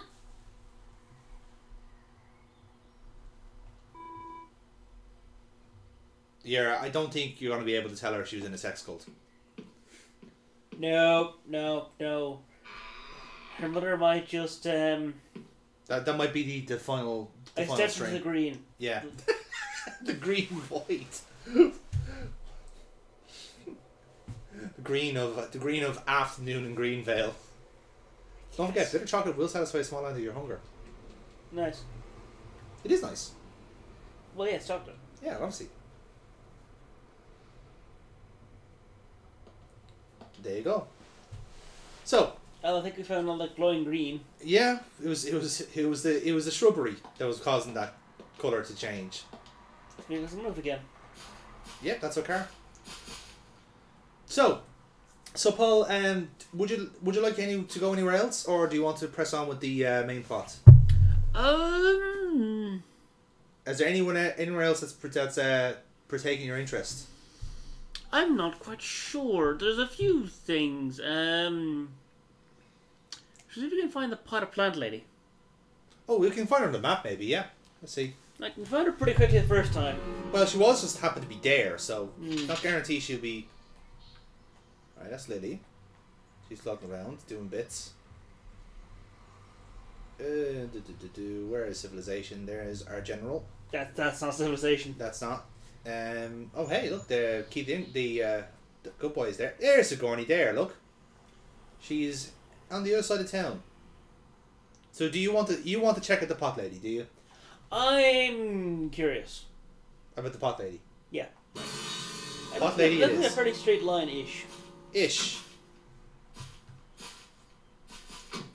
And let's see just how fast this vehicle drives.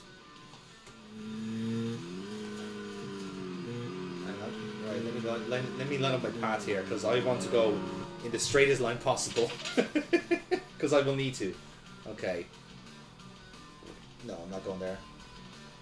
Where am I going? We turn around. Yes, this is I love this part of the game. When it's been a cunt. Is that where we're going? No, that's community center. I love that. Yeah, we noticed the maybe get out of the car and just readjust your direction you're facing. No. I think this is it. Is it? You see, I'll know once I find like the fucking milk bar. Yeah, you'll know when you found it, but you'll find it by that point. That's true. All right. Now, where were we in relation to that? Jesus Christ. That's really annoying. I have that. Okay, like there's the compass. Oh, yeah. Right. Trying to figure out where we actually found her there. Yeah, maybe just come out of this, readjust your direction, and then try again. Maybe. No, wait, we were down. There she is, right, so. Okay, where the fuck are we direction That's to the that? main road. Tell me away. And we are. Oh, we're just taking a left. You're just taking a right. Yeah, pretty much, yeah. And Happy days.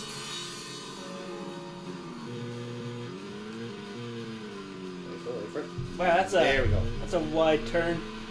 Yes, it is. Ah, there you go. Speed. I have become Speed, destroyer of worlds. Zoomer of zoom. Oh hell yes, my boy. So we're back in fucking Gran Turismo again.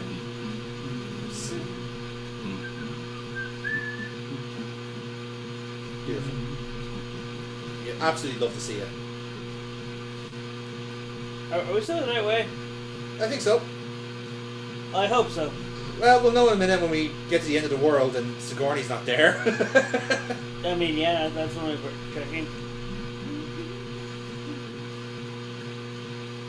This is where you need like some actual licensed music to kick into gear here, wouldn't you? Yeah. Bombing down a fucking Corvette at 80 miles an hour on like a what is essentially a civilian street is It's a wide street though. I'll tell you, you know, it is a good thing children don't exist here. That is actually, yeah. Well, they do, but they're only like in 2 places on the map. Yeah, but you whatever, so many good points. Yes. Smooth. Tell you, man, this is me like on my normal day. Now, where does Sigourney live? Where is she? I get the feeling she doesn't have a house. Oh, there you go. Look, she's just here.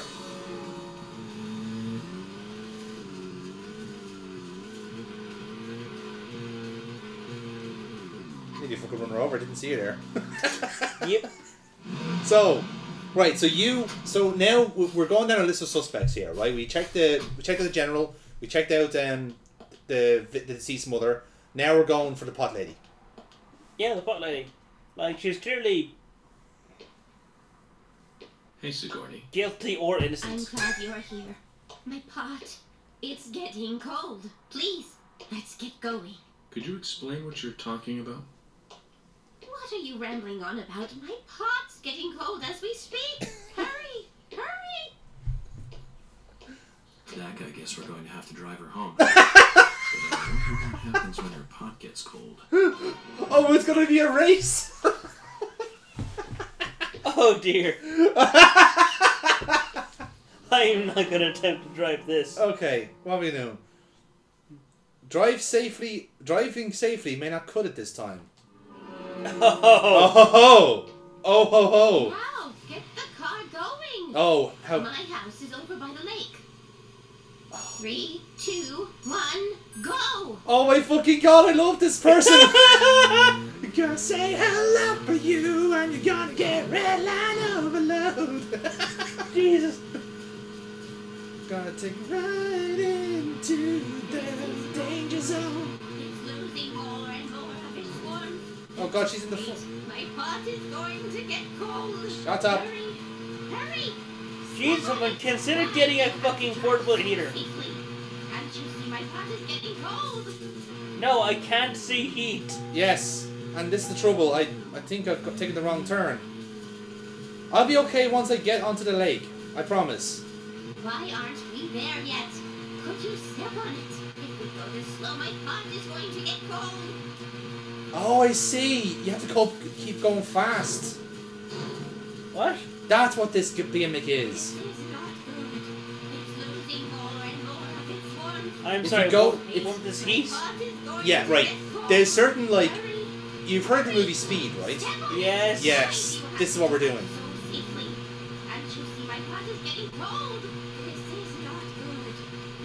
Oh, there it is, there. At this rate, my pot is going to get cold. Hurry, hurry. Step on it. Fuck Why you. do you have to drive so safely? Can't you see my pot is getting cold? This is not good. It's losing more and more of its warmth. At this rate, my pot is going to get cold. I could not listen to that for another fucking minute. No.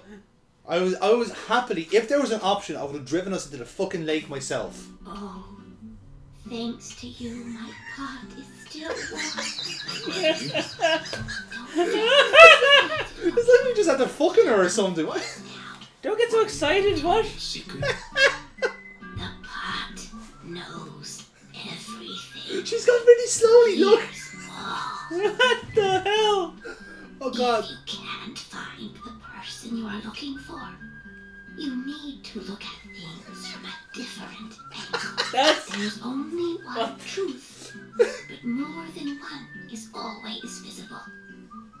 Like cooking a stew. I think we're all agreed here. Like, in that pot is the ashes of her murdered husband, right? She Carol Baskined her husband. Listen. You have to gently. There could also be a lot of household pets. Also, yeah, just in there. Just entire because, family. like, her husband's clearly a dog, so put those in there, but the cat witnessed it somehow. Instead of having to be killed and put in there. They boil them slowly. Oh good, we got our cards. Oh my! My pot is getting cold again! Did you have to talk so long? Oh! Jeez. What a strange... That is one of the strangest exchanges I've ever seen in games, let alone fucking human interaction. God damn, that should be in our fucking award show at the end. And look, there's a shoe there. I'm sorry. That was her shoe. What? Yeah, like she only had one shoe on. That's why. She left the other one here. Jesus! Tap dancing Christ. Like, fuck. Wow. Wow. That is... It's a perfect crime. She can plead insanity really convincingly. She did, yeah. That is convincing insanity. I'll give her that. Like, if someone left a severed fucking hand of a murder victim in the pot, and someone said, shit, this one was caught red-handed, and say, we're never gonna get a conviction because she's clearly fucking nuts. She must spend a fortune on losing shoes just to make herself look crazy. Right, so Paul, where do you want to go next? Do you want to get back to the plot? Yeah, Okay. I don't see it being possible to top that. No, I agree. I agree. Like, Jesus, this fucking town. But that is a difficult thing to try and top. I don't know, man. I feel like this game is going to try and outdo itself with every fucking character, like, interaction. I mean, fucking maybe, yeah. Oh, yes, here we go.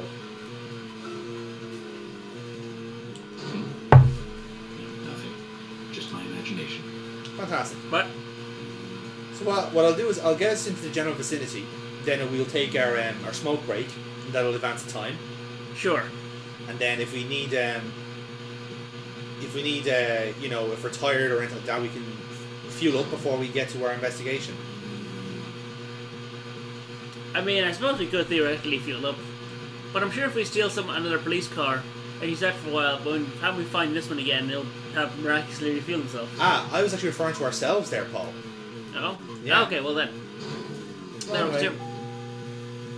Because bear in mind, we do have a hunger and tiredness meter.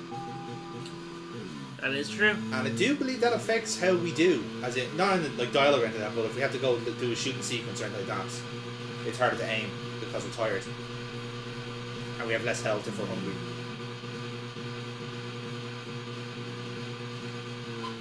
I mean, he's a big guy, so I guess he has a lot of mass to keep recharged. This is true. And obviously he's obviously like fueled up on movie trivia to begin with, so he's fine. God, like a lot of movie trivia. Yes. Clearly the makers of this just liked movies. Yeah. No, I totally agree. I think the guy who made this just wanted to share all of his trivia. Oh, the bar's closed. Bollocks. But that's a shit business. It's after 2 in the afternoon. Nah, mate. Like night elves. It's like it's not even morning drinking. No. Apparently, early houses don't exist in Greenvale. Which doesn't make a lick of sense. Nope, it does not.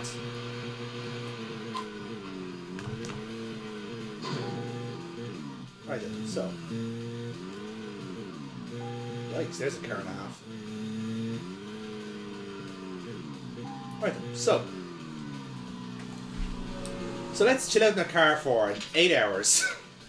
Certainly. There we go. Right then. So, here we go. Let's advance the time. Indeed. Okay, Paul. So, time has passed. It is now 9 p.m. I have refueled with 2 black coffees, a sugar donut, a cookie, and a turkey sandwich. Nice. And we are ready to meet our informant. Now, I thought a sentence occurred. This diner, fucking bell. Fuck off. There we go.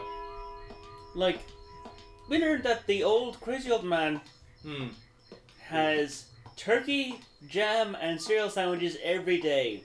Yes. I think we have discovered the source of his chronic ill health. Sorry. Just found it really funny that, like, the husband just, like, literally just left and he saw us walk into the back. Like, tagging in. Shift's over? Yeah, shift's over. Here we go. Plot's time. Time for plot. Hi, Emily. I was here too. Now, here we go. Ah, it's still alive. How Well, then Olivia talked. unusual. Very. Yes. Okay, here we go. Give us the plot. Nick only went to the gallery during the day, but he went so often at some point he became friendly with Diane. They started going out drinking together, and now he doesn't come home until early morning. He always says that they were only drinking when I ask. He blames me for not being able to talk about Turner and Rembrandt, which of course I can't, can I? So what can I say? You did name drop those 2 artists when we were speaking to I him. couldn't take it anymore, so I followed him. He did go to the bar, to start with. Diane was there too, but the real problem is where they go to next, right? So I waited outside the bar to to see where they might go. And they eventually left the bar and headed for the art gallery. But it was already early morning, but it was still dark. Just before going inside, Diane turned around.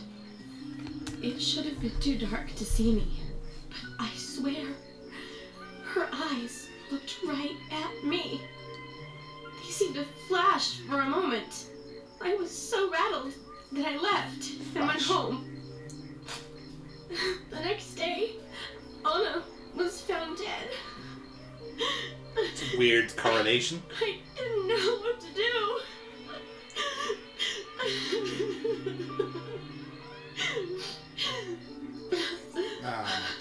So you're confirming their alibi, basically. Yeah. Yeah. Not only that, now that's the thinking. He's not only confirming her alibi, but he's also giving Nick an alibi. To confront her. He was having an affair, but didn't kill Anna. I couldn't find courage to go And neither did Olivia, if the story is When true. I saw you there, Yeah. I just felt I had to go home. Nick has been seeing Diane every night recently. He just left for tonight too. I really don't know what to do.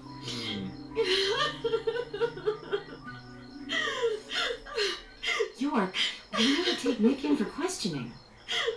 No, not yet. This alone isn't enough. Emily, answer me.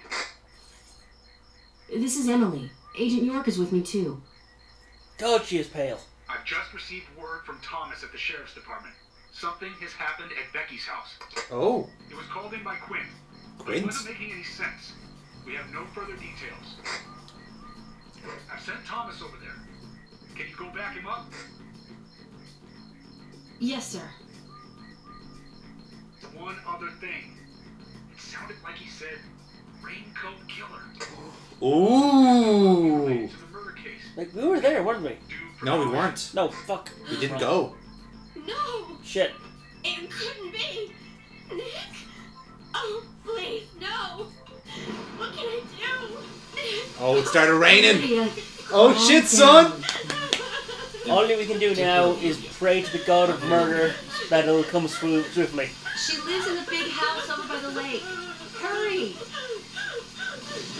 I think I love her. Will I take the wheel? Here we Yes. go. Oh yeah. Anything serious? Oh, I hope. Damn it, Zach. We may have screwed up during the investigation. Oh, well, that's a chapter clear, I guess. Yeah. Wait, how do we feed that many enemies? Oh, total. Okay. Yeah. That was after. That was during the entire case. This is exciting, isn't it? See? Yeah, it's escalating. Its shit is kicking off, so it is. Time to see, where does this go? That's the exciting part. I have a concern that it might not go to that arts gallery's panties, but it'll go somewhere. Perhaps. And quite frankly, that's enough for Agent York. Hurry, Zach. I have a bad feeling about this. It's like Becky's house is by my mystery boner is twinkling. My spidey senses. The second sacrifice. That's a funny old name for an episode. Yes. And we have our One might even call it ominous as fuck. It certainly is, with it fucking raining and everything. Fortunately, we are in no danger of the raincoat killer, for we have a machine gun. We do. A very nice machine gun at that. That will save us from everything. Indeed. Right then. And you know what? I am so glad that we defaulted to the sports car for this. What, for speed? Yeah, fucking why not? I mean, the pot lady appreciated it. She certainly did. Fuck me. That's some serious fucking traction. I mean, our pod was getting cold, Paul. We can all accept that. Like, we have a super fast car with fuck all handling in the rain where it's going to get slippery. So, you know, this can only end well. Absolutely. I mean, the last car we totaled was something very similar to this, in very similar conditions. But then again, we were like talking about Tom and Jerry cartoons and trying to like do up our case files at the same time. So yeah, maybe not that level of multitasking. Yeah, like doing paperwork while driving, a bit unsafe. A little bit. That to me now, and call me crazy, I think that's a bit showing off. I would call it reckless. Yeah. Yeah. So let's see. So we haven't seen much of Becky. But we know, what we know of her is that she is Quint's girlfriend, and she is the sister of the art gallery owner. Because they both have the same surname. Yeah. Quinn, was that the kid in the comic book with the cowboy hat? The cowboy hat, yeah. And he was there in Anna's house earlier on. Yes. And supposedly is delivery person Q as well, as from the diary. So there is a few little things going on. But he's probably not a serial killer, because the serial killer apparently has been like doing this for a while. Well, we'll see. Again, there could be different copycats. You don't know. Hang on, let's see. They might not have known about those things though. That's true. It is a local legend.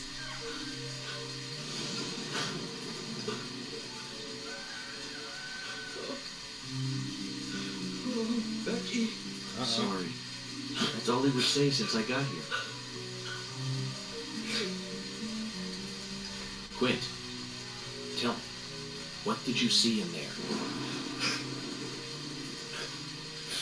You could go and have a look for yourself. You could.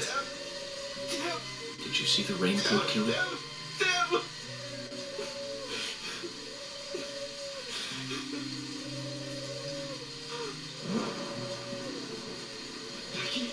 Thomas, did you see Nick here?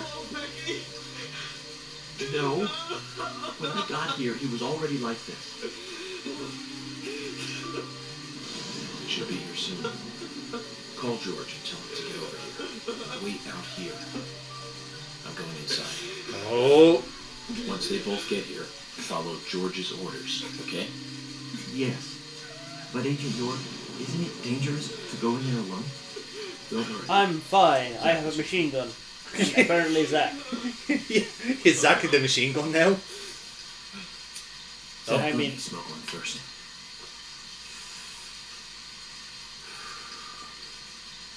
I need to clear my head so I can take everything in. Oh, this is the fun part. Time for some vivid hallucinations. Absolutely. Oh, and our screen has changed. We have enemies on the way. Magical. Shooting time. So you have to hold down L1 to get into aiming mode. Yes. Fucking hell.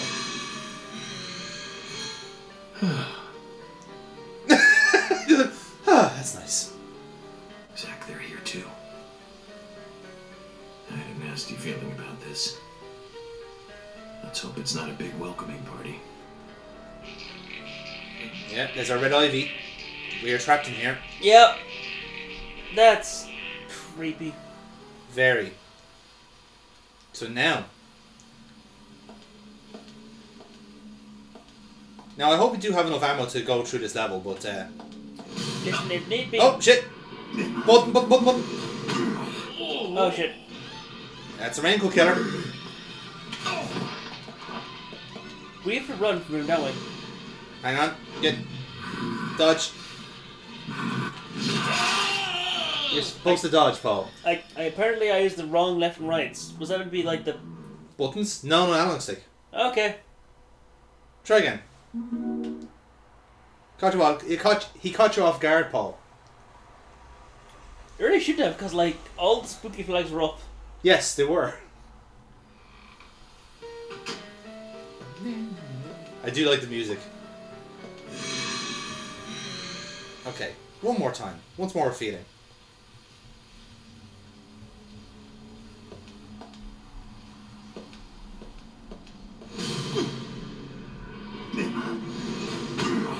They changed button on you. Yep. Aren't they a little fucker? Indeed. Left right analog. Yes.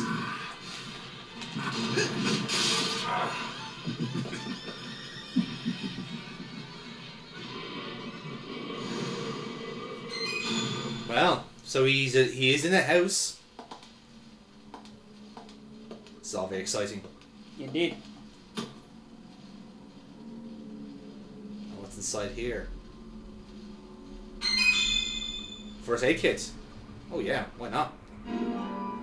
We'll be needing one of them. A medium one even. Yes. It's always a good sign when they give you them. Open the door so slowly. Right? What the fuck? Nothing in here either. All that for nothing. Can we? Is there more? No. It's just like when you see like little kind of purple or blue kind of smoke like that, it's to say that you can interact with this object. See it? Okay, so the white purpley smoke is used. Yeah, red is anything like actually like in like a point of interest. If you know what I mean. So you can't move and hold that and have a gun. Okay, right. So this seems to be your base camp. So this is where you can save your game, change clothes, change your loadouts. Sleep apparently. Yeah, you can sleep there as well. It seems like you don't want to sleep during a vivid hallucination. Yeah, weird one, isn't it? Hey, like a dress. Yeah. Zach, that's a strange coincidence. Look. Red velvet. Just like the place where Anna was murdered. Yes, the sacrificial table.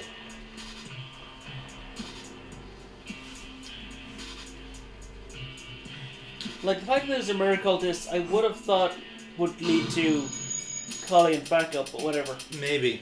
Well, as we've already described, York likes working alone. He's never alone, he is Zach. He does. He has us. Ah, this is...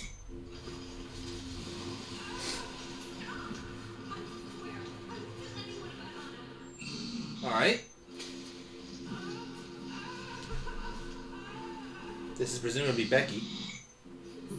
Who's Becky again? We haven't seen Becky yet. She was out of town initially. Okay. And then she popped up in our premonition for the start of the chapter. Okay. And all we know of her is that she's Quinn's girlfriend.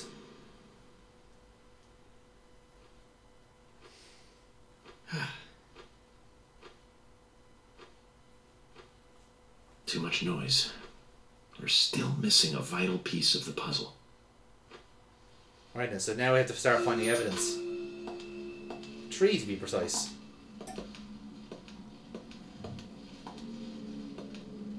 This is a suitcase we wanted to change over suits. Do you have any weird costumes? Not yet. Why even bother? Thanks, Paul. You are useless to me! Like, if you can't go in as like a clown slasher, why even bother? I'm sure there will be other costumes later. Like, this is still only chapter 2, Paul. I mean, there's plenty more to come. I suppose. When did the thing come out exactly? 2013. A while ago then. Oh, cherry pie! Hooray! Oh, fucking get in there! Wow, this makes this murder all worthwhile.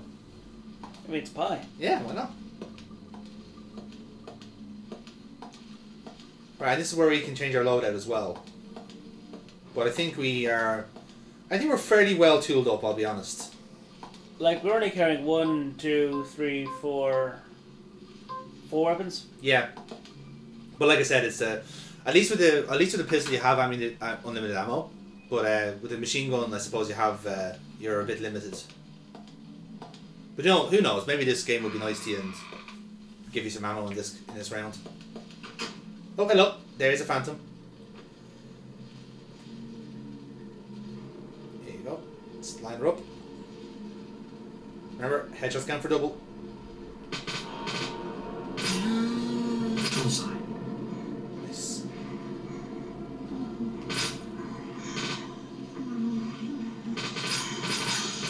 Amazing. Nice. 2 for. You'll know if you've killed them if the little sign comes up saying you killed them. So they'll be kind of halfway through like the death animation. So it'll save you from wasting ammo.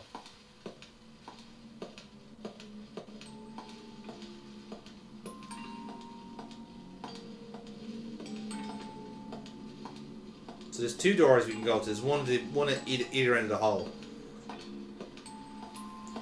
So we can try the door down the back there first. and see what that has to offer. Makes sense. I don't like this as a music box in the background. Nope, that's a bad sound. That's always a bad sound. Okay, that's locked. Good to know.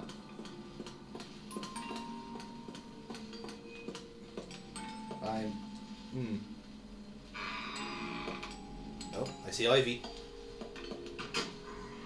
Well. The wall of ivy. It's like a little playpen. And mannequins. Cool. This is fine. Oh, we have to smash them up. You're in our way.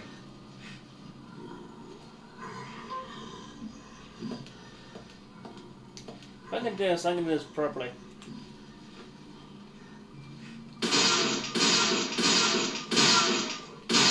Yeah, let's try. At least we don't have to waste any ammo on it. Smashing.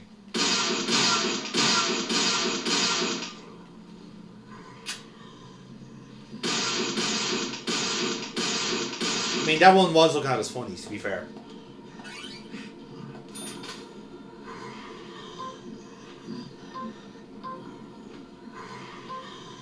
Alright then. Now he uses the thing that's making breathing noises, because how dare something breathe in my presence? Particularly when holding a submachine gun. Is that a skull or a plant? It's a plant.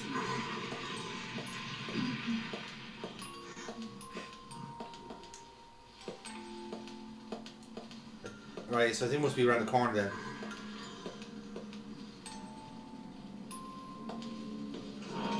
Yep.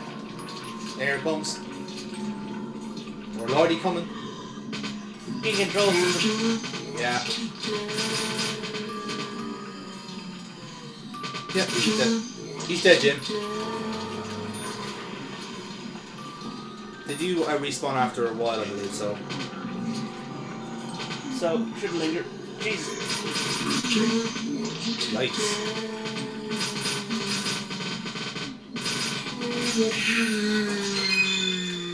Hey, reload. Circle. Nice. There's some more ammo for you. Yeah, so circle. I think.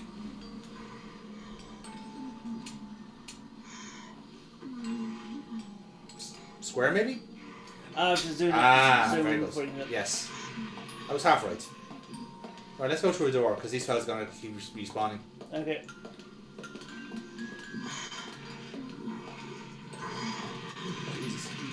Oh, there's some more.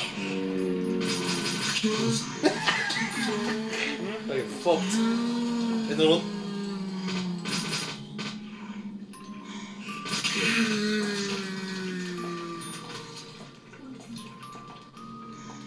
Alright, going well so far. Yeah. It is creepy as all hell. Isn't it? Especially because, like, okay, aiming this gun is tricky. It's granted that controller is pretty shit, so yeah, I wouldn't. Oh, so I don't like how it suddenly stopped. That's not good.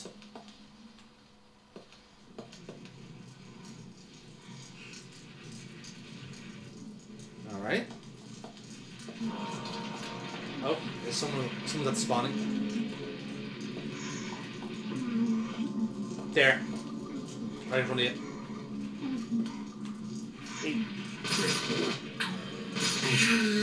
There you go. Job done. Fire. Fire is bad, Paul. Wow, he's on fire. Well, that made our life a whole lot easier. That is new information. They do not like fire.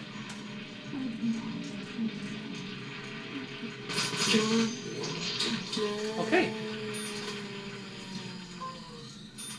Yeah, so smash up the mannequins so we can... Yeah, there you have it. Deadly.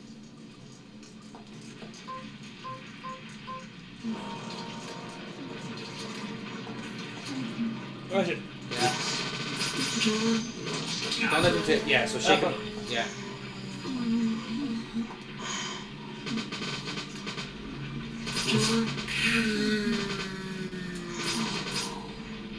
Alright, easy business.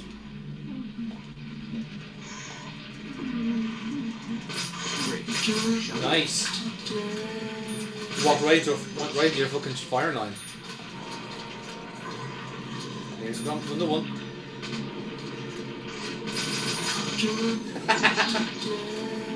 Fucked. Okay. Little one.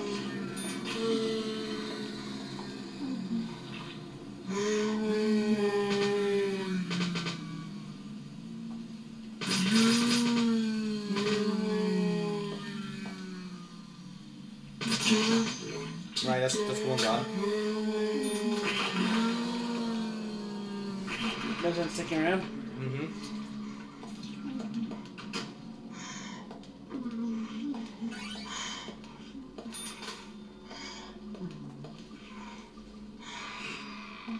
Now, still looking for evidence here. That's what we need from all of this. There's some crates. Now we can bash that, yeah, we can bash them up.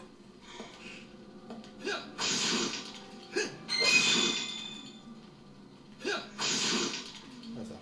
Stabilizer. In case you don't feel like confronting anybody. We have plenty of them anyway, so it's good. Oh yes, we have the technique of just holding our breath, don't we? Yes. If you want to stealth past them, that's how you can do it. And in some aspects, it's handier because it means you don't get the respawns. Yikes! Amazing. You can't block bullets with a pipe. The important thing is that he's trying. Sure. Oh, lovely! He's just so excited. Amazing! Wow. Hey, golf club. Nice. That is a new item. Ah, pity. Anyway, what have we got here? Yes! We have space for lollipop. Nice. Fantastic. Lollipop, lollipop, oh, lolly, lolly, lolly, lollipop. Boom, boom, boom. Leisurely stroll through spooky land. Yes. It's a big ass fucking house, but I get the feeling it's the scale. I think York's hallucinations adding a few extra wings to the property. Yeah, that and you know the extra bullets. More furniture the way have to take weird circuitous routes.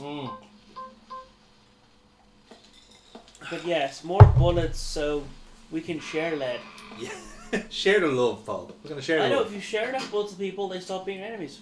I've noticed that myself, actually. Yeah, we really seem to connect. Connect. Well, we're back here. Ah, but we're now able to explore one place in the area. We got past a knee-high sofa. Fantastic. You're not safe here. Oh, what's this? A mirror. A mirror. Let's observe. Oh, the peace scar is written on the mirror. That's just appeared. It wasn't there beforehand. No, it was not. And it's fucking filthy. It is. It's like red wax or something, or presumed blood. Yeah. Now that's our first. That's our first sign. Now let's see what it reveals. Indeed. Let's see. Do we get any? Does it start brightening up the view? Oh, there. Look. Okay, so a modelling like. I think she was probably asleep. It looks like. I would assume.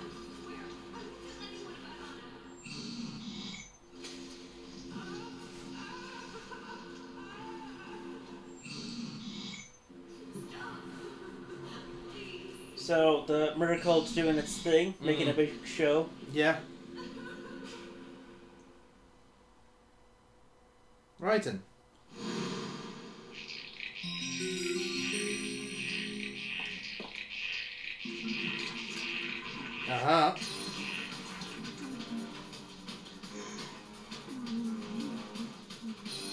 Interesting.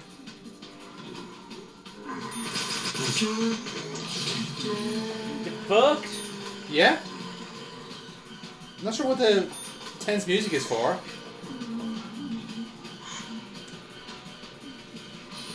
Yeah, I guess. Is that it? Mostly more on the staircase.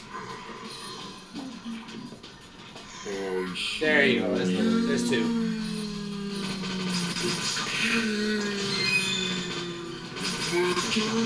Nice. I suppose like that part of the reason why that's so scary is because like we could have stealthed past everything else, we couldn't stealth past them. Maybe that's why it took a like panic, start shooting even though you've been doing it already. Yes, because this is taking it to high octane. It's no, this is normal. This is third gear for us. Yeah. Oh, hello. The cabinets. Can't seem to do anything with that. The cupboards are offering gaps in between them. Yeah. I don't know why. Let's see what's in this one. Time to take a trip to Spooky Land. That's what this is. Oh, there's a music box with red seeds all over it. Interesting. Well, awesome. Why are you smiling at that? Like, if they are red seeds, then it's 100% the sapling salesman. Yeah. That's what we'd assume, but like... Just barbecue them. Nothing will be lost. No. There's his tattoo.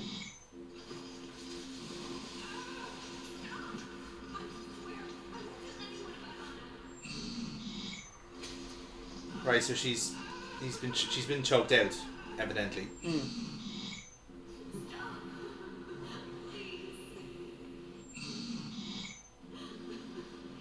That's the thing is, you can kind of see his hair, but like not much else. It's a weird one. Well, time for the violence to happen. Oh, doors have opened. And another spooky person's. Hey, you know things you thought doesn't solve? More. Here's another. Oh, but you're scared this time. It's in a tight confined space, though. If only. That didn't work. Oh no! Exclusively to my advantage. Oh dear! I feel so bad for the ghosts. The ghosts churning down this choke point, eh? Oh man, what a shame for them, right? I mean, that's such a... That was tactically a bad call from them. No. Yeah. Like, that wasn't even that many bullets. They're giving us more bullets. We're actually gaining bullets from this. No, I think I've been firing more than I've been getting, but it's a tight race. Oh, we're back here. Diggity. Right, that's good. We can take a cheeky save there, Paul. I think that's good progress. Yes, I would hate to lose that. Yeah, fair play. So yeah, so 2 of the 3 pieces have been revealed. Indeed. It looks like, and I could be cynical here by saying there's been a murder. I mean, probably. It's more than likely. It seems pretty likely, yeah. Yeah, fortunately. Yes. So I guess now that other door now is accessible. This one here in the... maybe? Well, we went through that door. Did we? Yeah.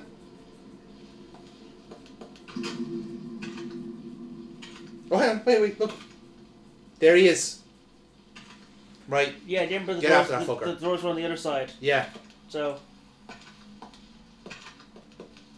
Follow that mad fucker.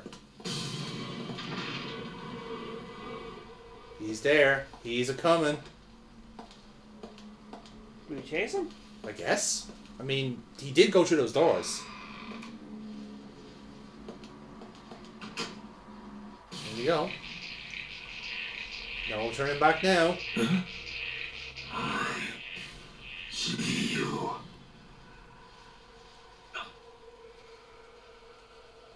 Must have been the wind. Oh, here he is. Fuck. Fuck. Let's hide. We have to hide. Fuck.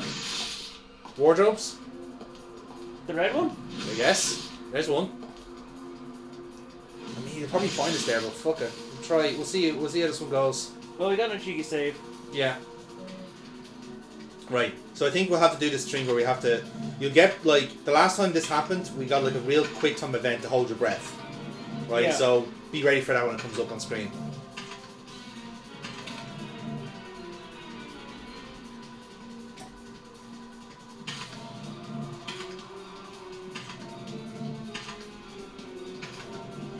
It is kind of cool having his vision, point of view. Where are you? Never have to hold my breath. You need a choice to confront him. Yeah. Oh, that's interesting. I'm tempted to. Well, I don't know if it's the right choice or not. That's the thing. Oh, it's an objectively bad choice. Yeah. I mean, we did get the save. We have this choice. We have the option. We're burning time because the closer... R2. I think he heard you. Yep. He heard you. Yeah. You probably have a chance to evade here. No! Wow! Well, there you go. You didn't hold your breath. Yep.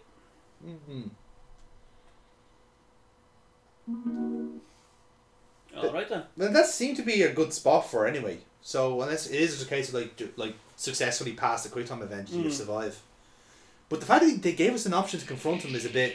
I don't know what to think about that. I'm inclined to try it. Because I've got a fucking gun. Yeah, you have a submachine gun. Like, tactically you have an advantage. Yeah, missed a chance. Oh! Fucker ran for me! Love it. He's just like... I love this game. I'm wondering, like, what if I... Okay, I might pop in the closet for now. Yeah, and then pop out, like, when his back is turned. Yeah, so go to the same one. Yeah, go to the same one, and then pop out when his back is turned and shoot him in the back. I don't know, I honestly do not know if that's going to work, though. Or you'll have to just evade him. Yeah. Because, basically, since the start, you've been evading him. So...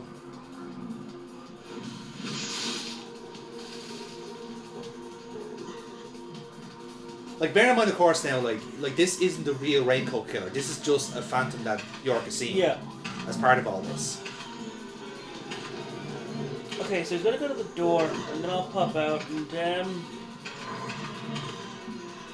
Oh, he didn't do that before. He's checking different spots. Right, so he's facing the one we're at. No, he's going away from Now he's going away, yeah. Now? I guess. Oh no! Well, there's your answer. Well, the option is to die instantly then. Yeah. What a strange option. I guess that is just a trap to It's a very York thing, though. Yeah, it is. It's like, I'll confront this. Oh no! Because I guess axe beats machine gun. Yeah. But then again, like, this is a nightmare. Like, the normal rules don't apply. This is a bad dream.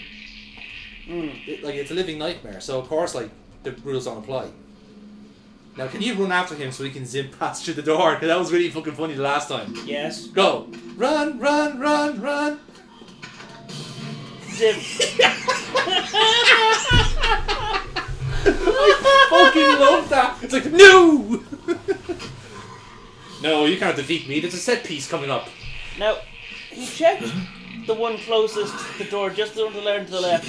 Yeah. Last time, but not the first time. Should I try that one? I don't... It looks like they kind of random. There could be a bit of random, but I would not go there. That was where we hit the first time we had a set piece. So I think you had the right spot there. Yeah. And just nail the quick time event when it comes up. It's Yeah. normally R2 or L2. Yeah. So just don't fuck it up this time, Paul. Basically, is what I'm saying. Sure. Yeah, just like.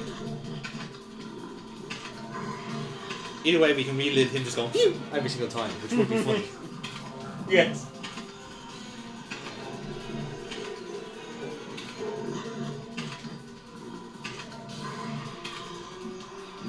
Also, it's very important when you are doing the quick time event, don't press any other buttons. If you press the wrong button, it counts as a failure. Yeah, I think I pushed multiple ones. Yes. I noticed that the first time myself when I was doing it.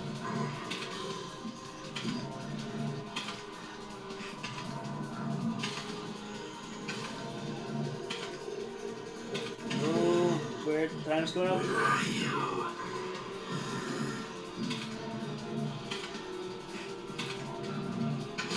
R2. Keep it held. Oh no. It's doing the breath sounds when I'm holding it.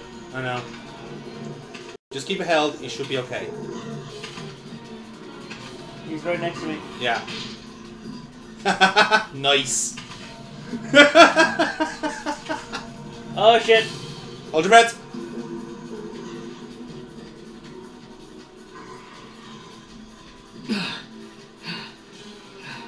That's a loud holding breath. Mm. Okay, I think you're good.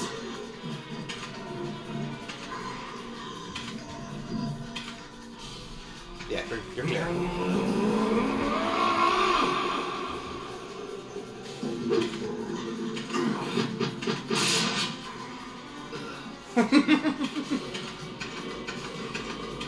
Does he just have endlessly respawning axes?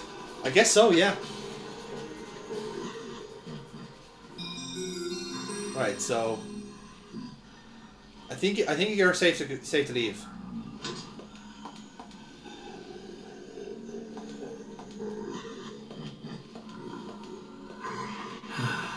Zach, this is a waste of time. Let's go. Ooh, medals. Have some of that. I might go back to that first room because, like, we might be missing clues. I don't think we can go back to the first room. Oh, piss, yeah, you're right. Yeah, like, this is a fairly linear system, so yeah, just go where he kicked the door down.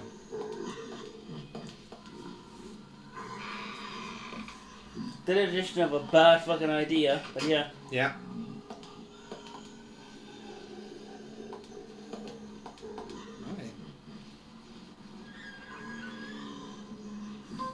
Yeah, smash up some crates. Now, I don't think I'm spoiling anything here, but there will probably be a chase soon. Because that's what the last set piece was, so it seems like a repetition. Yeah.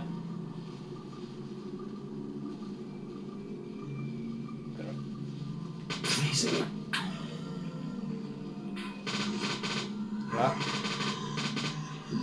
Yeah, it's best just to hit him. Aim for the back. There's no finesse needed here for submachine guns, Paul. Huh? Yeah, no finesse needed. Mm. It's very much bullets are happening now, it's your problem. It's your blood! Or lack thereof. Yes.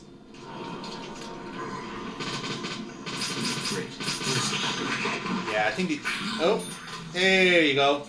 The house is clean. Very nice. And yeah, there's some items there.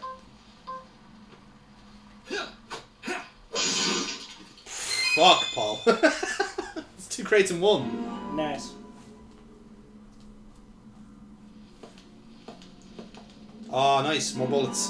Mm-hmm. And the exact type of bullets we want. Exactly. Oh, and some AR-45 bullets as well. Brilliant.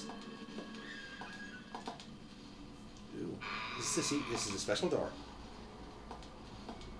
Special door.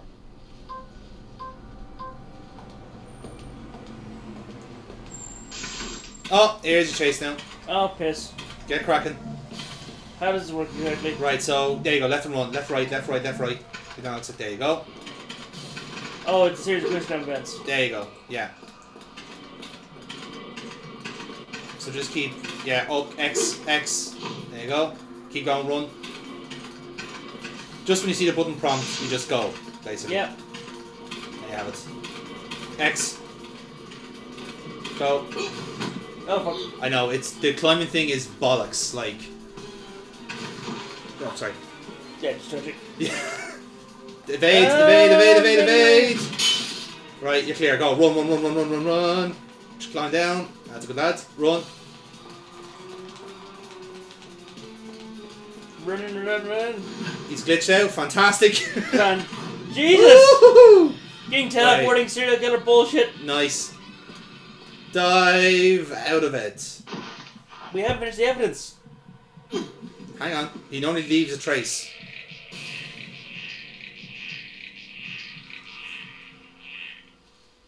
Ah, now we're on the right side of the room. Root beer. Delicious. Okay. Sure, why not? This is fine. Everything is fine. More mannequins. More goddamn mannequins. And there's a door. And we love doors here, don't we, Paul? I have middling opinions. Aha, there's a red. There's something red there, look. Indeed, there's a red thing here. Another red thing. Yes, that looks like our last piece of the puzzle. It's pretty, Ah. It's a pretty top. Huh?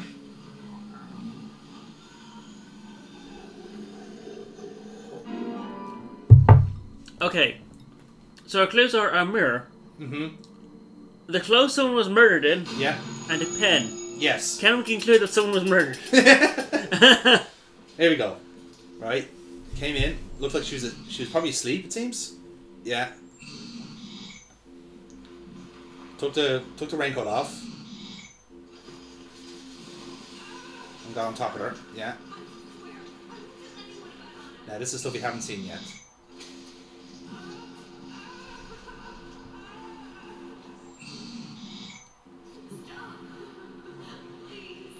Yeah, she stabbed her. You can see it there. Ouch.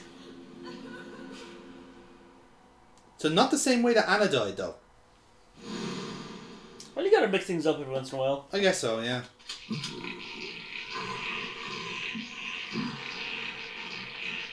Uh-huh.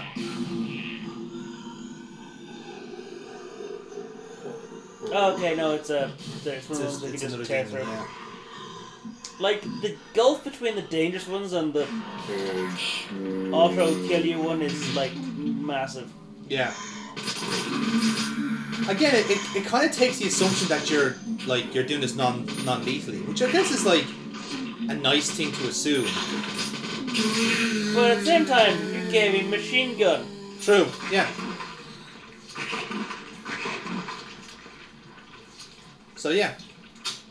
I guess we go through that door now. On the right-hand side. Yeah, just check it out fast. Here we go. Again, I would not I would anticipate a second visit from the Raincoat Killer here. We've had a few, though. Yeah. Oh, no, never mind. Let's quickly our way out. Oh, I think we're done. Well, we had the chase sequence. No, we're done, yeah. Look, the background's back to normal. Yeah. We did it. No idea where the body is. Bad. Very bad, Zach. The Raincoat Killer gave Becky a visit. Hold on. He gave it. The Raincoat Killer gave Becky a visit, and it wasn't to return her coat. No, it was not. We're at the crime scene. We found it. Hey, it's that room we were sleeping in. Yeah, it was. Is it rain? Something was. Oh. Zach, the bathroom, quick. There, follow the blood, Paul. There.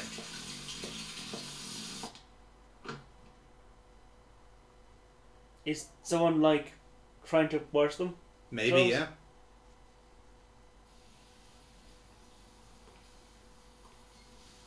What the? This is a trap. Yeah, it's a trap.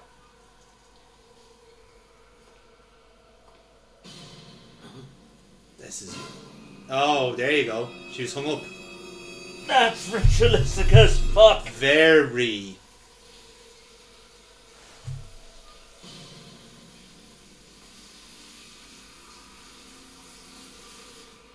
That's a trap. It's not. She was strung up. And the knife... No, but we really... What the fuck? Zach, she's still alive. Who did this? Who was it, Becky? Her tongue was cut out. Oh, Jesus. What happened here? George, stay back. She's trying to speak. We don't have time. She's dying. Thomas, cut that wire. We must get her to the hospital immediately. No, no. Look at it. It's a fuck. Yeah, it's the whole tripwire thing. What are you doing? Get out of the way. I'll do it. No, don't. George, stop. Juice, like. It's gonna put her completely to shreds. You're like. And yeah.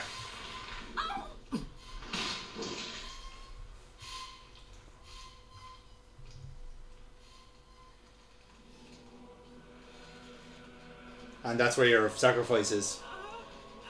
She's still alive, for fuck's sake! Yeah.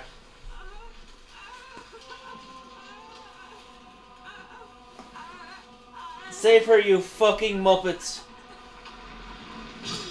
See, that's the point. Like we kind of knew what the crack was with the whole fucking apparatus, and literally all these other people just panicked. They just properly fucking panicked. No. She wasn't initially dead there. You could have done something, you fucking but then again, like her tongue was cut out. She wasn't able to talk in the first place. Hang on, what?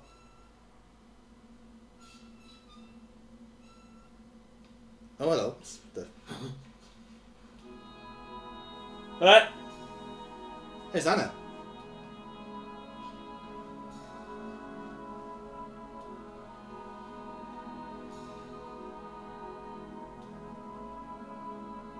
Or is that meant to be Becky?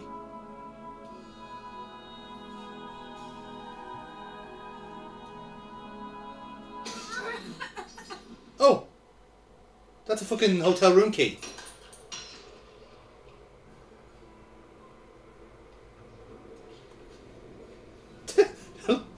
Yeah, but next time you see a room full of tripwires, don't. Yeah, no shit, people.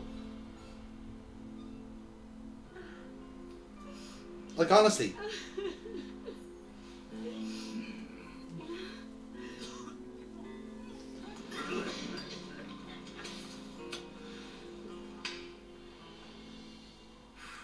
You got us good this time, Zach. Yes, he sure did. Now, let's look at that key. Key to the safe. The safe. Yeah, key to a safe.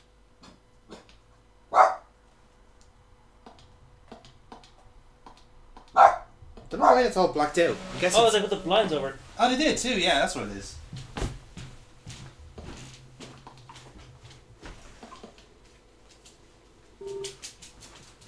What a hell. Yeah, George, I wonder whose fault is that? Why? Who killed Becky, I wonder, George?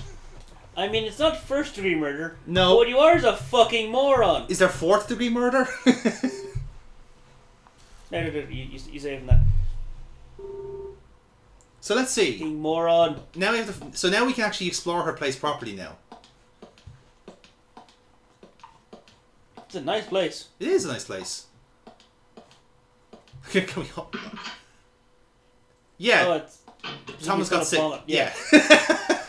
some delightful police vomit. I always wanted that. But now we need to find the safe, which is the next thing.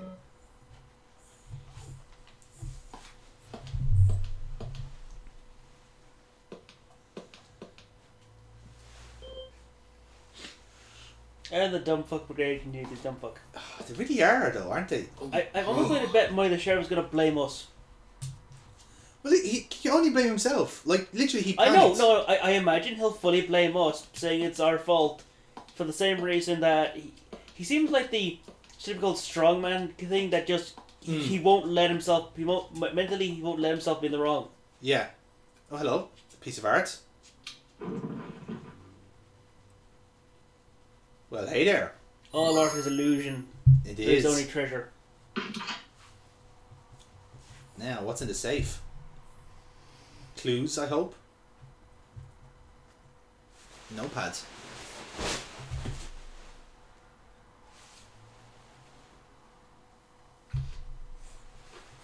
Aha, that old chestnut. What? If you get pencil, you can. Oh yeah, charcoal. Yeah.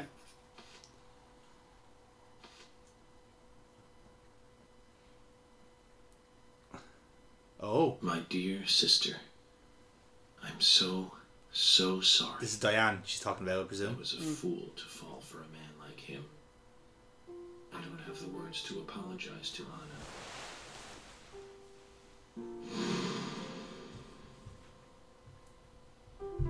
Ah, here we go. Flashback. After that, she was suffering so much, and I just ran away. That's a nice transition.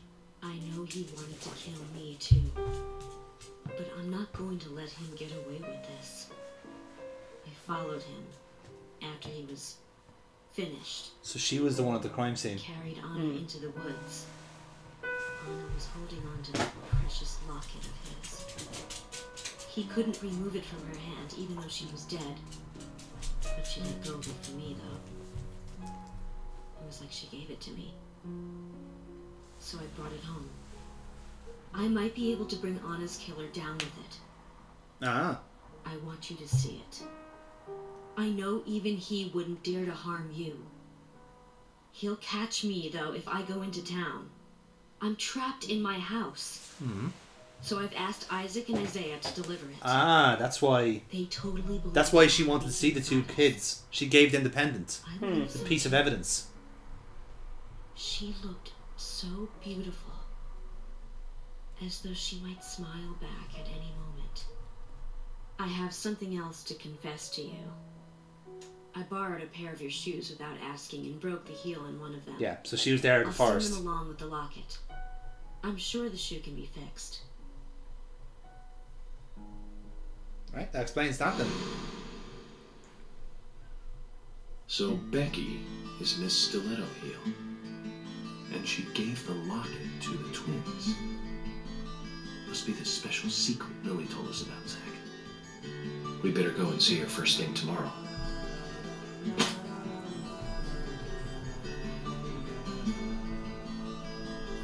Emily, who might this sister be that Becky was referring to here? That would be Diane. Yeah. Didn't you know Diane and Becca were sisters? I should have known, Zach. We're all family here. Yes, we are. So there you go. And high quality beef will satisfy a large amount of your hunger. I imagine it would. But really, we're stress eating. We're stress eating like a motherfucker. Oh, fucking hell yeah. I mean, it goes without saying. He's a good boy. Wait, that's... Yeah, that's the fat boy. Oh, God. What the fuck is he doing here?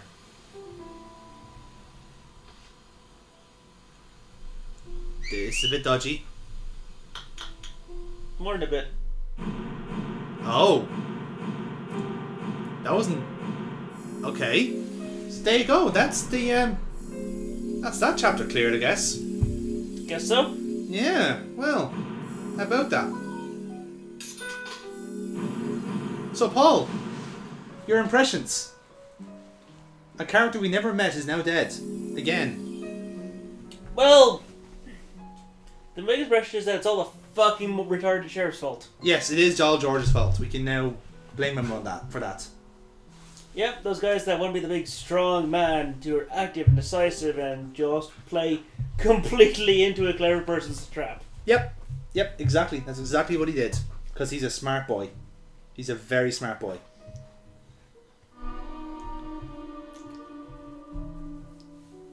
Doing an audio check. So, Paul, you ready to start? I am, yes. Are we ready to get in there and get some Predly demolitions? I was hoping not to say that, but I still keep fucking doing it. Predly demolition. I've done that every single time for the last 3 recordings, and it pisses me off because I can't stop saying it. Deadly Premonitions. Predly demolition. Deadly Premonitions. Predly demolition. No matter how much you try. Hang on. Good luck, Paul. I hope you have a lovely time. I hope your premonitions are as deadly as ours. There you go, you got it. Yeah. Now, the fact that I had to correct myself when I was doing it. Say it with me. Predly. Fucking fuck! I knew it! I fucking knew it! God damn it! Say it with me. Deadly Premonition. Deadly Premonition. Premonition. What were you saying? Predly Demonition. Predly Demonition. Now that I've put that in your head, you're not gonna think of this game anymore like that. Right. Fuck! Alright, here we go. Previously on Deadly Premonition. We ate too many sweets. Yes. Previously during the investigation. Fuck it, let's get the recap. Forest case. Did you see Nick here? No. When I got here, he was already like this. What are you doing? Get out of the way! Yeah. I'll do it! George, stay back. She's trying to speak. No! It couldn't be! Nick! Oh, please, no! You got us good this time, Zach. Now then, so this is where we start. Oh, I can't believe it, man. Now that's heavy. Me neither. So these are the two parents of the two twins. When did Becky stop coming to work? Oh, the two children. It was two like children, from yeah. the day And I was killed, man. incidentally, Yeah, so that's right. Becky She was- also happens she was to work totally here as well. depressed about So something. yeah, there's a small town politics going on here. For work. She must have been totally in shock, the poor thing. So you took the twins along to cheer her up. Because I know children sure cheer me up when I'm having a bad If only I time. knew it would be like this. Rolls I eyes. spent more time talking to her. You told me about a special secret between your children and Becky. Yes, of course. What about it? Apologies, folks. It seems Becky handed them an item before she was killed. And I now do like how her you're beard has become more gritty and manly Now that as you time goes mention on. it, Now you say it. I hadn't noticed, but yeah. the size, which they said was very important. That's it. A A box. box the size that could easily contain a separate human head. Where are the I hope not. They went out actually with Mr. It could. Could. They mentioned It's going unlikely. to the community center today, hon. There is plenty of space to run around over there. It's true. We have. Do you know him well? Oh yeah, he's a good guy. He always brings us gifts from his road trips. The kids love him, so we let him take them out every once in a while. Oh god. Oh god. You know, for a little quality time with the missus. You mean the creepy tree salesman? Yes, that guy with the doggo. The guy with the I'll go on. least And if they come realistic job out there. Yes. Door to door. Sure, of Tree course. sapling I'll contact salesman. the department. That job doesn't make any sense. No, it doesn't. No, it doesn't. It's almost like it's a cover, isn't it? Yeah. Yeah. Like And he's now. a shitty cover too. Yeah. So, now we have to go and rescue the two children from the fat paedophile. This should be fun. This should be good. Hang on. We don't know if he's a pedophile, We just know he's dodgy. and he mails me a serious. Isaac and Isaiah Yes. aren't here. They're apparently out with Kaysen. Let's go look for them. With Kaysen? Sounds like a long story. Any ideas where to start looking? Lily told me where they went. No problem. Yes. Hang on. Lily told you where he said he was taking them. Yes. Not necessarily where they are right now. And remember, folks, this is before every child older than 2 had their own phone. Yes. Exactly. And today, we're stuck here having to search for lost children. They're not lost. We're the ones who are lost. Ah, And banter. so we are, Emily. So I we know. may as well have What? fun if we're getting lost. You sure What know the how hell? to take your time at a time like this. Why is he smiling so much? I don't know. I think it's a quirk of the animation where like they just like had. No, a I think his happy face. voice changed like as well. Like he is. He was trying to be under his breath. I think that was the whole point. You say that, but I'm. It's like he expects to find something fucked up. I think, yeah, a little bit. Like, he does kind of like, that's kind of part of his, psychology of sorts. Is that like he does enjoy when things go to pot, like. I can't believe 2 people have been murdered in our town. And now 2 young children are at the center of it all. I just can't come to grips with it yet. Crime is not really after there are people. Oh, you say that like there aren't like literally thousands of Indians buried under these grounds. Yeah, exactly. People that I knew. Let me tell you a little story about colonialism. What was your favourite Oliver Cromwell movie, Zach? But someone has to justice. You're right. I know. Which reminds me, didn't they recently have cancelled Canada Day? Probably. Because they realised they've just been completely awful to the natives for the entire history of the country. Yes, they have. I do? What do you mean? What do you think? A sense of justice. We're giving her a pep talk, apparently. I must admit, I'm surprised to hear such a... If you slam into an oncoming car or something, does that break the conversation? No. I thought you'd say something else. Obviously not. Okay, so it's the case where gameplay and that doesn't really... I understand. Doesn't marry, no. Still, you see... It's literally just like a conversation to get us from A to B.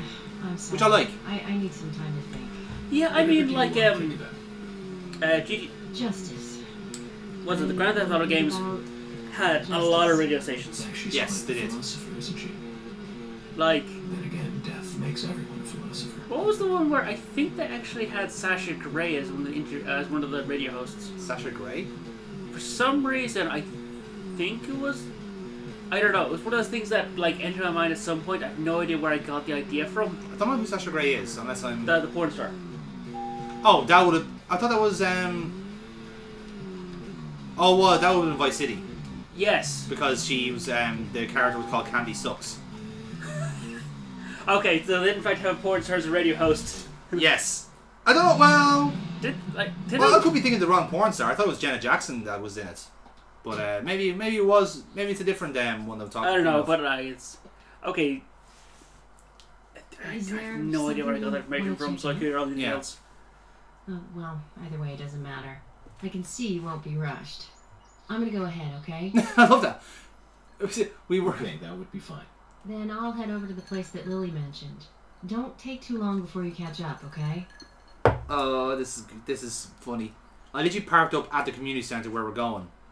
The destination is there. and she expects you to go and for she just fucked off, yeah. She thought I was going like, are you going to go somewhere instead? I was like, yes. I wanted to park up like a normal person. Well, I'm going to go on ahead. Fuck you. This is, again, a quirk of the game, I guess.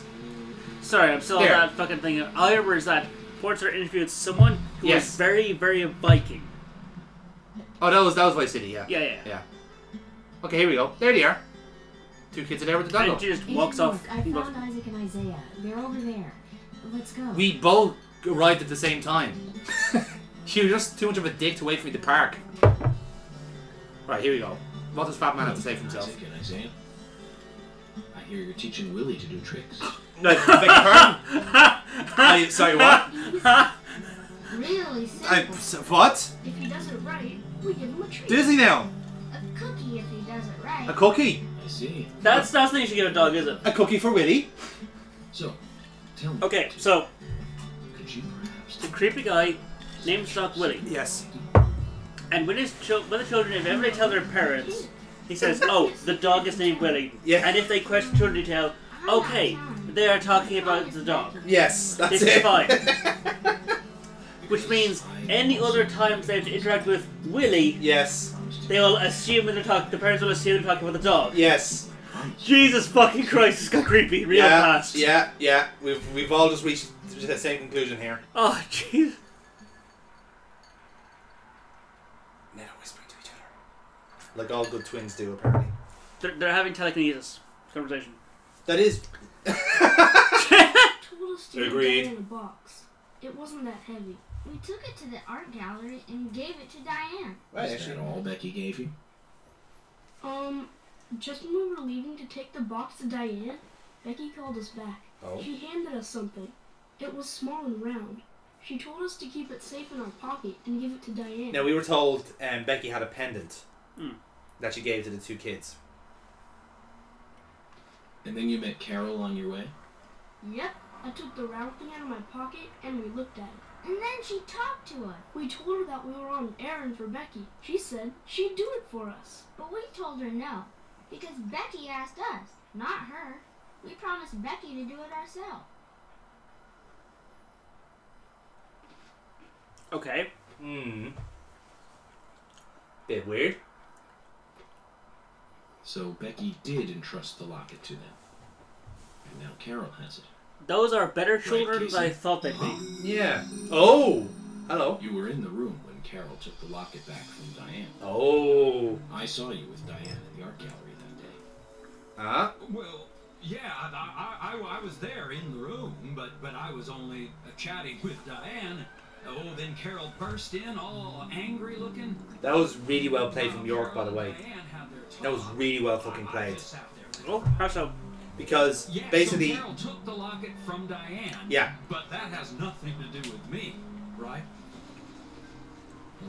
Yes, I believe so.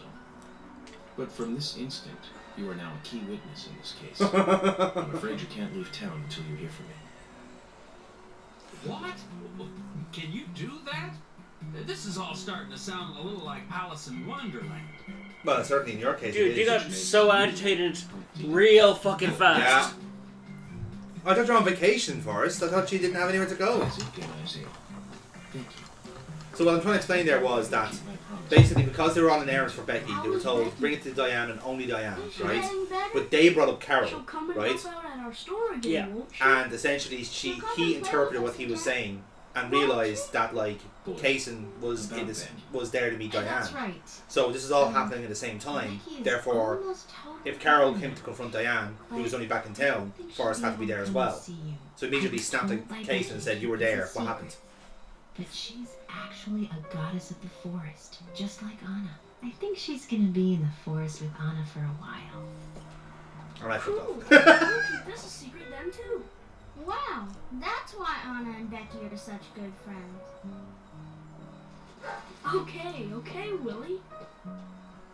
You're happy too, aren't you? Zach, I hope Emily doesn't end up as a forest goddess too. That's fair, isn't it? Yes. She's kind of starting to develop as the love interest here. I don't know if that comes across. I don't think this character is capable of having love interests in a way that we would call love interest. Yes. Okay, here we go. This is the end of the case, end of the episode, I think. That was a fast episode. Yeah. Well, it wasn't. We were just at the end when we finished. She was out drinking with Nick Okay. in a bar on the night Anna died. Hmm. Nick confirmed this, and so she had an alibi. But then we have what Nick's wife Olivia told us. According to Olivia, Nick and Diane not only went to the bar, but also went somewhere else that night. Do you remember where that was, Zach? Now I think it was the art gallery they went to, because that's where Diane was. That's right. Because you remember they admire art. Before entering the gallery, Diane looked back towards Olivia, almost as though she saw Olivia in the dark. Nick's behavior has also become more suspicious by the day. If Olivia is correct, then he is heavily involved in this case. But we have no conclusive evidence of that at the moment. So he's a suspect, in other words. The only thing we can say for sure is that Nick's whereabouts are unknown at the time of Becky's murder. Which is true. He has no alibi for the crime. But that fact alone means nothing. So who was it that called Thomas to report trouble at Becky's place?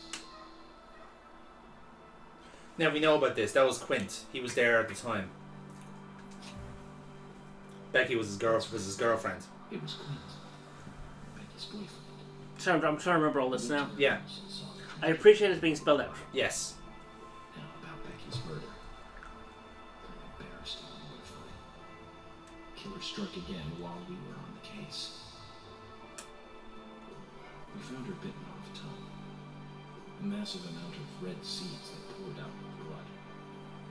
And an inverted piece of it, like the one seen at the site of Anna's murder. From the similarities, one can deduce that Anna's killer killed Becky. Mm-hmm. We also found one other important piece of evidence in Becky's room. Can you remember what that was, Zach? I should have imagined that was the safe key. Oh, the sketchbook. Yeah, that's what it was. That's right.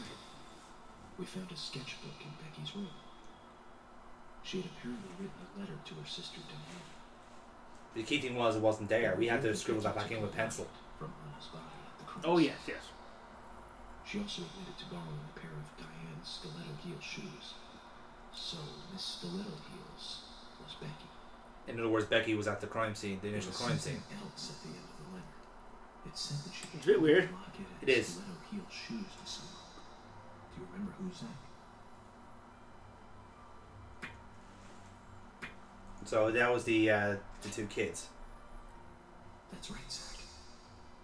And from what Isaac and Isaiah told us, Carol offered to take the items to Diane, but the twins refused. They gave them to Diane themselves, as they had promised. So then Carol pressed on Diane instead. For some reason, Carol wanted the locket. She ended up storming into the gallery to take it from Diane. And when Carol took the locket from Diane, Casey just happened to be there. Yes, just happened to be Casey there. involved in this? Or was he just having a coincidence? I wonder what's so special about the locket, too. Why did Carol want it so badly? Now, when we did speak to Carol, we did notice a hint of jealousy when talking about Anna. So it could be the case the same as Becky. No alibi for Becky's death. We checked the phone records, and his call definitely came from her house. Okay. Is it possible he attacked Becky and called us? So York is postulating there that we have 3 suspects potentially for this, which is interesting. What should we do next? Okay, who's the most suspicious? Alright, this is interesting. Who is the most suspicious? Running out of time, Paul. I don't think so.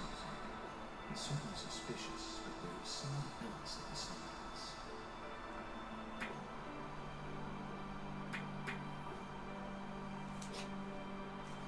Diane. That's right.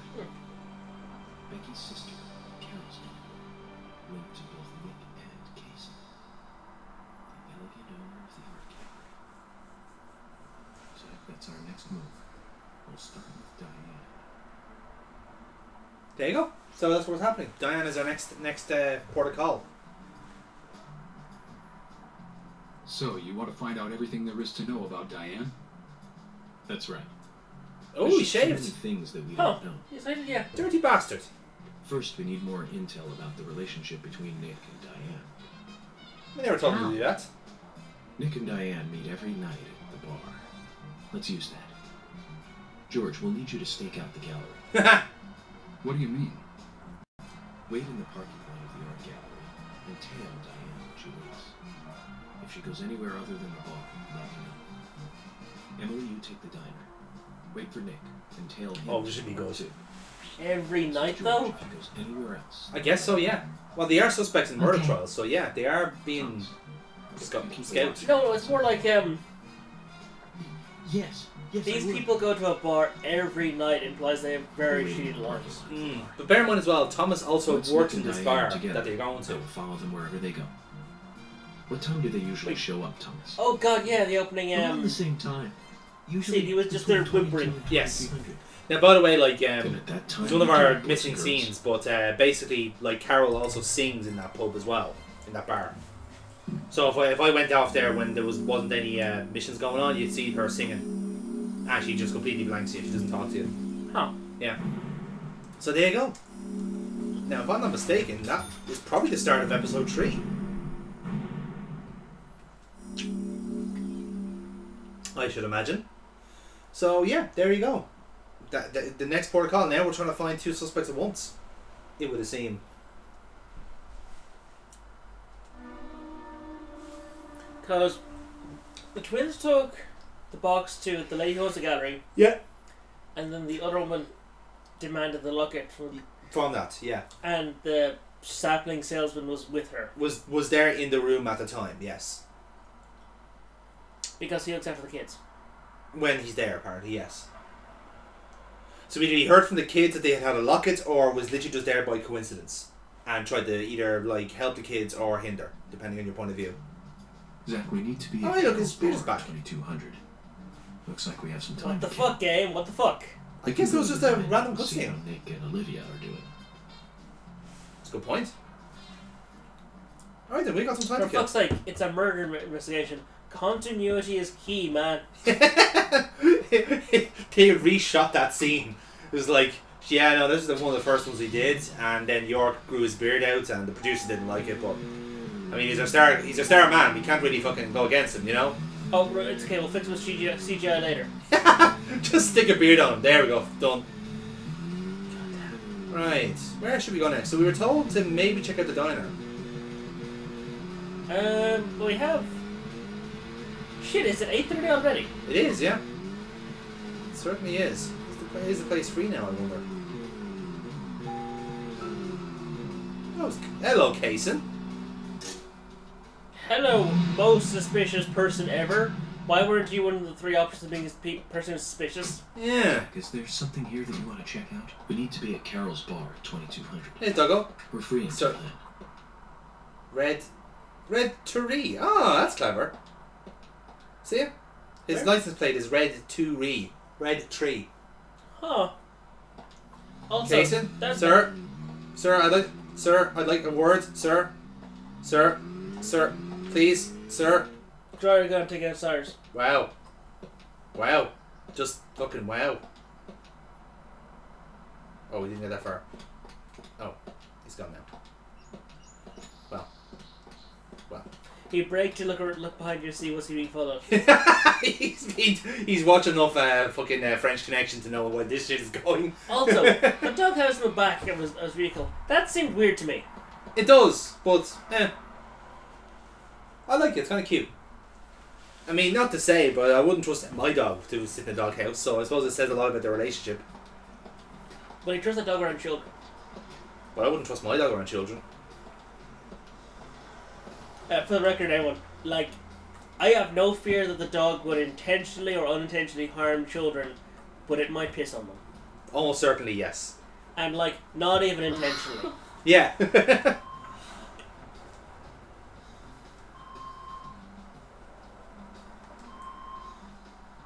Came home as though nothing had happened. Okay, just like normal. Nick is right behind her as well. Yeah? Let's... Oh, well, he won't allow us in. Sure he won't. Hey, I'm working here. You can't just stroll into a chef's kitchen. Then perhaps you would give me your permission to enter. No.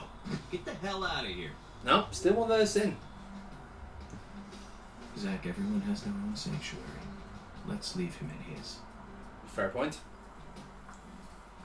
So, Nick still won't talk to us, interestingly enough. But, what's our hunger bar like? Could we eat? No, we're pretty full. Like, yeah. Okay, do you want to just guess how much fucking sugar snacks we have on our person? Maybe we'll have a look. Like, I suspect a lot.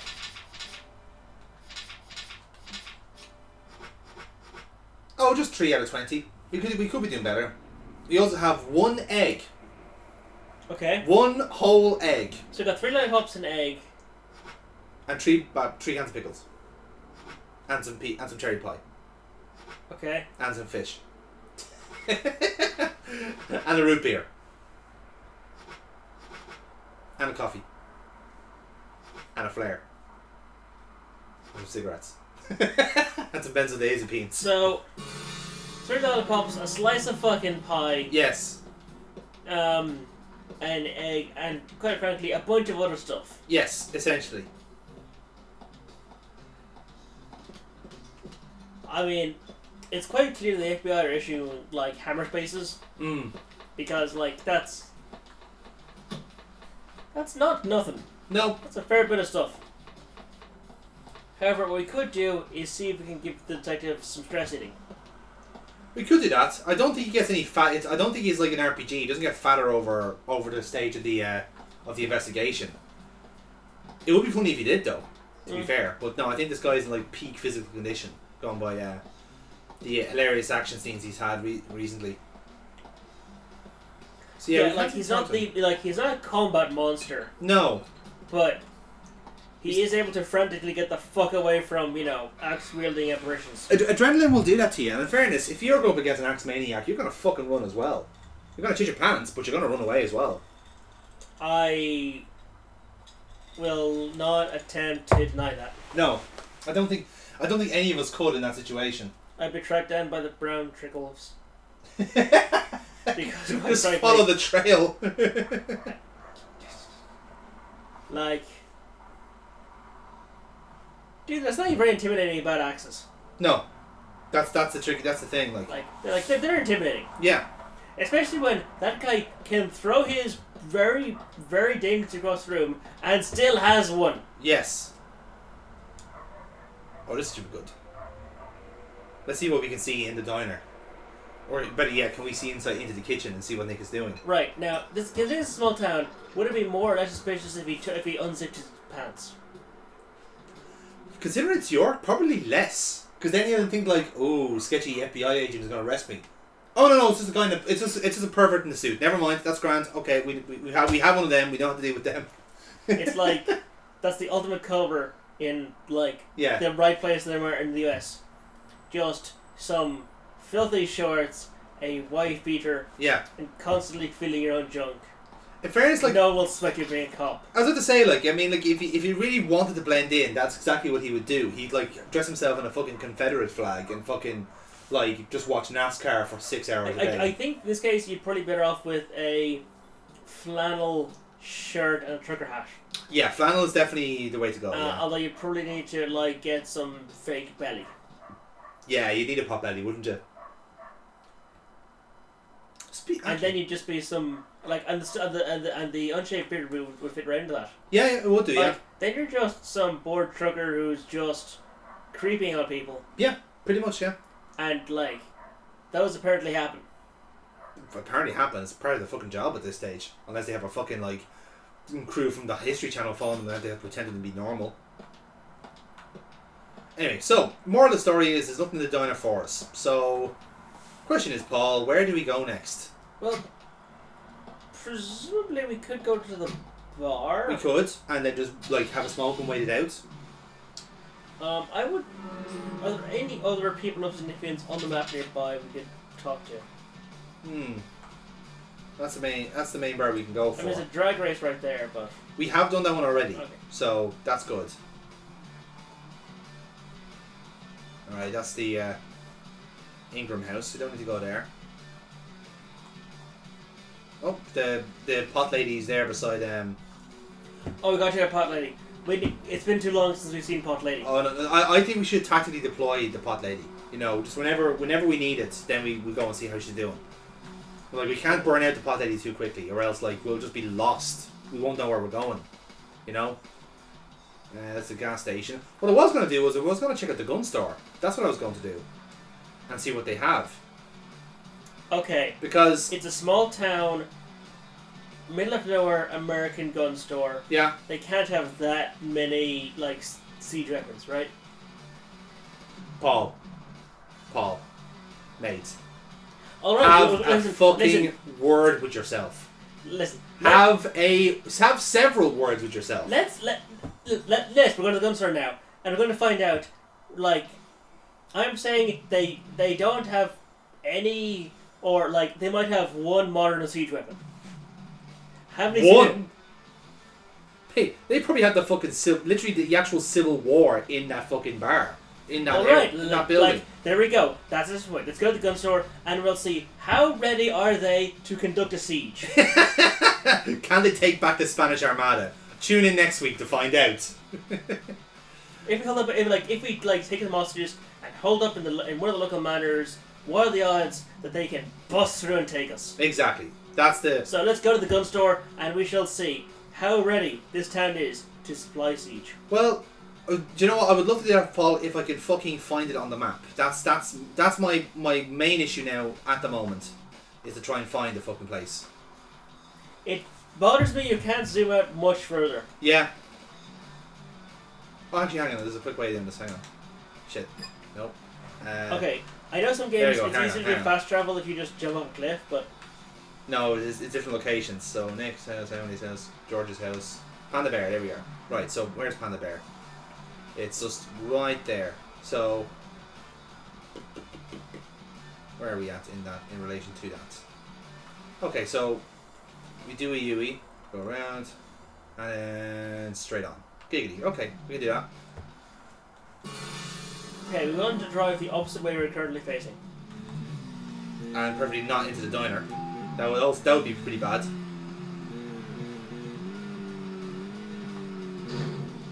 That was bad. I forget this car that cannot turn for shit. It didn't fall down, it's fine. No, we go straight there. Yeah, we can go straight through. I was going to do a turn first and then should have a straight line down.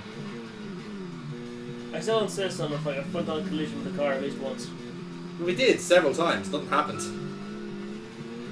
Yes, we haven't done any lately. True. Fair point. Like, when did we cut through that field? Probably could have. Am I going the right way, I wonder? That's a question. That is a question. That is the question. Oh god, right, the map constantly turns up. Yes, okay, we're going the right way. We are going the right way. So I want to follow this road? Yeah. Yeah, just follow the road. That's exactly it. It's small town America. All roads lead to gun shops. Yes. So, this case turned into a multiple homicide. That is it. You know it always was. As motives turn a criminal into a serial killer.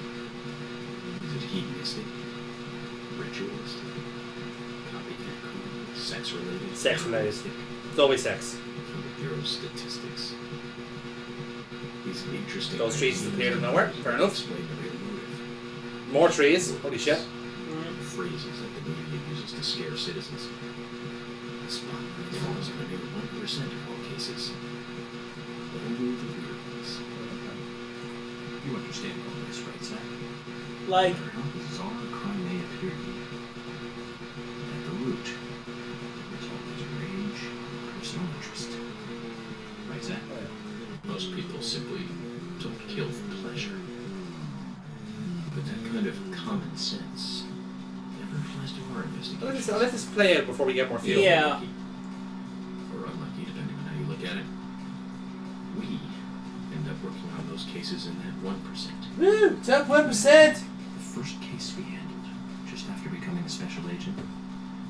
Oh? Now let's talk about this another time. Oh! I don't feel like it right Because, now. you know, dickhead. That lady was, like, wired up and was alive and possibly savable. Yes. Until someone cut the wire. Like, oh no, we're getting let a boy out.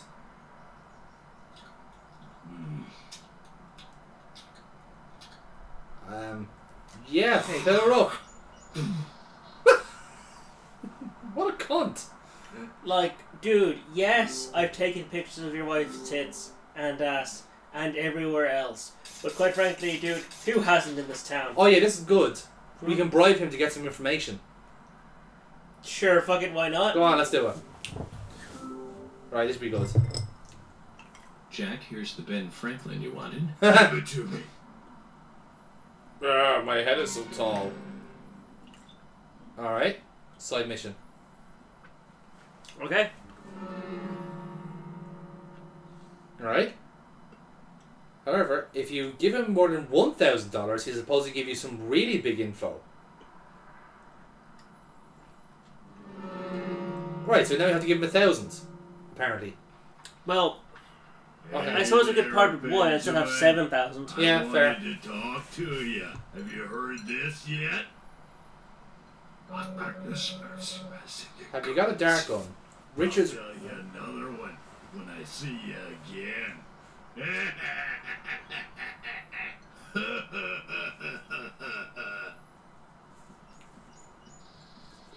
Okay, I just saw if you have a dart gun.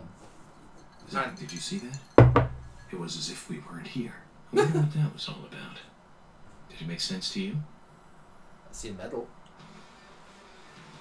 Yep. Oh, that's nice, we can get a medal from that. Can we drive over it? Yes. Yeah, how about that? Nice. Nice indeed. So yeah, I guess the idea is that like if you give him like the entire moolah, you get the actual information. Now, granted, we are well paid, but I don't know if we could part with 1,000 that quickly. Dude, we have over 8 grand. Fair.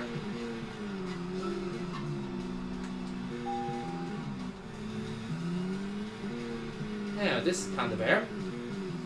And it's open. Like, I only want to find stupid, I don't need to actually, like, buy it all. True. Fair point.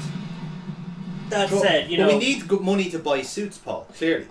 Like, that's essentially what this is. I mean, we only pay like, 5 grand. we already have plenty of guns in the car trunk. That's true. But let's see what we can find in here. In a man's garage. Now, I'm betting there's at most one piece of siege equipment in here, and you think there'll be a lot. There's a lot of stuff in here. Yeah. This may not include siege equipment. No. What kind of fucking chair does he doesn't have on a counter? That is not the kind of chair you have on a counter. It's the type of chair he has. That's true. That's true. He has it a counter.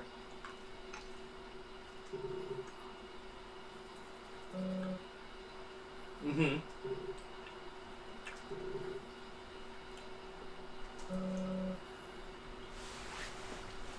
He seems like an honourable fellow.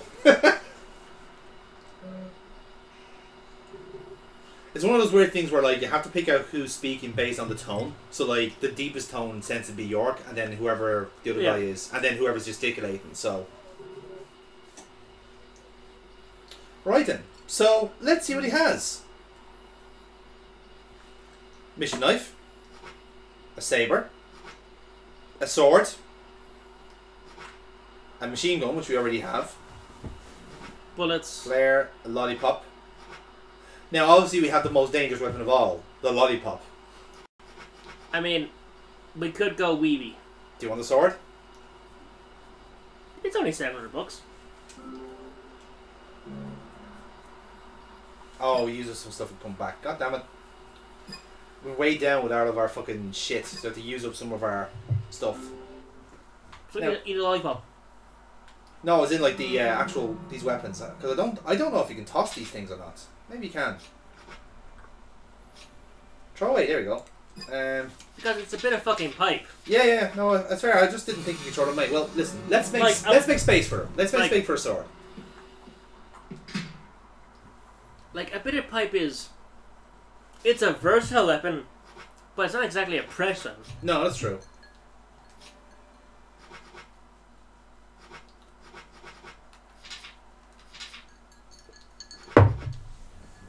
Wait, we have a fucking scythe? Yeah, we got a scythe from the from fishing. I have a mission knife. Steel pipe. Right, let's take... Okay. Because I know the weird shit you can get from fishing in Terraria, that seems less weird. Yes. Alright, what do we... Okay, medium, low, medium. No, alright, dump these out. Okay. This is bullshit. I want to throw it away. Can I throw this away, please? Right, this is horseshit. Right, so I can't put the thing away because it's full. Watch. So can you... Oh wait, is it a case of... Okay, I have too many pipes, so I can just throw the pipes away because I've got 2 pipes already in storage. That's what it is. You only carry a certain number. I think one of those pipes is a crowbar. So, you know, we have crowbars as well. That's what I'm saying. So I can throw out these 2 pipes here because I've already got 2 in storage. You have 2? Oh, you do have 2. There you go. Right, so that solves that now. Right. And if I'm right in saying, now we have space for a sword. Maybe. Well, let's compare it to the okay. We have a sword. You'd love to see it. How does it compare to a saber? How does it compare to saber? Good question. Hang on, I'll come out of that now. So, I thought I saw long reach, medium durability. Let's show you that. Right, so we have. So the sword is slow speed, high strength, long reach, medium durability. Okay, there's your answer. So the only difference is that it's slightly less powerful. It's not as strong. Okay. Because it's a fucking samurai sword, I would have thought its durability would be low. There you go. But no. Apparently they make him good where this guy gets them from. Now, he also has a subplot, I noticed. Ah, bollocks. Alright. Fucking, no. You know you're not playing a particularly well game when you can't just, rather than having empty guns, just have 49 selection here. and throw them. People yes. From all around. Compliments do nothing. I strive to meet my ideals.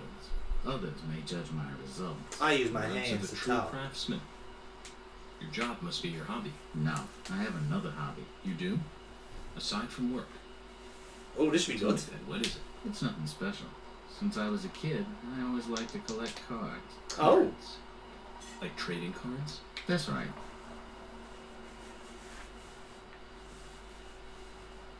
That reminds me. I got this one after I came to this town. Oh, is it the cards we've been collecting all around town? This is a precious one. Where did you get it? I picked it up around here somewhere. I didn't really think much of it. I see. Then how about a trade? A trade? Here's an idea.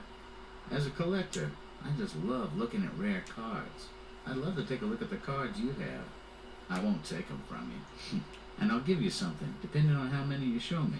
You'll pay me just to look at my cards. You really must be a card freak, huh? Or he's just dodging tax. I mean, why not? Right, so show him your collection. 8 cards will get you a small thank you. Now, I don't know if we've collected 8 cards just yet. Will you show me your cards? Of course. We did collect a few now, in fairness. These are the character, like, trading cards we found around town. You've got more than 8. I've never seen any of them before. There you go. How? I appreciate you Do showing you not them leave to me. this building? Here's a little something as promised. Hey, we got his card now. Nice. Huh. If you find any new cards, come show them to me, will you? Okay. So I guess it's the case of, like, you keep going to him when you collect more, and he gives you, like, an extra. There you go, look, amateur collector. So literally the case was, like, it's like the fucking, he's Professor Oak in this game. If you call Professor Oak, if it's like literally you've caught like 50 Pokemon, here's something to say well done. That's literally what this guy is. So, happy days. There you go. Handy. Yeah. That was not a wasted journey. We got some money. We literally just like more or less paid for the swords. We got like our half money back from that. Is that just our daily wage? No, we actually got 200 quid for like showing him his cards. He paid us to see his cards. $200? Yeah. A bit nuts. A little bit nuts. But then again, he's running a gun show. I'm not going to call him fucking nuts, right? If you want to see my cards, I'm going to show him every fucking card I have. I'm going to show him my Yu-Gi-Oh cards, my Magic cards, my fucking shiny Charizard that I got when I was 4. I want to show him fucking everything. So long as he doesn't shoot me in the fucking back when he's doing it. You know? I am happy to show him anything he wants. Not with that fucking arsenal he has behind him. To be fair, yeah, he was willing to sell you a lot of things. Yes.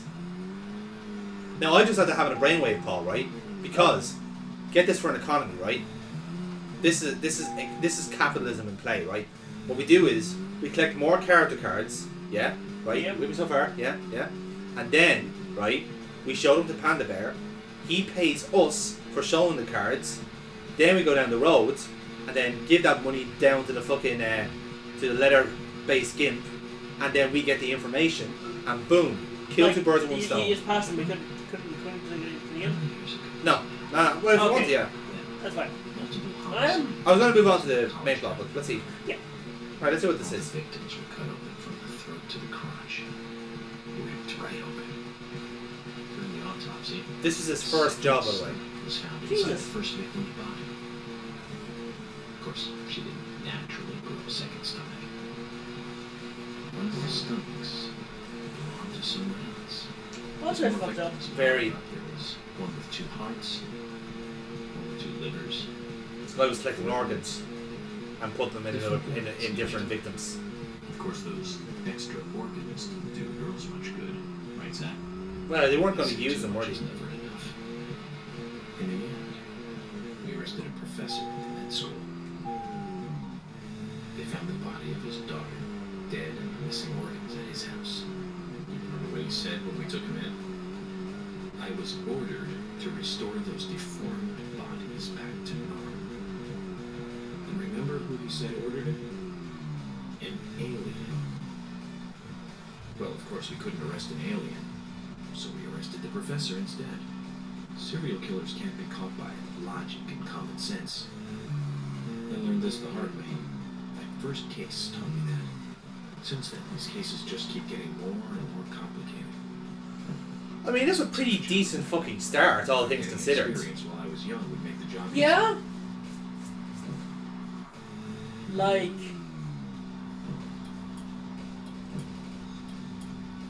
that's a fucking hell of a thing to just say. Yeah.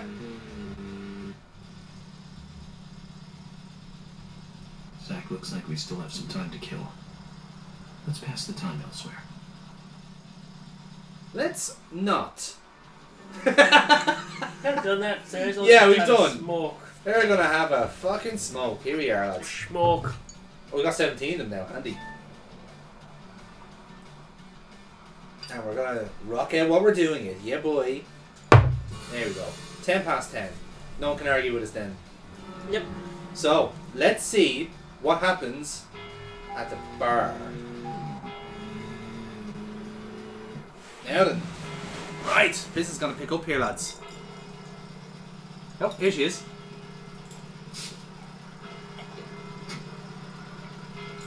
We're doing a stakeout from the police car. Nick's still in the bar. Just as we planned it. I wonder what happens next. Agent York, you're really enjoying this, aren't you? I have to admit, I am. No, man, who doesn't love a stakeout? Run in the car, like run the agent, sitting around for hours. Yeah. Like, naturally. Oh, it's raining. Oh, that means things are close. What about Diane?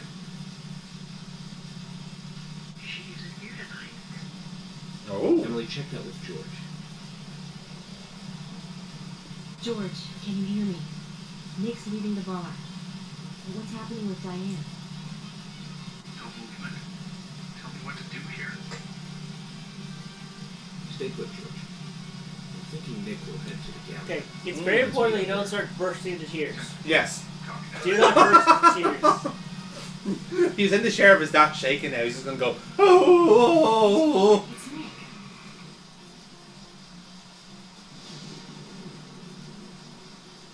That is some fucking heavy rain, and he's not even gotten so much as a newspaper to hold over his head. No.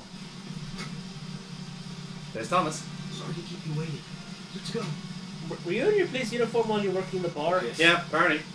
Time to play with the big boys, Nick. Yeah, this has to be a Terry mission. There we go.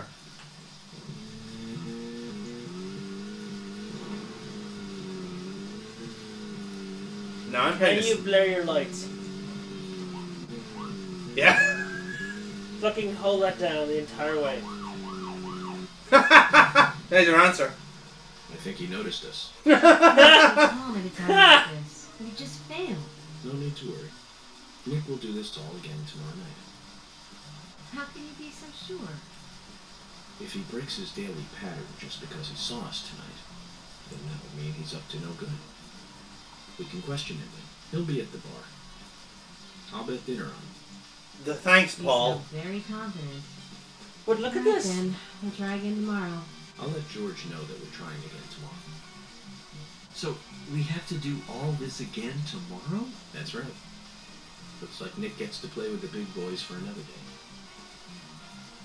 Are you happy, Paul? We've waited an entire day now to get this done. That sounds like it's going to be one hell of a cigarette break.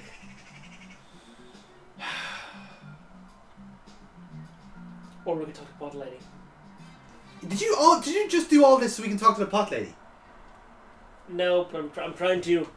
Well, fuck you. I'm going to bed. No, fuck you now. No, that's it. Now. You get nothing now. That's it. You know what? That's fair.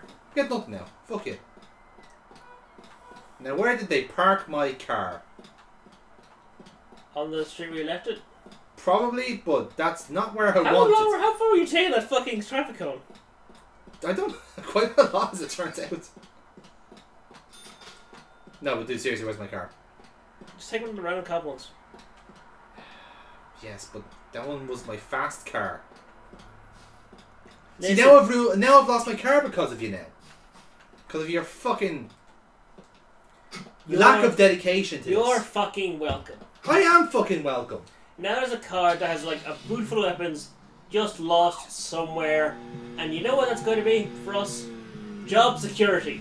Oh, well that's just... Because some random fuckers are going to stumble across a car full of guns and they're going to do something stupid with it. That is job security for us.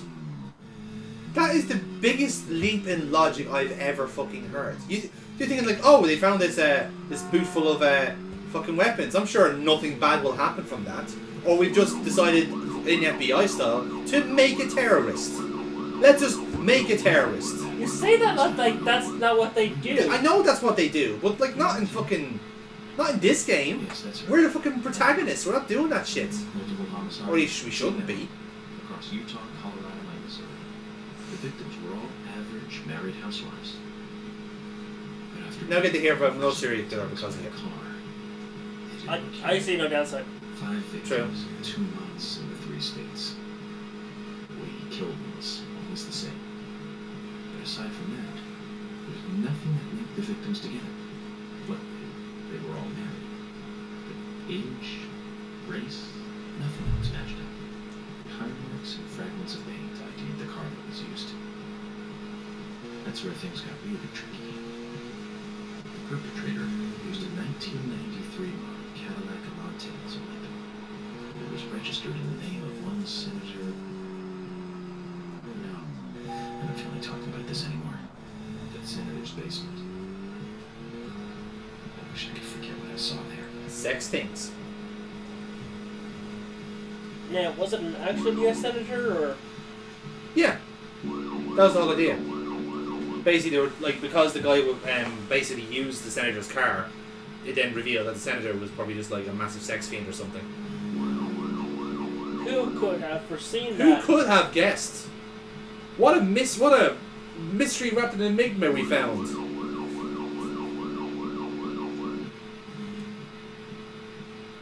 Just like 2 dead white prostitutes. I mean, like there are 3 dead black ones. At least 2.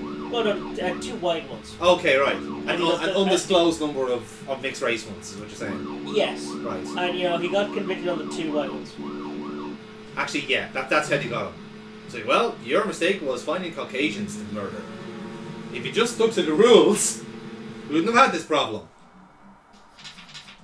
Now, where the fuck do I go? No. God, the fucking US is such a goddamn mess. There we go. I don't think there's any Americans that watch this, but I gotta ask, how are they not having an active civil war right now?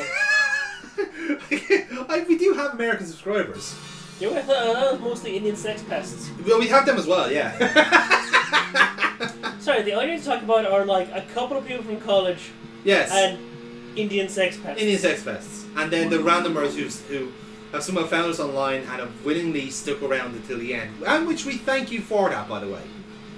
How many of them are there? I don't know. 4 probably. Well, shit. I mean, what are you asking me for, man? I don't fucking know. Wait. Out of spite, I'm getting my car back.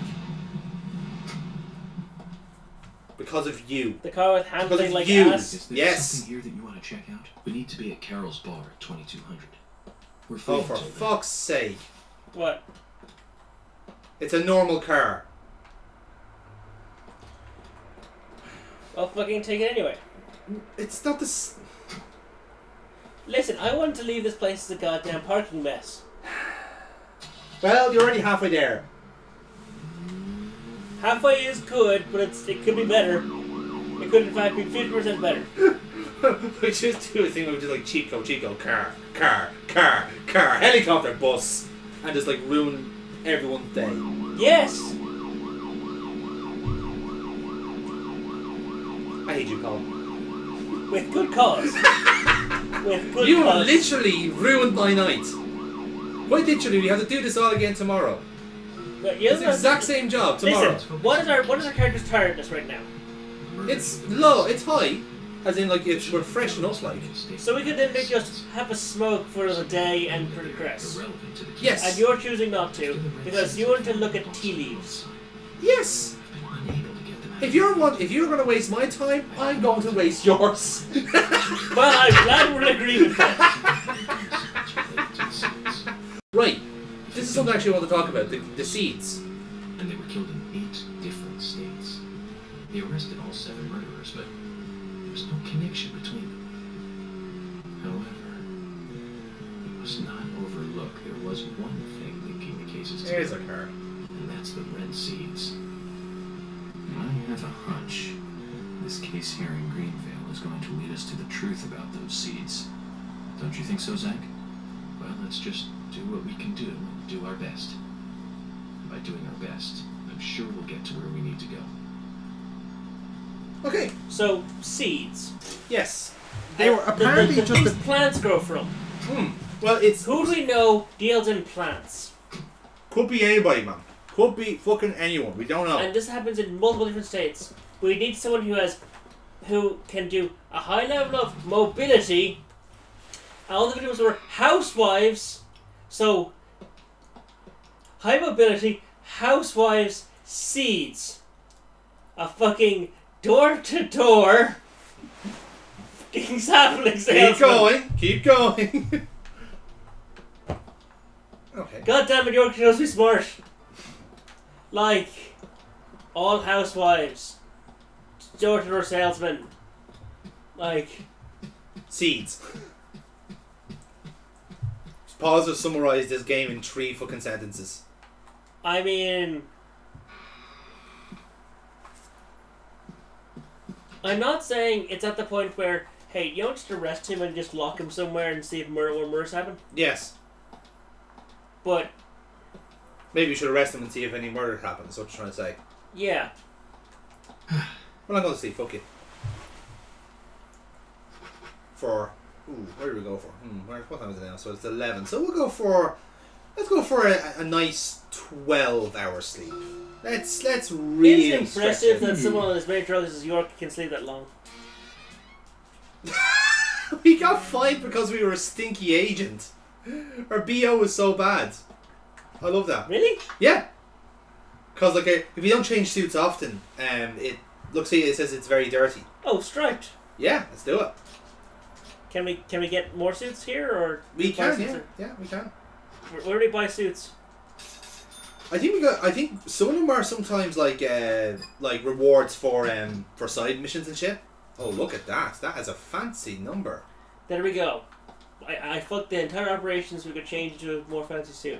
Hey man, look, I'll not disagree with that. If we're not looking dapper for any of these, then like you cleaned your suit, we didn't go to the shower at all.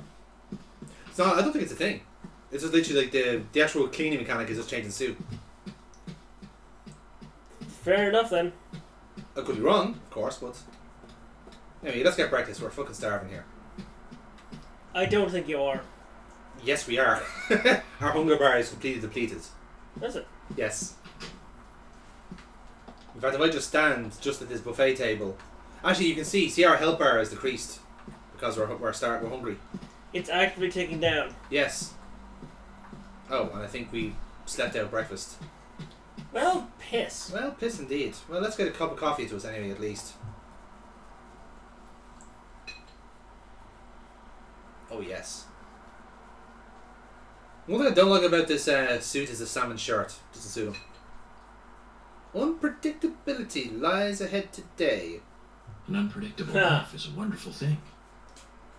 Cases may come flooding in like passengers at rush hour. How philosophical. I mean, only because philosophers said a lot of horse shit. That's true. Does that make sense? They have. Listen, those are no philosophers, especially the ancient ones. They said a lot of shit. That they have. That they have. Miss Polly. Oh, shit. Where was my breakfast woman?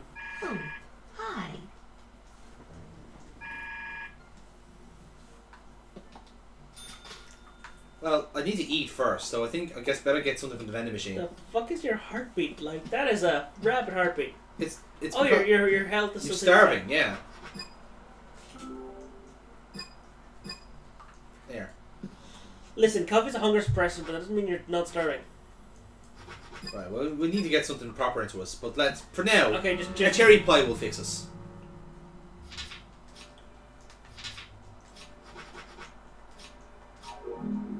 I stuffed my face. You're certainly right, I did. Well, have some up there. And let's have an egg as well. And let's have and another egg. Oh, yes. Let's have some pickles. And more pickles. And more pickles. Isn't that a fine breakfast?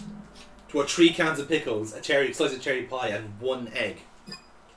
Yes, one of yesterday's eggs. Yes, 1 whole egg from yesterday. From yesterday.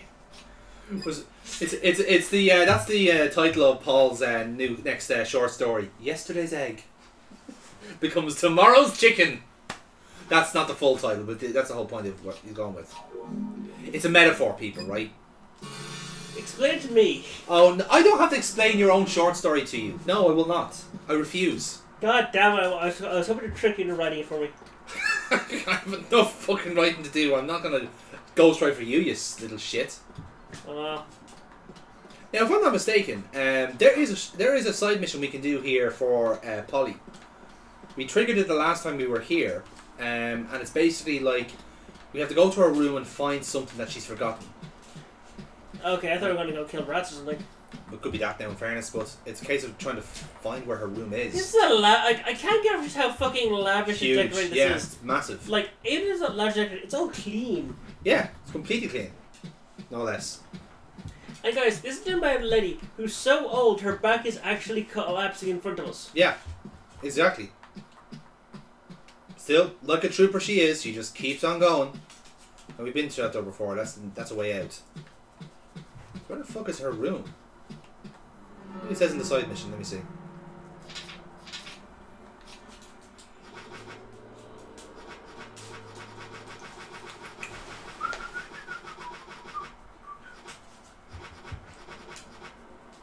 There we are.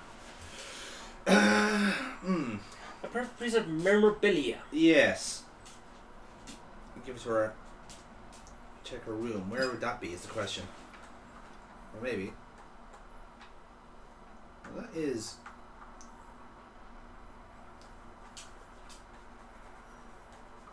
Maybe that's, maybe I was actually on the wrong way. Hang on.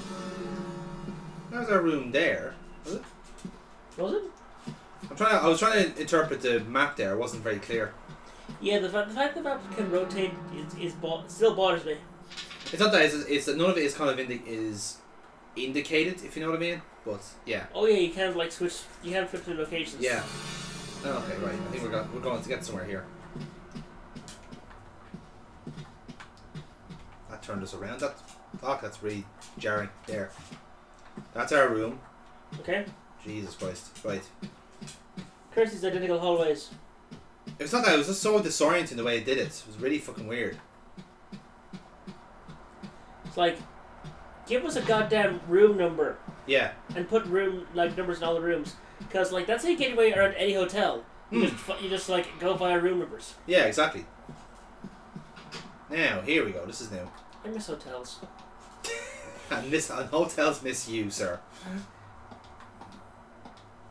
Closed. Ah, this is now we haven't been here before. What the fuck? Yeah, it's a nice little arboretum. And a card as well. We got one of the seatings. There you go. It smells of suspicion. It really does. And plants. Which would be appropriate. Yeah, it's room full of plants. Mm.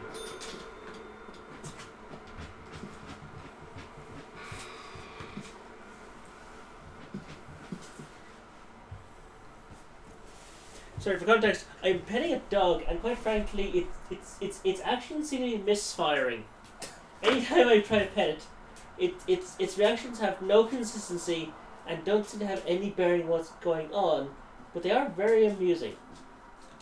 My dog is very illogical. I don't know if that comes across from what Paul was trying to say there. Like, this is a dog that has been delighted to see me, panicked in fear, and then been delighted again, oscillating between those for the next, like, several minutes. Yes. It's almost as if the dog is just completely insane. I mean, she is completely insane.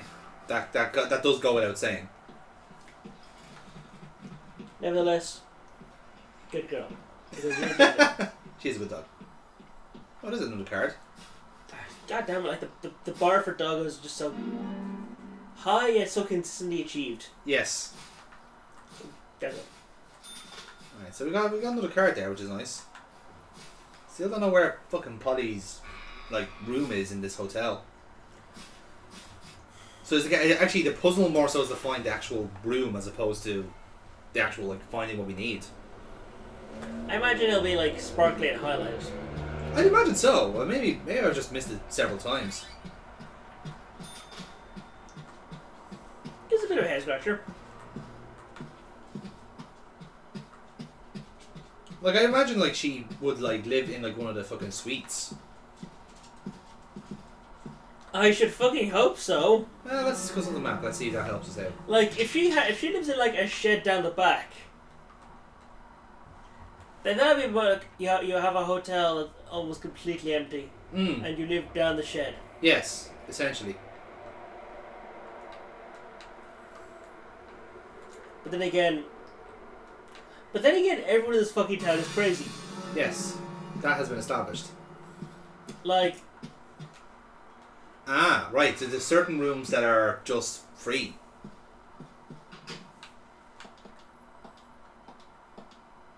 Like this one. I mean, we can just sleep in some random room. Pretty like much. The mirror physics actually works.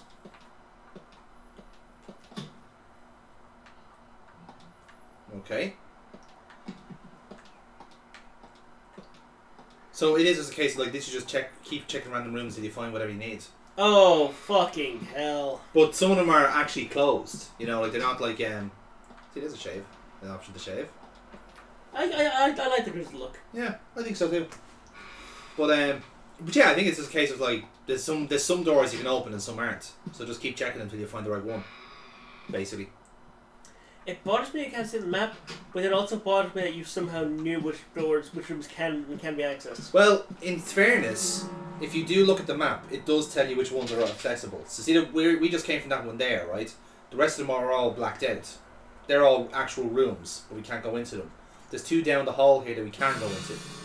So, because it's telling us like, well, these are rooms that you can actively sleep in. See? Right. So, presumably the fat, not serial killer, totally not a serial killer, has a room that presumably can be accessed. I would assume so, yes.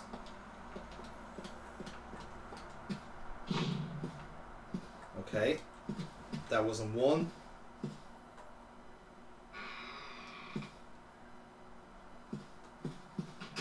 Ah, what's this? So like there's a flare. This is the flare here. Here, old lady, I found the thing you're missing. A flare. Oh, that's where I left it. Hey, Gussie, why'd you want a flare? Oh, it was my husband's army flare. Yeah, parting gifts. Yeah, that sounds very plausible. God, I hope he buys that.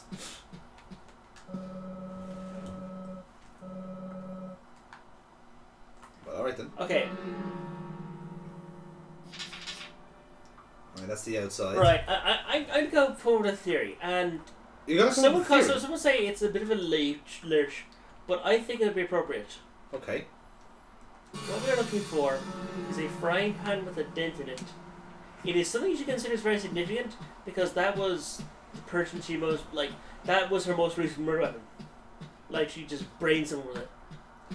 But she herself is suffering dementia and cannot remember the murder. She just knows this frying pan is important. So, and she has accidentally asked the detective to find this important frying pan that she remembers to be important but can't remember why, and the answer is she has murdered someone with it recently. So you think that Polly has killed someone? Yes. Why?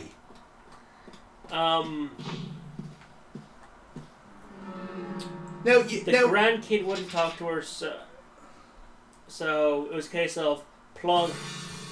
Can't open your phone now? Nope. Plug. So basically, grandkids on their phones, not talking to them for too long. A line was crossed. Right. I am going on the assumption that everyone here is completely fucking nuts. Okay. And this has this massive place. Like, there could be bodies in some of these rooms that she's just forgotten about.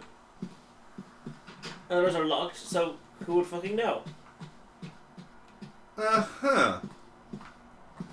That is perhaps the most mental thing I've heard all week. Thank you, Paul. Thank you for that refreshing change of pace. I mean, you say that, but it's a pretty, like, I thought it was not par for the course. Because quite frankly... Anything is par for the course. I wouldn't say it's par for the course for this game, because this game has just... I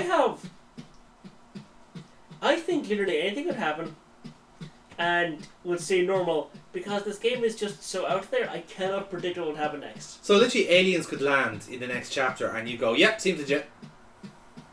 I mean, the bar has been set so fucking wonky. Mm-hmm. Why wouldn't a spaceship have knocked off the shelf when you tried to put them? This one, like, okay, I was trying to go for a metaphor there, and it fell apart. Yeah, as you were speaking. As I was speaking, yes. That's a bad sign normally. Normally, however, I was trying to formulate a metaphor using inputs from this game, and I came out with complete nonsense. You did. Which is actually quite fitting for this game. Yes, exactly. It's like, yeah, no. There we found the place. Oh, this is a lavish fucking room. Picture of a beautiful lady. How can you tell? Now that's a pretty girl. Are you sure? She is. I see nothing. Polly's That, daughter. I see the skull of someone burning white phosphorus. Might be worth asking her. All I see is a picture of sulfur. That's all I see there. Just literally like sulfur, solid sulfur. So, yes, this is my granddaughter. She's called Brimstone. Isn't she so pretty? Yes, this was like the third picture ever taken. Yes. And it was of me. It was the third ever picture. That is a humble brag if I've ever heard one. It's like, yes, my name is Polly Oxford. I was the third person photographed in the world. Joke is I'm saying she's old. I know. Is fucking I old. like it. I like it. I like it as a joke. Like if she's saying it, it's just like literally like point to proven. That's her claim to fame. That's how she'll be like in a pub quiz. What was Polly Oxford known for? Who? Polly Oxford. Anybody? Nope. We have no takers. Well, someone got very close saying it was the first person photographed, but no. In fact, she was the third person photographed. So we'll give you a half point for that. That is the most fucking Now here we go. damn near piss take. What is the answer? Yes, it's Polly, this. About this picture. Oh, that's me when I was young. Ah, there's your answer. What about it, Mr. Morgan? Oh, nothing. Forget it. She asked for it yesterday. She can't remember. Brings back memories. There was a Miss Greenvale contest in town, and I was so young and daring. I entered the contest, you see. It's embarrassing just thinking about it now. There's nothing to be embarrassed about. You look beautiful in this picture. Yes, yes. And the food was just wonderfully delicious. So, Polly, where's the trophy? Oh, Mr. Morgan, I never said that I became Miss Greenvale. There were no trophies for second place. You mean this was the pretty style girl at the was time? Second place.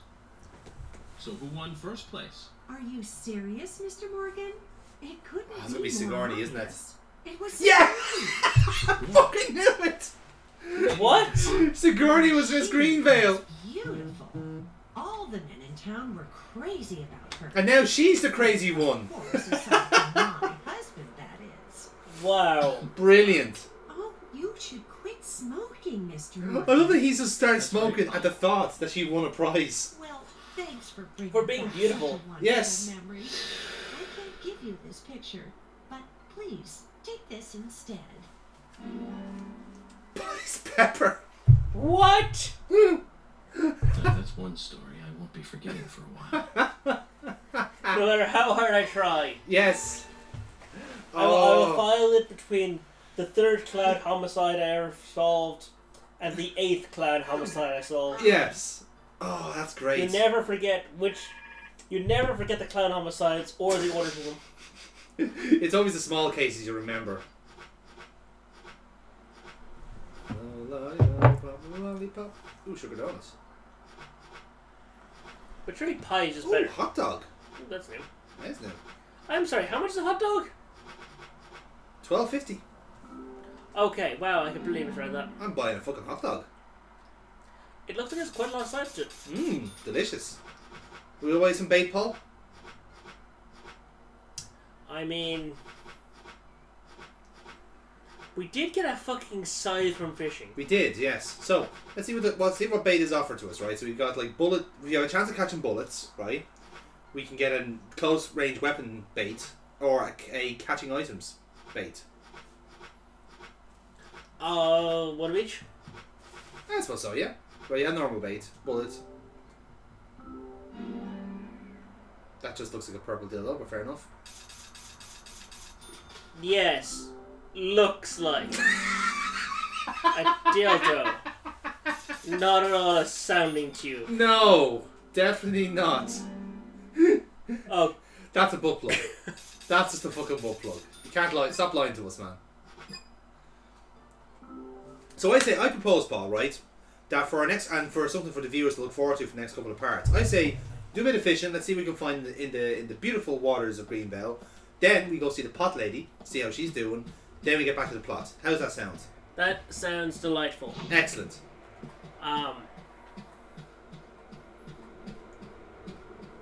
Because it's a beautiful afternoon here in Greenvale. Let's use this time to fish. Like, we are fishing with sex toys. Let's not what hurts. The fish in this lake, yes, are so they're getting trained. Yes, programmed. There's a word. Conditioned. Yes, that they hunger for sex toys. Hunger for dildos. That.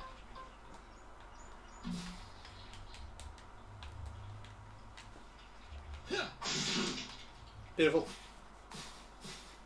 I am now samurai. Right. Why couldn't you have timed that?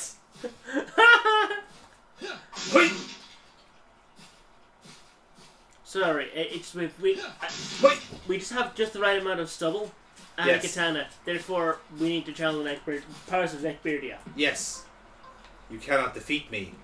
You can't defeat me, serial killer. I have the powers of God and anime on my side. Right, Paul. This is what the people came to see. It's time to fish. Using sex toys. Standard rods. And right now we have a choice. So don't even have a good rod yet. Let's go. We'll go for normal bait first. Let's warm ourselves into it first, right? Yes. Normal bait. Let's do it. Isn't this a nice palate cleanse before we get back into murder? Yes, let's murder some fish. I, for one, am wondering what the fuck would this bait catch in a lake that have less conditioned fish? Good point. Probably nothing. Oh, hello. Hello. Ready? Oh god, I forgot this. I had... Oh, fish. Rubbish. We got rubbish. Why is there a policewoman?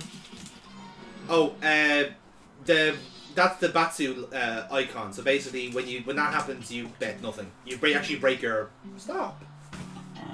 Basically, when that happens, you basically break your bait. You break your... you lose your line. Okay. So, okay, now let's try the purple dildo.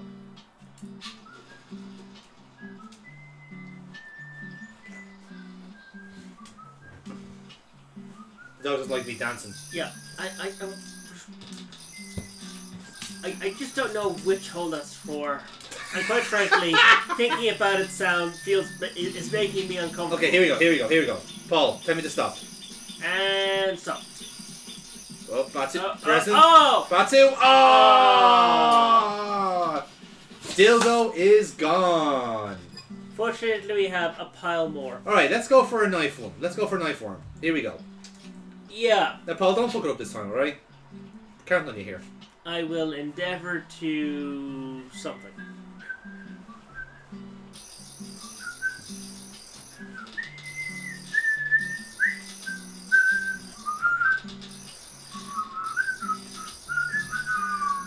Ah.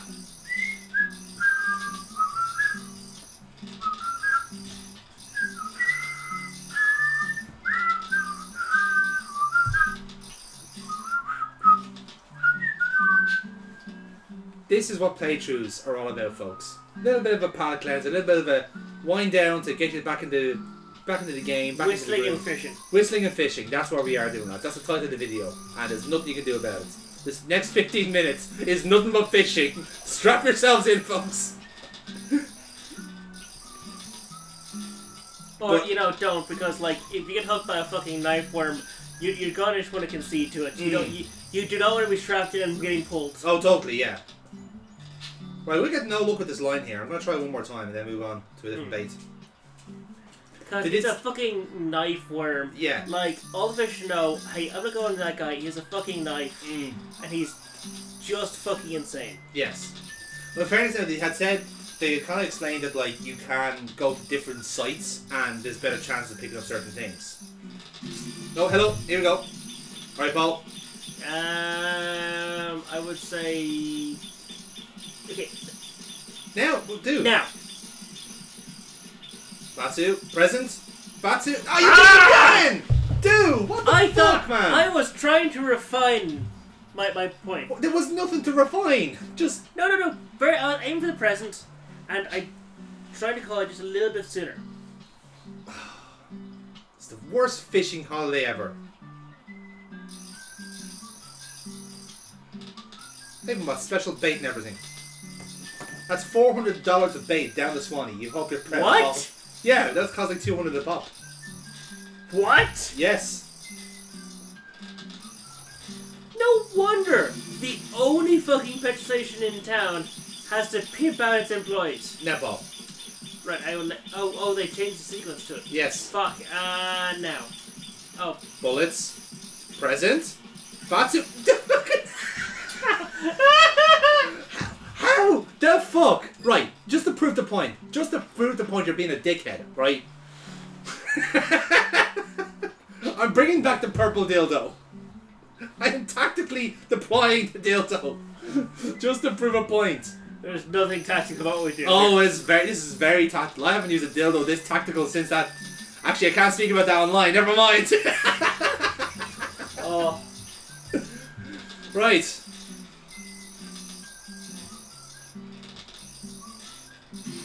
Here we go, right. Here we go. Alright, I'm gonna do it this time, right? You sure? Yes. Shit. Ah! Fuck! Right. Clearly the dildo was not working, right? The bait is the problem. I don't think the knife is better. No. It's like, hey, would you like a dildo or a knife? One blunt object for another. No, it's a case of, and these things are going technically we're trying to impress with fish. Would you like a dildo in your mouth or a knife? And quite frankly, like for inside the fish's mouth. Yes. And so far, no fish has been insane enough to ever say yes. Because why the fuck would they? Wow, that's impressive. Ah! That's genuinely impressive. I hit that instantly. Instantly. Okay, I'm going for the item catch one now. Let's see if we can get any luck here. If I can just get like one shiny object, this makes all of this worthwhile. Well, we already got a can. That's not a shiny object. No, it was quite filthy. It was fucking garbage. Like, it's useless. It wasn't quite vinegar. Well, hang on. It was not garbage, it was recycling. It's garbage, Paul. We're not gonna get the fucking tin out of it, are we? Right.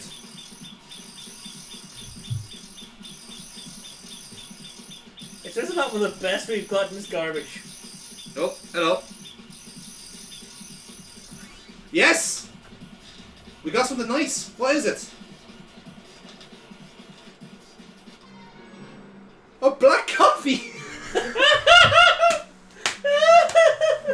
Black coffee from the sea. Fantastic. A black sea salt coffee.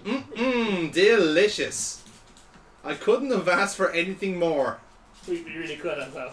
I mean, yeah, in fairness. I mean, we did get a side the last time, so, you know. Like... Here, man, look, beggars can't be choosers. We'll just take what we can, alright? I mean, objectively, yeah, Jesus. Like, I thought guards were the worst, but no, it was like... The fact that I used an old can was the second best we got. Yeah.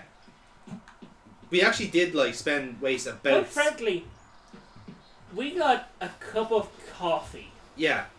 That cup of coffee cost us about $1,000. Based off the bait we just spent trying to get it. Like, we got it from a lake, though. We did, which makes it extra salty.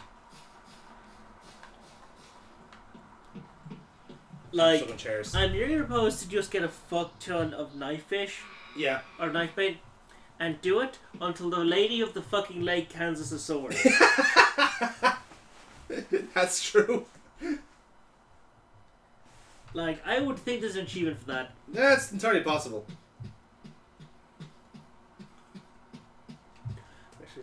Yeah, work away. Yeah, I'm gonna. No, you work away. I'm gonna. I'll go solo for a while. Alright, cool. I'm gonna go for lunch, so we might get an extra scene out of it. And then I'll go and find the pot lady. Fantastic. No, Tina, no. Over here. Fool you. Well done. You fooled a small dog. Nothing to be proud of, Paul.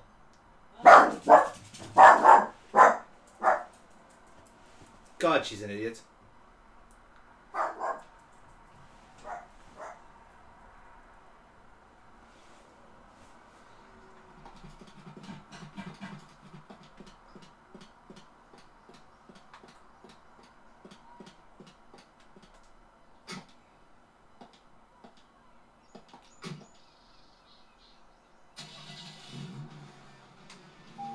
Now, the fun part, can I get to lunchtime in an hour?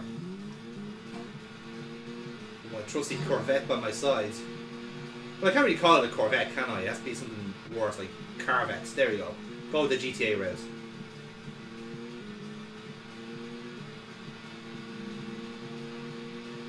I really should know the way to Greenvale now at this stage, but I really don't.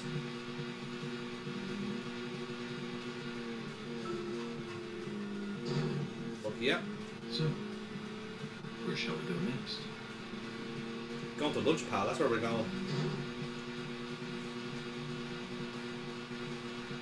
I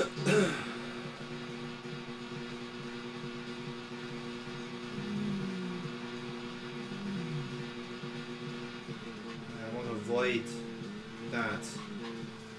Shit. Oh dear. Yeah, this car is straight line and nothing fucking else. But that's kind of why Right, that was your fault for being in the way. Yes, I know I was driving on the wrong side of the road, but I'm European. Fuck you. That's what we do over here. That's not true. We're very respectful of other people's cultures. Well, our people aren't, but, you know. Right, park up wherever we want, and fuck the ladies.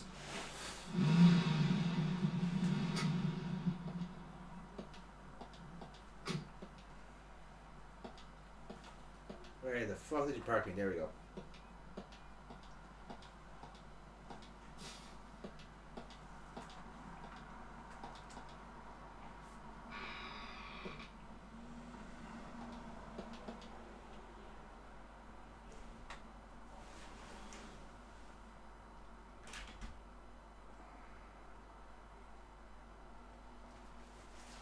Right then, let's see what Thomas has cooked up for us this time.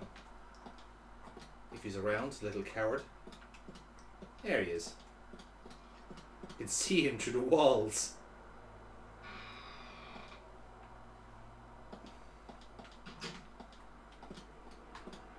Hey, you. Oh, what's up? There.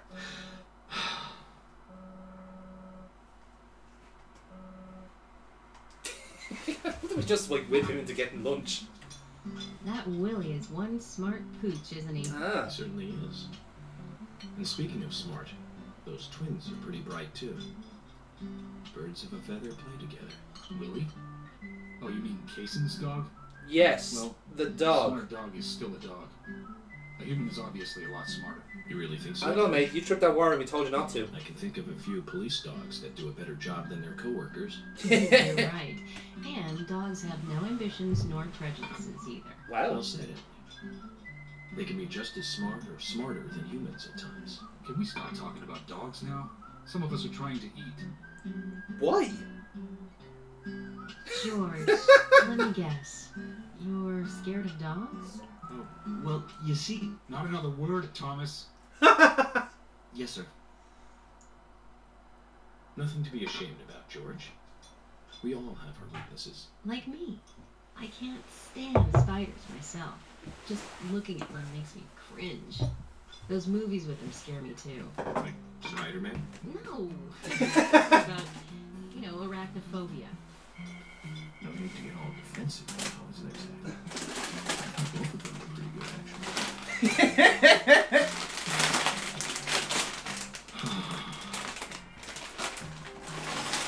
Thomas, of course, has a fear of bad movies.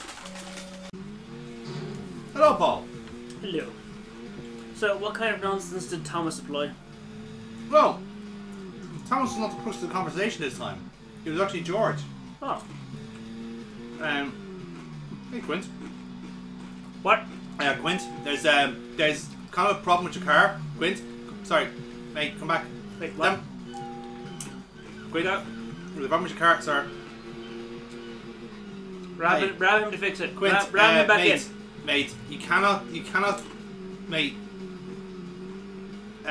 Yeah, look, can we talk about this? Quint, mate, look, no, you're just gonna, okay. Cool, we're just gonna, I'll leave that there. Okay. You said I wouldn't be surprised if aliens showed up. Now I would not be surprised if aliens showed up. Yeah. In fairness. Right, so yes, the crux of the conversation at lunch was we were talking about Willie. And how he's such a good boy. As you do. Mm-hmm. And basically in the conversation we're talking about police dogs, and then we got a slight indication, we got a slight little implication that George, the sheriff, is afraid of dogs. Really? Now then. So, we know he wants to be a tough guy. We know he thinks he wants to be an action hero. Yes. We know he's an absolute fader doll. Yes. We know that he's into some very violent sex. Mm-hmm. Well, it isn't he's violent sex, he's just into BDSM. Yeah. Not necessarily sex or anything, but yeah, carry on. Sorry to correct you. Yeah. I don't know the details of it. But evidently, like, those don't seem like the kind of marks you get on the casual kind. No, that's a fair point.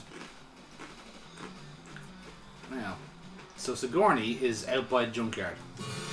And that's where we're going next, Paul. Wasn't she also there yesterday? She was there yesterday, yeah. Fuck you! Nothing. Just my imagination. Like I said, we still got plenty of time here. I'm sorry, he's telling his imaginary friend that it's just his imagination. He's talking to himself. Who amongst us haven't spoken to our imaginary friend? Am I right, Ryan? No, just... He thought he saw something. Yeah. He said it was nothing.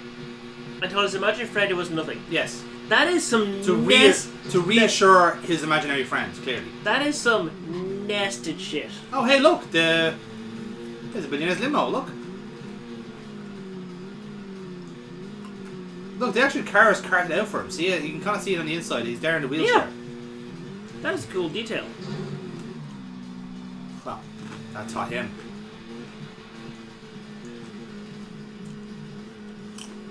Oh, there's a card out here, look.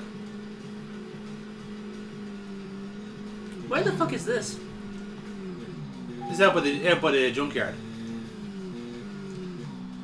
Have to keep Panda Bear happy, man. Let's get some cards.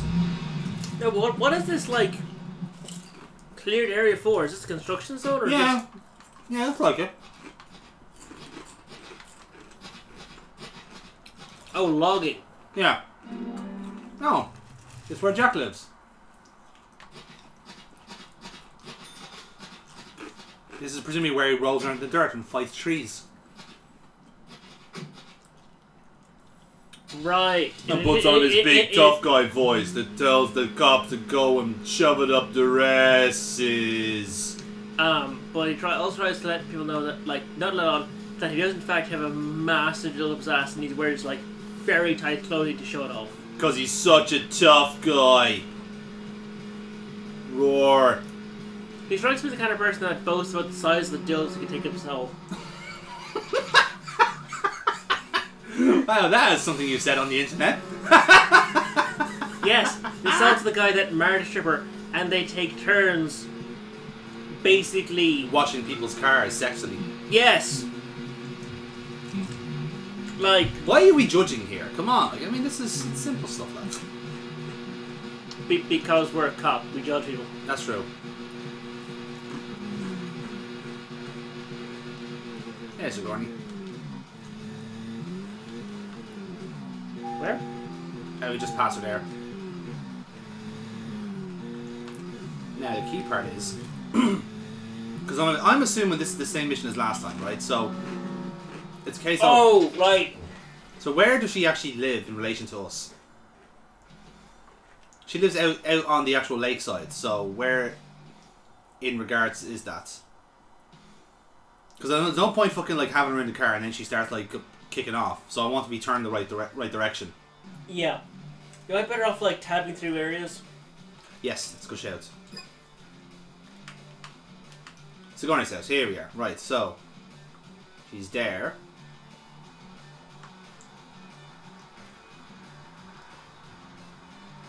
Right, that's right then. No, that doesn't work. Okay. Wait.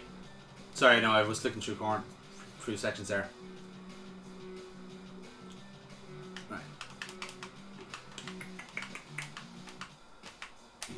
We are pretty fucking clueless on this place, aren't we? It's just a map. It's just very hard to read. Yeah, like we can't zoom the fuck out, and it keeps rotating. Hmm. Now, Ryan's house, Usher's house, Sigourney. Right, so. I don't know why George is out that far, but whatever. That's the. See, I know where she lives in regards to where. Like, it's practically up the road from where we are. That's Henry. Okay, actually. But is there a good route there?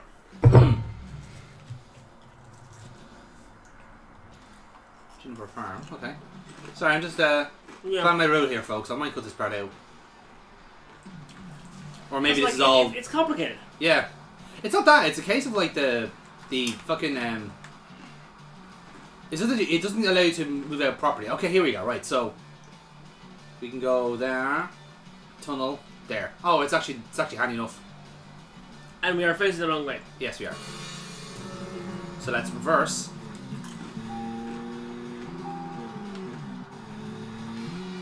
Apples claim penalty. What? Fuck off.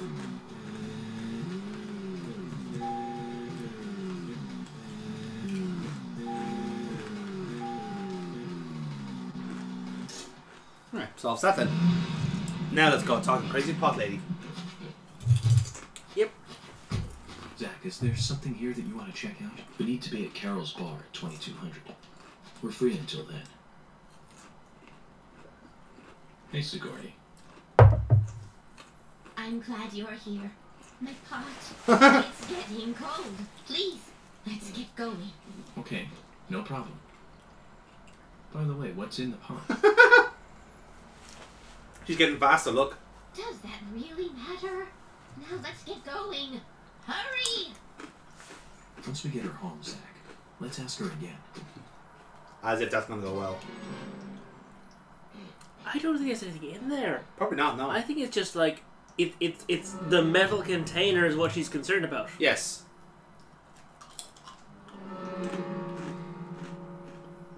Now, get the Yeah, okay, car going. My house is over by the lake. 3, 2, 1, go! Lord, I guess. Oh, we're looking for Florida, alright. Now, look for the tunnel.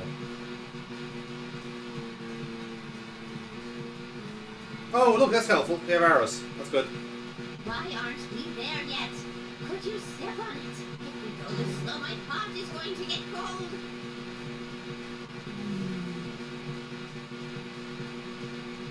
Just waiting for the map to render in. Yep. It's losing more and more of its warmth. It says that's more there. My pot is going to get cold. Hurry! Hurry! Mate, we're in the fastest car in the game. We're grand. So safely. Can't you see my pot is getting cold? This is not good. It's losing more and more of its warmth.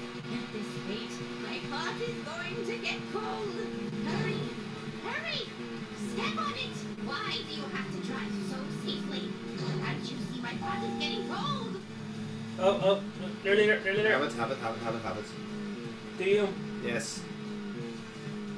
Why aren't we there? If we go this slow, my pot Here is we going go. to Now get it's time cold. for her to orgasm everywhere.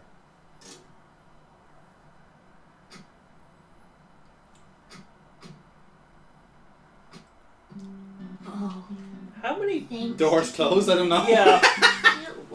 Look at her. Tell me, Sigourney, just what is in the pot? You really want to know, don't you? Yes. Very much. Why, it's just kidneys. Well, I'm sorry. I can't tell you. The pot has to make that decision. Then I need to get to know the pot better first, right? That's right. In life, you can't skip steps. This is the most profound part of the game so far. And take the proper steps. That's why you stand on the ground all the time. For all actions, there is a reaction. She's talking to us now. If you ask the pot, I don't think so. No, but she's looking at us, looking at the camera. Look. That simple. She keeps looking at the camera when she's talking to us. Yes, the pot is full of I don't think she's a very good actor. If you want to meet the person you are searching for, you have to ask the pot. Listen Okay. carefully. The more steps it takes to cook a stew, the better it tastes when it's cooked. Can't argue with that logic. I mean, fair enough. You got the pot as a card. Okay. My pot is getting cold again. Did you have to talk so long? Oh. Well, I bet you feel silly now, Paul. I mean, I came back to court. Is her shoe on the ground? Yeah, that was there the last time, yeah. I guess that's how you know it's Sigourney's house.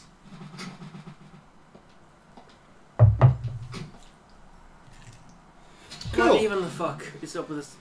Okay, so Paul. Now, burning question. Is there anywhere else you want to check out, or do you want to progress in the game? Let's get some fuel and pay someone money to do something they don't want to do. I like the way you think. No homo. Well, that's a 50-50 coin toss, isn't it? Yes, it is. The question is trying to find the fucking place now again. So, that is the graveyard. That's the doggo. There's a real doggo. That's your phone. I mean, yeah, phones do that from time to time. That is It's very true. embarrassing. We have established. Oh, we haven't been to the graveyard yet. That's somewhere I can go. Oh, there we are. Right, so... Fuck, I missed it there. I mean- Ba-da. Actually, yeah, we should really stop at the graveyard because, like, probably going to be nothing around the graveyard, right? Yeah. You'd like to think so, anyway. In fairness, I've noticed that, like, if it's a plot-oriented place, we tend to go there anyway. So, one would assume we'll find ourselves in the graveyard at some point.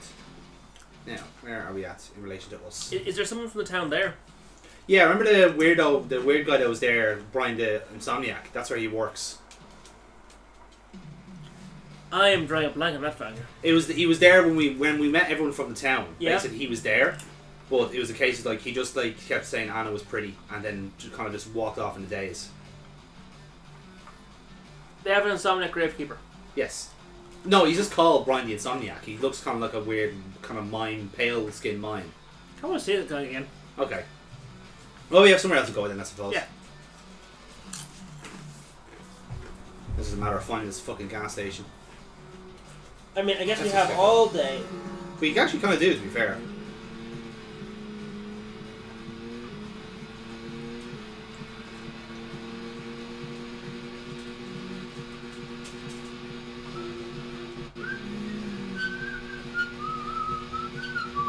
I promise the plot will continue at some point, folks.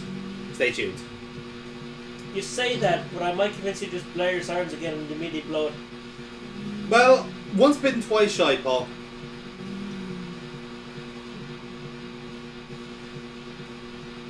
I'm not going to make that mistake again. No, sirree.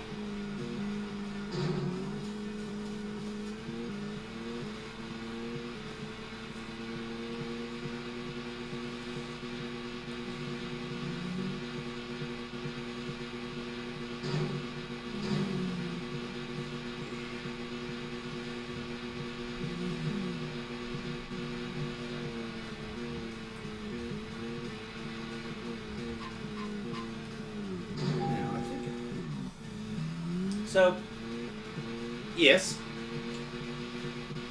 Can we bribe the gas station stripper lady? No, we can't. The only person we can bribe is the biker.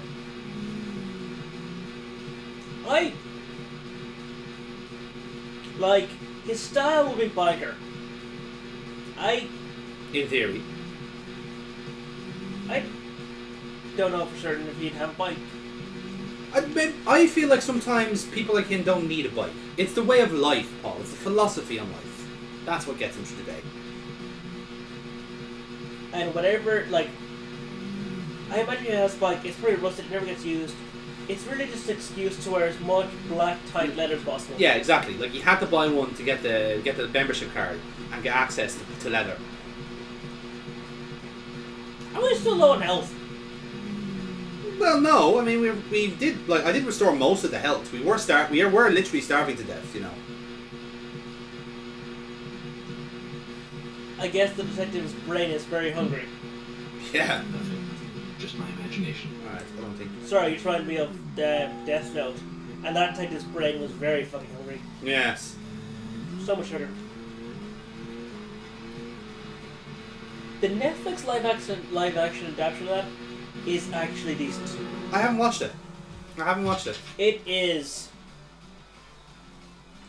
It oscillates wildly from being undiluted cringe to really fucking good. Yeah, look, because like the main character, if he wasn't Asian, we'd call him a weeb. Right. But he is Asian. Yeah, okay, that's the start. And like he is a complete tool. But as soon as Ryuk shows up, Ryuk is fucking terrifying. Ryuk is like you're dealing with definitely a monster who's incredibly manipulative. Like, don't believe this works? Fine, just write a name on his paper. Yeah. If you don't believe it, nothing will go wrong. Lo and behold, someone's head gets fucking taken off randomly. Which is very much a case of it going wrong.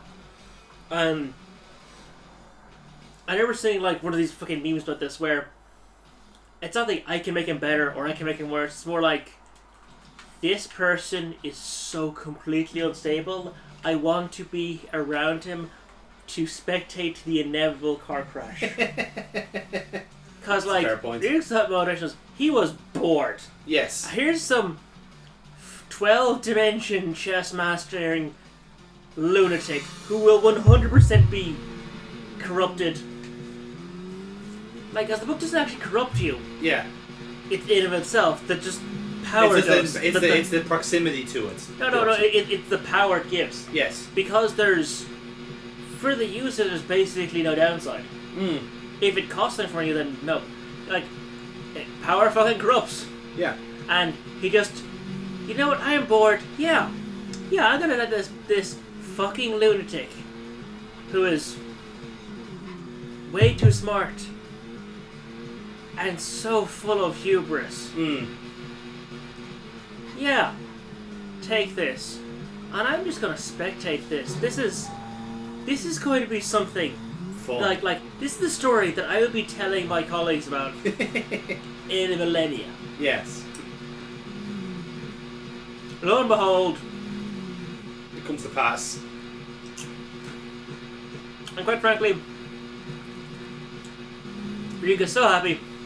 I am so happy of the system of Death Note. Because if this wasn't all written down, I would forget the sheer level of absurd detail this was planned in. Yes. That makes sense, yeah. Zach, if you notice anything, just stop. Stop. That's it. I think the movie actually just... It does conquer everything. It kind of violates a couple of the rules, I think. Yeah. Okay, here we are. Found it. I took a lot of map reading, Paul. This better be worth it. Oh, we got the hooker. Oh well, we need to get the car washed. Yep. With sexy results. Yep.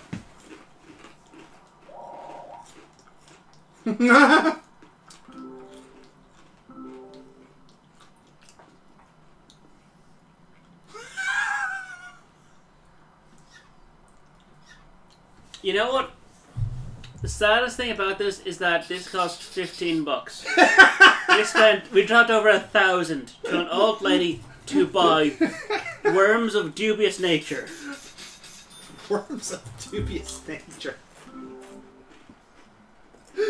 You know, sometimes when you don't mean to be funny, you come out with the best lines. Like, she has no way. Like, her valuation was way off. Like, yeah. Let's be honest. You probably would have paid $200 for that. Oh, I don't think we're paying for just the car wash, Paul. That's the idea. Like, there we go. Now is the real party the issue is we paid $14.99. Okay. Which is like way lower than she could have charged us. Very much.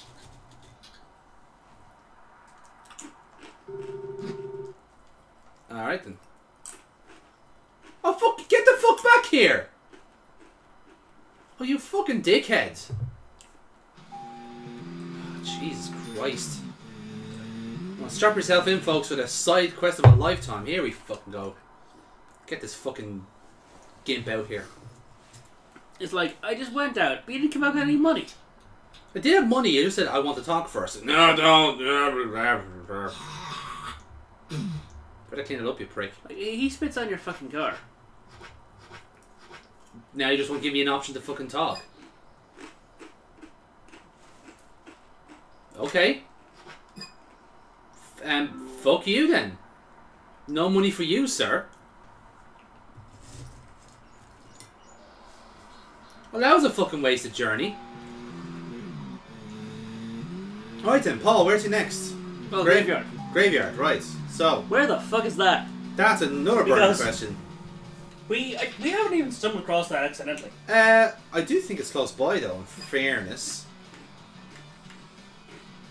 Where are we at? That's the graveyard, so... Where the dick are we? That is a good question. That's Lily Ingram. Also, what kind of music is playing right now? Just generic rock biddle.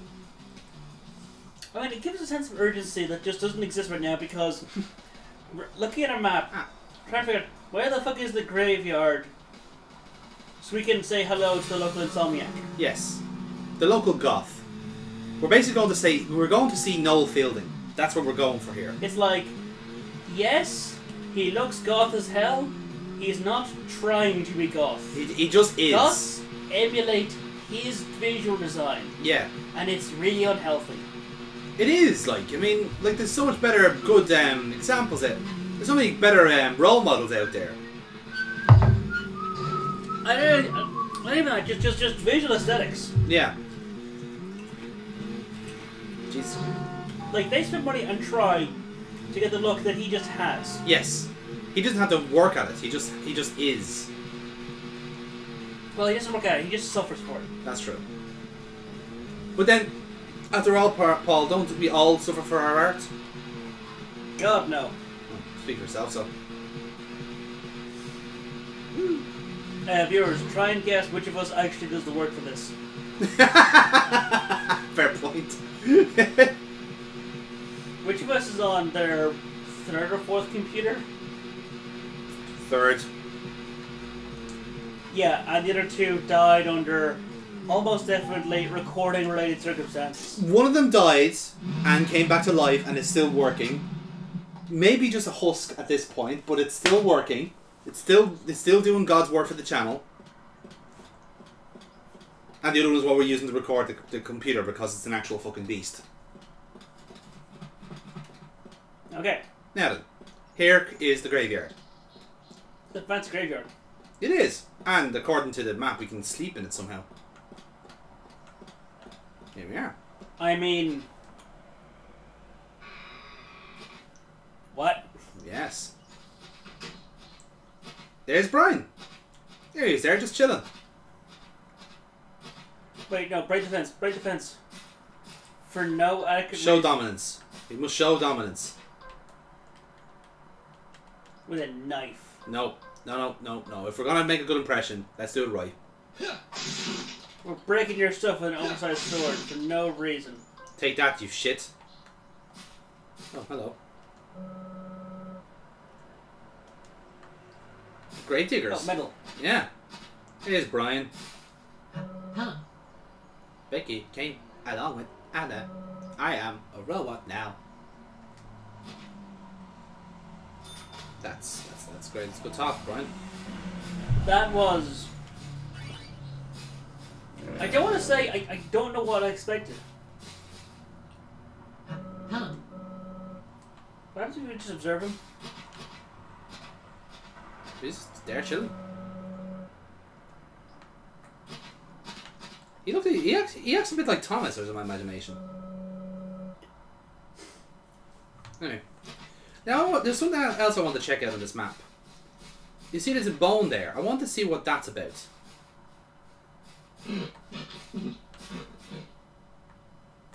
That's a dog, I heard. Yeah?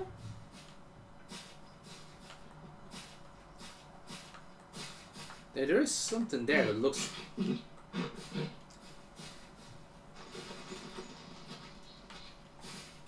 Okay. This rickety fence will not stop me.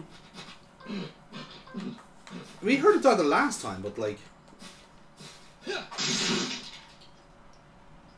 No, I'm just gonna keep the sword just in case. Fair? Just in case. For some reason, maybe Brian the Insomniac keeps a lot of fucking staffies around the place. I am more concerned was what the fuck even is this road? I think it's leading into the back passage of the of that locked off area. See ya.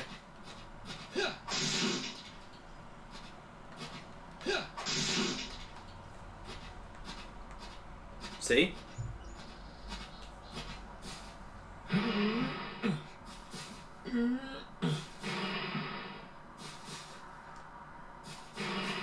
Maybe have some pie. You notice it's all red flowers, red trees, red seeds. Indeed. Yes, but there's a dog around somewhere and you don't have max health. You say about... What? It's a left foot bone. It's a human bone. Is it? Yes. Well, it says left foot bone, but...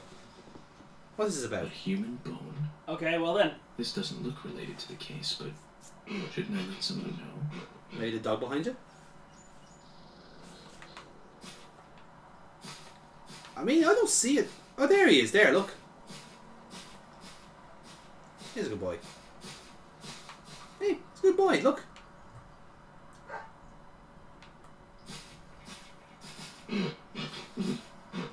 You notice that the dog is pretty chill, knowing that I have a fucking samurai sword. Yeah. In my person. Right then, so I get the feeling those bones are just collectibles around the area. Like there's literally like a little side case going on here. We just collect the bones as we go. Like, is the gravedigger digging up human remains to feed his dog? That could be it. That's even. I mean, assuming that has to be his dog, surely. Green tomato. Toolbox in. Apparently, the sword is taking up too much space. There's Brian. Look at him having a lovely time. Right then, Paul. I think we better get back to the plot. Yeah. We've done enough faffing about now, so we can faff about now officially for 9 hours until we get to the point. I guess we take like an 8 or 9 hour smoke. Yes, I think we should. And this time, I will not say to blood highlights. Like, in fact, maybe don't even use a fucking police car to trail someone who thinks you're onto them. Well, here's the thing. I think the reason why we got the police car is because this thing is a two-door car, and we had 3 people with us, so we actually did need a different car to bring Thomas along. And the boot was full of guns. Right. Well, I think that wasn't a major issue, but no. Well, like, I mean, you could stick a person back there. That's true. Right then, let's get our smoke break out of the way now, right? Shouldn't you get there then, Smoke? No, we can drive there fine. Like, I suppose we could like make it Wednesday and just try and beeline it there in 9 minutes flat. Exactly. Well, we will be there in 9 minutes flat. It's not that far away. I'll take this time to get my. We still got the kettle and have a cup of tea. You can have you can have whatever you want, Paul. I'll take it on a kettle and. I've had two. Yes, you don't want to push the boat up, Paul. After all, heaven forbid. I mean, we both know that, like, I'm bad at pacing myself. Yeah, indeed, in the Monday Madness Top Trumps, you are one of the lower staminas. Fair. There we go. That's fair. Right then, now we have to. Right, so we need there's a black coffee.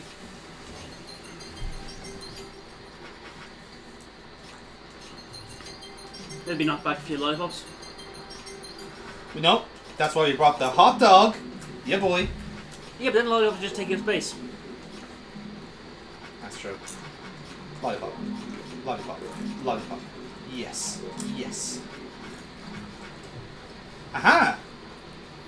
Root beer. Oh, get in there. Yes. Alrighty. Business is about to pick up.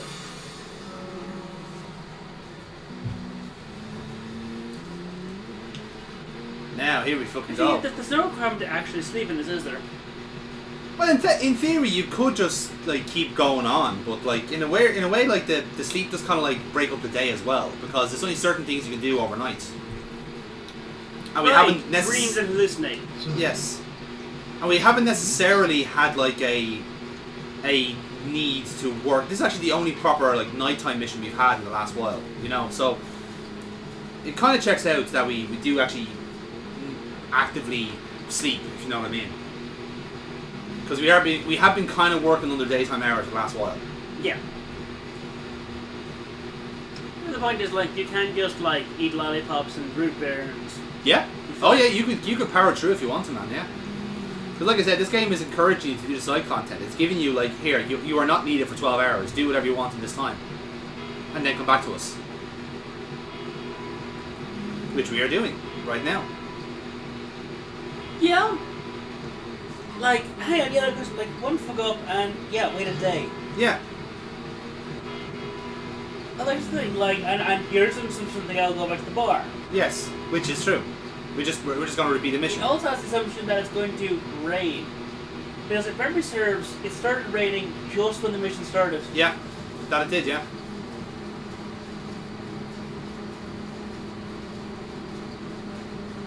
So will it start raining again? Yeah. Right. Now let's try. See, can we do this without immediately fucking off in a way that isn't completely my fault? Absolutely. Because I take full responsibility last time. Well, I'm somewhat of a veteran of these tele missions from playing driver all my life, so this should go relatively badly. I mean, I was yelling if you just blare your sirens. Yes. So I think tactically, don't do that. Just as we planned it. I wonder what happens next.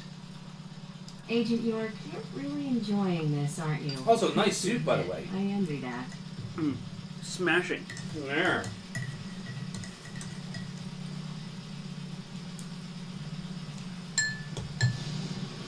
There we go. Right on cue.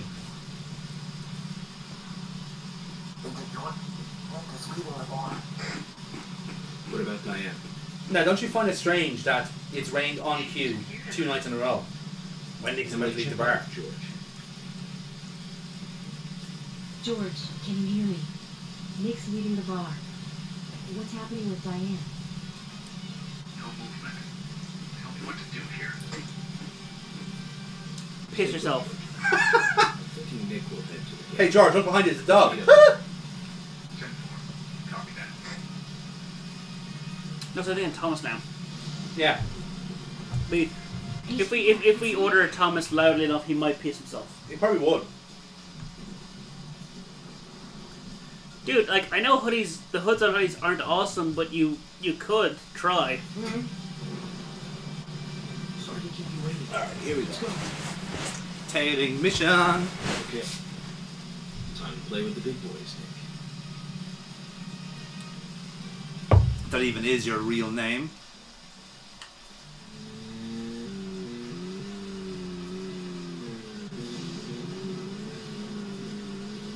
The key part is just to keep it to 4 car lengths. That's what they teach you in the KGB. Oh, that's way more than 4 car lengths. Yes, well, I'm also going by the yards. See, does that dick move. So the problem with these televisions have always been the case that when they're going around the corner, it cuts the distance, see ya? So naturally, I'm assuming blue is good. There'll be a colour for when we're too far, and then there'll be a colour when we're too close. Okay.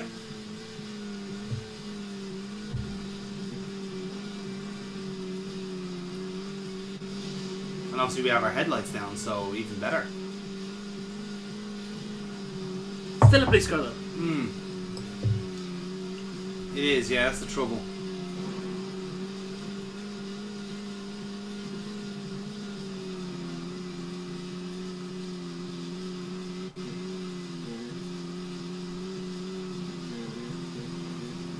This is fun, isn't it? Oh yeah.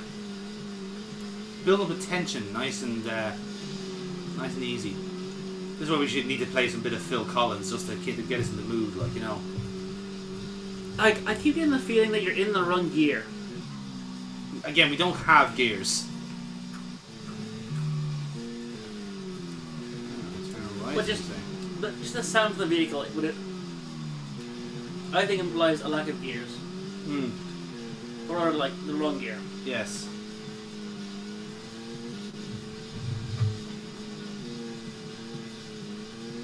Is he actually going to the come back. Yeah. Is he actually going to the art gallery, I wonder? Or is he going to some undisclosed location?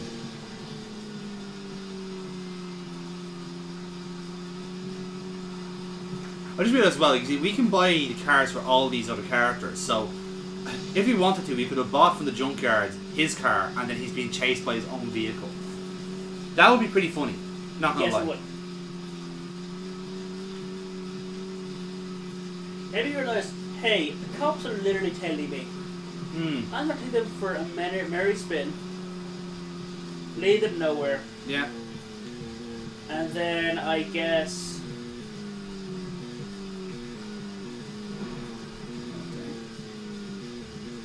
The worst thing about go this to is the graveyard and proclaim a great sadness and loss at a random grave. Yes, thoughts and prayers, etc.